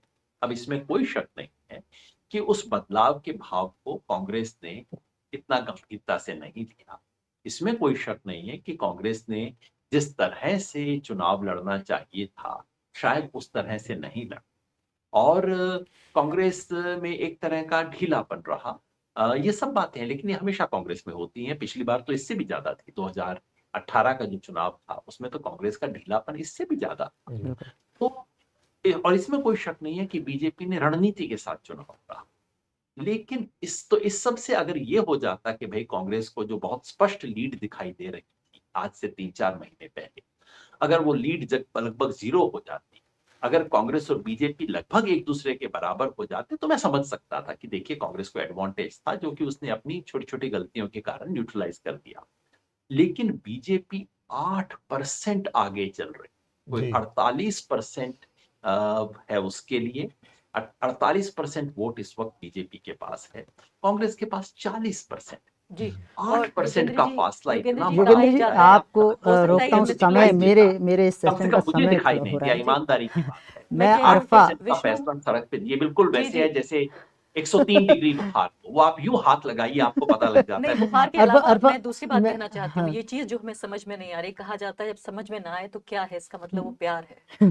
यानी कोई व्यक्ति जिसकी शक्ल सूरत अच्छी ना हो, उसके पास कोई अच्छी नौकरी भी ना हो, और वो लड़की उसके प्यार में पड़ जाती है, वो पूछते हैं लोग इसमें क्या देखा, तो प्यार है। तो यही मैं कहना चाहती हूँ, जिसको अतुल कह रहे थे कि मामा के साथ भावनात्मक रूप से जुड़ गए, मैं कहती हूँ कि भारत में अब चुनाव भावनात्मक चुनाव हो रहे हैं, मतलब अंधा इमोशनल प्यार, वोटिंग हो रही है, जिसमें आप अंधी ये नहीं मोहब्बत। देख रहे, अंधी मोहब्बत है कि आप पूछ रहे हैं कि बीजेपी में क्या देखा, आप पूछ रहे हैं कि भी 18 साल में आपके इतने बदतरीन हालात थे, आप फिर उसी पार्टी को वापस क्यों लाना लेकिन चाहते हैं? आप अरफा, जो रिपोर्ट्स मध्य प्रदेश से आ रही थी उसमें ग्रामीण इलाकों में बहुत अच्छा वो हुआ है, वोटिंग हुआ है, और खासकर महिलाओं ने किया है। तो जो लाडली बहन योजना है उसने भी गेम चेंजर का काम देखिए, किया है। योजनाओं का वादा तो कांग्रेस पार्टी ने, ये योजनाएं राजस्थान में फिर कांग्रेस के लिए क्यों नहीं काम कर रही हैं? जिन योजनाओं को मैंने खुद फर्स्ट हैंड देखा, मैं किसी का सेकंड हैंड एनालिसिस नहीं पढ़ रही हूँ, मैंने खुद देखा, तो अगर ये भावनात्मक लगाव कांग्रेस पार्टी से राजस्थान में होता तो इन तमाम स्कीमों से जो अशोक गहलोत हैं वो जीत गए होते। इस चीज को सिर्फ और सिर्फ, इस पूरी ऐसी हार जिसको कोई एक्सप्लेन नहीं कर सकता, उसे सिर्फ एक चीज एक्सप्लेन कर सकती है, वो है इमोशनल वोटिंग। लोगों ने अपनी रोजमर्रा की जो परेशानियां, तकलीफें और दर्द हैं उन्हें एक किनारे रखकर अपनी पार्टी को वोट दे रहे हैं। इसलिए मैं आपसे बार बार ये कह रही हूँ कि दो चीजें समझने वाली हैं। देखिए, हम शुतुरमुर्ग बन के अगर रेत में अपना सर दे दें और ये समझने की कोशिश करें कि हम बहुत बड़े चुनावी पंडित हैं, सिर्फ हम जानते हैं, जो चीज एक्सप्लेन नहीं की जा सकती वो यही है कि इस पूरे क्षेत्र को हिंदुत्व की प्रयोगशाला बनाया गया है। और न सिर्फ जिस तरह से पुतुल जी कह रहे थे, मैं 100% उनके साथ हूं इसमें, कि इस प्रयोगशाला में और ज्यादा जो रसायन डालने का काम कर रहे हैं वो कांग्रेस पार्टी के छत्रप कर रहे हैं। ये वक्त है सीधे कांग्रेस पार्टी को ये देखने का कि 6 महीने पहले आप ये देखिए, उत्तर प्रदेश, गुजरात, मध्य प्रदेश, राजस्थान, उत्तराखंड, और ये अगर आप मिला लें 6-7 स्टेट्स, तो ये करीब 160-170 सीटें बैठ जाती हैं ये भाजपा के लिए। कुछ सीटें उन्हें और चाहिए, 70-80-100 सीटें, और उसके बाद ये इलेक्शन पूरे तरीके से उनका हो जाएगा 2024 का। बिल्कुल। तो ये कांग्रेस पार्टी को ये बैठ के ये 5 समझने की राज्य जरूरत हैं, है। 5 राज्य हैं अरफा, आपको मैं रोक रहा हूँ। 5 राज्य में 83 लोकसभा सीट बनती है, और इसका व्यापक इन पांचों में मिलाकर इनका व्यापक असर होने वाला है। तबस्सुम हमसे कुछ कहना चाहती हैं, तबस्सुम से जोड़ते हैं, हमारा वक्त भी। देखिए, मध्य प्रदेश में हमें एक योगेंद्र जी ने एक बात बोली कि कास्ट सेंसस को लेकर ग्राउंड पे ज्यादा डिस्कशन नहीं था। ये ओबीसी महासभा के लोगों ने भी मुझे कहा कि राहुल गांधी और प्रियंका गांधी बात कर रहे हैं कास्ट सेंसस की, पर कमलनाथ उनकी स्पीचेस में बहुत एग्रेसिवली ये प्रॉमिस नहीं कर रहे कि कास्ट सेंसस किया जाएगा। दूसरी बात ये है कि कांग्रेस ने काफी अच्छी अच्छी स्कीम्स अनाउंस करी है इस पोल कैंपेन में। उन्होंने पढ़ो और पढ़ाओ स्कीम अनाउंस करी, जिसमें बच्चों को 500 से 1500 रुपए दिए जाएंगे स्कूल गोइंग बच्चों को हर महीने। इस चीज को ग्राउंड पर अगर हम जाकर देखें तो पब्लिसाइज कांग्रेस ने बिल्कुल नहीं करा। तो कहीं ना कहीं एक तालमेल नहीं था, उन लोगों में कोऑर्डिनेशन नहीं था कि वो लोग इस चीज को अच्छे से पब्लिसाइज करें। लाडली बहना स्कीम को जिस तरीके से बीजेपी ने पब्लिसाइज करा है, आप कोई भी गांव में जाइए, लोग उसके बारे में बात कर रहे हैं, लोगों को पैसा मिल रहा है। तो कहीं ना कहीं मध्य प्रदेश में फाइनेंशियल पे आउट्स हेल्प करते हैं। 2018 इलेक्शंस में कांग्रेस ने वादा किया था फार्म डिस्ट्रेस को ठीक करने का, लोन वेवर्स का, उन लोगों को उसका फायदा दिखा। इस इलेक्शंस में लाडली बहना 4 महीने औरतों के अकाउंट में पैसे आए हैं 1250 रुपीज। कोई छोटा अमाउंट नहीं है, बहुत बड़ा अमाउंट है। 6 महीना पहले अगर मैं लोगों से जाके बात करती हूँ, मैं बहुत गुस्सा था बीजेपी के against, but Ladli Behna scheme शुरू होने के बाद गुस्सा पूरी तरीके से ठंडा हो गया है। कहीं ना कहीं कांग्रेस ने अपनी नारी सम्मान योजना का इतने अच्छे से पब्लिसिटी नहीं करा, पढ़ो पढ़ाओ स्कीम का पब्लिसिटी नहीं करा। काफी ज्यादा एक वो जो हवा है एंटी इनकम्बेंसी की, उस हवा को लेकर ये लोग बहुत ज्यादा कॉन्फिडेंस में थे, और कमलनाथ का वो कॉन्फिडेंस दिख रहा था इस बार। बिल्कुल बिल्कुल। थैंक यू तबस्सुम, हमारा वक्त भी ख़त्म हो रहा है। अब हमारे नए मेहमान भी आ चुके हैं, नीलांजना सरकार और के वेनु अगले सत्र में होंगे और उनका साथ देंगे, उनके साथ चर्चा करेंगी मेरी वायर की कलीग श्रमस्ते। तब तक लेकिन हम स्क्रीन पे कुछ देख लेते हैं। स्क्रीन पे आप थोड़ा सा ला सकते हैं क्या भैया? छत्तीसगढ़ में भारतीय जनता पार्टी 53 सीट में आगे है, इंडियन नेशनल कांग्रेस 36 में, अदर 1 और बहुजन पार्टी 0। क्या हमारे पास मध्य प्रदेश का है? हाँ, मध्य प्रदेश भारतीय जनता पार्टी 162 में, एक तूफान है वहाँ। इंडियन नेशनल कांग्रेस 65 में, बहुजन पार्टी 2 में और अदर 1 में। इसके साथ राजस्थान में भी 114 में Bharatiya Janata party, Indian national Congress 70, other 13 और बहुजन समाज पार्टी ने 2 सीटें हासिल की हैं। तेलंगाना का हमें दिख रहा है इंडियन नेशनल कांग्रेस 64, भारतीय राष्ट्रीय समिति 40, भारतीय जनता पार्टी 9 और अदर्स 5। ये अब तक का रुझान है। उम्मीद है, लगता है कि ये कंटिन्यू रहेगा। हम आपको बता दें कि ये जो इलेक्शन ऑनलाइन 2023 आप देख रहे हैं, ये 5 मीडिया घराने, इंडिपेंडेंट मीडिया घराने लेकर आए हैं आपके लिए, आपके खर्चे पर लाए हैं। प्लीज़ हमारी यूट्यूब चैनल के लिंक में जाइए और हमें कंट्रीब्यूट कीजिए ताकि हमारी हौसला अफजाई हो, हम ऐसे ही कार्यक्रम बार बार आपके लिए लाते रहें। Thank you Arfa, thank you Atul. शुक्रिया। ये बमोरी विधानसभा क्षेत्र का धर्मपुरी गांव है। शाम ढलने पर इस गांव के लोग आग जलाकर या टॉर्चों के सहारे रोशनी किया करते हैं। पानी भरने के लिए भी लोगों को यहाँ से 4 किलोमीटर दूर पैदल या मोटरसाइकिल पर जाना पड़ता है। अगर किसी गर्भवती महिला को प्रसव की पीड़ा हो तो उसे खटिया पर लिटाकर 4 कंधों पर ले जाना पड़ता है।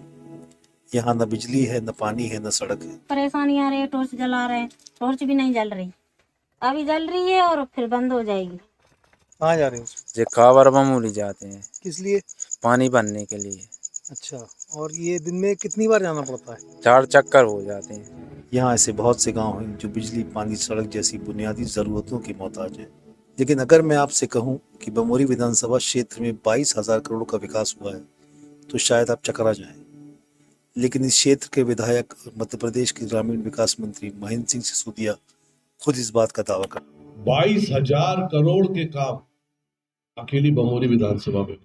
और यहाँ पे ये कितने कमरे हैं स्कूल में? मतलब 2 कमरे हैं। है कमी, अब फिलहाल में पानी की कमी बहुत बड़ी है हमारे, तो हम इधर उधर से पानी भरवा के बच्चों से ही मंगाते हैं। अच्छा, पीने के लिए। तो कहाँ से लाते हो पानी पीने का? बाहर से। और बाथरूम वगैरह किधर जाते हो आप? बमोरी विधानसभा में लगभग 2 लाख वोटर्स हैं, जिनमें से लगभग 70,000 आदिवासी वोटर्स हैं। यहाँ आदिवासी वोटर्स की चुनाव में निर्णायक भूमिका होती है, लेकिन फिर भी उनकी यहाँ कोई सुनवाई नहीं है। तो आपने किसी शिकायत करी कभी इसकी कि भाई हमारे यहाँ बिजली नहीं है, पानी नहीं है, सड़क नहीं है? 25 बार फिर आए हम। इसी कारण लोग वाग क्या हुआ, गांव पे निकल लगे।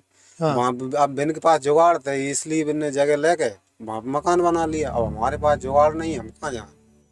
तो यहाँ की जो हालत है, मतलब वो कोई भी किसी भी स्तर पे 22,000 करोड़ के विकास की बात को साबित नहीं करती।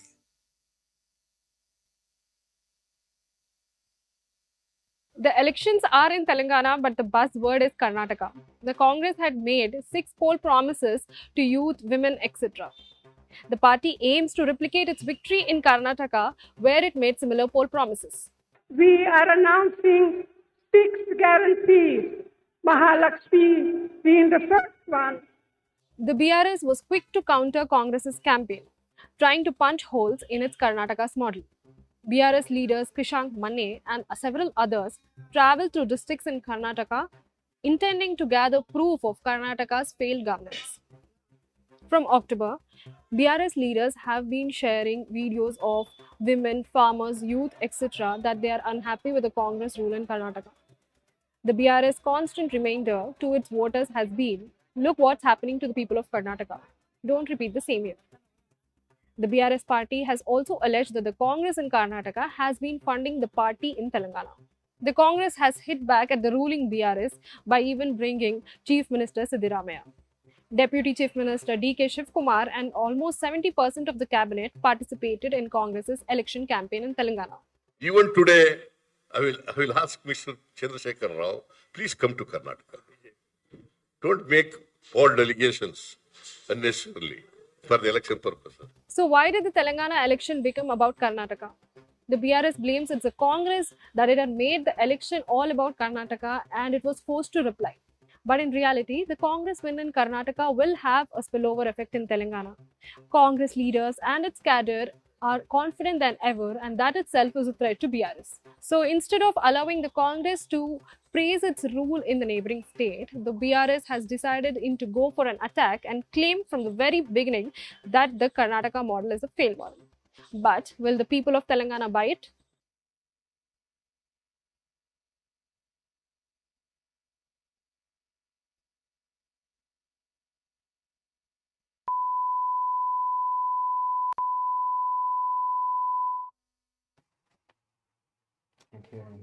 The great thing about visual. आप जो हमारा ये प्रोग्राम है, ये ना किसी सरकारी ऐड से फंडेड है, ना किसी लार्ज उद्योगपतियों के ऐड से फंडेड है, ये ऐड से फंडेड है ही नहीं। कि आप लोग जो कंट्रीब्यूशन देते हैं उससे हम अपना जर्नलिज्म करते हैं, अपनी पत्रकारिता करते हैं। तो जहां पर भी आप देख रहे हो उसके नीचे डिस्क्रिप्शन में, इस शो के डिस्क्रिप्शन में एक लिंक होगा, उस लिंक पर जाके आप योगदान दीजिए, कंट्रीब्यूशन दीजिए, ताकि पत्रकारिता को जनता रिक्लेम कर सके। Because we always say that when the public pays, the public is served. So the public has to reclaim journalism. And जब तक ये contribution आएगा फिर मुझे कमाने की जरूरत पड़ेगी। Now I hand you over back to our journalists. Please go to the link in the window description below and contribute so we can support journalism, we can fund our journalism with your help. This coalition of news is not just these 5 organizations, it is also all of you.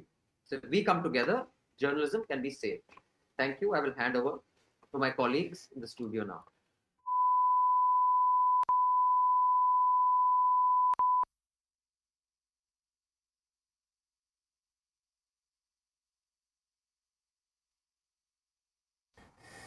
Hello and a very warm welcome this afternoon. I'm Shravasti Dasgupta from The Wire and you're watching Elections Online 2023. This is a very special webcast that is being brought to you by the coming together of 5 independent news organizations, The Wire, Scroll, Newslaundry, News Minute and The Caravan. And this webcast is being powered by you, the viewer. So I would urge you to support our efforts by contributing, and the link is down below in the description box. At this hour on the webcast, we are being joined by M.K. Venu, he's founding editor at The Wire, and Nilanjan Sarkar, he's senior fellow at the Center for Policy Research. We are also going to be joined by our reporters from all 5 organizations. We're going to be having Pooja Prasanna from the News Minute, Aruna Bhasakia from The Scroll, as well as Shiv Narayan from Newslaundry and Sujata from The Caravan, and they'll be joining us in just a moment. But first, let's take a look at the trends that are coming in at this hour, and these are trends that we are getting from the Election Commission of India. And let's start off with Chhattisgarh, which many are saying are the big surprise, with the BJP in a sense crossing the halfway mark in the state. As we are seeing right now, the trends that are coming in, I want to tell our viewers that these are still trends at this moment. They are not definitive results, but going by the trends that we're getting from the ECI, the BJP at the moment, as you're seeing with the figures on your screen, has 53 seats across the halfway mark, and the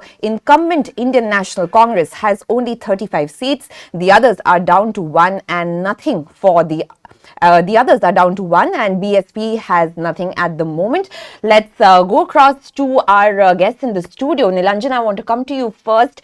In a sense, the Congress was very confident about the elections in Chhattisgarh, banking on the personality cult in a sense of Bhupesh Baghel, a strong OBC leader, and if out of all the 4 states and 5 states, in fact, the Congress was sure that Chhattisgarh is in the bag. But what we're seeing right now is that the BJP has crossed the halfway mark. And how are you seeing this?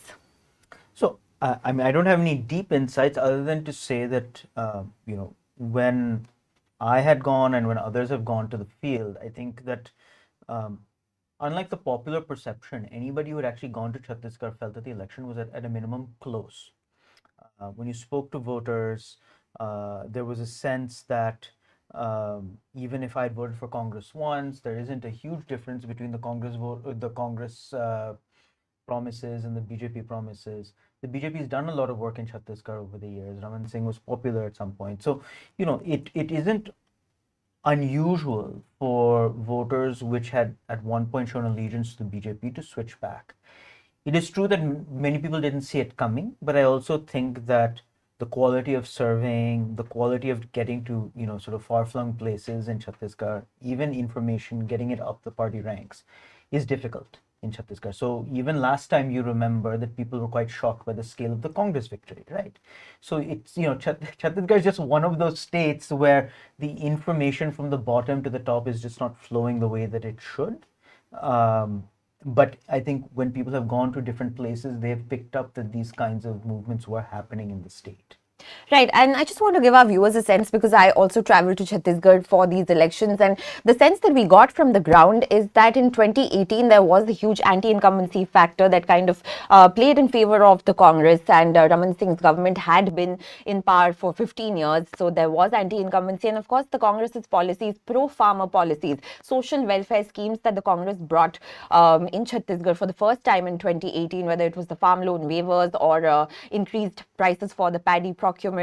So that kind of helped the Congress. But in this time, MK Venu, I want to come to you on this, that in this election, the BJP has met the Congress on every poll promise that it has promised. In a sense, the Congress has even called the BJP's manifesto a copy of its own manifesto.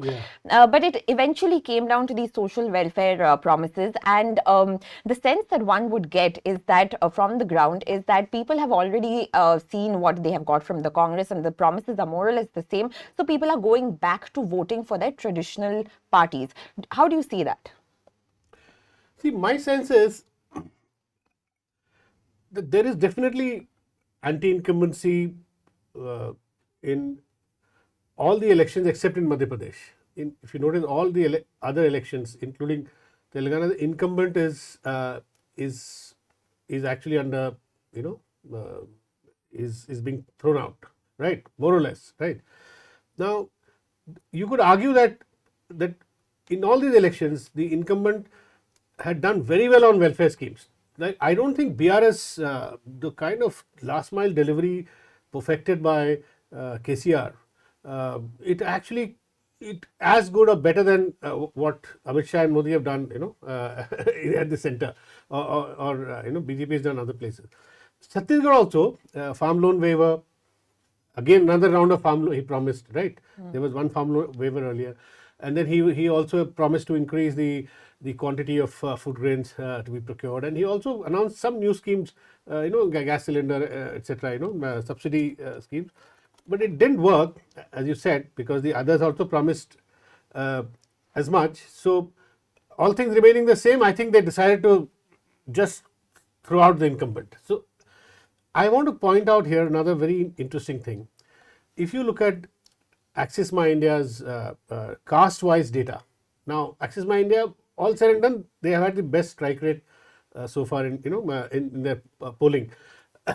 It showed that in Chhattisgarh and in Rajasthan and Madhya Pradesh, very interesting caste polarization, where it showed that Congress was doing much better in getting SC, ST votes, as BJP was miles ahead in garnering OBC votes. In fact, in Chhattisgarh, Rajasthan, Madhya Pradesh, BJP, their survey shows BJP 50% plus, garnering 50% plus of OBC votes, and Congress is at some late 20s. So, huge gap. I think this gap has helped the BJP, and where Axis has gone wrong in Chhattisgarh is that they overestimated scheduled tribe votes for Congress. A lot of scheduled tribe votes have gone to the BJP, which shows in the Bastar region, where Congress had nearly 100% strike rate. This time it's down to some 25%. Really, BJP has taken over most of the seats. I think that's where Axis made a mistake. But my larger point is that this massive OBC, other backward caste, vote bank that BJP has built in central India, Madhya Pradesh, Rajasthan, Chhattisgarh, it should be a worry for the India Alliance for even Lok Sabha election, because this caste census, politics around caste census may have some impact in Bihar, but not showing if this data, if you go by this data, with BJP's lead among OBCs being so large, caste census politics will take a long time to take roots here in central India. That's very interesting that you're mentioning that, because the Congress and Rahul Gandhi from the front has led this whole OBC mobilization, in a sense, while talking about the caste census across all election-bound states. And the Congress has also promised that if they come to power in 2024, they will bring a nationwide caste census. In fact, in all these election-going states also, they said that if they form the government, they will conduct a caste census. But as Venu's pointing out right now, that does not seem to have had a resonance in these election-bound states. But one more thing. OBCs, for some very interesting reason, is working for Congress in Karnataka also working for them in Telangana, because Telangana Congress was always seen as a Reddy dominated party. But I think a lot of OBCs from BRS may have come to Congress. But those are for different reasons, because South has over the years, decades built a politics of social empowerment in a very steady sort of foundational sort of way, which has not happened in the North, where it's Hindutva politics which is radicalizing OBCs a lot more, which needs to be watched. It's a very serious trend. Right. I'm just being told that we are being joined by our reporters, Pooja from News Minute, Sujata from the Caravan, and Arunabha from the Scroll, and they have all covered these elections from the ground. Let's go to Arunabha right now, because we are talking about Chhattisgarh. Arunabha, how are you seeing the trends that are coming in? It was, in a sense, a lot of people were expecting the Congress to win, but that has not happened. But of course, you have traveled to the ground and you have met people, especially you have reported on the competitive prices of paddy that was promised by both the parties. So do you think that has played a role in working against the Congress, because the BJP has met the Congress in every promise that it has made to the farmers? Right. I don't quite see it in that sense. I think in terms of delivering welfare, I think the Baghel government did a pretty good job, which most people acknowledge. And even when BJP matched the paddy price, in fact, promised to better it. Before Congress again did another round of in its manifesto. Because one should remember that there was a lot of anger against Raman Singh because he had not been able to fulfill the paddy bonus that he had promised ahead of the 2018, ahead of the 2013 elections. But the Congress, I think, Congress was a bit of a one-trick pony in this election.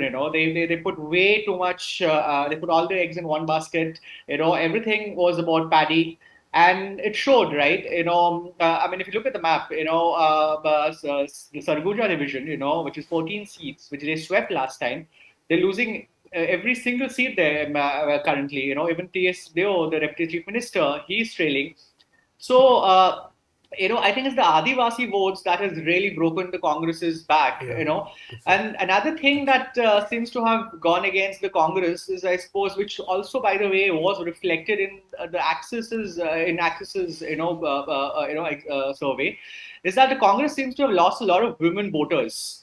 The Congress, remember, had promised prohibition in Chhattisgarh ahead of the 2018 elections, and when I was traveling, it was something that came up very organically in conversations with women. There was this perception that alcohol was more freely available. The money that was coming in form of the paddy bonus was being used by men to drink, and that it was leading to leading to unpleasant circumstances at homes. So I think that seems like that is something that because a lot of women told me that they wouldn't vote for the Congress. And that seems to have happened. So,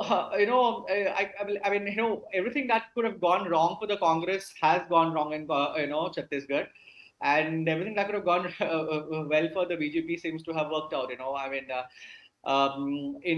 there's this, in the plains, if you see, there's this, the Kavardha Bematara belt, which is where there was, some talk of polarization, and the BJP seems to have real benefits. Mohammed Akbar, Congress stalwart, is trailing from his seat. He's been MLA 5 times. Ravindra Chaube in Saja, where the BJP propped up the father of, this young man who died during communal riots. Ishwar Sahu is the candidate from there. So I think a lot of factors came together for the BJP.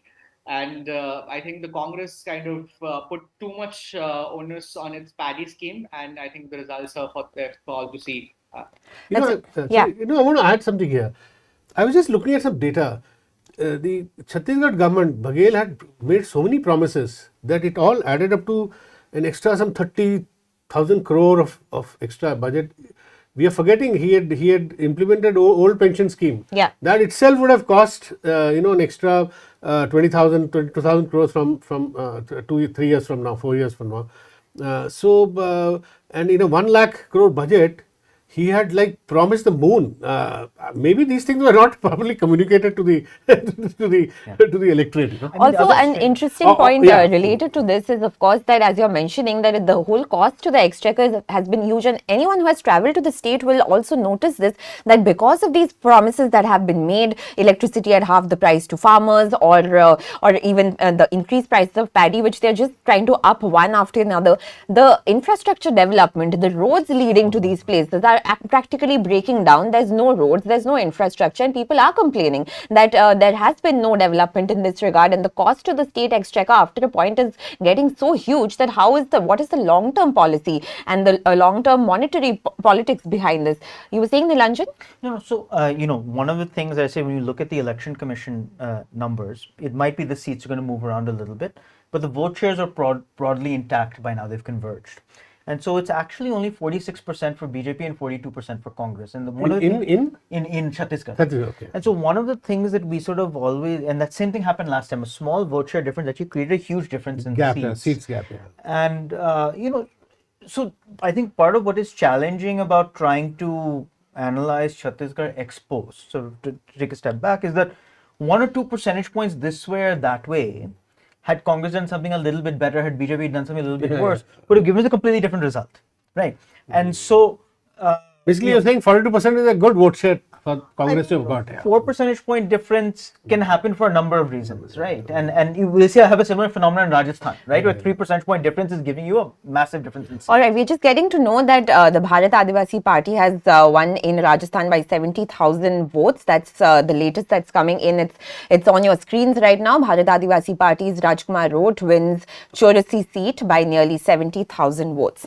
Please continue, Nilanjan. So that's it. So I just want to say that, I think part of what the challenge here is that we will have to look, when all is said and done, at the vote share splits by community, because 1 or 2 percentage points means that even having done just a little bit better among, as you said, among scheduled tribes, would have just had a dramatic impact on the electoral outcomes in the state. All right, let's just shift focus right now to some of the other states where trends are coming in. If we can have the trends coming in from Rajasthan at this point, please, and then we can just take a look at what's happening over there. Rajasthan, of course, Congress incumbent government over there as well, and the BJP leading on 111 seats and the Congress down to 73 seats. Others at 13 and the BSP at 2 seats. So Rajasthan, in a way, sticking to its pattern of revolving door governments. The Congress had said that it's very confident that it's going to come back to power, but Rajasthan has stuck to its trend, and looks like we're going to get a BJP government over there as well. How do you see this? So look, I mean, one thing is that Gehlot is actually the single most popular political actor on the ground. However, the level of factionalism within the Congress party, it was clear that there were several factions, not just Sachin Pilot, and that was going to hurt Congress in this election. The question was how much.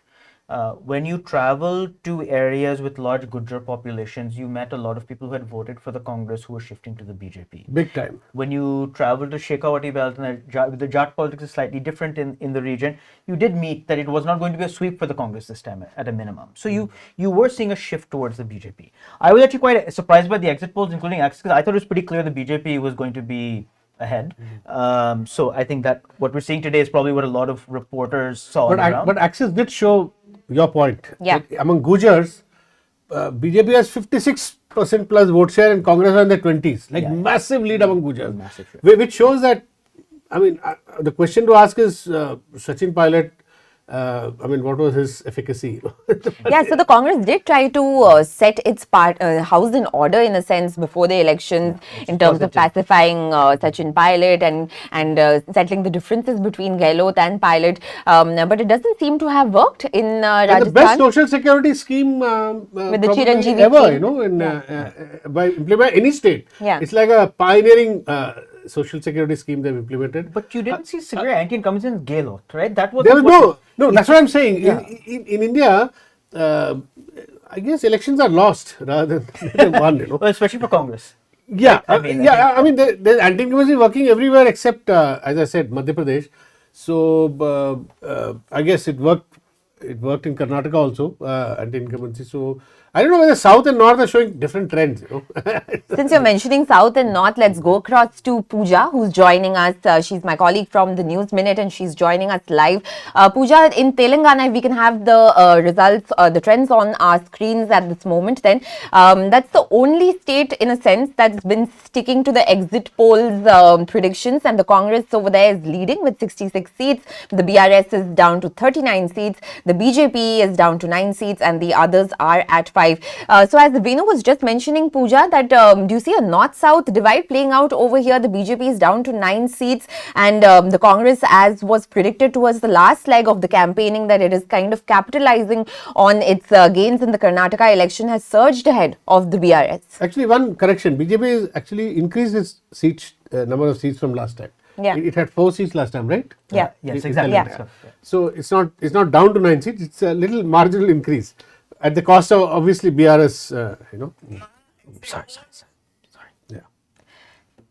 Yeah, Pooja, if you could go ahead.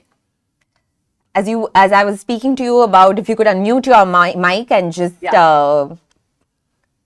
So I was saying I slightly disagree. The BJP's gains have been at the cost of Congress. Many people feel that if it wasn't for the BJP, the Congress could have very easily crossed 85. So a lot of anti-incumbency votes have been split between Congress and BJP. And even if the seat share does not reflect it, in many places BJP candidates have come either in the second or third place, which goes on to show that maybe if the BJP was not present, Congress could have very well won those seats as well. But yeah, the trends are by and large sticking by what exit polls predicted, but the Congress is performing better than what most exit polls predicted, because they gave around 55 to 65 seats to Congress. Now it looks like they will get a simple majority. And honestly, if we had been having this conversation a few months ago, nobody would have guessed that Congress can perform this well. In fact, there was a question of whether Congress can retain the position of the principal opposition party, or will BJP kind of take it away from them? Because if you look at the numbers from 2018, Congress had 19 legislators, TDP had 2, they were in alliance. But over the next few years, many of them defected to the BRS. And just before elections, Congress had just 5 MLAs in the Telangana Assembly. So that's almost negligible. That's less than MIM. Today, there has been a huge resurgence. And yes, Karnataka, I think, has been a big factor. Not just because it has given a huge morale boost for the cadre, but also somewhere Congress is now seen as a winning horse, right? Because it was almost written off in Telangana. It was unimaginable that KCR can be defeated. And today, Congress kind of divided its campaign in 2 parts. For the first 2 to 3 months of the campaign, they went after KCR personally. They mocked him. Those ads had to be taken down, but somehow they made him real. Because for people in especially rural Telangana, he was this larger-than-life figure, right? They almost felt indebted that he got the statehood for Telangana. So how can, though they were angry, they couldn't possibly defeat KCR. That changed in the first 2 months of the Congress campaign, where they took pot shots at him personally, and of course, the governance as well. And then the Congress presented an alternative vision where they said, okay, this is where they have fumbled, this is what they've not delivered, and this is our vision. So they had targeted campaigns, they had a BC document, they reached out to minorities. And in my opinion, I think minority votes going to Congress, especially in rural Telangana, has been very decisive. Because pre-2014, the minorities did stick with the Congress. After that, it was split between MIM and BRS. And this time, MIM numbers have also come down, and their appeal for the minority voters to vote for BRS has clearly not worked. So that has been at least a game changer in about 20 to 25 constituencies, in my opinion. I must tell you this. I visited Telangana with a group of other journalists, extensive rural belt. We found that in every village, this is very strange. Out of 10 BRS voters, 4 were shifting to Congress. And this was also the observation of Yogendra Yadav, by the way. Then I had a chat with Yogendra Yadav after I came back, and Yadav said that there's a big wave, and he tweeted Andhi, and I was personally I was a bit scared of going that far, although I also saw 4 out of 10 shifting to, because the gap between BRS and Congress is so huge. Congress had 29% vote share, BRS 48 last time. So I said, how will the Congress bridge this gap? But actually, they have done, they have brought BRS down and they moved up. And as she said, minorities. And we found many Muslims who told us in Hyderabad, that the ulemas, the religious leaders this time told them not to listen to Asad Owaisi and vote for Congress. So there was a clash between Owaisi's guidance and the ulema's guidance. It's very interesting. And and it's welfare schemes. Nobody was abusing KCR. As I said, women were showing bangle things we got from our pensions, KCR. So this is strange. In spite of such a massive delivery of welfare, KCR still lost. So that means some voters said that we need 10 years, we need a change. In fact, Revant Reddy, when we met him, Revant Reddy responded to this very point, and he said the Nizam of Hyderabad was the greatest welfare deliverer. Even he had to at some point go. So that was the logic he used. So and that's what has happened. So anti-incumbency, in a sense, playing out hugely in Telangana. Nilanjan, from your observation, these social welfare schemes that were promised by both the Congress and the BRS, but it doesn't seem to have worked in the BRS's favor, and it has lost out to the Congress in a huge sense. And the unequal development of Telangana has also, in a sense, come back to bite the BRS. Do you see that playing out as a factor? No, absolutely. I mean, it is. We'll still have to figure out a little more about why, despite such welfare delivery, it seems to have actually reached the ground. Why, when you actually talk to people, there is still a narrative of uneven development, right? True. There is a narrative that there's a bias in in the beneficiary list. There is a narrative of the MLAs have siphoned off money in this direction or that direction, right? Now, it is peculiar. MLA level anti-incumbency was there, you're right. And it is very peculiar because in principle, this kind of, the logic of this kind of social welfare delivery is that the chief minister and some bureaucrats are pushing a button from the top and the money is getting to people, right? That's exactly how this kind of cash into bank accounts works. So what is it how is the MLA inserting herself or himself into this equation is unclear. If it has happened, it is either a mistake that the chief minister somehow made that has allowed these people to insert, or the bureaucrats have screwed up, right? Because actually, I mean, we work with a lot of states, we've done it, there is absolutely no reason why a lower level actor should be able to insert themselves into this process. So that's something we need to figure out, because certainly you heard it. Certainly you heard that there was that kind of anti-incumbency against MLAs and against some kind of bias. But from where it came, that is something that we need to sort of understand. A lot of congressmen didn't believe. 1 week before the election, they said we may hit 50 to 55, but they were, at the ground level, they didn't believe they could get this performance. Yeah, and Pooja wants to come in on this. She has some insight on the social welfare schemes not really bringing back the BRS into power. Pooja, if you can unmute yourself and come in. No, I spoke to a few people who traveled about 60-70 constituencies also, and they feel that the Raita Bandhu and the Dalita Bandhu schemes, which the KCR and the BRS party speak so much about, did not reach people in a uniform way. They have reached mostly BRS supporters, and that's where that aspect of MLAs coming in the middle comes in, because it apparently in many villages seem like if you are from the party, then you are a beneficiary of these schemes. The MLAs did find a way to kind of ensure that it is not uniformly distributed. Even in Dalita Bandhu, this was happening. And an internal survey of BRS did indicate this. About 40 MLAs were facing huge anti-incumbency.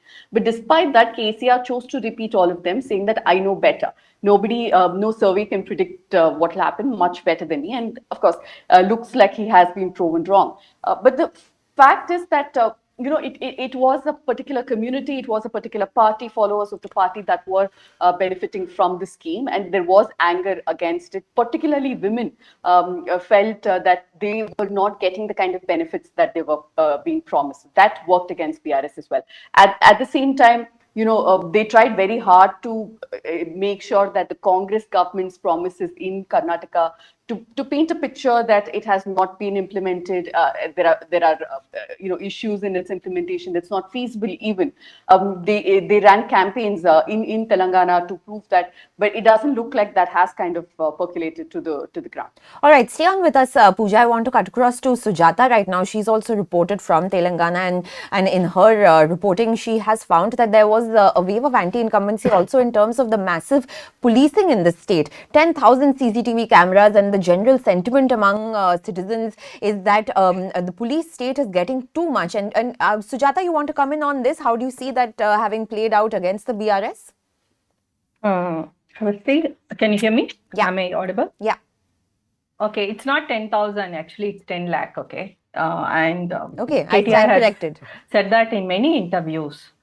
10 lakh CCTV cameras in the city of Hyderabad, it's like, everybody is under surveillance. And more than surveillance is the policing part also. It's not with respect only to the privacy issues and all that. You have, policing in every aspect of, life encountered by anybody in Telangana. You talk to students after the suicide of Pravalika in October.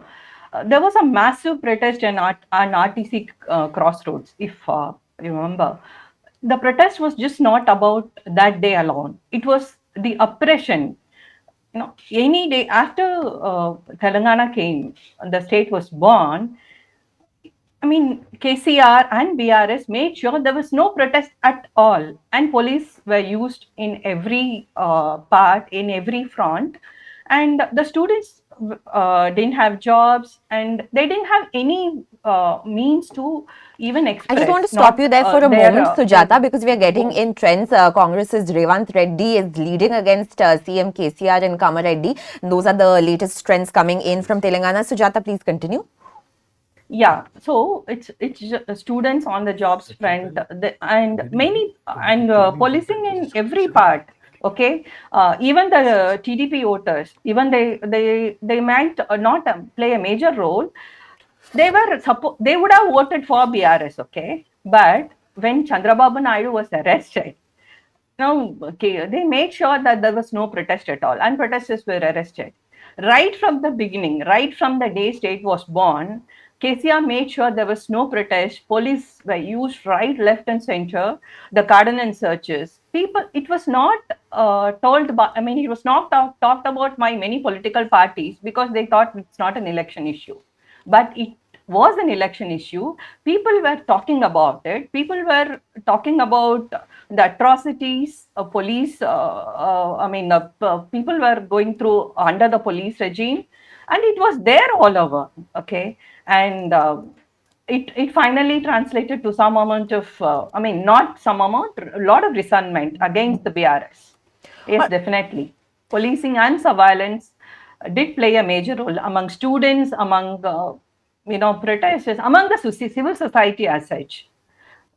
If you remember, when KCR came to power, the first thing they did was close down the Dharna Chowk. And police was used in a major way. All right, Sujata, that's a very important insight that you're getting for us, that police state has seems to have caused Telangana and the BRS government in a massive way, and we are getting to see the vote share numbers that are also coming up on our ticker at the moment, with the Congress in Telangana getting about 39% of the vote share and the BRS at about 37%. That's on your screens right now. Congress's vote share at 39.74%, the BRS at 37.9%. And the BJP at 14.02%. Nilanjan, how do you see the vote share figures and their impact on the results that we are seeing that's coming in? So this is, I think, another example of vote share and seat share being dramatically different from each other.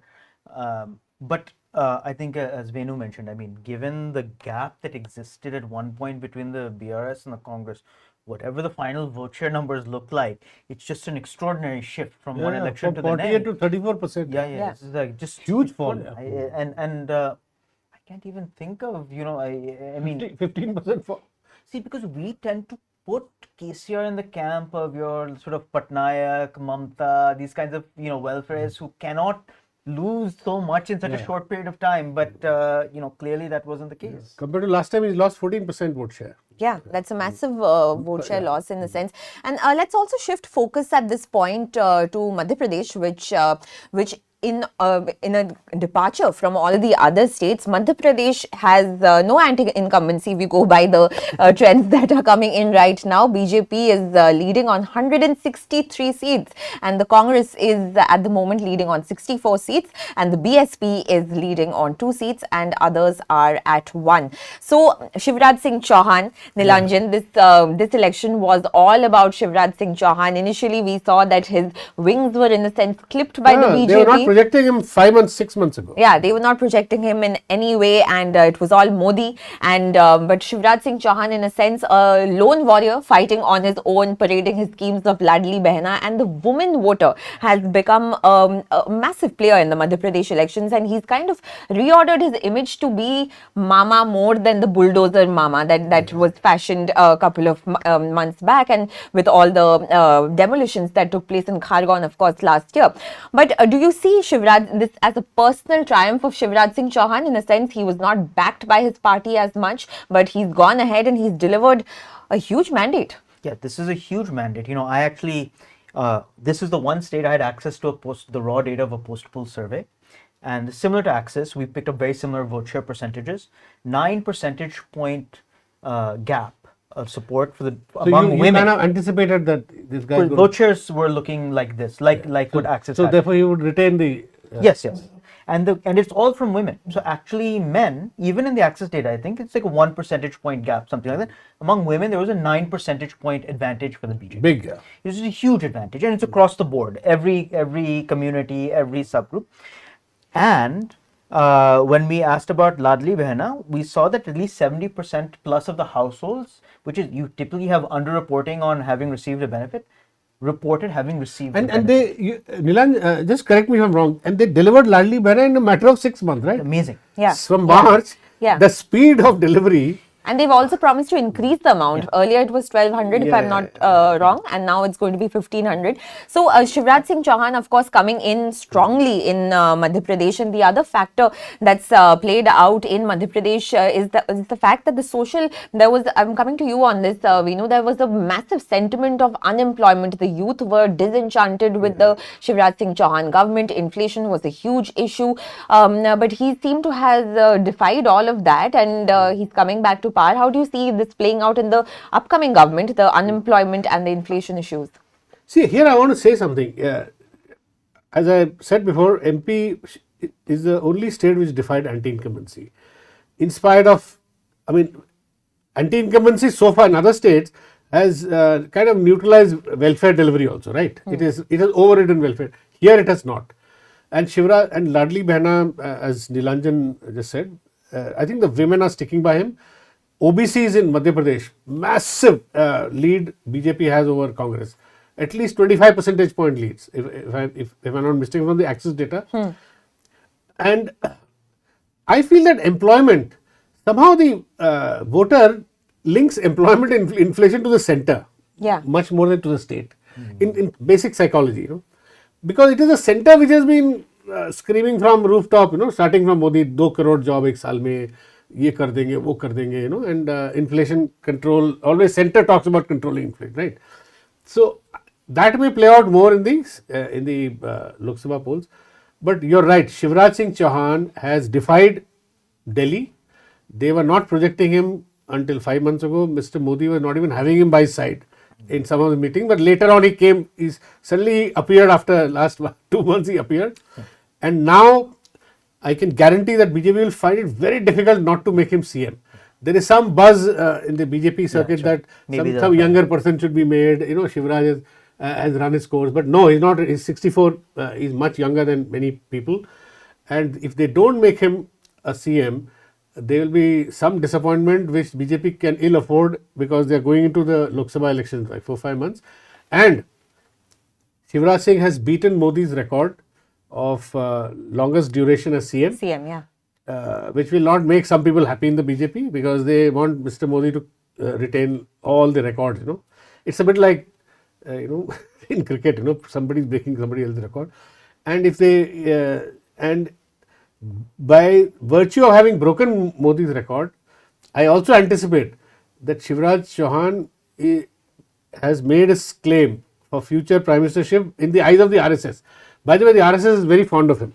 All right. On that note, I want to bring in Shiv Narayan, our reporter from Rajasthan, and let's get the trends coming in from Rajasthan at the moment on our screens, and we can just take a look at that. So the BJP also leading in Rajasthan with 111 seats, the Congress with 73 seats, the others at 13, and the BSP is at 2 seats at the moment. So as we were talking about earlier, in Rajasthan, it has by and large stuck to its pattern of revolving door governments. The incumbent Congress is out, and we are seeing that the BJP is set to form the government again, if going by these particular trends that we are getting at this moment. So let me go across to my colleague Shiv Narayan, who's covered Rajasthan for the Newslaundry. Shiv Narayan, how do you see these trends that are coming in a sense, Rajasthan sticking to the predictions in the past few elections that has taken place in the state, and the BJP is all set to form the government again, if we are going by the current trends? Yeah, if we look at the trends, it seems that BJP is likely to form the government. But I will just give you a couple of things why Congress has not been able to capitalize on its welfare schemes. First is, in so many ways, this election campaign of the Congress was different from previous assembly elections. In 2003, when Congress lost, and at the time Ashok Gehlot was chief minister, at the time his focus was also welfare schemes. By the time after losing election, he ruled the fact that he regretted that he could not market welfare schemes. He could not take schemes to people in terms of awareness. In at the time they were reduced to 50 plus seats. In 2013, again, when the Congress lost, they were reduced to 21. It's worst tally in its history in Rajasthan. At the time, also he was at his wit's end. Like, what is wrong with the welfare schemes? What is the part where what are the areas where the Congress is not working properly? So this time he roped in a consultancy firm, Design Box, to market welfare schemes just in the run up to the election, run up to the assembly elections. So, and after, I mean, in the run up to the polls, there were so many posters about subsidized gas cylinders. There were Mehengai Rahat camps also, where people could go and register themselves and avail a lot of welfare schemes. And once the election dates were announced, the same firm helped the Congress government in its campaign. But again, that did not work out. So there are a couple of reasons why this strategy didn't work for Ashok Gehlot, because the Ashok Gehlot was at the center of the Congress campaign, and he gave an interview to Indian Express why Rahul Gandhi came so late in Rajasthan for campaigning. He said that the Rahul Gandhi trusted him. That's why Rahul Gandhi was late in campaigning in Rajasthan. So at the same time, there is a pilot factor also, as MK Venu and Nilanjan were discussing Gujjar votes and Jat votes. This time, Pilot was not as active as he was in 2018. At the time, he was Congress state president, and he would hold so many rallies in single day. This time, until 16th or 17th of November, if I'm correct, he was campaigning in Madhya Pradesh, and it made sense for Pilot because Pilot was nowhere on the posters, on Congress posters. So at the same time, the Gujjar votes. So Congress believed that Pilot would get Gujjar votes, especially in Eastern Rajasthan.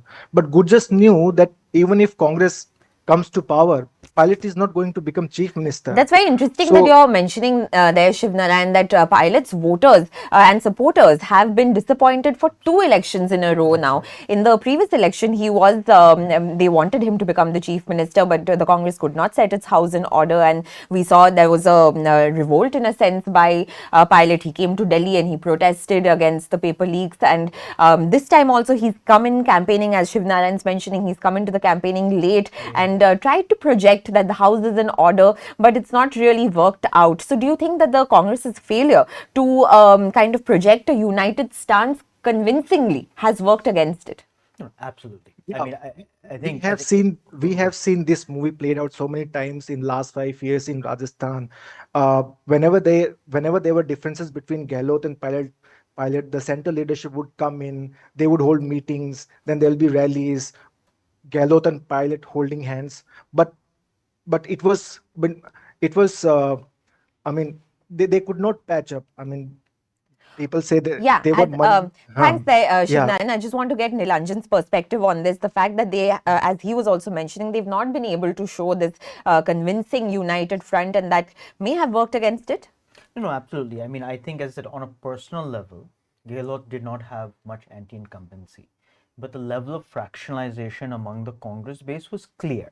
I mean, I think we may have disagreed on how much it would hurt the Congress, but there was no doubt it was going to hurt the Congress. And there was no doubt it was going to benefit the BJP. I think the other thing that we've not talked about in Rajasthan, and many people missed it except for the people who were in the field, is that we did see even in Rajasthan that there were among female voters, and female voters are hard to speak to, right? In Rajasthan, it's a very conservative society. You did see support for the BJP. So the Axis poll, for instance, got it wrong. And they got it wrong because it looks like they may have showed more women voters for Gehlot. Yeah. Axis, I don't mean as a mirror, Axis has a bit of a women's problem, right? So Bihar, West Bengal, Rajasthan, these are all places where, they sort of underestimate how much women matter to the vote, and then they get the direction wrong, right? And so we did definitely pick up, and I think other people in the field also picked up, that among female voters, you did see a lot of people mentioning the BJP. Now, the reason there is a Hindi belt phenomenon. Modi is very popular among female voters in the Hindi belt. You're right. So if we take MP, Rajasthan, Chhattisgarh, of those 65 seats, in both 2014 and 2019, the BJP won 62 of them, right? I mean, they have more than 95% strike rate. Yeah. Modi is hugely popular in this belt. And so, unlike Madhya Pradesh, where Shivraj was able to insert himself into the process, the BJP achieved winning very significantly in Rajasthan, and also casting aside Vasundhara Raje. But here, Nilendra, I just want to ask you a question here. I'm a bit confused because some time ago, Rahul Verma of CPR, you know him, he had written a piece in HT saying that relative to earlier times, BJP was slowly losing its popularity among youth and women. Is there some, I mean, how does that square with the what is shown in this election there? I mean, I think relative to the earlier times, I mean, look, I think the different states have been. You've read that piece, right? I have. I mean, look, based on what I saw, at least in Rajasthan, I would not agree. Not agree. Or Madhya Pradesh. Is it a general India-wide phenomenon? That I don't know, right? I mean, I think there is certainly frustration about unemployment, as you mentioned, and that you can see in certain places in UP and so on and so forth. All right, I just want to interrupt you there because we are getting some questions from our viewers on YouTube, and let's just take a couple of that because we are also running short on time. So one of the questions that has come up is that, can you tell us about the Dalit Bahujan voting pattern in these elections? Is the BJP still getting their votes, or is there a sense of shift? And where does the BSP stand in these elections? You want to take this? Yeah, as I said, for this, you have to go to either CSDS's vote share data. I don't know whether CSDS has done caste-wise, but Axis has done caste-wise. Even if their Axis has gone wrong in Rajasthan, I mean, it showed Rajasthan and Chhattisgarh like kind of neck and neck, not necessarily anybody reaching halfway mark. But what it clearly showed was that among scheduled caste, Congress has got back some of its mojo, earlier mojo. So its Axis shows about 3 to 4 percentage points lead over BJP among scheduled caste. So this trend was also visible in Karnataka and right, even Telangana and all. Even Madhya Pradesh. In Madhya Pradesh, yeah, Madhya Pradesh also. But again, as I said, the big elephant in the room is OBC.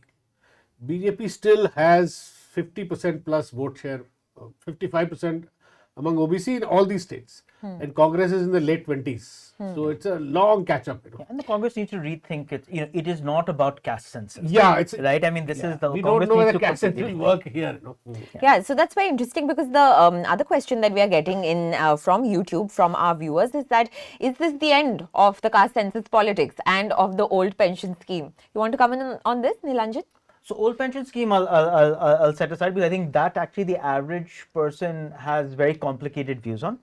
The caste because it worked in Himachal anyway. Exactly, right? That's what I'm saying. It's a bit more complicated. Depending on incumbency, anti-incumbency. But OBC and the caste census, I think, the Congress needs to actually fundamentally rethink its position on this. This is not the 1990s, right? The political economy of caste at that time, the inability of the government to directly reach the voter with a benefit in the 1990s was a very real problem. So I, as a voter, knew that if I had to get benefits, similar to what was being said about Telangana, I needed representatives of my caste community locally, in the police, in the government, because that is what gave me benefits. Today, the game has changed on that dimension because of the way that direct benefit transfers work. The second thing that has changed is that certain ascendant dominant OBC communities like the Jats and the Yadavs, right? Today, if you are a backward caste that is not from one of these dominant groups, do you dislike the Brahmins more or do you dislike the Yadavs more? Do you dislike the Thakurs more or do you like... Right? These are complicated calculations and you cannot simply reduce it to OBC and non-OBC.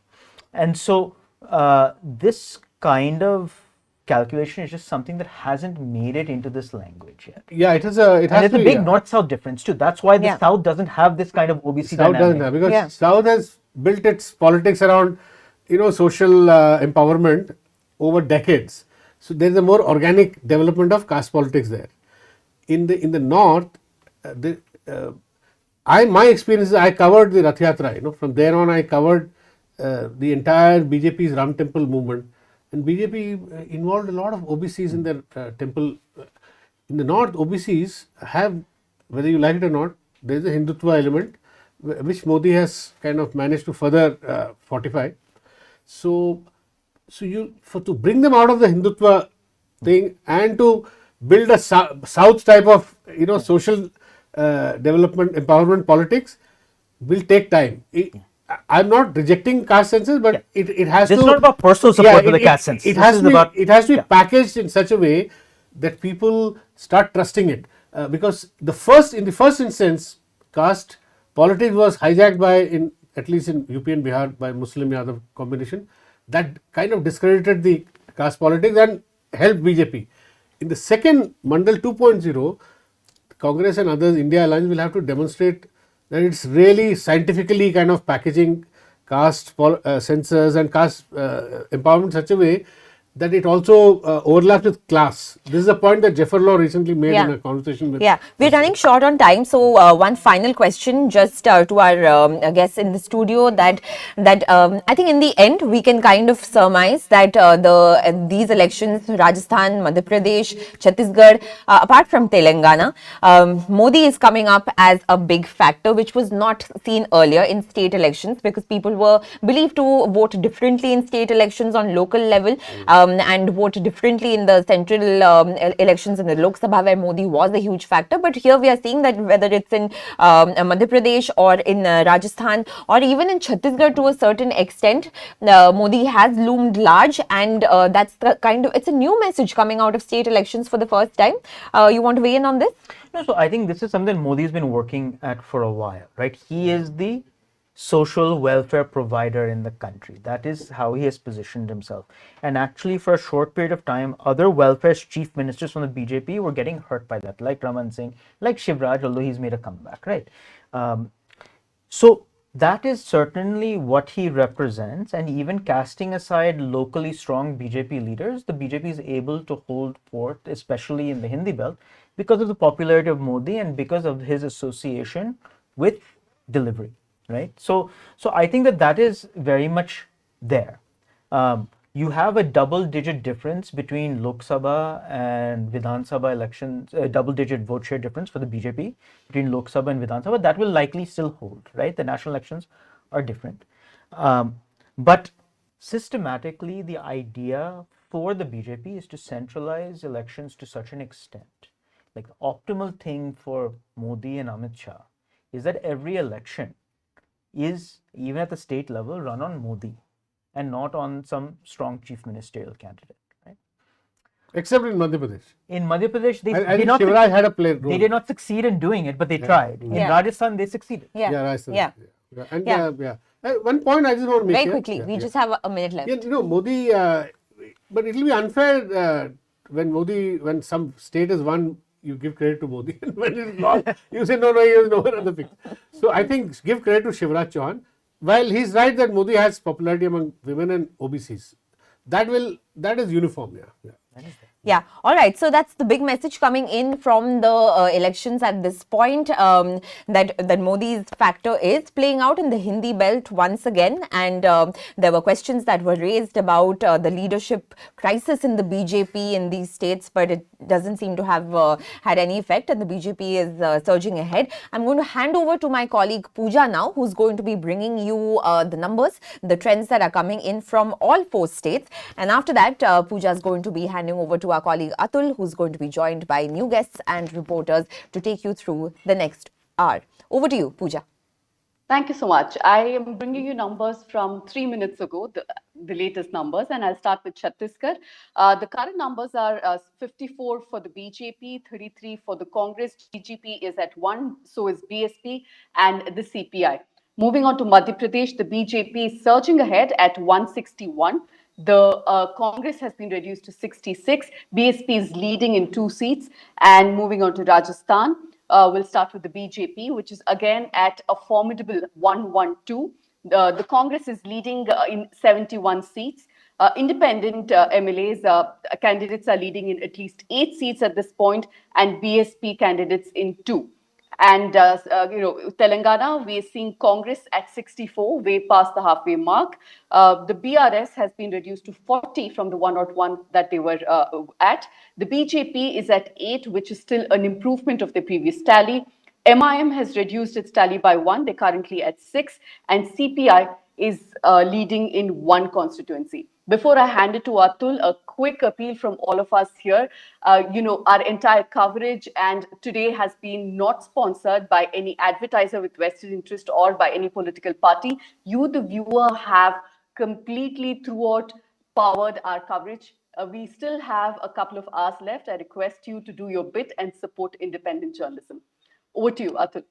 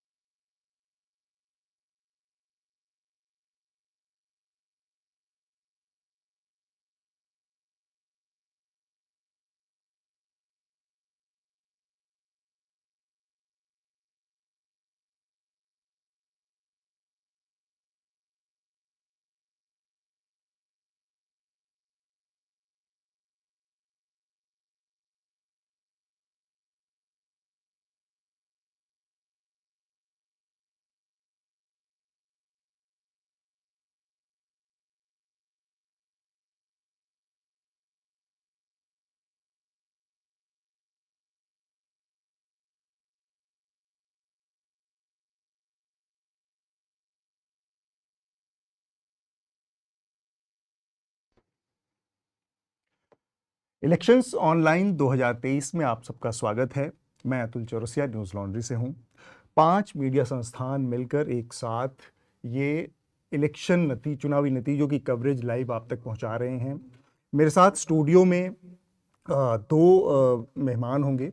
हमारे साथ ही विष्णु शर्मा हैं the caravan से। इसके अलावा बहुत जल्दी थोड़ी ही देर में द वायर के editor in chief Siddharth Varadarajan भी हमसे स्टूडियो में जुड़ने वाले हैं।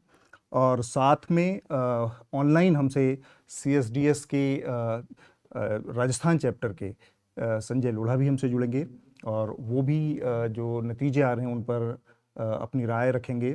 इसके अलावा हमारे साथ 3 रिपोर्टर ऑनलाइन जुड़ेंगे। बसंत कुमार न्यूज़लॉन्ड्री से, याकुत अली जुड़ेंगे हमारे साथ द वायर से और प्रतीक गोयल न्यूज़लॉन्ड्री से। तो करीब करीब नतीजे सामने हैं। उन पर अब इन नतीजों की रोशनी में हम क्या बात कर सकते हैं उस पर बात करेंगे, लेकिन उससे पहले मैं आप लोगों से एक बात कहना चाह रहा हूँ कि ये 5 मीडिया संस्थान जो एक साथ आए हैं, क्यों आए हैं, क्या मकसद है। स्वागत है, सिद्धार्थ वरदराजन हमारे साथ हैं। बहुत लंबे अरसे से हम देख रहे थे कि डिजिटल मीडिया को एक तरह से ये कहा जा रहा था और बड़ी मांग आ रही थी कि बहुत बिखरा बिखरा सा है। तो एक कोशिश ये भी है कि सारी जो महत्वपूर्ण आवाज़ें वो एक साथ आएँ और वो इलेक्शन के नतीजों पर या ख़बरों की बात जो कि आजकल चिल्पों में चीख चिल्लाहट में तब्दील हो गई है, हल्ले गुल्ले में तब्दील हो गई, बहुत हिस्टीरिया में तब्दील हो गई है, उसको एक सैनिटी भी दी जाए।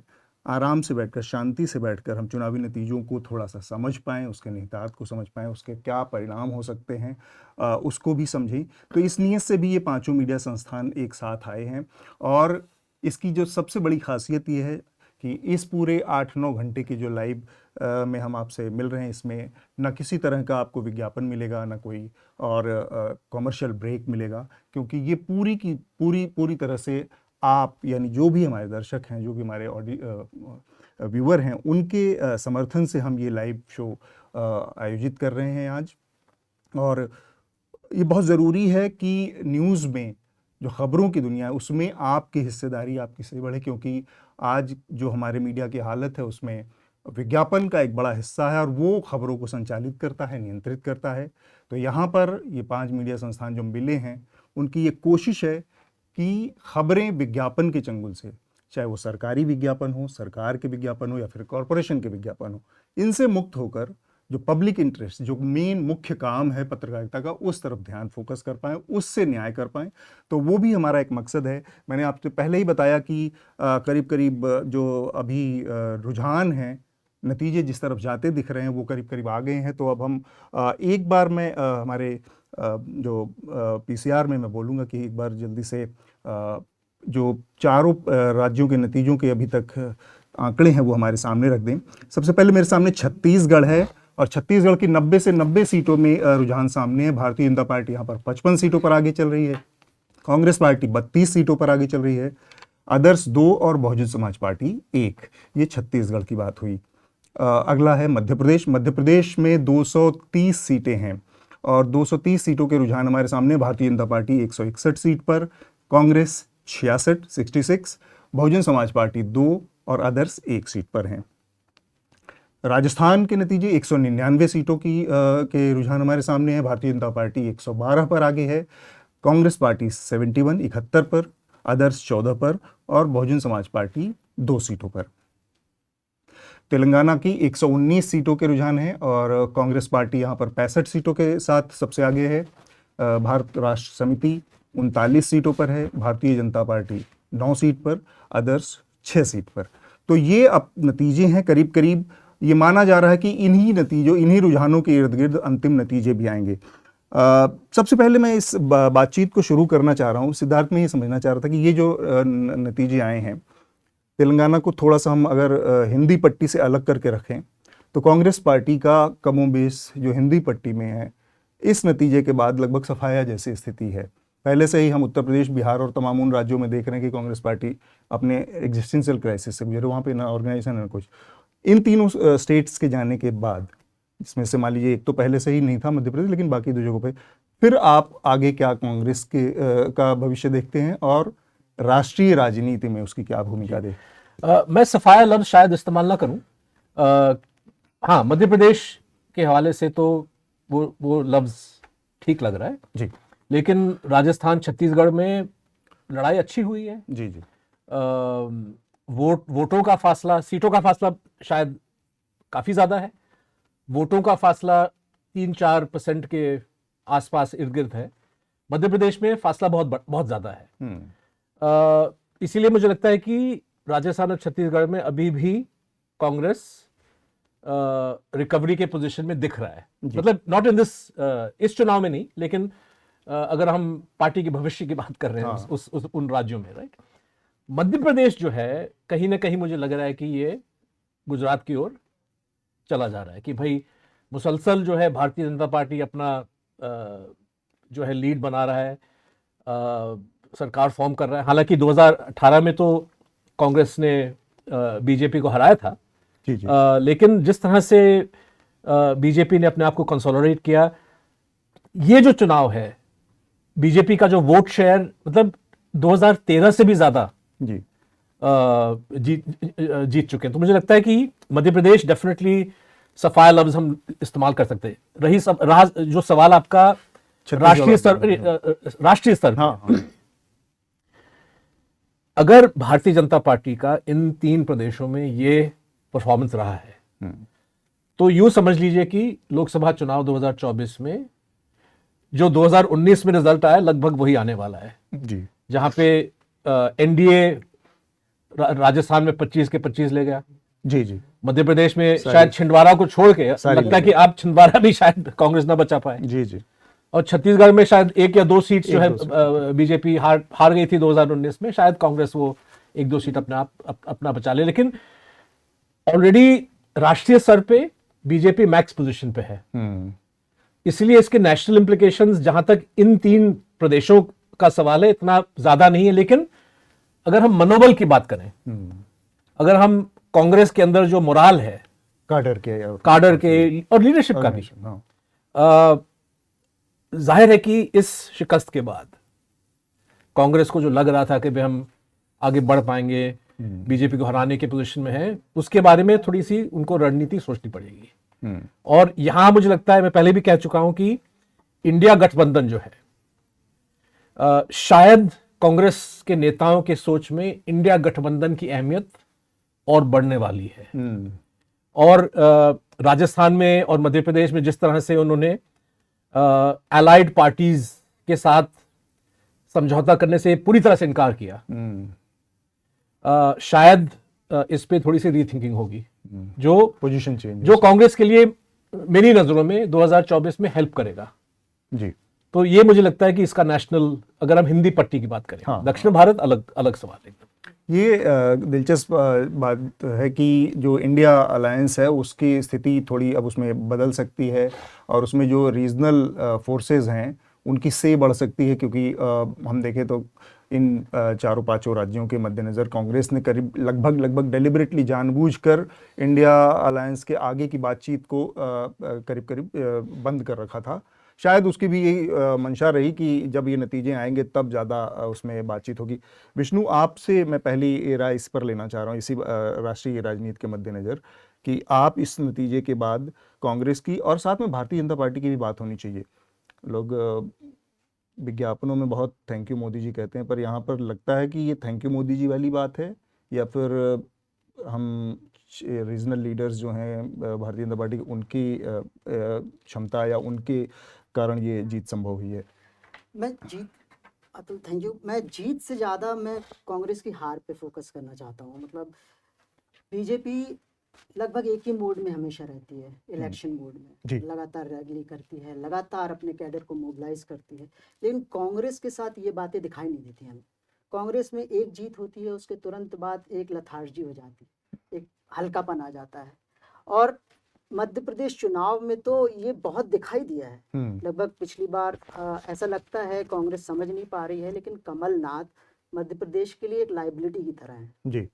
हमने देखा है कि अब आप आंकड़ों की बात करें, मेरे पास एक आंकड़ा है जिसमें मोदी ने लगभग 15 रैली की है और एक रोड शो किया है मध्य प्रदेश में। और तेलंगाना में 8 रैली, छत्तीसगढ़ में 4 रैली। अब टोटल अगर मध्य प्रदेश की बात करें, मध्य प्रदेश बीजेपी ने 634 रैलीज की है।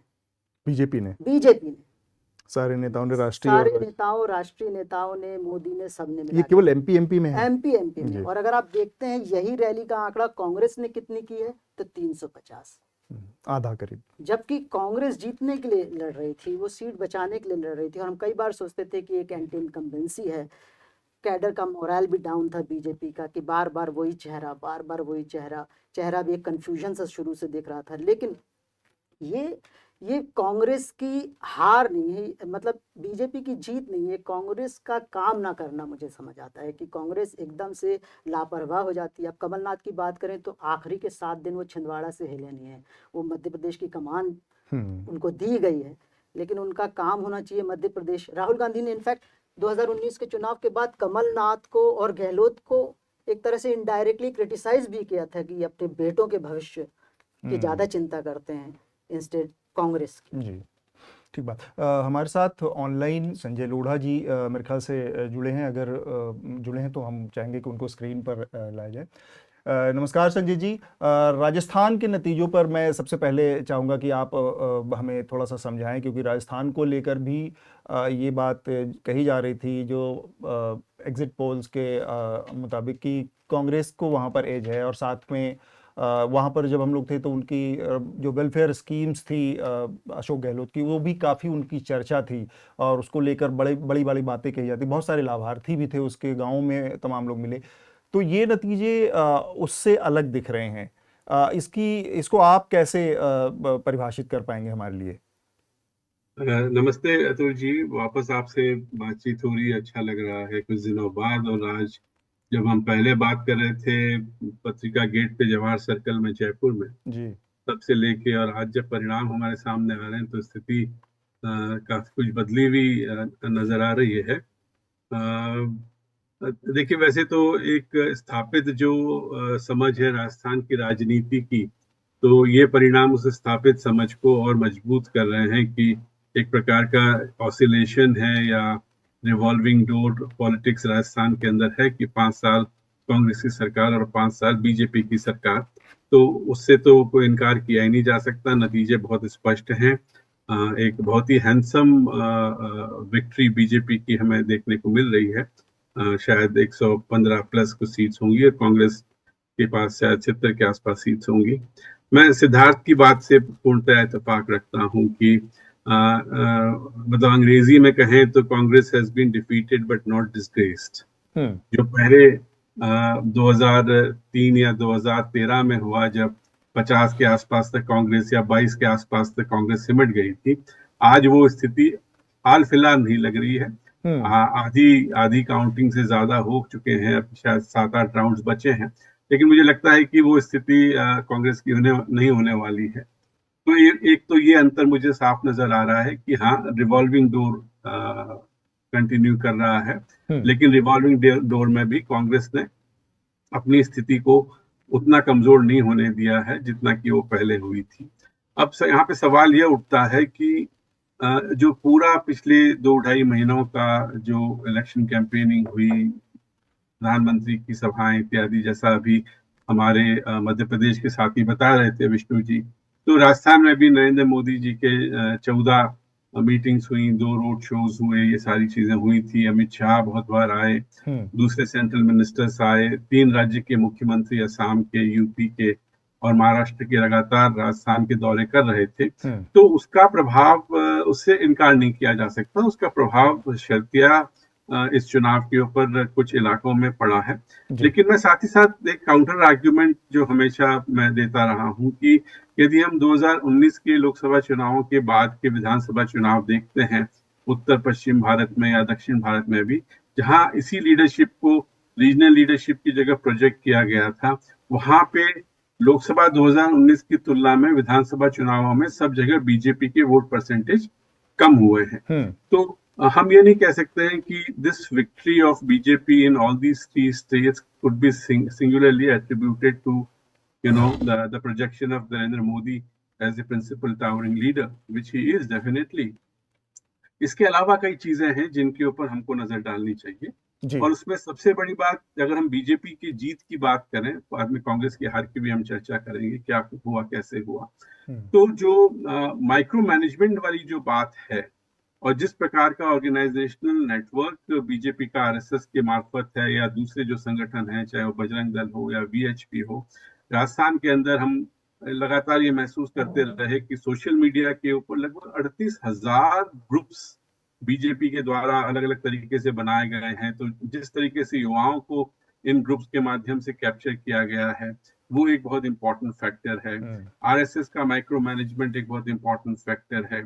साथ ही साथ में जो कलेक्टिव लीडरशिप की बात की जा रही है कि एक लीडर को रीजनल लेवल पर प्रोजेक्ट न करना, मुझे लगता है कि हालांकि हमारे सर्वे के डेटा अभी तक मेरे पास आए नहीं है सीएसडीएस के, लेकिन मुझे लगता है कि यदि किसी लोकल लीडर को प्रोजेक्ट किया जाता तो बीजेपी में जिस प्रकार के अनुशासन है, आरएसएस का जो अनुशासन है, जो कांग्रेस की जो फियर था कांग्रेस का कि यदि हम कई एमएलए को बदल देते हैं, नए एमएलए नए कैंडिडेट्स लेके आते हैं तो उससे सिटिंग एमएलए नाराज हो जाएंगे, इसलिए उनको नाराज नहीं किया जाना चाहिए। बीजेपी में उस प्रकार की स्थिति नहीं है। बीजेपी में जो हाई कमांड एक बार डिसीजन ले लेता है, everybody falls back on that, उसके अलावा वो उस तरीके से बात नहीं करते। तो यदि लोकल लीडर को प्रोजेक्ट किया जाता तो हो सकता है कि स्थिति शायद और भी अच्छी बीजेपी के लिए हो सकती थी, ऐसा मेरा मानना है। अब आते हैं हम कांग्रेस के ऊपर की पिछले, जैसा आपने पहले भी बातचीत, बस एक सेकंड मैं आपको रोकूंगा संजय जी। 2-3 अपडेट है यहाँ पर राजस्थान से जुड़े, वो मैं बता दूं कि शांति लाल धारीवाल जो कि जिनको लेकर बहुत बवाल हुआ, बहुत वो था उनको टिकट देने को लेकर, वो बहुत छोटे वोट के अंतर से आगे चल रहे हैं, 400-450 वोटों के अंतर से आगे चल रहे हैं। सचिन पायलट काफ़ी अच्छे मार्जिन से आगे चल रहे हैं। तो ये 2 अपडेट है। दिया कुमारी जो भारतीय जनता पार्टी के नेता, वो मैं हमारे साथ अगर हमारे रिपोर्टर बसंत और प्रतीक जुड़े हों, मैं उन लोगों से ये जानना चाहूँगा कि बड़ी संख्या में सांसदों को और मंत्रियों को, 7 सांसदों को सिटिंग टिकट दिया था भारतीय जनता पार्टी ने मध्य प्रदेश में, और इसके अलावा यही स्थिति करीब करीब राजस्थान में थी, और 4 सांसदों को दिया गया था टिकट छत्तीसगढ़ से। तो इन लोगों के बारे में अगर कोई आंकड़ा हो, कोई वो हो, तो थोड़ा सा मैं चाहूँगा कि हमारी टीम उनके परफॉर्मेंस के बारे में हमें जानकारी दे। सिद्धार्थ, आपने सुना ये पूरा, थोड़ा सा मैं स्कीम्स के बारे में जानना चाहूँगा। बहुत सारी स्कीम्स इस पूरे कैंपेन के दौरान सामने आई।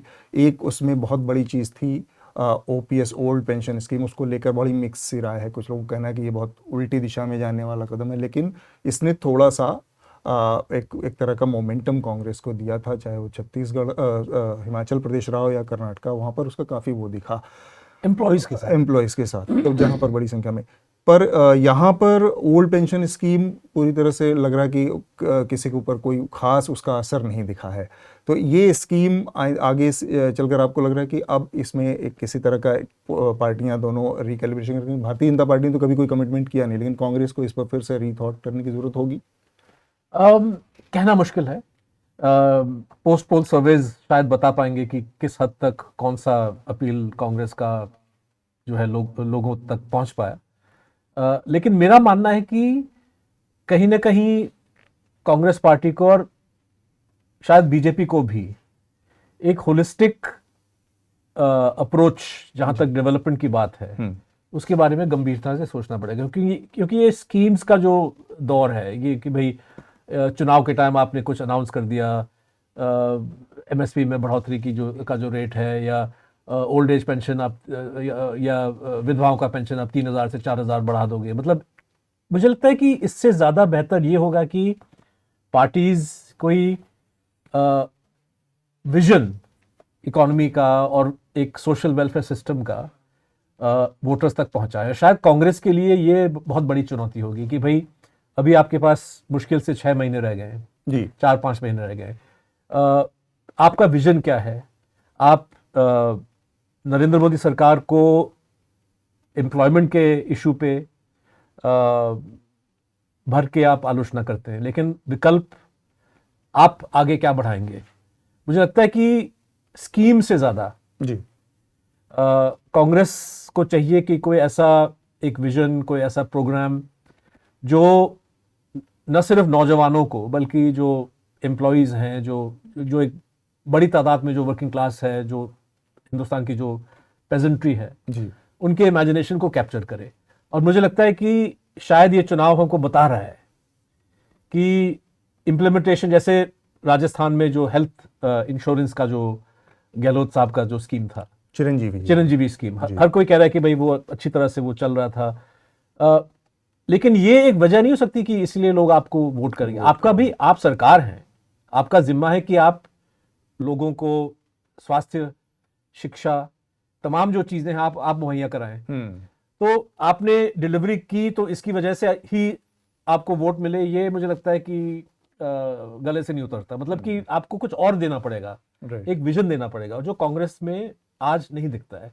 दूसरी बात, हालांकि ये स्कीम से जुड़ा नहीं है कहीं ना कहीं, और इससे पहले मेरे कोलीग जो है MK वेनू इस बात को उठा रहे थे कि जो ओबीसी रिजर्वेशन, ओबीसी सेंसस का जो तमाम पॉलिटिक्स है, मुझे लगता है कि छत्तीसगढ़, मध्य प्रदेश और राजस्थान में इसका असर नहीं दिख रहा है। और CSGS का सर्वे बाद में हमको बताएगा, लेकिन एक्सिस पोल ने जो कुछ कंस्टिट्यूएंसी लेवल मध्य प्रदेश का डेटा दिया, तो वहां ओबीसीज जो है अभी भी भारी मात्रा में बीजेपी के साथ हैं, जा रहे हैं।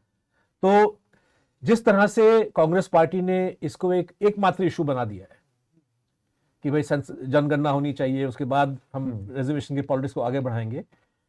हाँ, कुछ हो सकता है कि कुछ प्रदेशों में, जैसे सुनने में आ रहा है कि उत्तर प्रदेश में कुछ ऐसे ओबीसी कास्ट हैं जो बीजेपी से हटके हो सकता है कि समाजवादी या कांग्रेस की ओर आए। बिहार में भी हो सकता है कि इसके कुछ असरात हो, लेकिन पूर्ण रूप से क्या इसको एक मतलब कि जैसे अंग्रेजी में कहते हैं मैजिक सिल्वर बुलेट कि भाई ये इश्यू आपको चुनाव जितवा लेगा, ऐसा नहीं लगता इन रिजल्ट्स को देख के।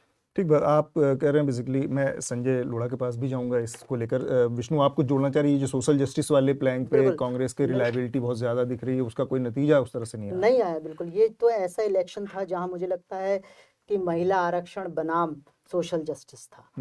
बीजेपी का पूरा फोकस मध्य प्रदेश में देखते हैं तो महिलाओं पे रहता है, लाडली बहन योजना करते हैं। ग्रामीण इलाकों की अगर आप वोट शेयरिंग देखेंगे तो महिलाओं की काफ़ी बड़ी है, और इसीलिए बड़ी है क्योंकि उनके पास पैसे आ रहे हैं, कैश आ रहे हैं, और कई डीप फेक वीडियो भी कमलनाथ के चलाए गए कि मैं आऊँगा तो बंद करा दूंगा।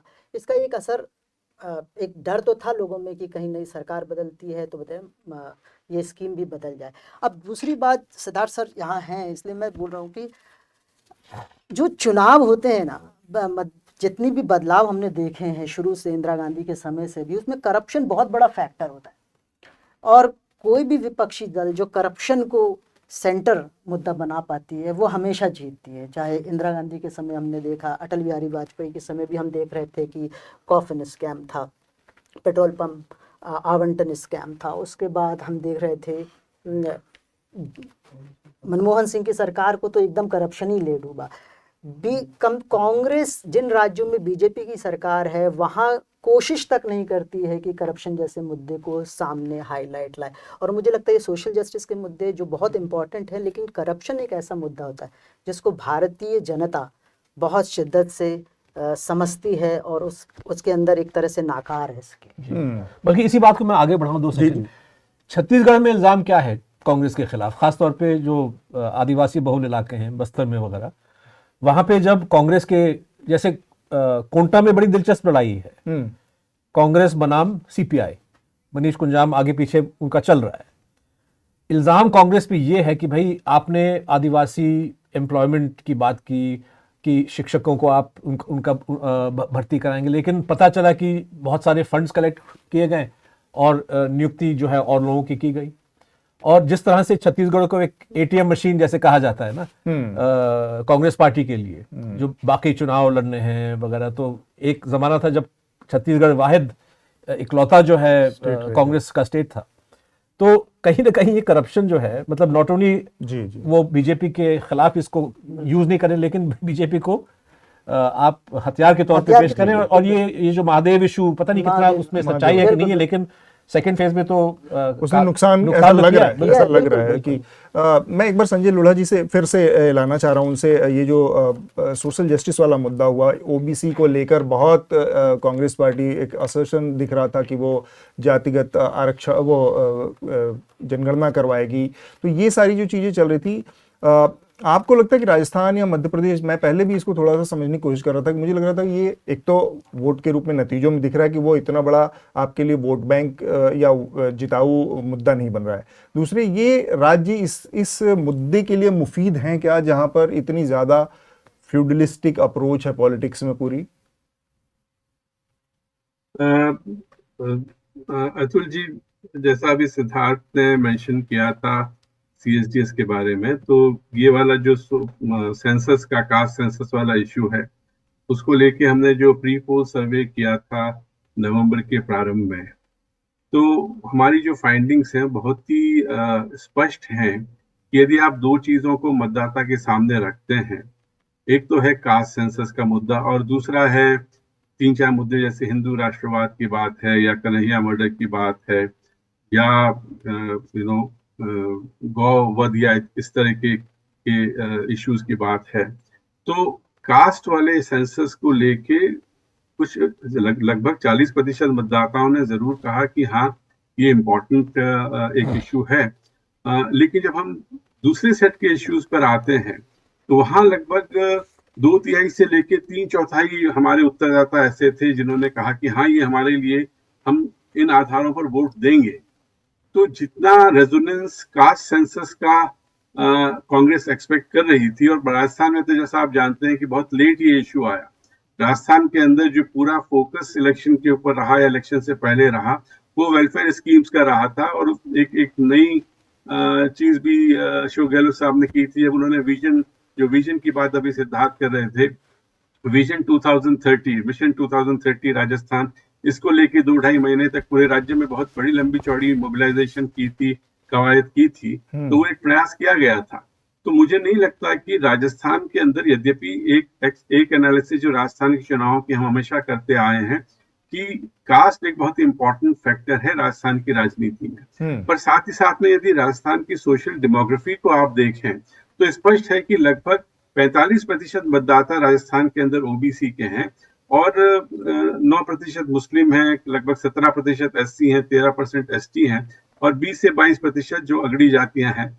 यानी ओबीसी का जो कंपोजिशन है या शेयर है वो लगभग almost half of the total voters हैं। तो यदि ओबीसी, आज जो आंकड़े हमारे सामने आ रहे हैं वो स्पष्ट बता रहे हैं कि ओबीसी में उस तरीके का ध्रुवीकरण नहीं हुआ है। बड़ी संख्या में जो ओबीसी हैं उन्होंने बीजेपी को वोट दिया है। तो कहीं ना कहीं ये इस पे एक रीथिंक करने की आवश्यकता कांग्रेस को रहेगी कि क्या कास्ट सेंसस के माध्यम से बिहार में हो सकता है, यूपी में हो सकता है, दूसरे राज्यों में कास्ट सेंसस की बात इंपॉर्टेंट हो सकती है, लेकिन एक फ्रेगमेंटेड, सोशली फ्रेगमेंटेड जो स्ट्रक्चर राजस्थान का है उसमें संभवतः कास्ट सेंसस की बात इतनी ज्यादा वोटर्स के साथ रेजोनेट नहीं करेगी। ठीक बात। एक बार हम चारों राज्यों का जो अभी ताज़ा रुझान है उसकी जानकारी आप लोगों को दे देते हैं। छत्तीसगढ़ के अभी एकदम ताज़ा जो नतीजे हैं उसमें रुझान है, उसमें Bharatiya Janata party 55 seat, Congress party 32 seat, others 2 और बहुजन समाज पार्टी 1 सीट। तेलंगाना में भारत राष्ट्र समिति को मिल रहे हैं 39 सीट, कांग्रेस को मिल रही है 65 सीट, भारतीय जनता पार्टी को 9, अदर्स को 6। राजस्थान में भारतीय जनता पार्टी को 112, कांग्रेस को 71, अदर्स को 14 और बहुजन समाज पार्टी को 2।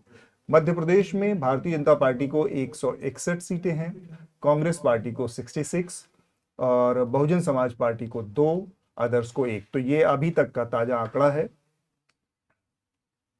हमारे साथ अभिनंदन सेखरी हैं।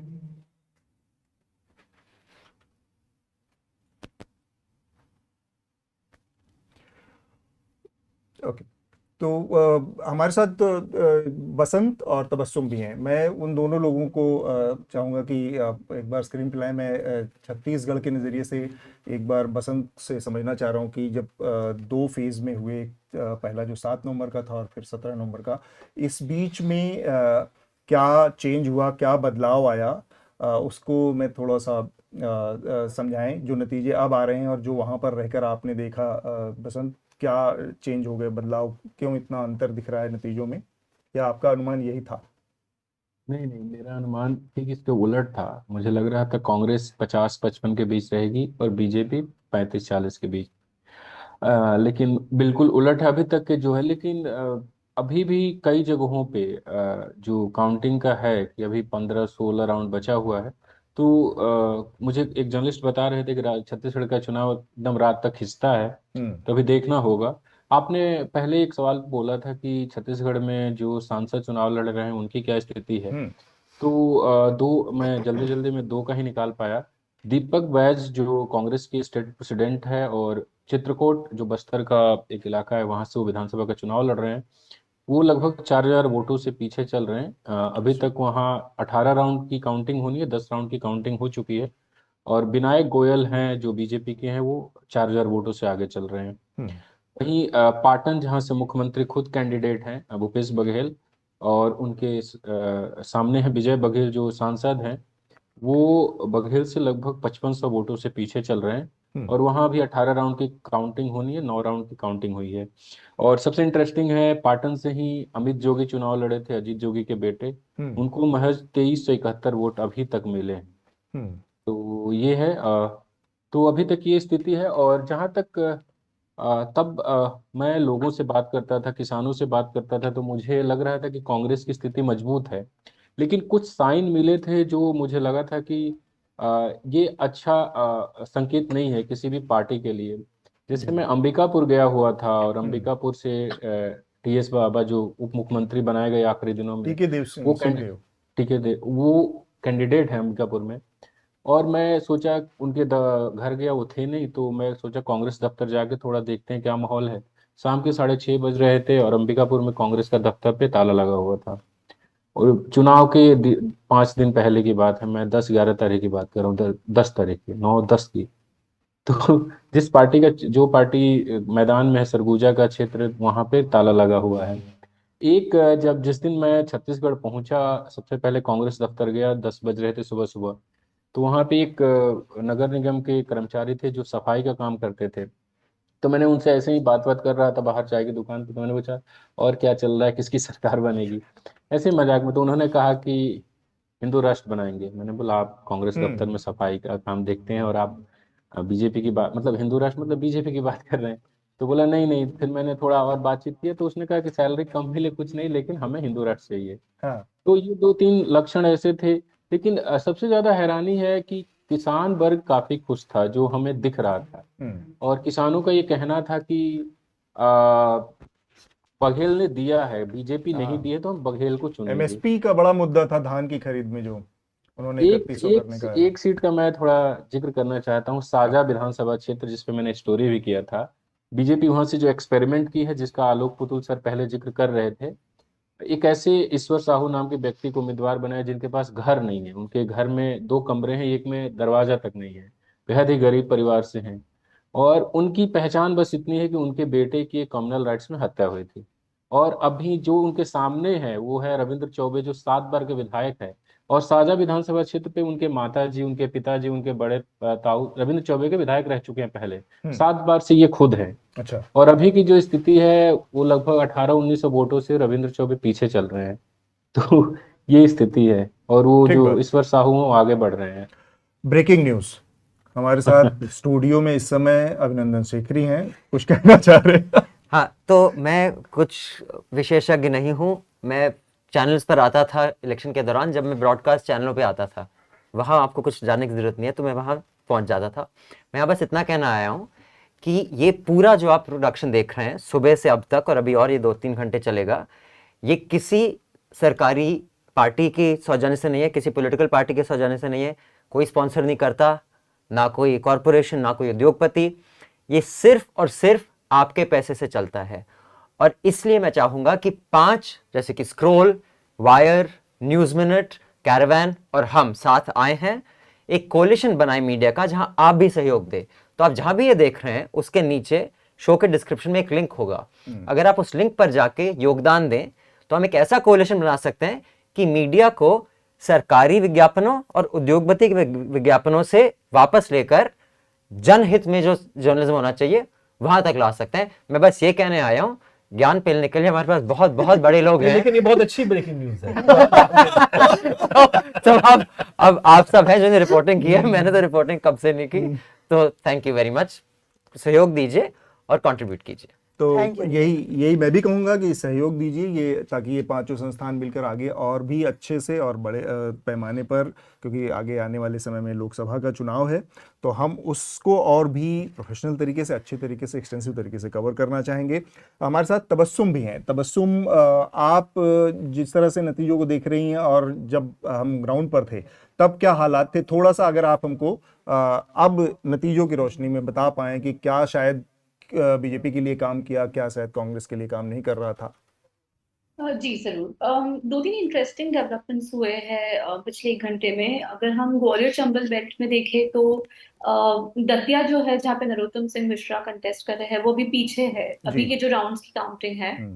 दिल्ली में ये आहत मिश्रा इनका नाम है, ये इनको कहा जाता है आहत मिश्रा, क्योंकि इन्होंने एक टाइम पर एक के बाद एक हर दिन सुबह इनके बारे में माना जाता था कि एक प्रेस कॉन्फ्रेंस करके और किसी एक चीज पर बैन लगाने, FIR दर्ज करने का निर्देश देते थे बतौर गृह मंत्री रहते हुए मध्य प्रदेश के। तो इनका आहत मिश्रा लोग कहते हैं। हाँ, जारी करें। निवास के अंदर फगन सिंह जो है वो अभी पीछे लैग कर रहे हैं। तो ये हैवी वेट्स थे बीजेपी के, जिनको डाला गया था इंश्योर करने के लिए कि ना ही बस वो अपनी कॉन्स्टिट्यूएंसी बट आसपास की कॉन्स्टिट्यूएंसीज को भी अफेक्ट करे। अगर हम वो देखें तो कैलाश विजयवर्गीय इंदौर में ऑलमोस्ट सारी सीट्स उनका एक इन्फ्लुएंस रहा है। इंदौर हमेशा से बीजेपी का एक सीट भी रहा है और कैलाश विजयवर्गीय के आसपास राव के एरिया में भी उन्होंने इन्फ्लुएंस किया है। जीतू पटवारी कांग्रेस के बहुत पॉपुलर फेस है, वो अभी इलेक्शंस में पीछे चल रहे हैं। वो यूजुअली पिछले 2-3 टर्म से वो जीतते आ रहे हैं। तो कैलाश विजयवर्गीय का हम जहाँ इन्फ्लुएंस देख रहे हैं, वहाँ ग्वालियर चंबल में थोड़ा बहुत दतिया और इधर निवास के एरिया में हमको डाउटफुल लग रहा है कि बीजेपी जीत पाएगी या नहीं। तो वो एक इंटरेस्टिंग डेवलपमेंट है। अगर हम साउथ वेस्ट बेल्ट देखते हैं मध्य प्रदेश का, ये प्रॉपर कांग्रेस वोट बैंक है। 2018 के इलेक्शंस में यहाँ पे कुछ अराउंड 20 कॉन्स्टिट्यूएंसी सीट्स थी, जिसमें ज्यादातर वोट्स कांग्रेस को गए थे, कुछ 4-5 सीट्स बीजेपी को गई थी। अगर हम अभी देखते हैं लेटेस्ट ट्रेंड्स, तो हमको ये दिख रहा है कि यहाँ पे बीजेपी ऑलमोस्ट 50% सीट्स पे लीड कर रही है। ये ह्यूज डेवलपमेंट है। दिस शोज कि जो कांग्रेस के लॉयल वोटर्स है वो लोग शिफ्ट हुए हैं टुवर्ड्स बीजेपी। और इस एरिया में माइग्रेशन बहुत ज्यादा होता है। यहाँ पर लाडली बहना का इम्पैक्ट दिख रहा है बहुत ज्यादा। जब मैं इस एरिया में टूर भी की थी तभी मुझे लोगों ने बोला था कि जो हमारे अकाउंट में पैसा देगा हम उसको वोट देंगे। तो कहीं ना कहीं एक फाइनेंशियल पे आउट्स वाला जो स्कीम है वो मध्य प्रदेश के लिए वर्क करता है, वो हम देख रहे हैं। 2018 में देखा हमने, हम अभी फिर से देख रहे हैं। तो ये अभी के लेटेस्ट ट्रेंड्स चल रहे हैं। आप कुछ और जोड़ना चाहेंगे? जो हमें डिस्कस करनी चाहिए वो काफी सारा कांग्रेस के काफी सारे लोगों से जब मैं सुबह से बात करी, वो कमलनाथ के ऊपर काफी कुछ ब्लेम कर रहे हैं इलेक्शन स्ट्रैटेजी को लेकर, कैंपेनिंग को लेकर। कई सारे कांग्रेस यूथ के नेताओं से मैंने बात करी, उन्होंने बोला कि जो एक कर्नाटक इलेक्शंस के चीफ आर्किटेक्ट थे सुनील कोनुबल, उनका रोल बहुत ज्यादा इंपॉर्टेंट था तेलंगाना में भी और मध्य प्रदेश में भी। बट मध्य प्रदेश में इलेक्शंस के कुछ दिन पहले ही कमलनाथ और उनका डिसएग्रीमेंट हुआ और कमलनाथ उनके आइडियाज एक्सेप्ट करने के लिए रेडी नहीं थे। तो एक वो जो आइसोलेटेड वे ऑफ वर्किंग है वो कमलनाथ का इस बार इस इलेक्शंस में दिखा है और उसकी वजह से आई थिंक कांग्रेस को एक बहुत बड़ा हिट हुआ है। तो अभी तक इतना हमारे सामने है। ये बिल्कुल आपकी बात ठीक है। वहां पर जब हम लोग मध्य प्रदेश में काम कर रहे थे तो बहुत सारे कांग्रेस के नेताओं और कार्यकर्ताओं में ही ये बात थी कि एक कमलनाथ एक किस्म की पैरेलल कांग्रेस यहाँ पर चला रहे हैं। और वो कई घटनाएं हुई, जैसे समाजवादी पार्टी के अखिलेश के साथ जो तू मैं हुई, या इंडिया अलायंस को लेकर, या भोपाल में जो वहाँ पर इंडिया अलायंस की सभा होने वाली थी, पब्लिक रैली, उसको दरकिनार करना। तो ये सारी चीज़ों से एक किस्म का ये था कि सेंट्रल लीडरशिप और मध्य प्रदेश की जो यूनिट थी जो कि कमलनाथ के अंडर में काम करती थी, दोनों के बीच में उस तरह का एक कोई मेल मिलाप या कोऑर्डिनेशन बहुत अच्छा नहीं था। एक चीज़ और तबस्सुम आपसे जानना चाहूँगा, 7 जो एमपीज और सेंट्रल मिनिस्टर्स को उतारा था बीजेपी ने, उनकी स्थिति आपके पास कुछ रिपोर्ट है उनके बारे में? जी हाँ, तो जैसे मैंने अभी आपको बताया कि निवास में फगन सिंह जो है वो पीछे चल रहे हैं। इंदौर में कैलाश विजयवर्गीय अहेड। दतिया के अंदर नरोत्तम मिश्रा उनका थोड़ा वो चल रहा है पीछे, वो उनके चांसेस थोड़े डिफिकल्ट लग रहे हैं। दिमनी में नरेंद्र सिंह तोमर अभी फिलहाल लीड कर रहे हैं, लेकिन आधे घंटे पहले पिछले राउंड में वो पीछे चल रहे थे। तो उनका रविंद्र तोमर के साथ कंटेस्ट है दिमनी में। रविंद्र तोमर भी बहुत स्ट्रॉन्ग कैंडिडेट है कांग्रेस के, उन्होंने काफी प्रचार वगैरह किया है। ये कुछ हैवी वेट्स है। प्रहलाद पटेल इज लीडिंग, वो आगे चल रहे हैं। और अगर हम दूसरे की प्लेयर्स का देखें तो जैसे रघुगढ़ में जयवर्धन हुए, वो अभी आगे चल रहे हैं। झाबुआ के अंदर विक्रांत भूरिया पीछे चल रहे हैं। विक्रांत भूरिया कांग्रेस के युवा नेता के स्टेट हेड है। उनका सीट अज्यूम किया गया था कि वो जीतेंगे, बट झाबुआ के अंदर अभी वो भी पीछे लैग कर रहे हैं। It is a big loss for Congress in a sense, क्योंकि उनकी कुछ शॉर्ट सीट्स है। जीतू पटवारी, विक्रांत भूरिया, वो भी वो लोग ऐसा लग रहा है कि वो लोग लूज आउट कर देंगे। इसके अलावा राजनगर जो छतरपुर में सीट है, विक्रम नाथ पीछे चल रहे हैं। वो बहुत सालों से ही is been the MLA. Narsinghpur में जैसे मैंने आपको बताया प्रहलाद पटेल लीड में है। शिवपुरी में बीजेपी लीड कर रही है। छिंदवाड़ा में कमलनाथ लीड कर रहे हैं। ग्वालियर में प्रद्युमन सिंह तोमर लीड कर रहे हैं। ये सिंधिया फैक्शन के साथ स्विच किए थे बीजेपी में। अराउंड 18 एमएलए सिंधिया के साथ स्विच किए थे, जिनको टिकट्स मिली है इस बार इलेक्शंस की बीजेपी की तरफ से, और ज्यादातर उसमें से जो है वो लोग लीड कर रहे हैं अभी अपनी ज्यादातर चुनाव अपनी सीट जीत रहे हैं। मतलब आप कुछ तबस्सुम से पूछ सकते हैं कि जबलपुर पश्चिम का क्या हाल है, क्योंकि वहां पर कई बार के सांसद राकेश सिंह को बीजेपी ने उतारा था, पूर्व वित्त मंत्री तरुण भानोट के खिलाफ। कोई अपडेट है उनके बारे में तबस्सुम? जबलपुर में मैं जो ओवरऑल देख रही थी उसमें मुझे बीजेपी लीड करते हुए दिख रहा था, विच इज इंटरेस्टिंग, क्योंकि जबलपुर के कॉर्पोरेशन इलेक्शंस में इस बार कांग्रेस जीती थी। तो एक वहां पे माहौल था कि शायद इस बार कांग्रेस एक स्विच हो सकता है, क्योंकि वो हमेशा से बीजेपी का वोट बैंक रहा है। बट यहाँ पे मेजरली जो जबलपुर की most of the seats Vishnu का स्पेशल इंटरेस्ट था, क्योंकि विष्णु जबलपुर से खुद हैं, तो विष्णु को लगा कि जबलपुर का अपडेट ले लिया जाए। और मुझे उम्मीद थी कि तरुण भानोट का काम एक्चुअली बहुत अच्छा था, काफी उनकी रिस्पेक्ट थी। एकमात्र कांग्रेस लीडर थे जो जनता में खुले हुए थे, मतलब आप जब भी जा सकते थे उनके खिलाफ। और राकेश सिंह की इज्जत एकदम जा चुकी थी, सवाल नहीं पूछते, कुछ नहीं करते संसद में। राजस्थान की एक सीट का नतीजा हमारे सामने आ रहा है, और दिया कुमारी जो कि बहुत स्टार कैंडिडेट थी भारतीय जनता पार्टी की, वो 71,000 वोटों से चुनाव जीत गई हैं। मैं सिद्धार्थ एक चीज़ आपसे जानना चाहूँगा, जो तबस्सुम ने कहा, एक जगह पर कैश इंसेंटिव स्कीम बीजेपी के पक्ष में काम कर रही है, दूसरी तरफ कैश इंसेंटिव की स्कीम जो है अशोक गहलोत ने बहुत सारी शुरू की, चिरंजीवी योजना से लेकर वो काम नहीं कर रही है। तो ये जो कैश इंसेंटिव वाली चीज़ें हैं, लगता है कि श्योर शॉट हो जाएंगी, पर कहीं काम करते हैं कहीं नहीं काम करते, तो इसको कैसे हम देख पाए? मेरा हमेशा मानना है कि चुनाव सिर्फ और सिर्फ स्कीम से आप नहीं जीतेंगे जी। स्कीम्स के अलावा आपको कुछ और चाहिए, और वो मिसिंग फैक्टर जो है, जो आप उसको विजन कह लीजिए, या एक वोटर के साथ लगाव, या जैसे बीजेपी ने हिंदुत्व के इशू को बना के, मतलब इस चुनाव में शायद इतना खुल के उसका प्रचार नहीं हुआ, लेकिन लंबे अरसे से भारतीय जनता पार्टी के साथ वो एक इशू रहा है, और मध्य प्रदेश में खास तौर पे।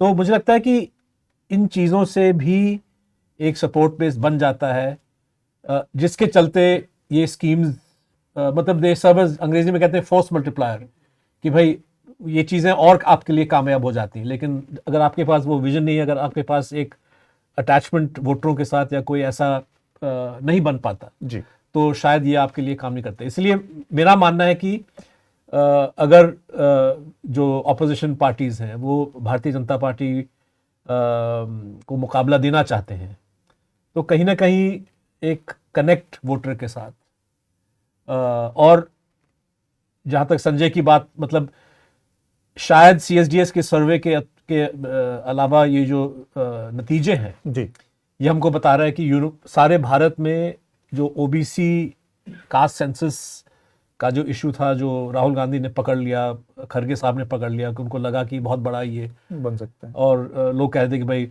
मंडल 2.0 जो है कमंडल 2.0 को हराएगा। शायद ये लॉजिक पूर्ण रूप से भारत के लेवल पे कामयाब नहीं होगा। इसलिए कांग्रेस को कहीं ना कहीं वो एक एक इमोशनल इशू जो आप कनेक्ट कर पाए लोगों के साथ, और वो ढूंढना पड़ेगा। ठीक बात है। अगर हमारे साथ संजय लोढ़ा हो तो हम उनसे भी इस सवाल का जवाब जानना चाहेंगे कि जो कैश इंसेंटिव के मामले में कैश बेनिफिट्स जो होते हैं डायरेक्ट, उसको वो जनता के ऊपर किस तरह से असर डालते हैं, क्योंकि हमारे यहाँ बहुत, हमारे सामने इसी नतीजों को देख ले तो बड़ा मिक्स है, एक स्टेट में किसी तरह से वो असर करती है, दूसरे स्टेट में दूसरे तरह से असर करती दिख रही है। हाँ अतुल जी, पहले भी मैंने इस बात को एम्फेसाइज किया था कि जो ये वेलफेयर स्टेट वाला एक जो कॉन्सेप्ट था जिसको लेके अशोक गहलोत आगे बढ़े, और पिछले साल 1.5 साल के अंदर उन्होंने एक के बाद एक कई तरीके की welfare schemes, cash incentives, pension को लेके, विधवाओं के लिए, या बिजली को लेके, या अन्य प्रकार की जो स्कीम्स थी, तो मैं इस बात से तो इत्तेफाक नहीं रखूंगा कि इसका कोई असर नहीं हुआ। इनका डेफिनेटली असर हुआ है, और हमारे जो सर्वे रहे हैं प्री पोल सर्वे में भी, और डेफिनेटली पोस्ट पोल के डेटा जब मेरे पास आएंगे तो उसमें भी ये डेफिनेटली रिफ्लेक्ट होगा।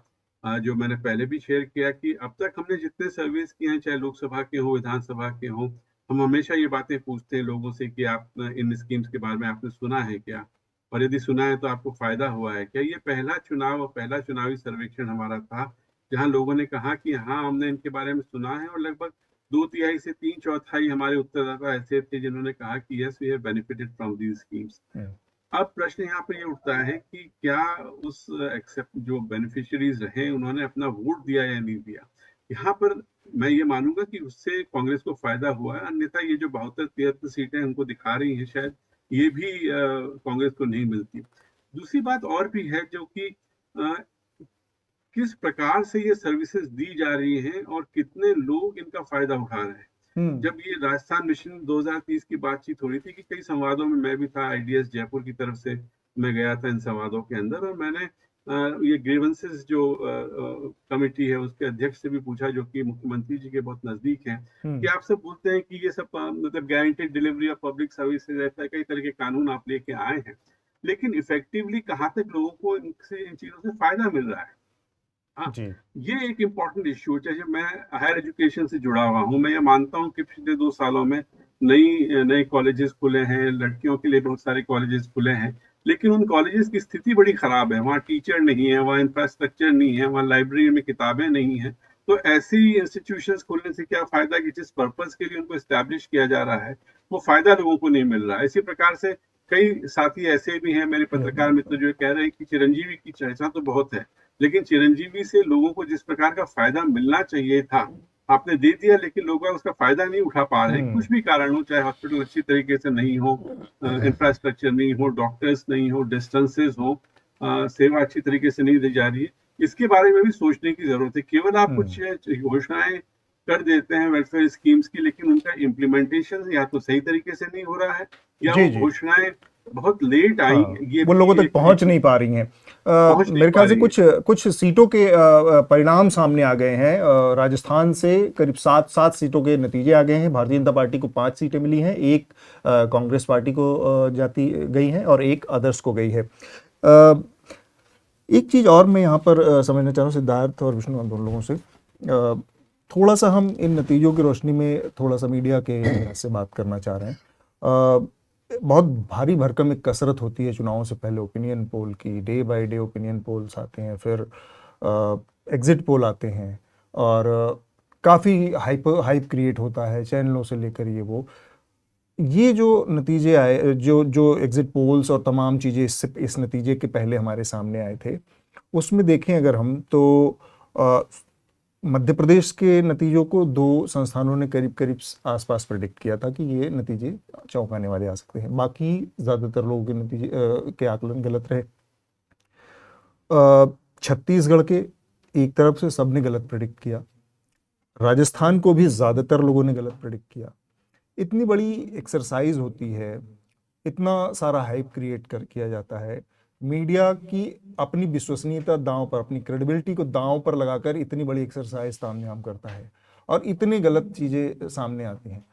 आपको लगता है कि इस तरह की एक्सरसाइज में अब कोई एक बहुत बड़ा आमूल बदलाव और एक बहुत सीरियस थॉट, विचार करने की ज़रूरत है सबको, कि ये अल्टीमेटली हमारे अपने प्रोफेशन, पेशे के ऊपर बहुत बड़ा सवालिया निशान खड़ा कर देता है कि आप चुनाव दर चुनाव इसी तरह के उल्टे दर सीधे, मतलब अगर आप 4 के अनुमान 5 के अनुमान लगा रहे और 2 सही हो रहे 3 गलत हो रहे, तो ये तो तुक्केबाजी वाली बात होगी।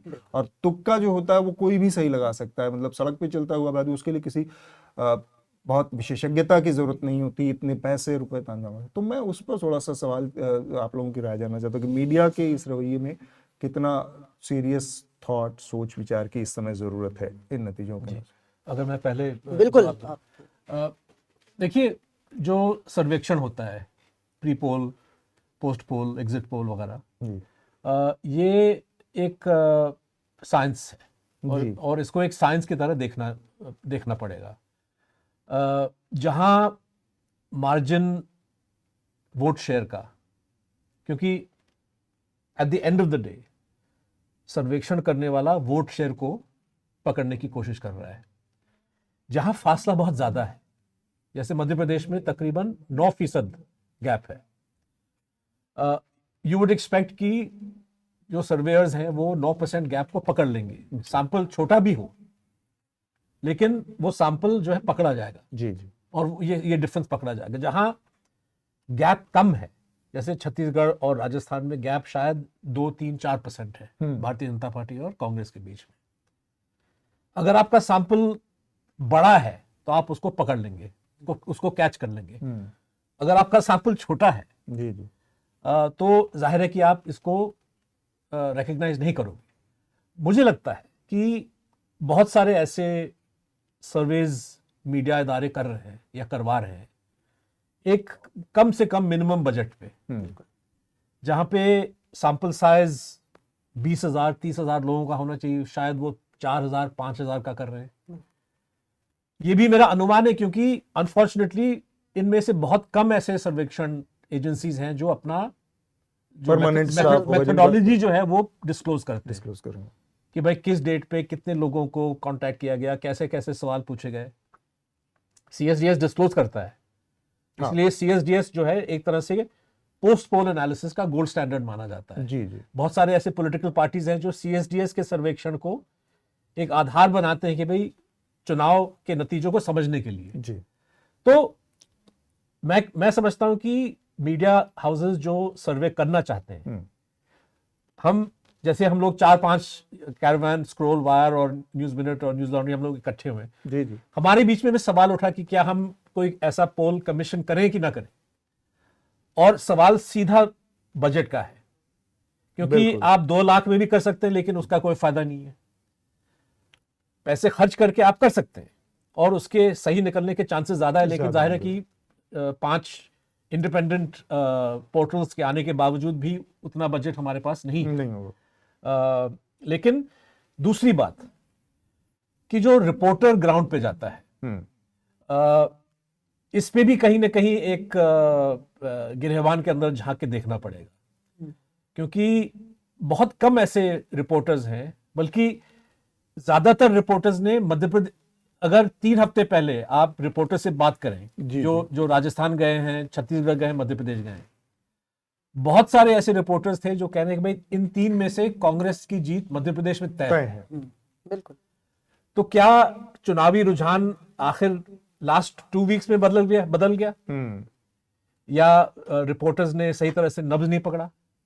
ये कहना बहुत मुश्किल है। लेकिन मैं इलेक्शन कवर कर चुका हूं, इस इलेक्शन में तो नहीं उतरा, लेकिन मैं मतलब बहुत मुश्किल होता है ये, क्योंकि आप एक कंस्टिट्यूंसी में जाते हैं, चंद लोगों से आपकी बातें होती हैं और उस आधार पे आप एक कहानी बुनने की कोशिश करते हैं। जाहिर है कि अक्सर आप गलत साबित हो सकते हैं। ठीक बात है। बिल्कुल, यही मेरा भी ये कहना है कि जिस तरह का रिसोर्स इस तरह के सर्वे में होना चाहिए वो बहुत कम दिखता है। मीडिया हाउसेस, बड़े मीडिया हाउसेस, हम अपनी क्या बात करें, लेकिन जो बड़े मीडिया हाउसेस हैं लगातार कॉस्ट कटिंग पे ज़्यादा जाता है। रिपोर्टर्स की संख्या कम है, आपको डेस्क में ज़्यादा लोग मिल जाएंगे, रिपोर्टर्स कम हैं, तो वो भी जब उसका असर तो सीधे सीधे यहाँ दिखता है। और जब तक आप रिपोर्टिंग पे रिसोर्स अपना खर्च नहीं करते, रिपोर्टर्स की संख्या नहीं बढ़ाते, मुझे नहीं लगता मीडिया हाउसेस, ये बड़े हाउस या कुछ नया कर पाएंगे या अच्छे से दिखा पाएंगे चीज़ों।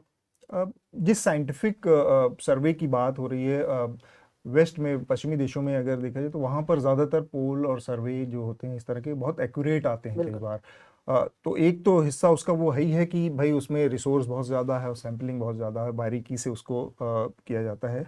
दूसरा उसका है कि इंडिया, भारत का जो स्ट्रक्चर या सामाजिक संरचना है वो बहुत डाइवर्स है। डाइवर्स इस कॉन्टेक्स्ट में कि मतलब वेस्ट के कॉन्टेक्स्ट में देखें तो कास्ट और ये सब इतनी सारी फॉल्ट लाइंस उसमें बटी हुई हैं, तो उसको पकड़ने के लिए उससे कई गुना ज़्यादा साइंटिफिक होना पड़ेगा, कई गुना ज़्यादा रिसोर्सेज लगाने पड़ेंगे।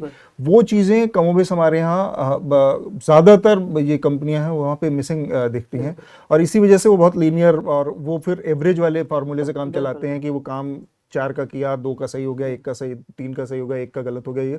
ये एरर वाला जो हिस्सा है इसीलिए हमेशा ज्यादा रहता है, जैसे इसमें ही दिख रहा है कि इतनी सारी गड़बड़ियां और आप हैं। ये देखिए माफी भी नहीं मांगते गलत करने के बाद वापस तो क्या वापस वही गलती करने के लिए तैयार बिल्कुल। रहते हैं। तो ये हमारा आज अभी का जो हिंदी का सत्र था, इसके बाद आखिरी सत्र शुरू होगा। उसमें मनीषा होंगी, धन्या होंगी, हरतोष होंगे, और इसके अलावा हमारे साथ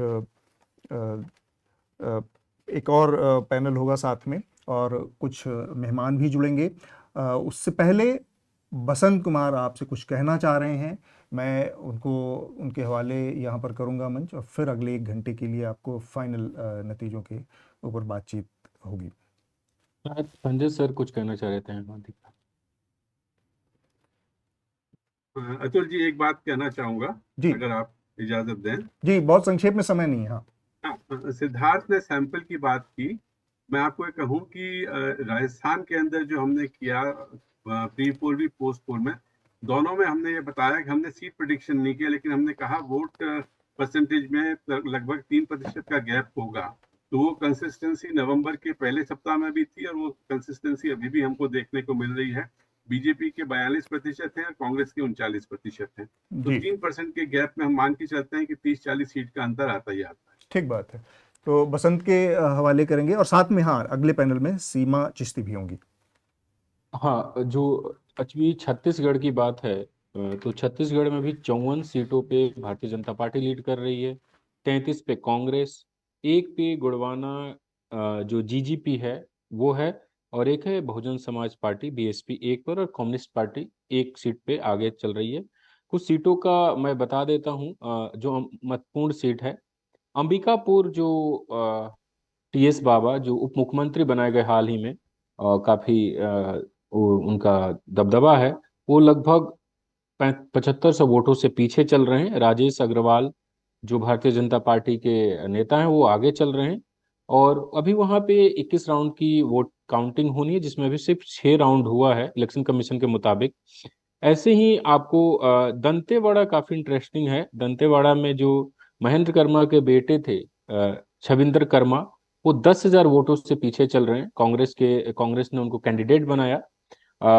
बस्तर में जो 12 सीटें हैं, एकमात्र सीट थी जहां से बीजेपी जीती थी, लेकिन 2019 के चुनाव के दौरान यहाँ जो बीजेपी के सिटिंग एमएलए थे, नक्सलियों ने उनकी हत्या कर दी। उसके बाद जो उपचुनाव हुआ उसमें इनकी माँ छविंद्र कर्मा की माँ चुनाव लड़ी और जीती थी। अभी ये चैतराम अटामी जो बीजेपी के नेता हैं उनसे लगभग 10,000 वोटों से पीछे चल रहे हैं। और इसके बाद हम बात कर लें चित्रकूट की, क्योंकि चित्रकूट से कांग्रेस के स्टेट प्रेसिडेंट चुनाव लड़ रहे हैं दीपक वैद, जो लगभग अब 6,000 वोटों से पीछे चल रहे हैं। वहां पे 12 राउंड की वोट काउंटिंग हो चुकी है, 18 राउंड की काउंटिंग होनी है, तो ये पीछे चल रहे हैं। अब पाटन की बात कर लेते हैं, क्योंकि दुर्ग पाटन है जहां से मुख्यमंत्री खुद उम्मीदवार है। पाटन की अगर बात करें तो पाटन में मुख्यमंत्री लगभग 10,000 भूपेश बघेल 10,000 वोटों से आगे चल रहे हैं, और उनके सामने विजय बघेल हैं जो 10,000 से पीछे चल रहे हैं। तो ये कुछ बड़े सीट है। बस्तर की अगर बात करें, वहां से कांग्रेस के जो कांग्रेस यहाँ से लगभग 5,000 वोटों से आगे चल रही है, बीजेपी दूसरे नंबर पे है। और एक और कांग्रेस के नेता हैं ताम्रध्वज साहू, उनकी स्थिति काफी अच्छी नहीं लग रही है, क्योंकि वो लगभग 10,000 वोटों से पीछे चल रहे हैं दुर्ग रूरल से। तो कांग्रेस के कई दिग्गज नेता हैं जो काफी पीछे चल रहे हैं। एक सीट इंटरेस्टिंग है जो जहाँ की बात मैं पहले भी किया था, साजा। कोंटा की बात कर लेते हैं। कोंटा से कवासी लखमा जो शराब मंत्री थे, और जब हमने उनसे सवाल पूछा था कि आप लोगों ने वादा किया था कि शराबबंदी करेंगे लेकिन शराबबंदी नहीं हुई, तो उन्होंने मुझे कहा कि हम अब आपसे पूछ के अपना घोषणा पत्र बनाएंगे। वो मनीष कुंजाम जो सीपीआई के लीडर हैं, उनसे लगभग 500 वोट पीछे चल रहे हैं। और एक चीज ध्यान देने वाली है कि मनीष कुंजाम कोंटा जो सुकमा का क्षेत्र है, वहां से वो चुनाव लड़ रहे थे, और उनको अपने पार्टी का सिंबल नहीं मिला था सीपीआई का, वो एसी चुनाव चिन्ह उनका था। अब आप सोचिए कि आदिवासी बेल्ट में एसी चुनाव चिन्ह मिलना कैसे समझाए होंगे। तो उनको काफी अच्छा वोट परसेंटेज है उनका, अच्छा आगे भी है 500 वोटों से। तो ये स्थिति है। साजा की अगर एक बार बात कर लेते हैं, साजा जिसका जिक्र मैंने अपने बातचीत में पहले किया था, लगभग 4000 वोटों से ईश्वर साहू लीड कर रहे हैं। और लेकिन वहां पे अभी बहुत काउंटिंग बाकी है। 22 राउंड की काउंटिंग होनी है, अभी सिर्फ 7 राउंड हुई है। तो ये स्थिति है। भिलाई नगर से देवेंद्र यादव जो नौजवान कांग्रेस के नेता हैं, वो लगभग 3000 वोटों से आगे चल रहे हैं। तो वहाँ पे 12 राउंड की काउंटिंग होनी, 8 राउंड की हो चुकी है। और अगर कुछ आपको कुछ और जगहों का बता देते हैं। Korba,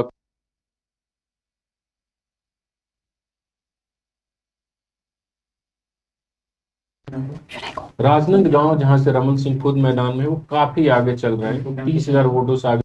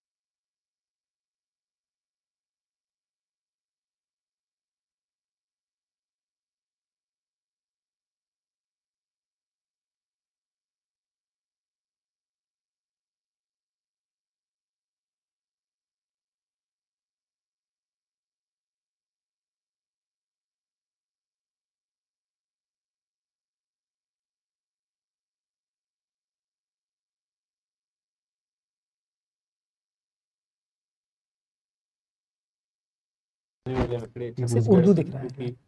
Thank you, Basant. You want to finish that? सबसे ज़्यादा चौंकाने वाले आंकड़े? Is he still on air? He's left. Okay, Basant has left. Welcome back. Actually, don't have to say welcome back because we've been on for about 8 hours now. But I am back after the morning slot, and I've been noticing a lot of you are typing moe on the YouTube comments, and I was wondering ये क्या चीज़ है moe. Then I went to NDTV. I read a full piece on it. So very bad. Now I had to read a piece on moe, which basically, you guys don't know, it means heartache. But there's no heartache here, guys. We're eating jalebis, saffron colored. It's beautiful, tasty. We're having chai, and we're going to give you results which have been really something to watch out for. Spectacular victory for the BJP in Madhya Pradesh and in Chhattisgarh, and we're going to talk a lot about that because I think Madhya Pradesh is especially very interesting. Rajasthan also the BJP is ahead, and Telangana, of course. It's safe to say Congress is winning then, or is it still like a... No, I think it's safe to say Congress is winning. Yeah. And before actually we get into the results, congratulations Dhanya. Thank you. And congratulations Supriya. Yes, Dhanya has won the Journalist of the Year award at the Reading. So, thank you. And Supriya and Arunabh have won an award for an investigative piece on the misuse of ED by the Modi government. So, congratulations on that. Please do check out reporting by Scroll. I think you guys have won 5 awards, so really kudos for that. Check out all their reporting on Scroll. Of course, check out News Minute, and remember that they're able to do all this reporting, and despite being such a small team, they're able to win these amazing awards because they have people supporting them, people subscribing to them, and that's how they're able to stay independent and bring you incisive reporting. We're going to, of course, go into numbers, and there's lots to discuss. But I think let's quickly go to Sudipto because he's waiting for us at Bangalore. So let's just say hello to him. And Sudipto, you must tell us as a journalist, can I say you parachuted into Chhattisgarh? You won't get offended by that, right? You're mute.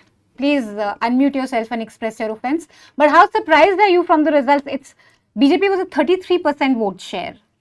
46% vote share they've got in this as we're counting. Spectacular victory for them there. And this is something that no one talked about. So the exit polls were all saying Congress jeetne wala hai. Reporting bhi mostly, there was no wave at least that we heard of. How surprised are you by Chhattisgarh? And what do you think you missed out as a journalist? So the thing is, I mean, I didn't get out of Raipur. I was stationed in Raipur only and speaking to the experts there. So yes, it is right that I was a paratrooper in Chhattisgarh. The results, I mean, I can't react to the results because I was not looking at the results when I went to Chhattisgarh. I was looking at, the nature of politics under Baghel. And now that the results have come in, I'm able to add 2 and 2 together. I dare say that this is what happens when you try and be more Hindutva than the BJP. Right, and I say this also broadly about Madhya Pradesh, Rajasthan as well, where the Congress has taken the shape of the container, and the container happens to be right wing. And I do not think that in Chhattisgarh, Baghel has really set a secular agenda. And I don't know. I'm imagining myself as a voter in Chhattisgarh. What would I have voted for or against? Because I'm essentially voting for 2 parties that are pursuing a similar line. So to that extent, I don't know. I mean, the results, that's how I read the results. And yes, the other important thing, I suppose, to say that Baghel was defeated by the social justice agenda, because I do feel that the smaller parties, the Hamar Raj Party, the Gondwana Ganatantra Party, the Bahujan Samaj Party, and there were several other parties in the fray, smaller parties. And each of them was contesting on that flank of the Congress's failure or Baghel's failure on the question of social justice. So now, it is crying over spilt milk, but a party that claims to present a secular agenda as against the BJP has completely failed on that ground as well as on the ground of social justice. So, therefore, I don't know, serves Baghel right. What about Telangana? Because you guys have covered that pretty closely. Of course, I mean, through all the reporting, it was very clear that people were upset, but there was this invincibility to BRS, which seems to have been proven wrong now. Yeah, I think Dhanya will be able to answer that question better. But my initial reaction is, okay, now one nightmare is over. And now, a lot of people who I'm speaking to, since morning are very worried about the return of Reddy rule, through Revanth Reddy. And that is a very real danger. I'm more excited about the kind of reporting we'll get to do from here on forward, where we can, hold the Congress to account in that state and, look at how they're going to undo the damage that the TRS or the BRS did in its time in power. So that is going to be of key interest for me, because if you're going to be replacing an incumbent, I mean, if you can't take the shape of the person you've replaced. So that is really the thing for me, either in the case of Baghel or in the case of the Congress in Telangana. That's one thing to watch out for, is Velama rule, which is what was discussed. So Congress said it is feudal rule, and KCR's feudal rule and all of that. But Revanth Reddy is not from some toiling community either, or he doesn't represent the interests of the toiling masses either. So we'll have to wait and see what happens there. Great, thank you so much for joining us. We also have Ajoy from The Wire who's going to join us. Is he here with us? Hey Ajoy. So, initial reactions to the results, and I think we can talk about this a little bit with the others also, that there is this urge to just talk about Hindutva with the results now, even though when we started these elections, analysis, we talk about how welfare played a scheme, but it seems like BJP is a party that has a little bit of something for everyone. आपको हिंदुत्व चाहिए आप हिंदुत्व ले लो, आपको welfare चाहिए आप welfare ले लो, आपको nationalism चाहिए आप nationalism ले लो. So you see that reflecting in the results a little bit for everyone, and that's what, and there's essentially no difference between the welfare promises that were being offered by both parties.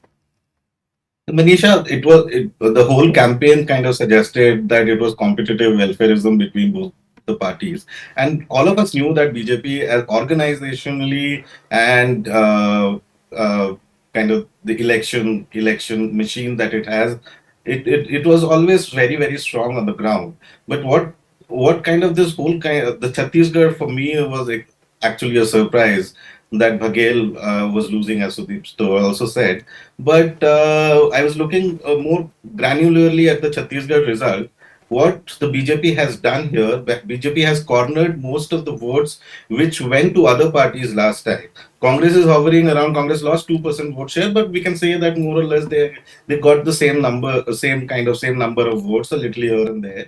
But what BJP has done, that it shot up from almost 33% to 46%, cornering most of the Jogi Congress's votes, the GGP and BSP's votes, and that is what is kind of pulling BJP much ahead of the Congress, and that is how it is done. And it played like very, very the micromanagement that it did in Chhattisgarh also. It gave almost 20 to 25 seats in the to Sahu community, and all the Sahu dominated seats, they seem to be kind of sweeping there. So these are the kind of small tricks that the BJP does in every election, and but kind of very sorry to say, but the Congress seems to be getting have gotten really complacent in Chhattisgarh, thinking that there's no opposition. But this is how the BJP micromanages election, and it could not. And Congress should have thought about how these smaller parties would perform, and how and it's for example, the Jogi Congress got around 8% votes in 2018, and this time it is getting only around 1.5%. So most of the votes seems to be going to the BJP. And similarly, a large chunk of scheduled caste and Adivasi votes which went to the Gondwana Ganatantra Party and the Bahujan Samaj Party alliance, has also played a spoiler for the Congress. And similarly, in Madhya Pradesh also, if you see all the adjoining regions of Uttar Pradesh, the BSP seems to be doing it. Overall, its vote share is only 2%, but in those, if you see the contested vote shares, all the constituencies around in Bundelkhand or in Baghelkhand, which is kind of abutting Uttar Pradesh, BSP has played a spoiler for the Congress in huge number of areas. But these are like small tricks. I feel the Congress, because of all the pre-poll surveys that projected a win for the Congress in Madhya Pradesh and Chhattisgarh, they seem to have gotten very complacent. And while in Madhya Pradesh they seem to be getting almost the same number of votes, what the BJP has done, they have pushed the base vote share to a much higher kind of base. So in Madhya Pradesh, BJP is getting almost 48% votes, which makes makes it really difficult for the Congress to defeat it. And similarly, what used to be in earlier elections in Chhattisgarh, the winner would get around 39 or 40% votes, but the BJP this time seem to be getting 46%. So it's a daunting task for the Congress in 2024 to defeat the BJP, which seems to be always pushing the vote share base higher up. We saw that how BJP earlier in, for example, in Uttar Pradesh, Akhilesh Yadav won more than 200 seats in just 28% votes.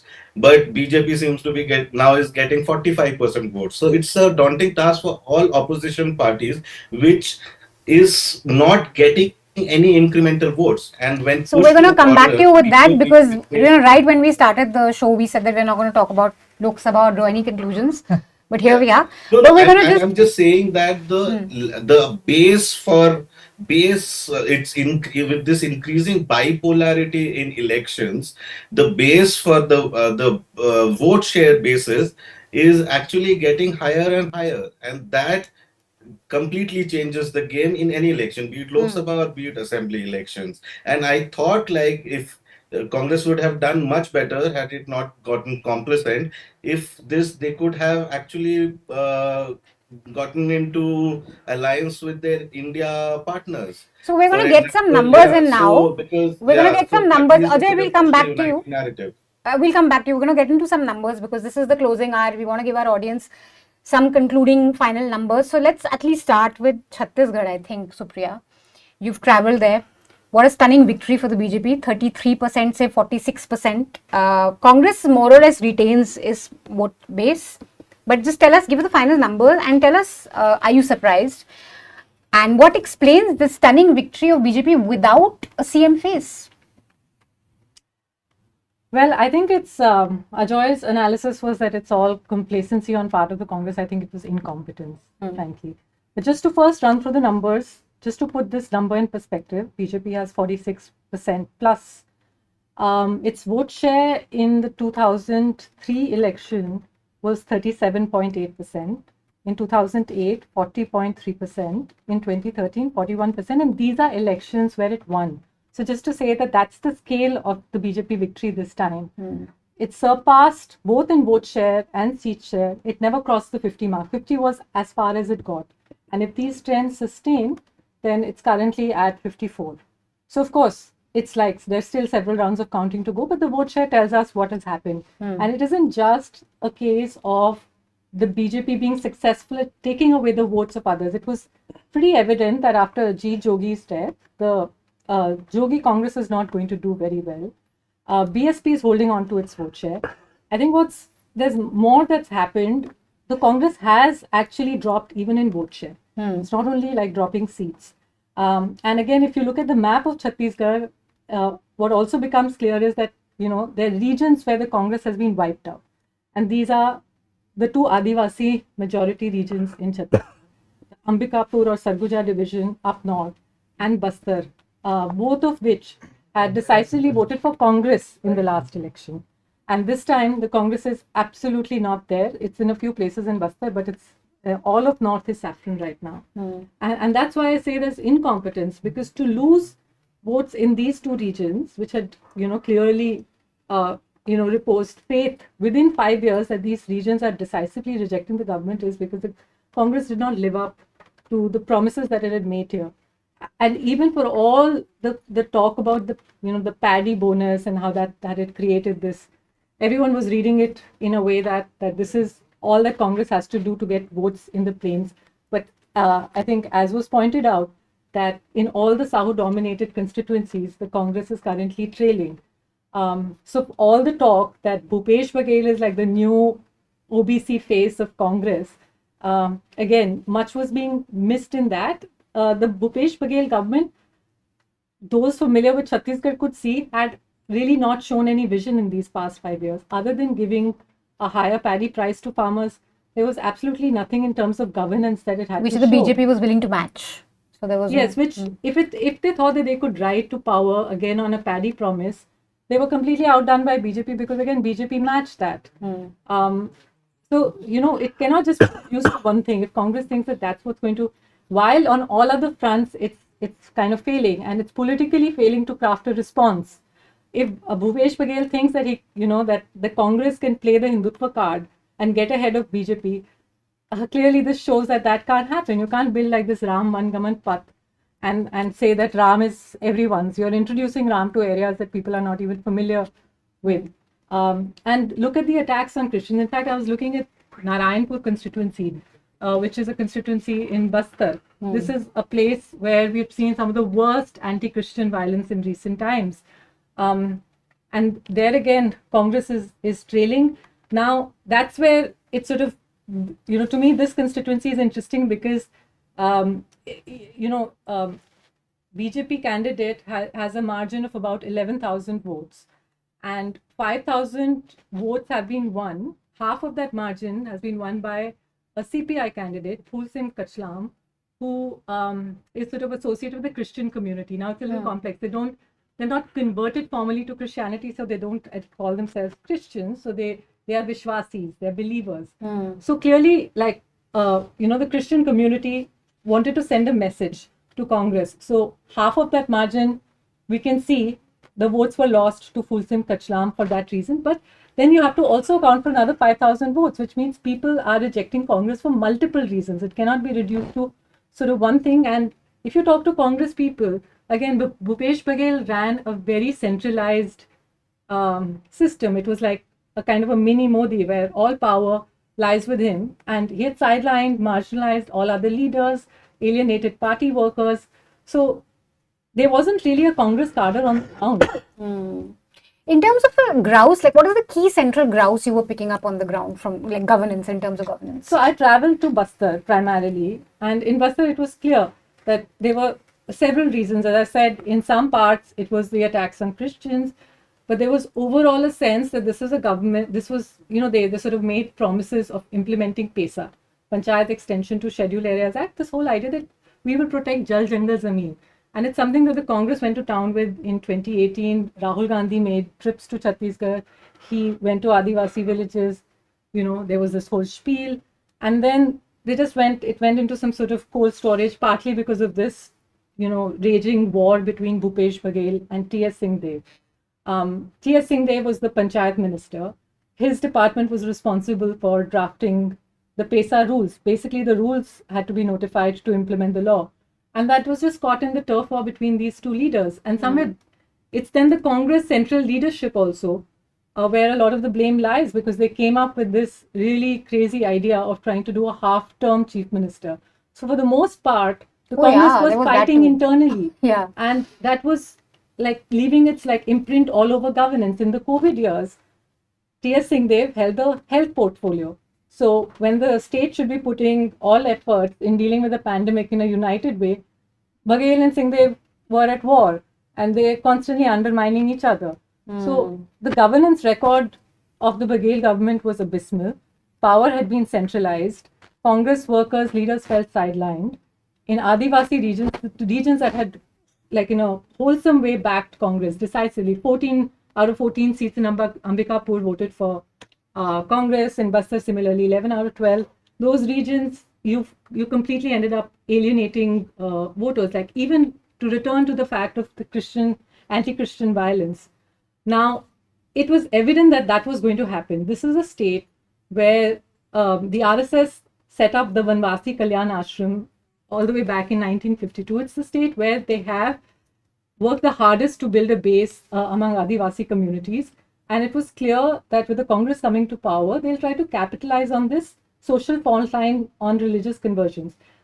So the Congress really had to do some work in crafting a response. But instead, they allowed mobs to sort of go and attack Christian believers, mobs led by BJP leaders. They went scot-free for the longest time till there were repeat attacks. And it was finally when a police officer was injured in Narayanpur that they cracked down. And then people there told me that when they went to meet the Adivasi leader, sort of the tallest Adivasi leader of Bastar, a minister, Kawasi Lakma, he said, "Why have you converted?" So Congress didn't come across as empathetic at all. And Bhupesh Baghel tried to do what I think he thought was clever. He was like, most conversions happened in the BJP, under BJP rule. But that's to say that there is something inherently wrong with conversions to Christianity. It was left to Adivasi intellectuals and movements like Sarv Adivasi Samaj to say that just the way, if the argument is that Adivasis converting to Christianity threatens the Adivasi identity, what about Hinduization of Adivasis? And again, like sort of to get everyone's attention on what is actually the biggest threat to Adivasi identity, which is the loss of, their sort of traditional livelihoods, of the forest, of Jal Jangal Zameen.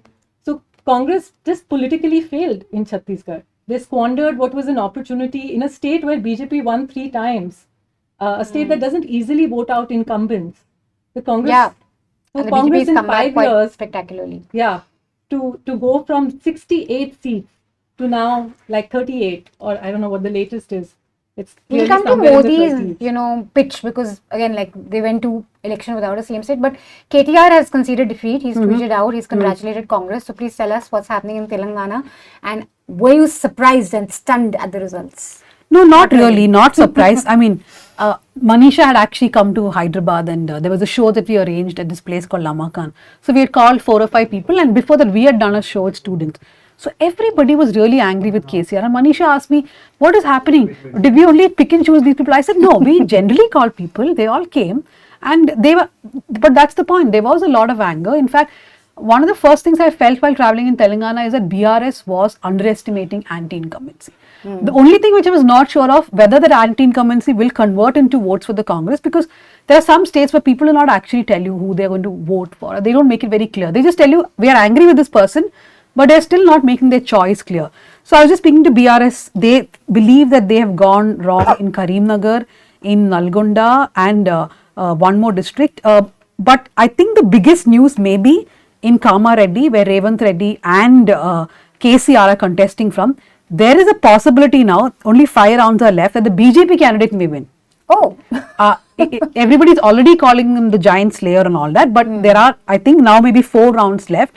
But if this Venkat Reddy does win from Kamareddy, that will be the story of Telangana. And of course, Revanth Reddy, I think all English news channels have already started. Will Bhatti be the new CM, or will it be Revanth Reddy? So this will be a double slay. He'll be a double killer candidate, right? If he, And so BRS's vote share has gone down from 46 to 37%, and Congress has upped it almost 10%, 28 to 39. And look at the BJP; they've also doubled. They were at 7 last time, and this time they're almost at 14. So in terms of principal grouses against the BRS, corruption, crony, yes, capitalism, all that. I think there's anger against the family. There's also this resentment against Hyderabad being the focal point of all development, right?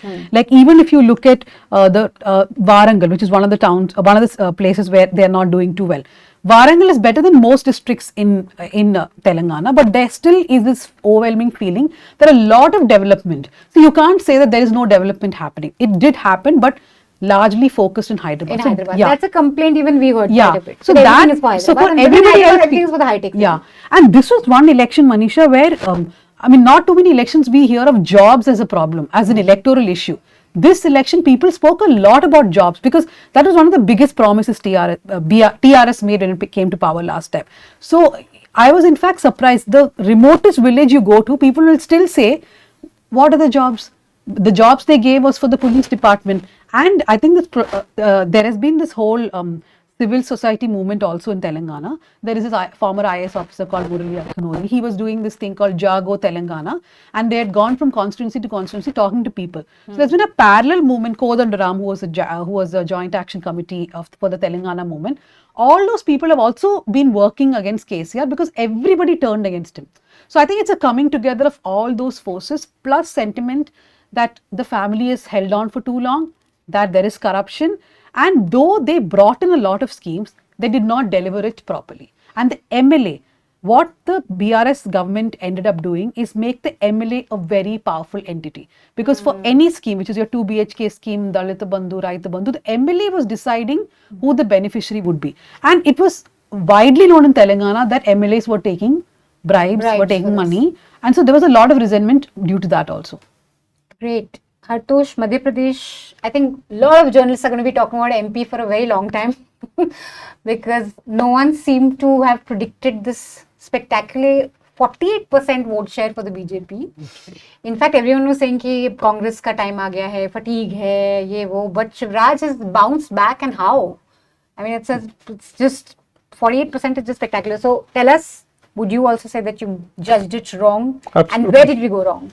Well, one, I was surprised by the result, but I also must say that I am actually quite happy with the results. The loss and the decimation of Kamal Nath is a direct indictment of the central leadership and the kind of focus the Congress has picked for these elections. And the blame goes directly. There is no reason for Kamal Nath to exist but the Gandhis themselves. And we should be clear about that. The man has a pretty despicable record in every which way.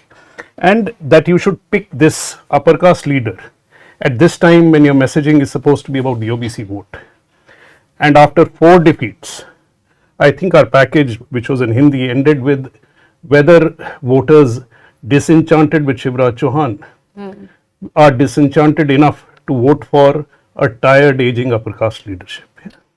And they clearly were not. Why is the result a surprise? Because I think, and let me, as you said, 48%, 162 seats at the moment, that may change a little. This is higher than 2013, when the BJP was clearly on the up, and this time they were seen as on the back foot. One is the first question: why did we not all see this? That disenchantment was being voiced, was clear on the ground to everybody who went there. As Dhanya was saying, did that mean that people voted on that disenchantment? It seems that was not the case. It reminds me of, I think I was telling you the story of when I used to report Punjab. You would go around and I would repeat this in Punjabi because it sounds better, that that ji vote ਕੀ ਚੱਲ ਰਿਹਾ ਹੈ, ਕੀ ਹਾਲ, ਕਹਿੰਦੇ ਜੀ ਇਹ ਅਕਾਲੀ ਬਹੁਤ ਮਾੜੇ ਹੈਗੇ ਹੈ ਜੀ, ਇਹਨਾਂ ਨੇ ਕੁਛ ਨਹੀਂ ਕੀਤਾ ਹੈਗਾ, ਝੋਨੇ ਦਾ ਭਾਅ ਨਹੀਂ ਦਿੱਤਾ ਹੈਗਾ, they haven't paid for paddy, they haven't done this, they haven't done that. And you think that there's great resentment against the Akalis. When the vote is over, you go ask them, ਕਿੱਥੇ vote ਪਾਇਆ ਜੀ? ਅਸੀਂ ਤਾਂ vote ਪੰਥ ਲਈ ਪਾਇਆ ਹੈ ਜੀ. And so there is, and this I've been arguing from the morning, that there is a baseline Hindutva in the Hindi belt that has settled down. And when all things seem to be equal, that is what really counts over everything else. And all things were equal. They, in terms of a vision or a developmental plank, there was nothing that the Congress had offered that the BJP was not already offering. There probably would be a divide in the gender vote, but going beyond that, if you look at the distribution of how the state has voted at the moment, if you look below the Narmada towards the Gond areas or towards Rajasthan where the Bhils dominate, it does not seem the Congress has done that badly there. It is in the rest of the states, in the intervening areas which has a large OBC population. I think the upper caste vote is in any case a lost vote for the Congress. It's not going to touch it. You can dance, you can strip in temples, you can wear dhotis, you can put tikas. It's not going to make any difference. Don't strip in temples. I mean, strip down to temple Janu and all you want to display your suddenly Shiv Bhakti, it's not going to help you much. So, if you want to build on a base of at least the Adivasi support in Madhya Pradesh has been oscillating. They've been seeing which party offers what. They are not a steady base for anybody. Unlike the Bhils, where substantial amount of RSS work has happened, in the Gond, parties like the Gondwana party have introduced a sense of their own identity, a very strong identity that stands opposed to the BJP. A party that again Kamal Nath tried to break down and disrupt in some senses. So how do you build on some support from the Dalits and the Adivasis? You're not going to get it from the upper caste. You need to build it from the OBCs. Now, you are going to go into an election where you really need OBC support. And who are the figures that your face is Kamal Nath. There's Digvijay backing him up. There is no discourse about what it means to be an OBC from these two people. There is a third candidate, Jitu Patwari, who's been confined to his constituency, put in his place by these two. Rahul Gandhi wanders around talking about the caste census. These are states, unlike Bihar or UP, where you have not seen social justice movements. You have not seen any impact Mandal, you haven't seen a Kashiram, you haven't seen a Mayawati work directly at these places, you haven't seen a Mulayam or a Lalu or a Nitish. How do you message? What does the caste census mean? What does it mean for the OBC there? What is it that you are offering? How are you different? What is your vision? None of that is articulated. And the third is, I think Vishnu from Caravan in the last discussion had pointed out that the effort on the ground was absent. I think the BJP held twice as many rallies. Yeah, some 600 rallies and Congress was half of that, 300. On any given day, Shivraj was working with twice as much enthusiasm as the tired and aging Kamal Nath, who I think, unless the Gandhis are really losing it, should now be put to bed in terms of his political career. Whether that happens or not, we will find out, because the central leadership is a strange beast. You look at the difference here after 4 elections, you have anti-incumbency on your side and you can't get anywhere. At least when you're driven by a vision like Gehlot, there is a battle in that state. There is at least an identity that you form for yourself. All that Kamal Nath offered was a 100-foot statue of Hanuman, and that the Ram Mandir was built by the Congress. I think this is the point that a lot of reporters in Madhya Pradesh did articulate quite a bit, that Shivraj is just giving this, you may see Modi everywhere, but it's really Shivraj. He's going out, he's campaigning, he's doing 6 to 7 rallies. Compare that to Kamal Nath, who'll do 2, at best 3. So that fight, I mean, BJP always puts up a fight like it's in the opposition, even though it's been in power. And the Congress is like perennial power mode. It's true, it's Shivraj. He was discounted in the beginning, there was but do not leave Modi out as a factor. I think there is a huge positive response to Modi. Yeah. It is visible in the Hindi belt in every corner you go to, at every segment you deal with. And how that translates directly into votes, how it helps the BJP is, I think, for pollsters to actually go and examine. Not that they've done a very good job. I mean, there is this whole claim that they've got one MP election right, but the same pollsters got 3 other elections wrong in the other states. So I think you can say that there's a random lottery that's going on and they claim credit on such things. I think at least on Chhattisgarh, all the pollsters got it wrong. I don't think anyone predicted such a good victory for the... And, you know, Seema, we were saying before this that we should not link this to Lok Sabha. No, but we have to pick up cues. But I think, at least on Modi as a face, if he can go to 3 states without a very clear CM face, even in Madhya Pradesh, if Raj was diminished, it's pretty clearly Modi's double engine also, or one single engine. So I think, or maybe as somebody remarked, the double engine may well be Mr. Amit Shah. So that may be a different nature of the double engine. But I think we have to, see it for what it is. And clearly the destruction of the double engine seems to have played a role in the whole thing being centrally directed in these states. But of course, I want to just pull back on these 3 states, which the BJP has won. And actually, in all the 4 states that went to the polls, there's been spectacular anti-incumbency except Madhya Pradesh. So looked at from that point of view, also it makes Madhya Pradesh an interesting case to watch out for, because the BRS has been toppled, Baghel has been toppled, and the Ashok Gehlot has been toppled. So there's some things up. There's clearly either it is an underlying economic unrest, a dissatisfaction and anxiety that is clearly visible. There is some degree of turmoil.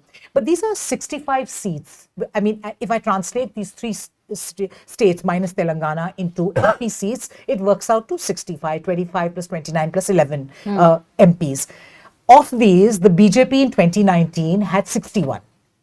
So these are the areas where the BJP is looking to at least hold its own, even if the opposition gets its act together and does things in 2024 in, say, South India or Bihar or Maharashtra. So in a sense, they are really good to saying that our single engine works in these 65 seats. So I think the big claim that the Congress has, and rightfully so by being the signature opposition party, which is locked in combat with the BJP in these areas where it is maxing, needs to really now think about what is the political campaign, what Supriya said, the spectacular political failures. So, of course, all this is that they didn't try hard enough, and the rallies, which I also think is like a function of resources, how many resources the opposition has at its behest. But I think it's a larger political message that the Congress needs to articulate and sort out. Because there is this whole thing that, if you do a little less, also do a bit of Hindutva, because that's the mode. But then that way you just shift. The Overton window is shifted, and you're also shifting there. So the more that Mr. Baghel does the yatra, or Kamal Nath paints the entire office saffron, the more you're reinforcing the larger messenger. And certainly Mr. Modi is a much better messenger of all of that. So you remind people and say, oh, that is the message, then I'm going to kind of give the gold medal to that person who's going to stand on the podium. So, I mean, they would need to really figure this out. On the caste census, a lot has been said. So, I just think that we're making a mistake. I'm sorry if I sound too much like an outlier here, but we're making a mistake to link the caste census immediately with this vote. Because if any party, whether in politics, whether in opposition or in the ruling party, thinks that caste census is like a dolo that you take and it'll fix your fever, that ain't happening. The caste census is a much bigger project. It's a social project with India. It's about the recognition of our social realities, which, if anything, and frankly, even if you do a caste census and the OBCs, they are in the Hindutva frame, okay, they go vote for the BJP, it's okay. It is about recognition, it's about agency, it's about recognizing the idea of India and the position that it's many people who you don't even count or see occupy. So I would like to de-link this and say, oh, then the caste census shouldn't work, they should stop talking about the caste census. And I think what Hartosh is saying is that if you introduce like a big medicine, you say I'm bringing in chemotherapy, you should know how to administer it. So the whole logic, the nuts and bolts of how you use it, if you want to use it politically. Otherwise, if they think that caste census is a quickie that can be administered and we'll win this and we'll defeat a powerful OBC leader who's going to be up for re-election for the third time in 2024, they are totally delusional. And I think Hartosh's point that basically if you're going to be championing it, at least show it in your own ticket distribution or in your own leadership. It can't be... No, I just want to add something to what Seema said. And in fact, I was mentioning that in the previous panel. Karnataka is a state where Congress did a caste census when Siddaramaiah was last in power. And during this campaign, he and DK Shivkumar, in fact, I personally interviewed DK's where he said that we will bring the caste census. As soon as we are in power, we will release it. It's been so many months. Now, DK has signed a letter along with the Vokkaliga Association saying that the caste census should not be out. So, at one end, okay, whether it's a chemotherapy or an injection, the Congress doesn't know. But even where it is done, it doesn't want to release it. So, what is it that they are actually,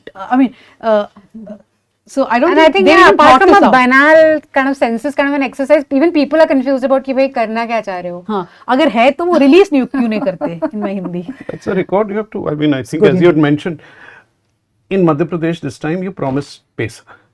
In Chhattisgarh, you had 5 years, you haven't been able to implement it, and it boils down directly to the Singhdeo and the fight between Baghel and him.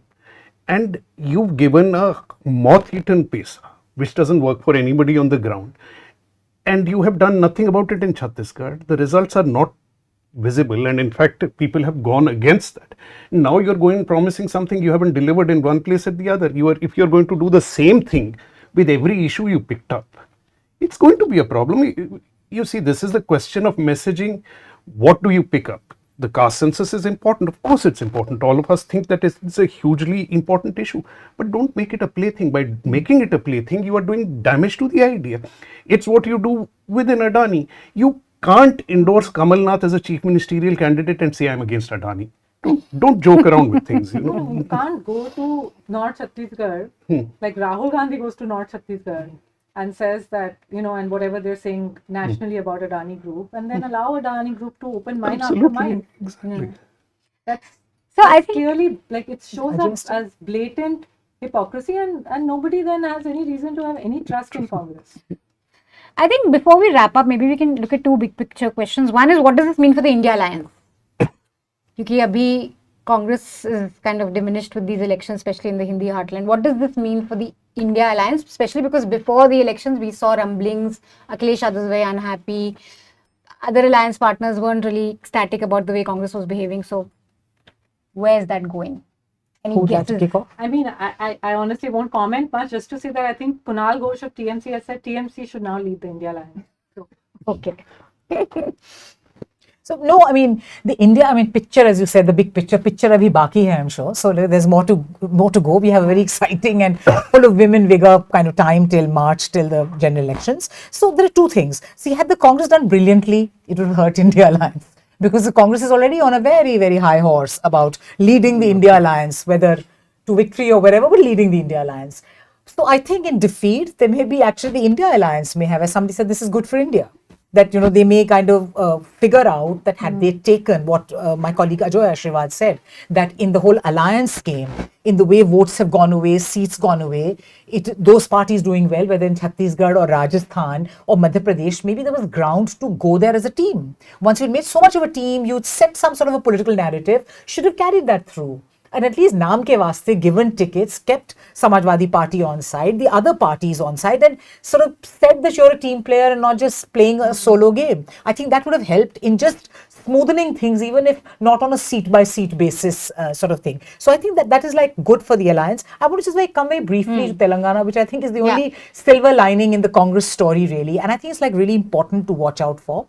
Is that the Congress has been out of the two Telugu-speaking states for a long time, after what we thought was a shooting in the foot kind of division of Andhra Pradesh, of the former Andhra Pradesh, was split into two states, and then the Congress quickly went out of the picture. I think this, as a comeback, opens, it's not only about South India, it's about Telangana offering a window to East India. if I was YSRCP, I would be worried because that's how Andhra votes. I mean, Congress has made up a huge percentage in terms of what it got. It did abysmally last time. And now it's several percentages ahead of the BRS. That's interesting. And it got ahead of the BRS and all while taking down Asaduddin Owaisi's party. So the whole charge of being sort of with a Muslim party, etc. So it's a very interesting positioning in Telangana, which can offer some sort of a model. We're always perennially looking for models for them to work on. But also it's the first time the Congress has been structurally almost decimated in Telugu speaking areas, and it has been able to piece back its structure, even though Revanth Reddy again without has his like a clear beginnings in. No, so that I want to actually connect two things that Seema said. First, you said about India Alliance, and if the Congress loses, perhaps they will come down a few notches and behave like a team player. But the problem I know that a lot of India Alliance leaders are saying the same thing, but I feel, okay, theoretically that sounds good. But the reason why Telangana did well for the Congress is also the momentum brought from Karnataka. So there is no momentum now for the Congress because it lost Rajasthan, Madhya Pradesh, Chhattisgarh, and whichever other states it lost now. But the point is, there's no momentum, right? So for 2024, what are you going to carry? I mean, you can bring together 5-6 parties in every state. But the big impact in Telangana was the fact that they did so well. 2-3 months before, I'm telling you, nobody was talking about the Congress. Yeah. Even the Congress was not talking about the Congress. But last minute, they put together everything. And one thing I feel the Congress is doing well, at least in the South, is booth management. Social engineering, they are still not as good as the BJP anyway. But at least booth management, there are certain things they have picked up on. If possibly, are they structurally and organizationally better placed in South India? So in the north, there's been a decimation. So even their workers and all don't really exist. But there are also very strong regional leaders. Yeah, right? I think that like if you matters a take Kerala, if you take Karnataka, everywhere they have. Andhra Pradesh, no. So, I mean, will this create some sort of a ripple for the Congress in Andhra Pradesh? That's what I would be watching out for now. No, but is there any state where the Congress has been able to win again? Again. We were talking about it. So I think in 2011, Punjab, Tarun Gogoi won, and then in Punjab, I think who's now in the BJP. Not in the Modi era. No, not in the Modi era. They seem to win states where there's already a lot of anti-incumbency. But the interesting thing is here they've beaten a regional partner who was formerly with the Congress. They've never managed that. So one reason why Sunil Kanagolu was made a cabinet minister, one reason why Sunil Kanagolu after the election was made a cabinet minister in Karnataka is precisely because of this.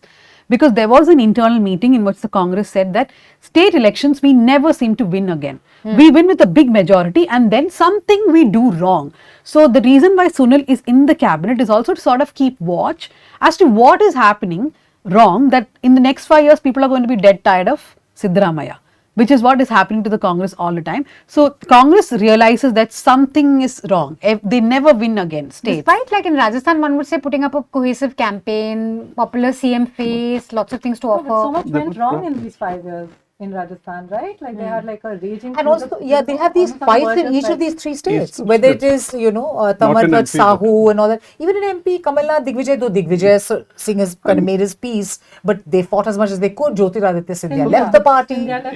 It's again to do with the center, the lack of clarity. Correct. Also the opportunities for leaders. You are going to get state level fights if you don't have a center to accommodate them in, because there are ambitions here. Either you make it clear in the beginning. I think Madhya Pradesh is a good example of, alliances. Of course, it matters that you have a coherent campaign. Unlike Telangana, you just waited for the BJP to defeat it. There was nothing that was happening. Also, you were arrogant, which speaks to the India alliance. I mean, I was just looking at Samajwadi Party, a drop in, despite Mulayam Singh campaign, Akhilesh campaigning, there's a drop in the vote share of the Samajwadi Party by 1%. Not great. BSP by 2%. But those 3% votes have gone to the BJP. They haven't gone to the Congress. The Congress has maintained its vote share. So I think there will be a humility now, the rare humility, because the Congress doesn't know the term, when it is talking to its allies. And in Rajasthan, what you did is indefensible. You tried to take down Gehlot. You supported a man who has really no traction of his own pilot except for studios in Delhi or sort of the circle of the Gandhis kind of Anyone thing. who's been to Rajasthan knows it's not a Gehlot versus Sachin thing ever. You damaged the Gujjar vote. You took away, you wanted to push him up to the center. He didn't want to go. The MLAs who supported him, you were vindictive about them. He wanted to retain them. So you create a situation there. I think these are things that the party has to sit down and think about. I think there's one last thing I think we haven't mentioned, though it is very hugely seems to be a factor in all this, is the gender difference that everybody is talking about in terms of voting. And certainly in Madhya Pradesh, it seems to have played a huge role. It also sort of indicates why many of us may not have got it right. These are maybe excuses after the fact. We tend to talk to men, we talk to people from the dominant castes and tend to give a sense of the elections. We are often wrong in doing so. I think it's a very important point, and I'm really looking forward to data from CSDS at least on this, on how the women voted. Because I just want to point out another camel in the tent. I mean, we've all spoken about it, but I think we have to take it head on. Whatever has been happening in this millennium in this Hindi belt, because it all comes to a focus at this time of the year when we have these autumnal elections every 5 years.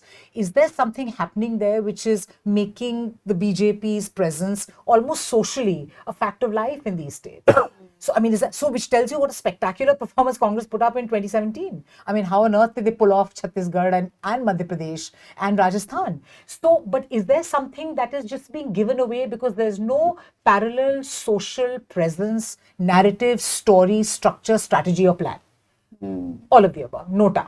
So everything is missing. So is there something there happening which is kind of, you know, making a cleavage? So I don't want to get into simplistic north-south things, but there's clearly a message if you look at a political map of India. No, everybody's just turning here. So tell us, so tell us about that. I mean, I think that's really the heart of the, with delimitation coming up now, we're going to be talking about big things. And should there be a continuation of the politics we've had for the past 10 years, what does that portend for India with the north and south sort of cleaving off? Specifically, I mean, and which is the thing I sort of mentioned as an, but the idea of the Panth as a de facto Hindu, is that such a factor in the south? Because now in the Hindi belt, it has become a de facto issue, I think. Okay, so I'm not exactly an optimist when it comes to, okay, the south does not feel the same way at all. I feel that the BJP's efforts to sort of homogenize all Hindus and is slowly working. It may not show any electoral results for them, but they are there everywhere. They are in Tamil Nadu, they are in Kerala, they are working. But there are very other strong movements, right? You look at communism in Kerala, even the Congress, there is Dravidian politics in Tamil Nadu. So these other local forces are basically stopping the BJP and the Sangh. If you simply look at numbers, Kerala has the most number of RSS shakhas in the country, more than Uttar Pradesh. Why hasn't it ever worked out for the BJP? It's not for the lack of numbers or for the number of people who believe in this, but it's just electorally they've never worked out a formula. Recently there was a huge controversy where the BJP president said that, so if you go to temples in Tamil Nadu, many of the temples when you come out, there'll be a Periyar statue which will sort of be questioning religion or mocking God. So when we were doing a series, someone said that Tamil Nadu is a state where people will go pray in temples, but they'll come back and they will also bow to the Periyar statue. So these are people who will coexist with religion and with secularism and with their liberal values, right? I think that is where it makes difference because of the local movements which have happened so far. So, which is what worries me and gives me hope as well at the same time, that it's a story beyond politics. It is beyond what just mere political parties can do. So is there something else which needs to be done in North India in order to just lift it to, if you like, to the same level of consciousness as somebody would like to say, or at least to provide 100 stories? So that there are many chapters. Those beginnings were made in North India. Of course they were, but they seem to have been sandpapered to a, yes. I don't know how much the media plays a role in shaping the. Yeah. So I was actually telling Supriya a while ago that I also believe that the media plays a small role in how people think, right? Especially the local media, the vernacular media, whether it's print or television and digital. So in the south, there too, they take the same side of being of Dravidian language or communism, all that. There are a lot of critics for that. But I feel local media does play a role. No, certainly. And this whole feeling that we were talking about earlier also of India just generally doing well under Modi, it's what the channels tell you every night. And it's really plastered onto you night after night, channel after channel. And civil society groups. In Karnataka, we saw civil society groups just came together. It was a huge movement. In Telangana also this happened. In Telangana, the civil society movement was against the BRS. So in these two elections, this is the first time I'm seeing people who are not affiliated to parties simply coming together to make sure that the ruling party is defeated for various reasons. If it was communism against the BJP, it was corruption against the BRS. Great. So we can wrap this up now. Thank you guys for staying with us. Any last thoughts? Do you guys want to say anything to cap it all up? No. Not much. The Newslaundry office provided us with very good lunch, especially masala dosa. And the Jahangiris. Yeah. We had some. Yeah. So they're not called jalebis, they're called jahangiris. Yes. Yeah. Or Oh, jangries, sorry. as I think they're called. No, thank you. I've let down my North Indian roots. Nobody danced yet. I've already had one, Yeah, but I'm gonna I'm let you have going all of to that, a yeah. little more. Yeah. It's Raven all But Reddy's no, dancing. this is going to be very interesting times even for party politics because of how, who's going to be the CM in Rajasthan for one.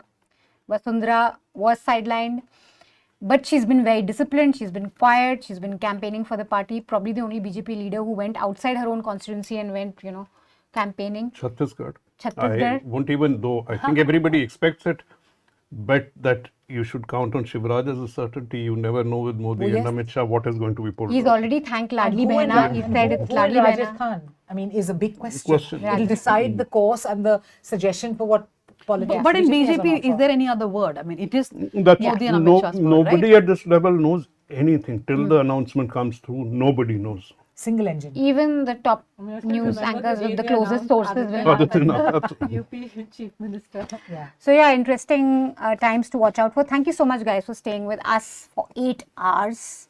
Like I said when I started this show has been made possible thanks to your support. It was completely ad-free and it's no mean feat to carry on a show for 8 hours without any ad breaks, guys.